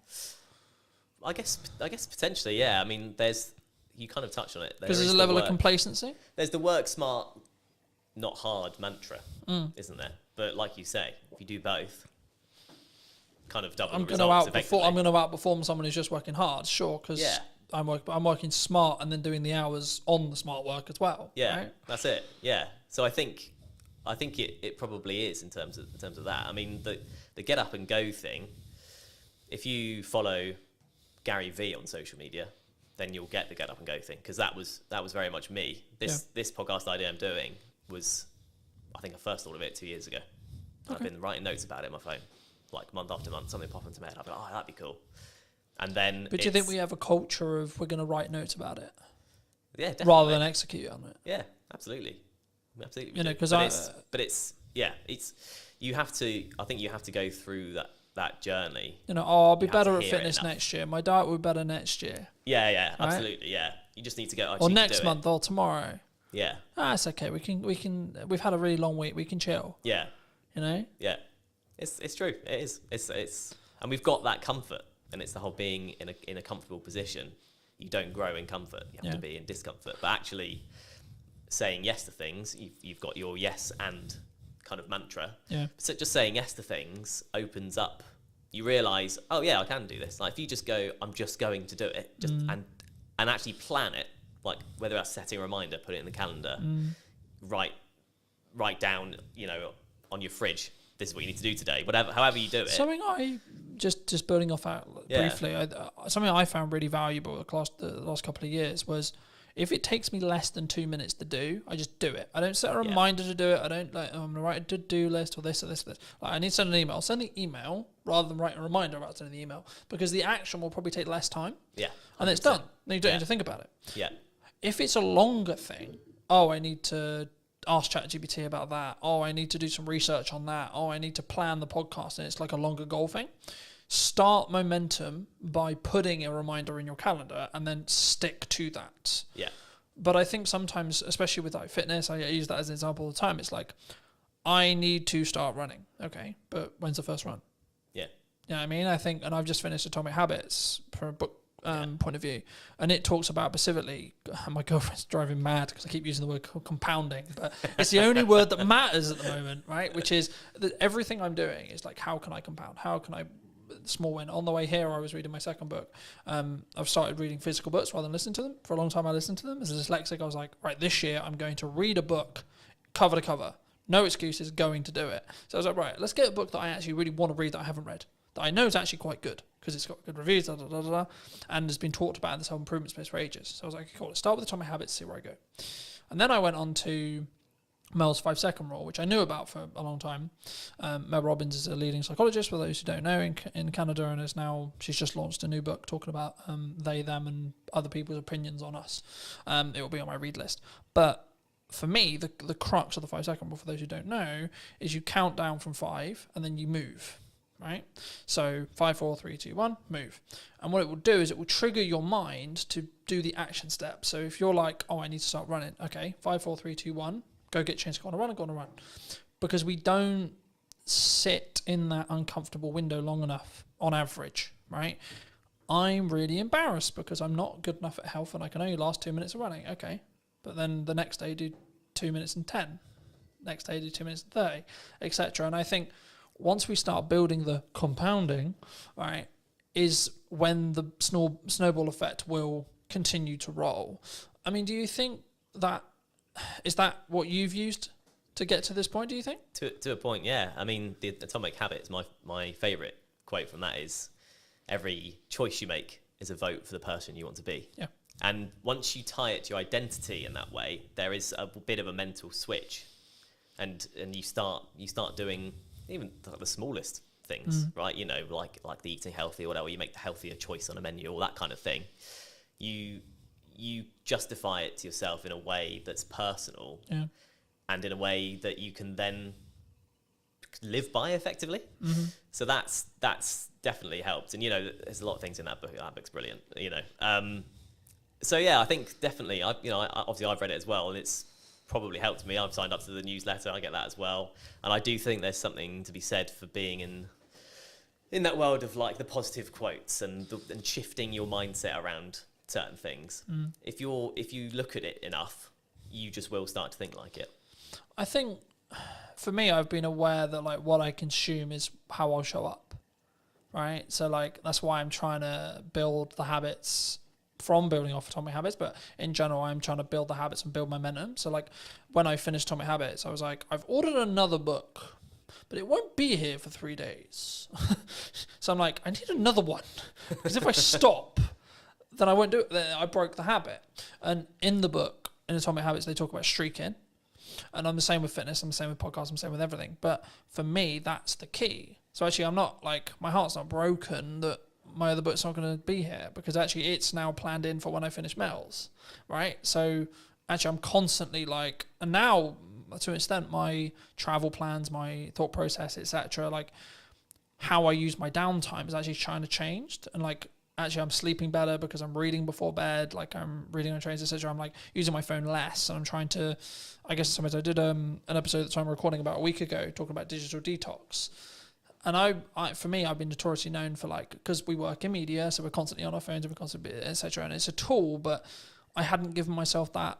And that's, I think, why I shifted into physical books as well, because I was aware that I was constantly on my phone. Do you think that's like from a psychology or your own well-being, or like as a freelancer, that can be your advantage? Like having those non-negotiables every day? Yeah, I think so. Yeah, definitely. I mean, it's an interesting dichotomy, like you say, because when you're in the industry and when you're in a position where you can't not rely, but you're chasing views, but then you recognise that it's tough. It's tough mentally, or it can be tough mentally. Yeah. It's hard, but I think that is where a podcast comes in, particularly an audio one, because you don't have to be on your screen, and if it's got enough value, it's not just doom scrolling. It's one thing with detailed information that you go into, kind of like you're sort of talking about audiobooks, is how we used to consume things. That's kind of what a podcast is. Yeah. Non-fiction, obviously. So I think that's, I don't know, I think that's kind of the power of podcasts in a way. It can be, you can consume without being tied to a screen. Yeah. I think also it's how you show up and the micro learning that you get from each one. Like, so for me, I'm like, I'm not focused on how many books can I read a year, for example. I'm focused on, okay, how many pages can I weave in today? Right? Today's quite busy. I'm traveling a bit. I've got loads of client delivery stuff to do, etc., etc. But it's like, actually, I've got this window of time, right? So actually, how many pages can I get in that window of time? Okay, cool. Gamify it. And then I'm also, to an extent, I'm rewiring the habits that I had. So previously when I would travel, I'd be constantly on my phone or constantly like listening to music or watching YouTube videos, which is not a bad thing as long as it's educational, sure. But for me, I'm curious to see where I'll be in like 3 to 6 months when I'm deliberately scheduling in time, whether it's travel or etc., to physically kind of disconnect from digitized stuff, especially as I live and breathe digital. And that's why I thought I'd mention it, because like for me, that's something I don't think we think about when we look at the podcast as well. Because I think what you'll find, and I'll be curious to see if we do an interview in a year about whether your money management skills is like compounded really, really hard, because you're constantly talking about money, right? I found I'm becoming an infinitely better marketer because I'm constantly talking about marketing, right? So I notice little things like, hold on, I said that thing in the podcast, but I'm not doing it with my own content, right? So you mentioned hooks earlier. I'm not doing strong enough hooks on the ones I'm editing. Okay, how do we do that? How do we fix that? So now I'm focused more on how do I create a really strong captivating hook. That will probably grow into how do I create a micro trailer. Yeah. I expect as an editor, but also the knock-on effect for my clients will be they'll get a better product. Yeah. Which in turn means I'll be able to charge more, which in turn means I'll have more money to either give myself a longer buffer or outsource to do other things and scale the business that way.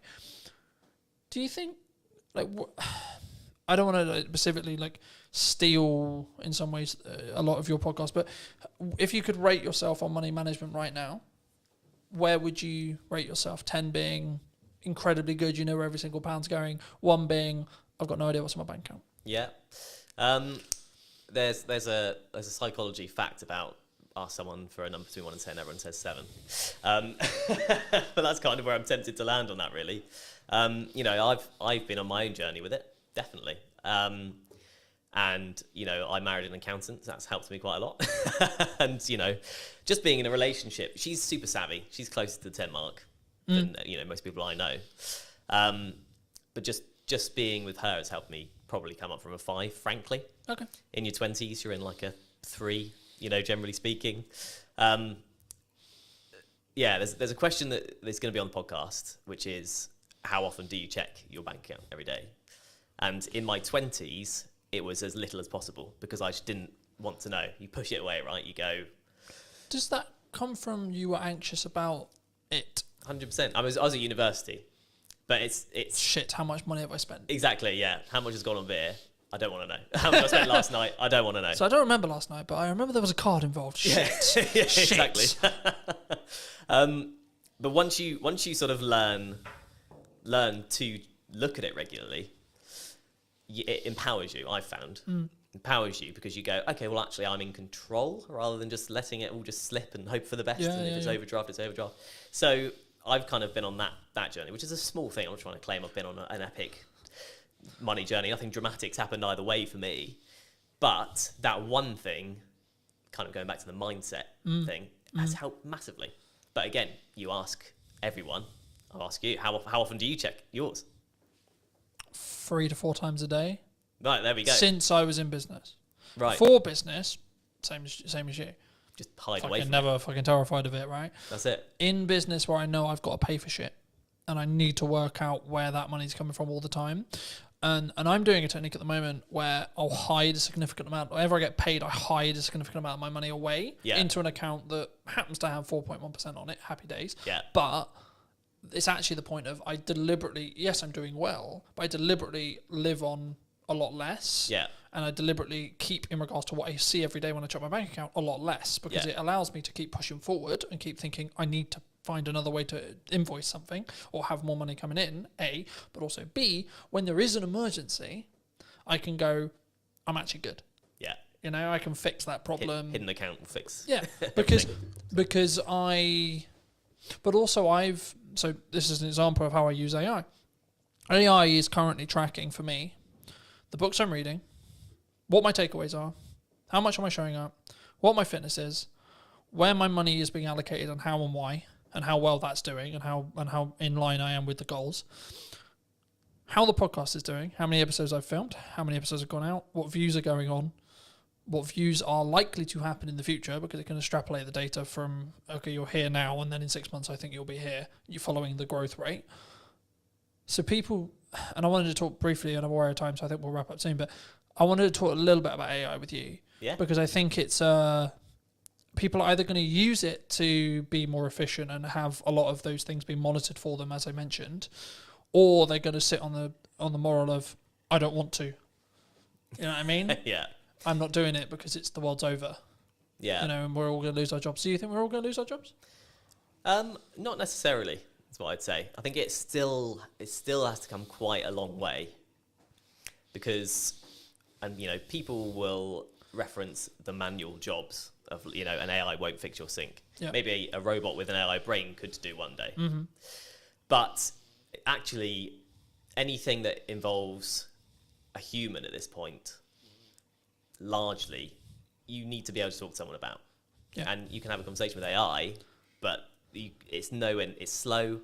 Like, compared to talking to a human, if you just want to get to the bottom of a problem, because of the way LLMs work and how they're programmed, you can't get there quick enough. Yeah. You can't relate in the same way. You can't. It also has ask, a "Oh, why don't bias you do this?" towards being positive as well. So if you want constructive criticism on something, it's not very good at that. Yeah, Right? exactly. But I always use it. I've used the analogy recently of like you need to sharpen a knife to be able to cut something, right? Yeah. So you need to sharpen the AI, tell it what you want, and that's what I mean. When it comes to data analytics, which is everything I basically just discussed of how I use it, it's actually really good. Yeah, absolutely. Because all I'm getting it to do is do the thinking for me. Yeah. But I'm also aware that I may lose my cognitive ability. That's also why I shifted to reading physical books. Yeah. Because it keeps my cognitive ability high. Yeah. Right? So actually I've got the best of both worlds now. Because I'm building more time because I'm being more efficient to then utilize my brain more in tasks which are more challenging, you could say, to then be able to utilize AI better, and the snowball effect goes that way. Yeah. You know? Do you think people are naturally scared of it because it's the new thing? I think there's an element of that, yeah. But I think it's seeped into normality.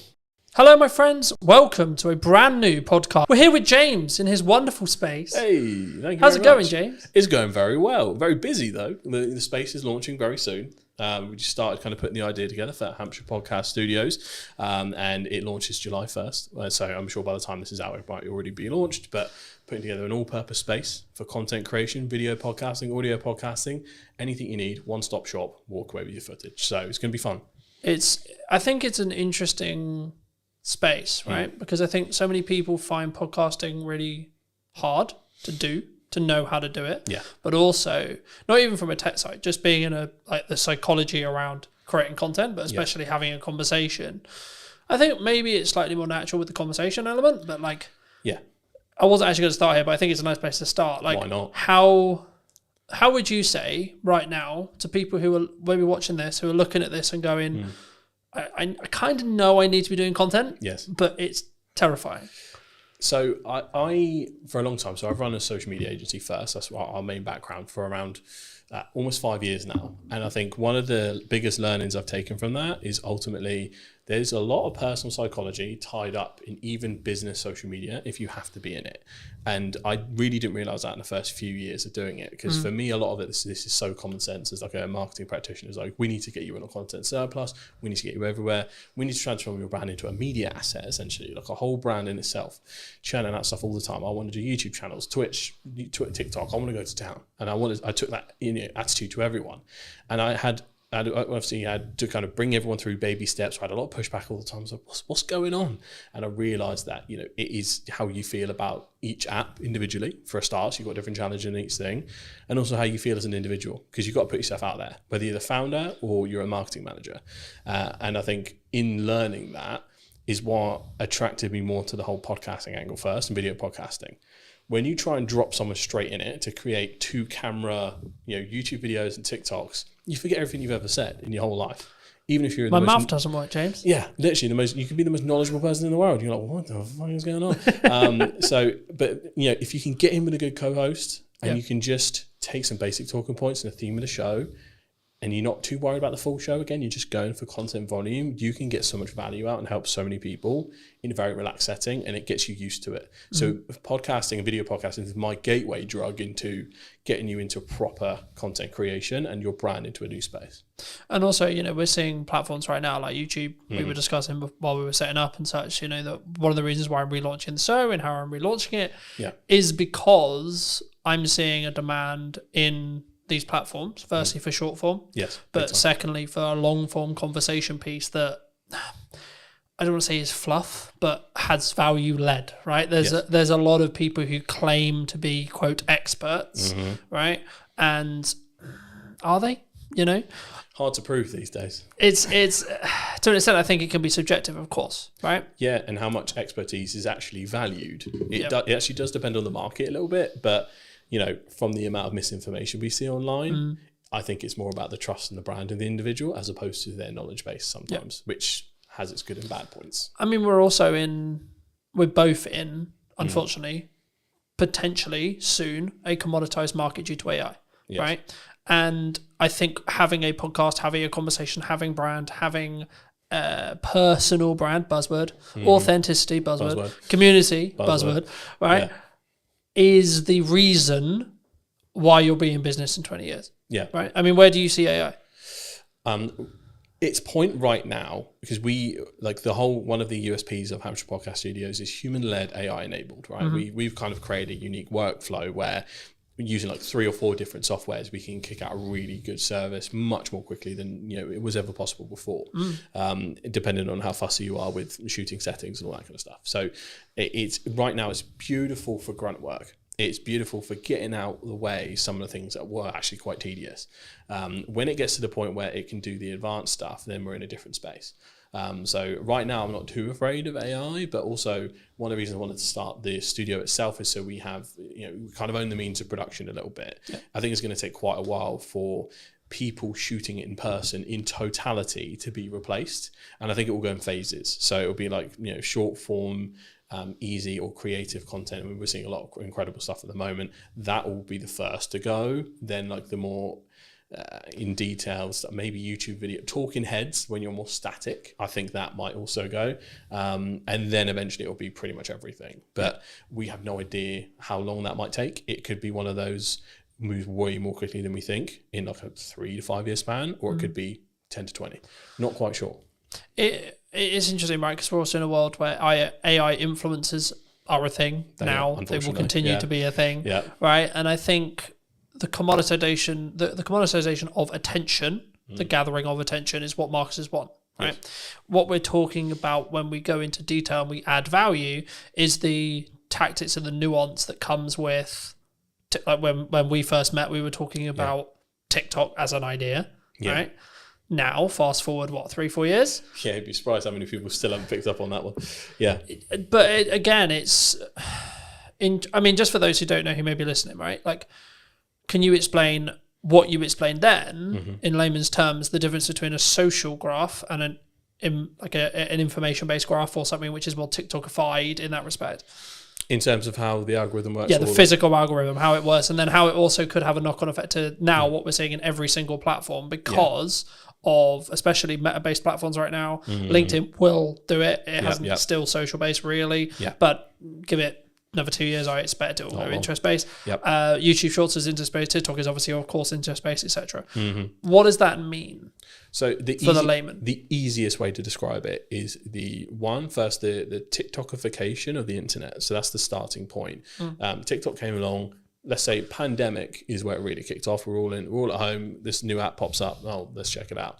A lot of people didn't jump on it at first. That was very kind of still early, at least from a UK market point of view, very early on.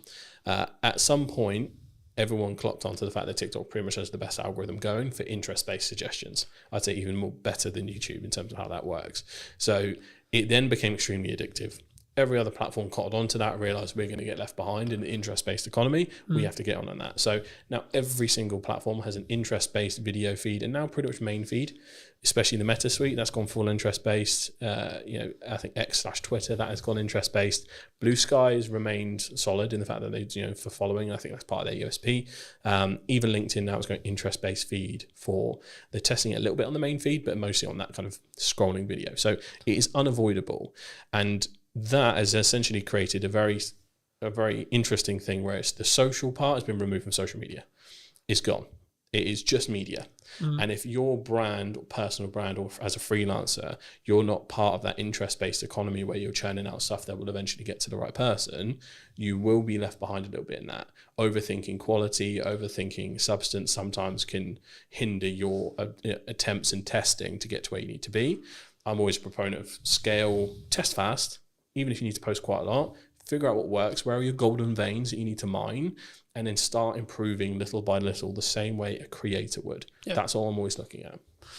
I think it's interesting, right? Because when we first got here, we were talking about the difference in scale versus perceived quality or quality, right? And I think that so many people worry about what is the judgment of X partner, friends, colleagues, so on, dog is equivalent, right?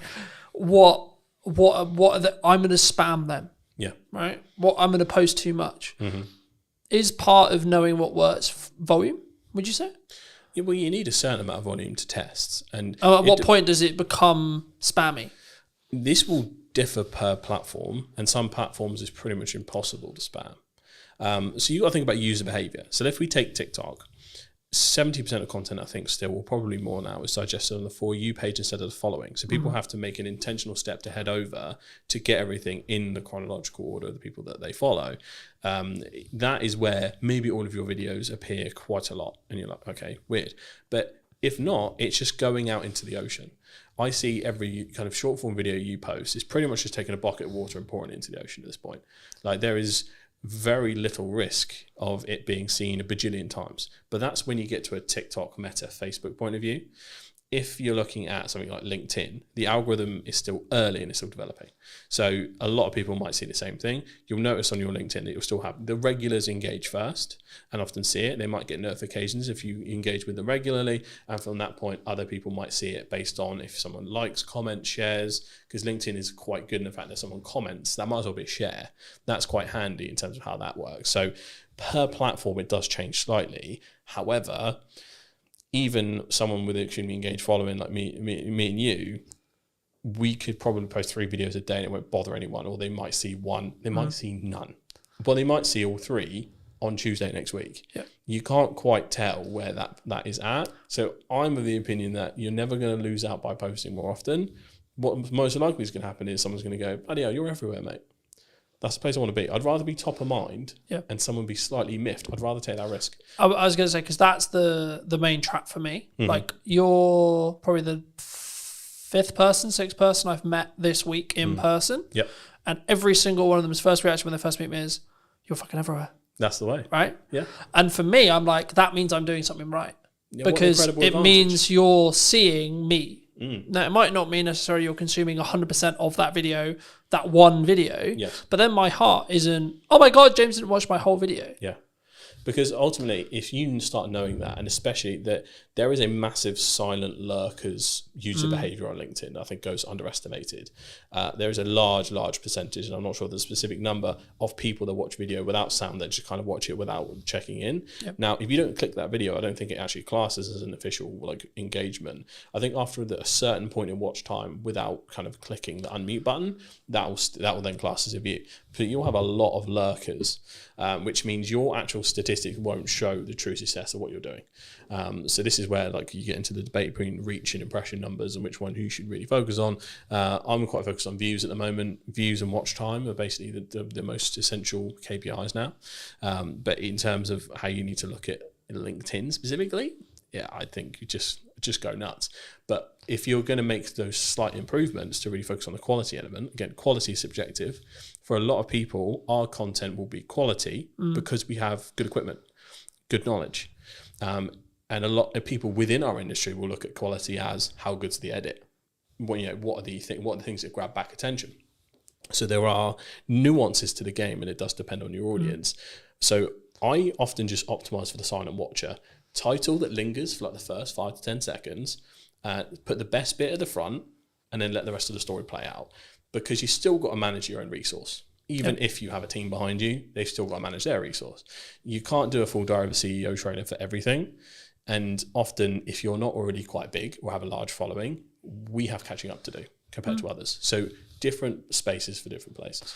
I think, again, and it's one of those things where I think this should be a yes and not a yes or. Right? So for me, I'm like, that's a good idea. Let's do that. And a podcast, and short form, and talks, and in-person events, best, right? and this, and that, and that. Because I don't then worry or care about this specific video has got X amount of views. I have absolutely no interest, to be honest, in what that standalone video does. What my views are as a whole across Meta, across Instagram, across LinkedIn, across... So, yes. Yeah. Okay. As a whole. Yep. Specific video, don't care. Yeah. Because I don't know what's going to go well or hit. The only way you can do that is test it, right? Yep. Test and it something and look at which the spikes on your graph. Yeah, and something when you're specifically creating content around a targeted event like an in-person event or a service you're trying to sell, etc. Yep. A strategy that's worked for me in the past and will work now is put out a load of short form stuff, see what happens, see what works, and then media buy, ad, meta, placement, etc. against the stuff you already know works because you've already got the viewership, you've already got the metrics. And that way you're not then potentially wasting pounds or Yeah, figuring dollars, out if it's a good ad figuring out, creative going, is this good? Now, this is one of those things where you might want to tweak the copy slightly because it's an ad and not a post, etc. Things like that. Yep. But overall, it's going to work because you already know the creative's good. You know, Absolutely. And the thing is, for me, I think people, they use the I'm trying to create one polished video on LinkedIn as an excuse not to be working. Yeah, because a lot of people will take that out. Again, this is where we come back to the personal psychology point. We know we're supposed to go to the gym. Do we all go all the time? Some people do. Most people don't. That's just the reality of it. It's Gary Vee that made the point originally. You know, social media is like going to the gym and eating healthily. We're going to relapse. We're going to mess up. We're not going to stay consistent all the time. We're going to have sprints where we kill it and then times where life happens. Yeah. Don't punish yourself for that. Kind of go with the flow. Do what you can do best. And this is what the testing allows you to do. Find what medium is the easiest for you to create and find most comfortable. Because I've noticed that I'm a big proponent of TikTok and its uses and how it works. In terms of me creating TikTok content, I'm actually quite bad at it. In terms of the pacing, in terms of how you need to deliver it, you know, sometimes some of the memes and things like that, like I personally struggle. That's why we have a good team behind us. Whereas in a YouTube or podcast setting, I thrive, and I think that is sometimes a matter of age. Sometimes I'm 28, so I'm either the oldest Gen Z or the youngest millennial. So I'm right in that center point, depending on what blog you read. So, but I grew up with YouTubers, so that is how I often visualize and say my thoughts and verbalize them. And some people will talk as TikTok because, for example, if you got your phone out, the viral hook is as you're putting the phone down. Guys, the other day I did this, right? And they'll prop their phone down. That is the telling the story or popping the phone down in the car or talking in the car or the quick flip up. This is stuff that is derived from TikTok and is done really well. And it's something you can learn, but it's not something that will come natural to you if it wasn't your first port of call almost. So you do have to adapt to where you're at. Once you test, once you get used to it, because you've got the barriers of editing, you'll hear yourself, you'll see yourself. We are so used to it at this point, it doesn't matter. But there was a point in time where we were like, oh my God. Wait, I sound like that? Yeah, literally. What the fuck? Literally. And now, for some reason, it sounds exactly the same to me. But before it sounded so different. Yeah. But there is that hurdle. So I'm very acutely aware, even in a B2B corporate setting at some of the largest companies, if I've got the challenge of bringing a video podcast in or video content, that person has to start from ground zero. Yeah. It does not matter how big that brand is. If we have to use someone, but I deal with £100 million deals, James. Yeah, and then and I go, all right, tell me now, and I put. My math doesn't work. Who am I? What day is it? Who are you? So it's hard, but you have to practice. Yeah. This is what a lot of brands do have some hubris around it. Like I'm a big brand, we can do whatever. Yeah, it depends on your presenter. Unless you're going to bring in a professional presenter and pay. But again, should you, from a brand point of view? Because the whole point is I'm talking on camera, right? You need so the same person who sells is the same person who's talking on camera. Homegrown will always win, in my opinion. Homegrown, authentic, buzzword. Homegrown, authentic. We like our buzzwords. We do. Homegrown, authentic, and just I think not tied to perfection is probably the best piece of advice I can give when it comes to corporate content. Yeah, like something completely unedited, probably similar to how this podcast is going to be, flows nicely. You can tell it's genuine. Their corporate trust is at an all-time low as is. You know, if you are going out with something ultra polished that's over the top, you brought a TV presenter in, good luck relating to anyone, right? It is that kind of equation. So yeah, factor that in. If you're the biggest brand or just starting, both people are kind of in the same place. Yeah. And if you are starting, I think you'll pick up things, right? Like I've noticed, you may have noticed it in the show. I didn't piss around at the start. No. You know, it was bang, this is who I am talking to. This is what's going on. Bang, we're talking to James. Cool. Straight in, right? That's only because I'm used to doing long form content on YouTube. I've been doing it like 2 years, consistently for 2 years now. Yeah, because a lot of people don't realise the first 10 seconds is the new thumbnail. That auto plays as soon as you hover over the video. Yeah. So if you don't get straight into it, well, you've lost someone, and I know how the YouTube algorithm will work in the respect to, right, if someone sits and watches this for 10 minutes and is interested in this conversation, they're gonna then be then the video, the big podcast will be served to a larger set of people, and then so on. That's how stuff goes viral, right? Same with short form, but on a more narrow basis. The key, I mean, like, okay, we're probably at the point where people, if they're going to click off, they're going to click off. Hey, happy days. Yeah. So let's give people a bit of a history lesson on you, right? I mean, when we first met, you were not running this. You were running what, from my understanding, was a basically fully serviced social media company. Yep. That helped B2B brands take like careers. Yes. In Crocs, right? Yes. Okay, what happened? How did you get here? How did you start there, and then how did you get here? So it was really interesting. So the official journey was scroll all the way back, lockdown, I think 2021 or 2022, is somewhere in that range. We all start working from home. You know, weird day for us. We think we're going to be back next week. Oh boy, did we mess that one up. So we were there, and I realised that, you know, I felt like I was outgrowing the place I was at, to put it that way, and I was like, I could probably do this. So got an ad up on Fiverr, and for a month it kind of did nothing. Had no idea what I was doing. I came from an advertising marketing background, 4+ years in that, working in-house and agency side, so I had all of the knowledge to bring. It was just a case of how do I business? I had no idea. So that ad basically did nothing for like a month, and then suddenly it put me in this like featured creators section. So I had a lucky break there. Most people don't admit their luck, folks. That's how it happened. And then from there I got my first client, and then got my second client through Fiverr. I got my third. That pretty much got me to the point where it was around what I was earning, and I just went, see ya, and then I took a risk from there. And then from there it started to just me, one person, two person, third person. Ended up kind of, as we're going along the scene, working with the likes of the University of Southampton, Barclays Eagle Labs, American Express, Global Business Travel, people like that, over that 4-year period, almost 5 years, and it grew very fast, very quick. Didn't know how to business, so from that point it was a tricky thing to navigate. And eventually I was like, this is also isn't making me happy. We grew way too fast. Way too much pressure, navigating contracts, chasing people that hadn't paid. It was that essentially, and overspending too. We had office space at the time because I was in my head, and I think a lot of people's minds, we still had the path to return to normal. So I was spending a lot on hybrid office space to go, come in if you want, you don't have to, but we have a space where you can still be creative, we can collaborate.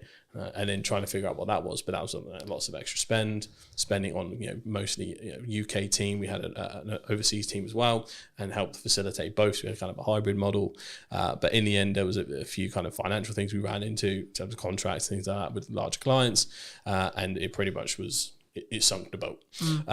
But I then kind of took some time away because it also happened at the same time as some personal losses, so I was very anti-work for like at least a year or two, I'd say. I was in the mindset of like, why do we do this? You know, reading Buddhist scripture, you know how it gets. I'm going to go mountain, man. Yeah, literally, I was just like, bro, I should be I'm going to vibe out. Yeah, it's all good. Out in the field. I was, you know, when you get into watching like Outdoor Boys on YouTube, and you're just like, oh. Show me the jungle, man. Show me the jungle. Yeah, I was just like, dump me somewhere in the middle of nowhere. I know how to survive now. I watch your YouTube video. I can make fire because I watched it on YouTube. Man, make fire. So I was in that zone for ages, but then, you know, I rebranded, created a new agency with a different spin on it called Straw Hat Social. And you need a straw hat, by the way. Yeah, absolutely. It's inspired by one of my favorite shows, One Piece. I absolutely love it. I kind of made Shogun up on the spot many years ago, so it didn't really have much personal meaning to me. But Straw Hat does. It's basically a show about pirates, and the kid who wants to be the king of the pirates. And it sounds simple, but it's one of the most complex and deeply layered shows in history. 7th best-selling piece of media ever in the entire world. So check out One Piece. So from there, it's a very different angle in terms of how I approach it. It's a bit more of an in-house agency model in terms of I do spend time at clients' offices at times. It's very involved in terms of more of a consultancy angle, because what I learned a lot of the time is most of the time there's other work to be done in the rest of the marketing cycle compared to when it was just social. So that is what Straw Hat is a little bit more. I'm still working on, I need to create a website still, the taglines, all the rest of it. But then the next part of that was the podcast studio. And that has now been born from that journey of going. Often a lot of clients had financial troubles, especially some of the smaller ones. A lot of them needed content, but for us to produce it and for me to have a retainer good enough to support my team ended up being too chunky. And I was like, we just need a place where someone can come in, grab their stuff and go, but still have a good experience and get what they need. And it's guided by social first expertise. And that's how this was born. So that's the journey through and through. It's been really interesting. And it's a really interesting space. And I'm kind of curious where it's going to be in a year to two, right? Me too. From what we've discussed. But I think that leads on quite nicely to what is the missed opportunities right now in marketing? Because we're talking about like short form is good, but it's kind of 3 years old now. The idea of it is 3 years old. Yeah, it's fairly commonplace at this point. I think a lot of brands know even AI, using AI is kind of like 2-3 years, right? Yeah, and I think a lot of people are so aware of it. I think there's multiple layers, so people are often overwhelmed by the amount of choices now.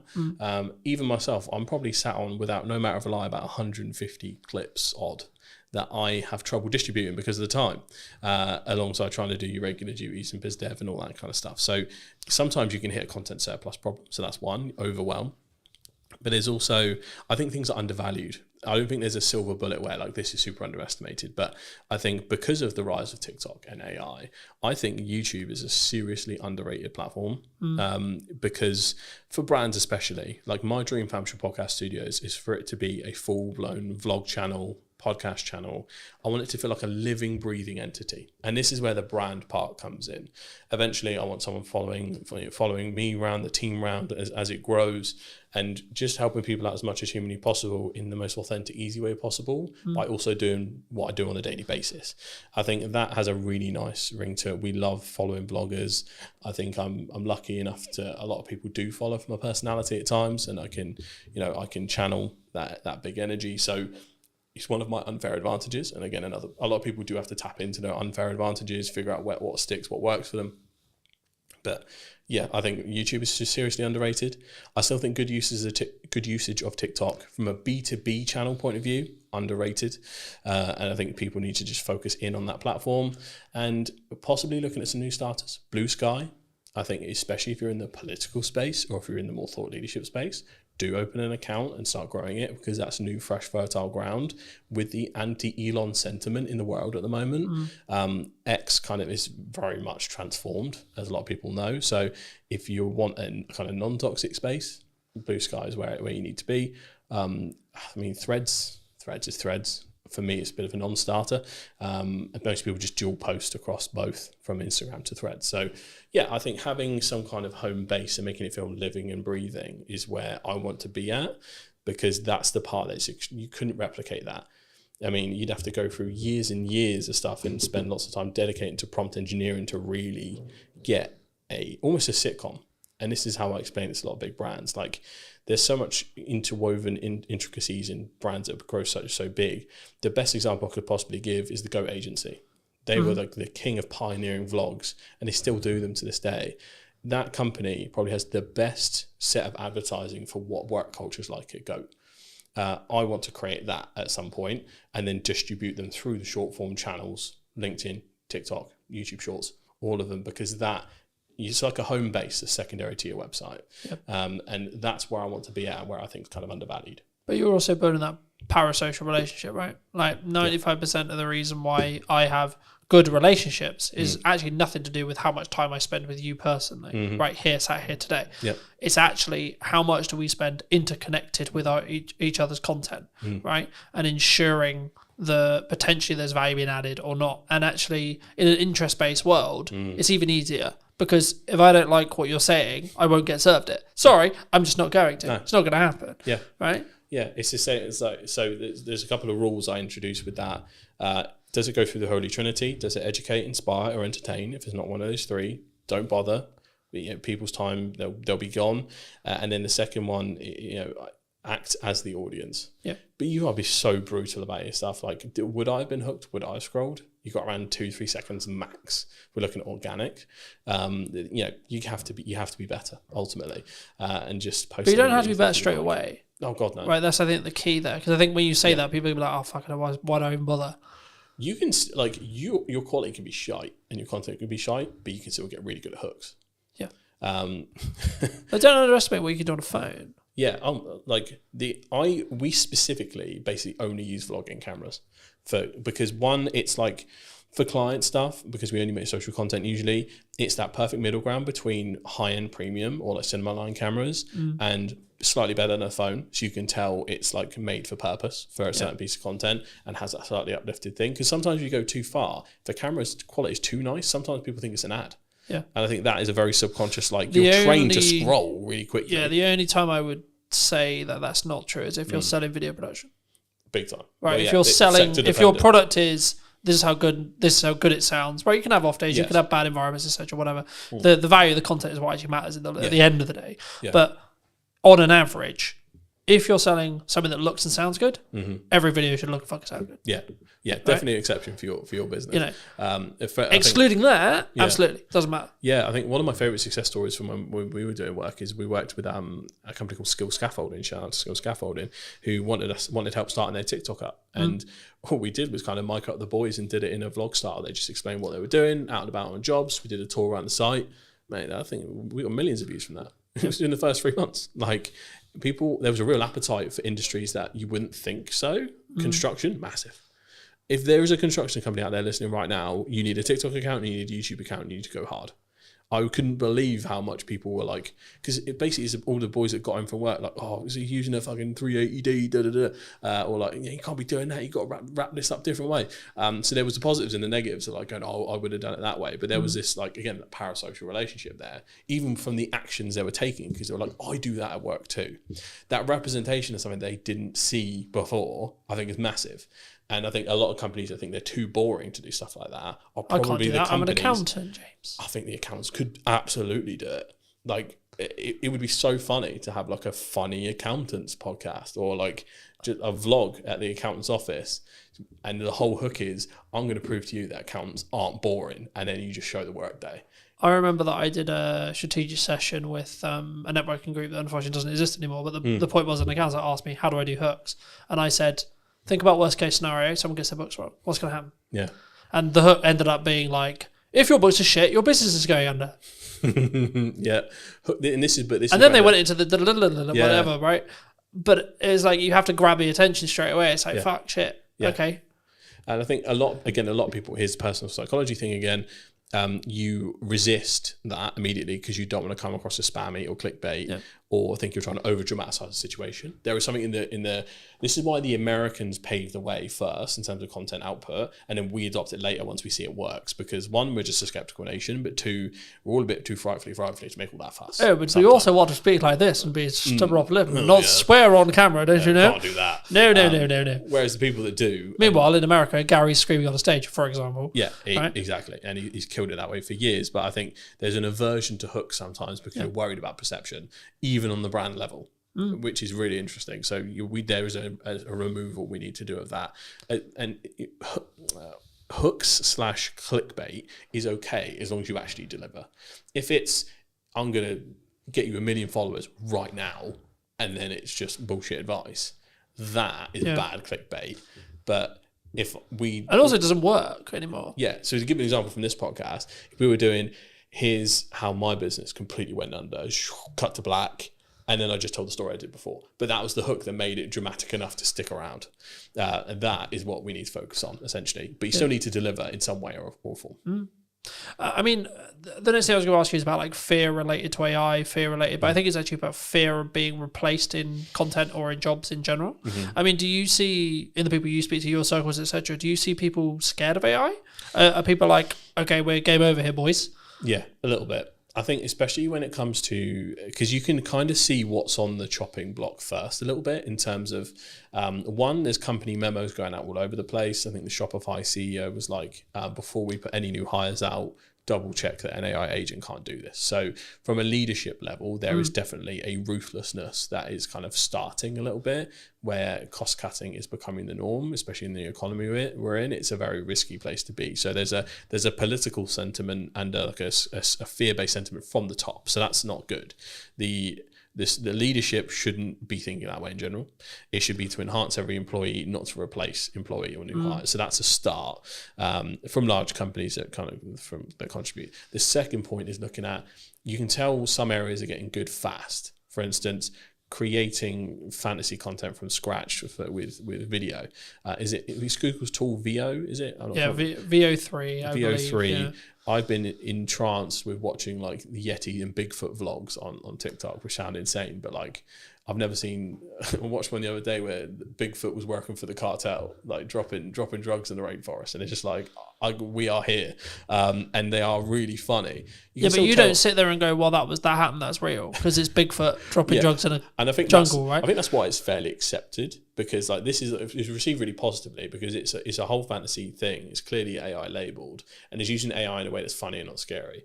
But if you try to then, let's say if you took an audio podcast and went transcribe this but put us in a fake studio and everything else like that, I don't think that'd be received very well at all, because that is just the perceived thing of, all right, you've removed the cameraman, you've removed this, you removed that, you're cutting the humanity out of a humanizing process. So I think there's a way you use it can help. Well, we already watched this happen. I can't remember which YouTube it was, but there was a Minecraft YouTuber who was like, I'm going to AI myself and I'm going to make everything AI. And it completely, his entire audience turned on him. Yeah. The long and the short of that story was the entire audience turned on him. We're not in a place societally where it's like super accepted right now. Like there are certain ways that are accepted and some ways that aren't. And sometimes you can't actually tell where that is going to fall. And you know, if you're a brand that's just doing nothing but trying to AI everything, whether that's individuals, like I had a studio tour, for instance. I like to take pictures with the people that come down. I forgot to take a selfie with a guy, and I was like, "Could you send me a picture of you?" And I'm just gonna like do a cartoon version, and say, "I fucked up. AI came to help us though, and here's a picture of us together." And that'll be my saving grace. And that's fine because it's just a little helping hand, as opposed to, it's not like I could have sent that to a designer or a photoshopper and they would have made that happen because the pictures would have been clearly photoshopped and weird. So it's a different use case. So if you can see it's helping someone as opposed to replacing someone, I think that's where the sentiment changes. But graphic design is what scares me. For what comes first, I guess. That's getting scarily good fast, even better than the video side. In terms of prompt engineering, if you can get that right, it's like, ooh, that's a bit mad. But I mainly worry for entry-level positions because a lot of the things you have to learn, a lot of the grunt work you do would be the base level edits, will be your standard graphics. It'll be like, that's where you learn your trade. And that's what worries me because I know that big companies will try and cut that out fast. But is there the counter argument, I guess, to that is, you could be valuable to a company that isn't leveraging AI by teaching them how to use AI to do that thing. Absolutely. There is, chaos is a ladder. There is an abundance of opportunity that comes from this uncertainty, you know, this change and all that stuff. But this depends on whether you're looking at it from an individual solution or a societal solution. I'm always looking at it from, I could probably spin up a course tomorrow talking about how we can introduce it to your business and this is how you don't get left behind and all this. Morally for me, I'm like, I can't do that because I want to look at the societal solution of how do we get AI to help us and not replace people that sometimes you just want a job. Like, I don't want to have to live in a world where we all have to be bombastic entrepreneurs and hustlers because it is not feasible to live in a society where everyone does that. There was a fascinating podcast, Diver CEO, the debate between a guy called Gary Stevenson and Daniel Priestley. I respect both equally, but you could tell they were talking past each other. One guy's talking about a solution for the individual, the other one's talking about a solution for society. And I think we do need to find a middle ground because ultimately everyone's got to look after themselves. If we go too far in the realms of rugged individualism, we leave everyone who's vulnerable behind. And I think there is a place where we can move forward and do this right. But this is what's interesting. What will happen is America and probably China will pave the way in a massive way for AI development. And typically what's happened so far, the EU in general will then regulate the advancements that come from those two areas. That's typically its role. It's not really a powerhouse in terms of AI and technology, but what it does, it knows how to make rules right, GDPR, other stuff like that, and it kind of reins in rampant innovation because otherwise people get left behind. And I think there's so much you could go into on that, but I think the main thing is like self accountability related to your own actions, right? Like, it's interesting because obviously when I've been starting the podcast and do the research on the show, what I want to do with it, etc. But like, even in the podcast I filmed this morning with Jack, we were talking about the fact that the economy is in a bad place, which is really weird for me to hear, to be honest. And this is going to sound really horrible because I'm doing better than ever in respect to like commercial work. But is that because I'm self-action and I took an audit of what I was doing last year when things were harder? Like, it's not like, oh, I'm fucking immune to it. Last year was shit, right? And it was like, do I get to a position where I did my audit, I redid all my marketing, I redid all my structure, I fill in all the gap times, and then I'm very focused on client delivery? Is that why? Because I'm 100% account. Like, I don't. Yes, you need to know what's going on in the news, but I'm not sat here going, Rachel Weezer said this. Like, we're speaking about this. It'd be easy to use that as a on crutch. The day that her Spriggs statement is happening. I've got no idea what it said. It's probably happened. I've no idea. Yeah. I've been too busy working. There's a spending review today. Yeah, that's what I mean. But I know it's today. Yeah. I've got no idea what was said. Yeah. What? Because I've been working all day. Yeah, same here. I only got to hear a little bit of the preamble before she actually kicked off, but there is a fine balance, and I think it might be industry dependent when we look at it. So industries like ours, you can look at it in two ways. Usually, first thing they cut is marketing. The smart companies don't. When everyone brings their marketing down, you ramp up. That depends on if that company has resource or not. And if you're talking to that company, that's the right mindset. So there's that. The second thing is, it is also, everything's down to the individual. Obviously, the pandemic was an awful time economically. I came up during that. That was my ladder. I was born in the dark, raised by it. So I completely get where you're coming from in terms of, right, yeah, fuck it. If there's chaos going around everywhere, I'm just going to take advantage of everything. But I think you just need to focus. I don't think it's just as simple for as business owners, like you just need to focus on what the fuck yeah. has worked and what the fuck you think is going to work, and then just get your head down, right? Stop getting heady or whatever you want to call it. Yeah. In XYZ person said this, or Donald's done this, or the PM's Honestly, done this, or the news cycle so on. Is so draining at this point. It is. For most people's own sanity, and I'm super clued into the politics and news and all that stuff, it's almost impossible to keep up with America at the moment. And obviously that affects the world, unfortunately. The UK is a little bit more stable, but just not moving very fast. So, but I think the easiest way to describe it is like, I think the motorcyclists have a term for it when they get focused on the big truck that's next to them. If they stare at the truck, they will subconsciously get closer and turn into it. They're like, no! Even though they could just not go that way, but it's like their hands make it. It's like when you're supposed to look where you're throwing the ball and things like that. So for business owners, freelancers, everyone that has like the agency over what they can do, I think that they need to focus and really kind of hone in and, like you say, just like blinders on. I don't care what's happening. The world will be falling down around me. I'm going to make this money. That's the opportunity we have.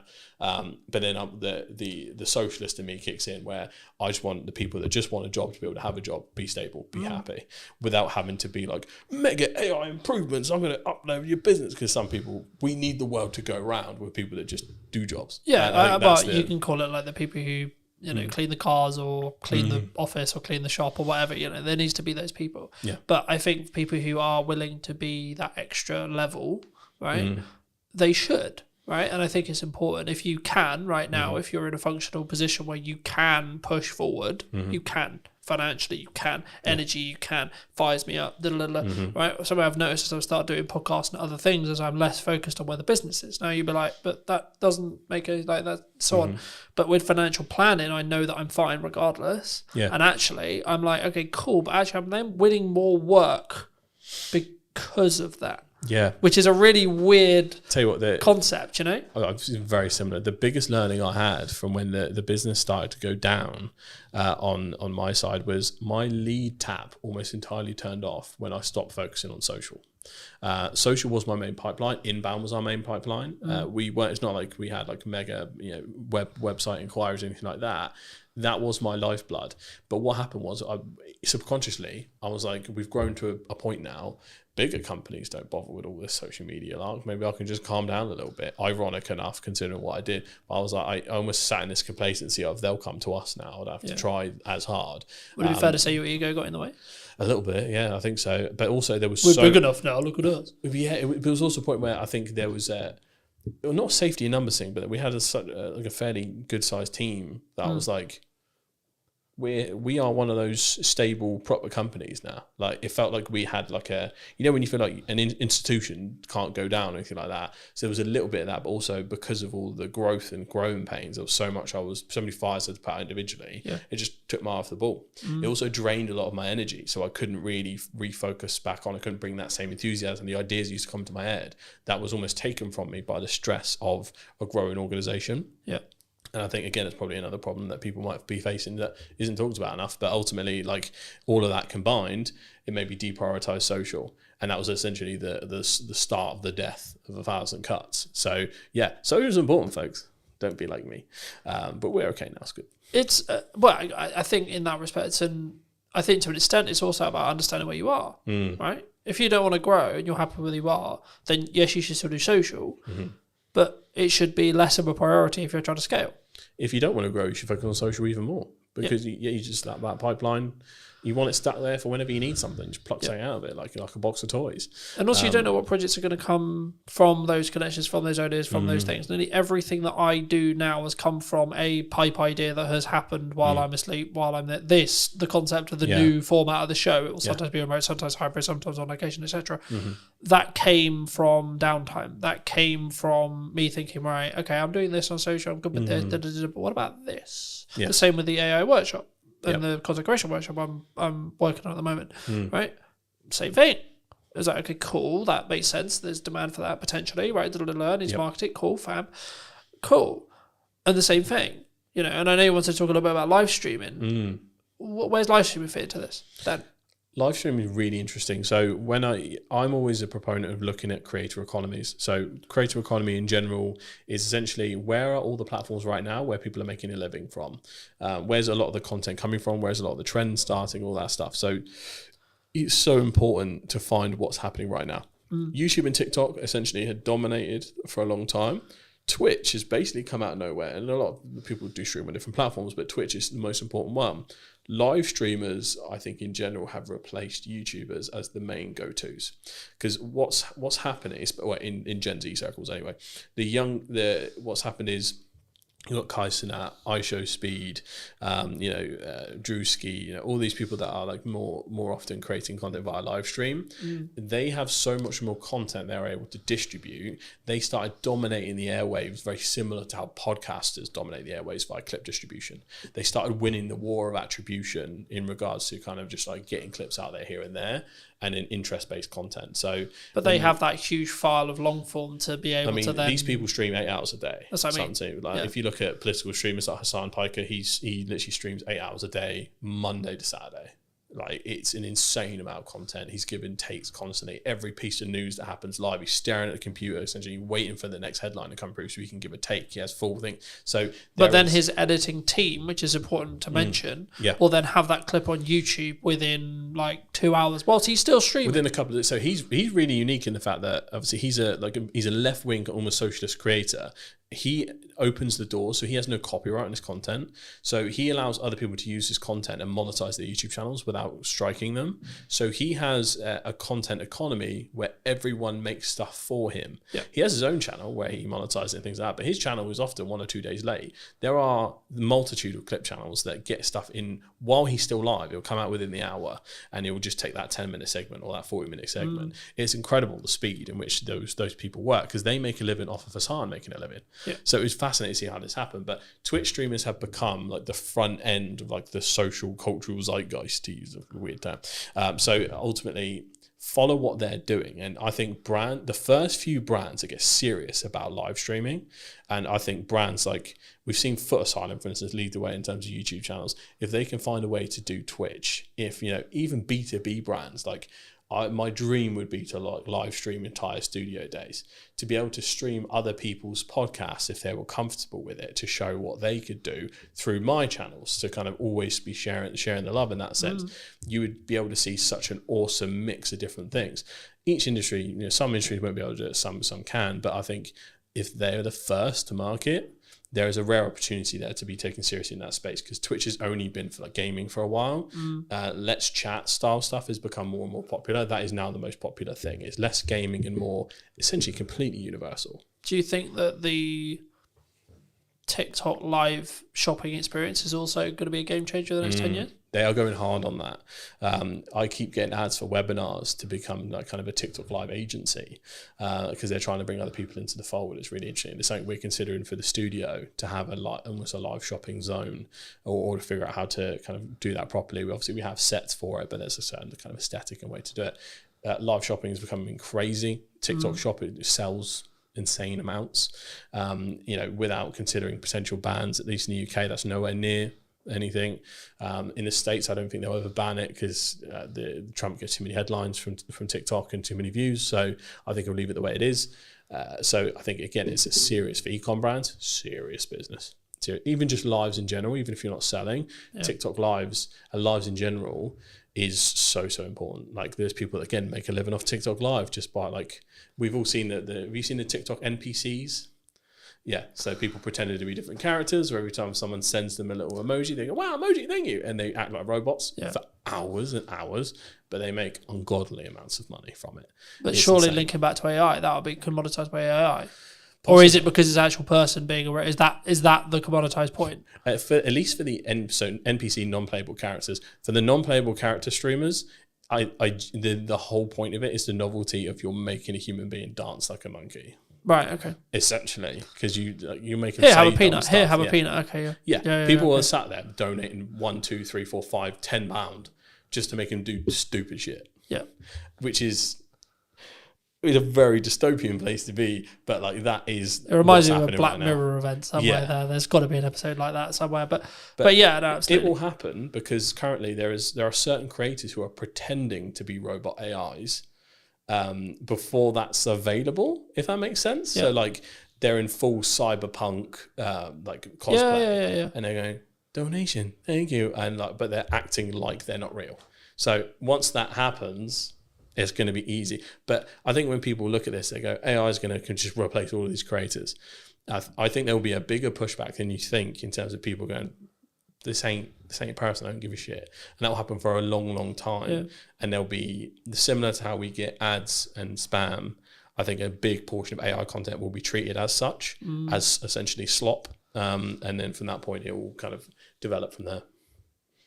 Yeah, I think there's a really important point. I mean, obviously we don't know, right? Like AI is changing every day, All you can do etc. is guess. Right? Like we'll see what the market chooses, because that's who will ultimately choose will be the market, right? Yes. But as a final point to potentially wrap up on, if you could talk to yourself 10 years ago, right? So you're 18, roughly, like 17, 18. Yeah. What advice would you give? Oh, that's a very interesting one. Is it with what you know now? Am I back in that time? So apart from telling myself lottery numbers and what to invest in, is it more, or am I like, if I'm 18 today? Today, sure, why not? Okay, because that changes the advice, I think. Like if you were 18 today, so you could gain 10 years, what would you say to yourself? But you have none of the network that you have gained in the 10 years. You don't have the resources. You don't have the understanding. You have not, like you have basically been reset, but it's today. Yes. So you get given 10 years, but you've also reset everything you gained in the last 10 years as well. I think it's really interesting because I know myself, and I don't listen to advice. Whenever someone else tells me to do something, I kind of do the opposite. It's a very like ADHD thing to do. But I think the important thing to say is consistency. I bang on about social constantly. It's what I do for a living. If I'd have been more consistent with my own content, I think I'd be in a very different place. Specifically focusing on platforms that will make me money. Twitch, YouTube, TikTok, all that kind of stuff, and honing in and making sure that being a creator is part of a business model and a part of an overall personal brand. Like we talked about before, personal brand is going to become so important. Some people say LinkedIn profiles will end up replacing CVs altogether because if anyone's ever done recent job applications, it's awful. It's very much how you get around it and get knowledgeable and letting the people know who you are. It's all going to be knowing who you are. So the game of contacts and black book has evolved to online. So if you are starting with no contacts today, it's probably the best point in time you could ever start for that kind of thing. But you have to have a clear strategy and try and conquer the fear of feeling like you don't know enough straight away. You can learn so much from the resources we have available on YouTube and things like that. Not to say you can become an expert, but you can learn enough to help someone else off your own back via online courses, YouTube channels, pretty much immediately. And all you have to do is just try and help people no matter what industry you're in. As long as you're earnestly and authentically trying to help people, you can kind of never go wrong. So you just mix authentically helping people with consistency, you'll be in a brilliant place given a little bit of time. So that's what I tell myself, just stay consistent instead of being on and off again. Thank you for the time, James. No worries. Thank you for having me, mate. Appreciate it. Do you want to shout anything out before we go? I suppose I do. Come down and use Hampshire Podcast Studios. It is a plug-and-play solution for entrepreneurs, businesses, and creators to create video podcasts, YouTube channels, pretty much anything you need. Unboxing videos, reaction videos, live streams. We pretty much got it all set up for anything. So if you're in the Hampshire area, you need to make content, come down, we'll have a cup of tea, we'll kind of plan out what you need to make, and essentially you can use this as a plug-and-play solution, or we can help you kind of manage the whole thing end to end. So if you need any help, create some content, come on down and let's get some stuff done. Thank you ever so much for joining me, ladies and gents. I hope you took value from mine and James's conversation. We're going to leave it there. I'll be back very, very soon with a brand new podcast. Who knows where I'm going to be? Oh, it might be in Southampton, might be in London, might be somewhere completely different or digitally. I'll see you very, very soon. Thank you ever so much for coming back and joining me. And take care.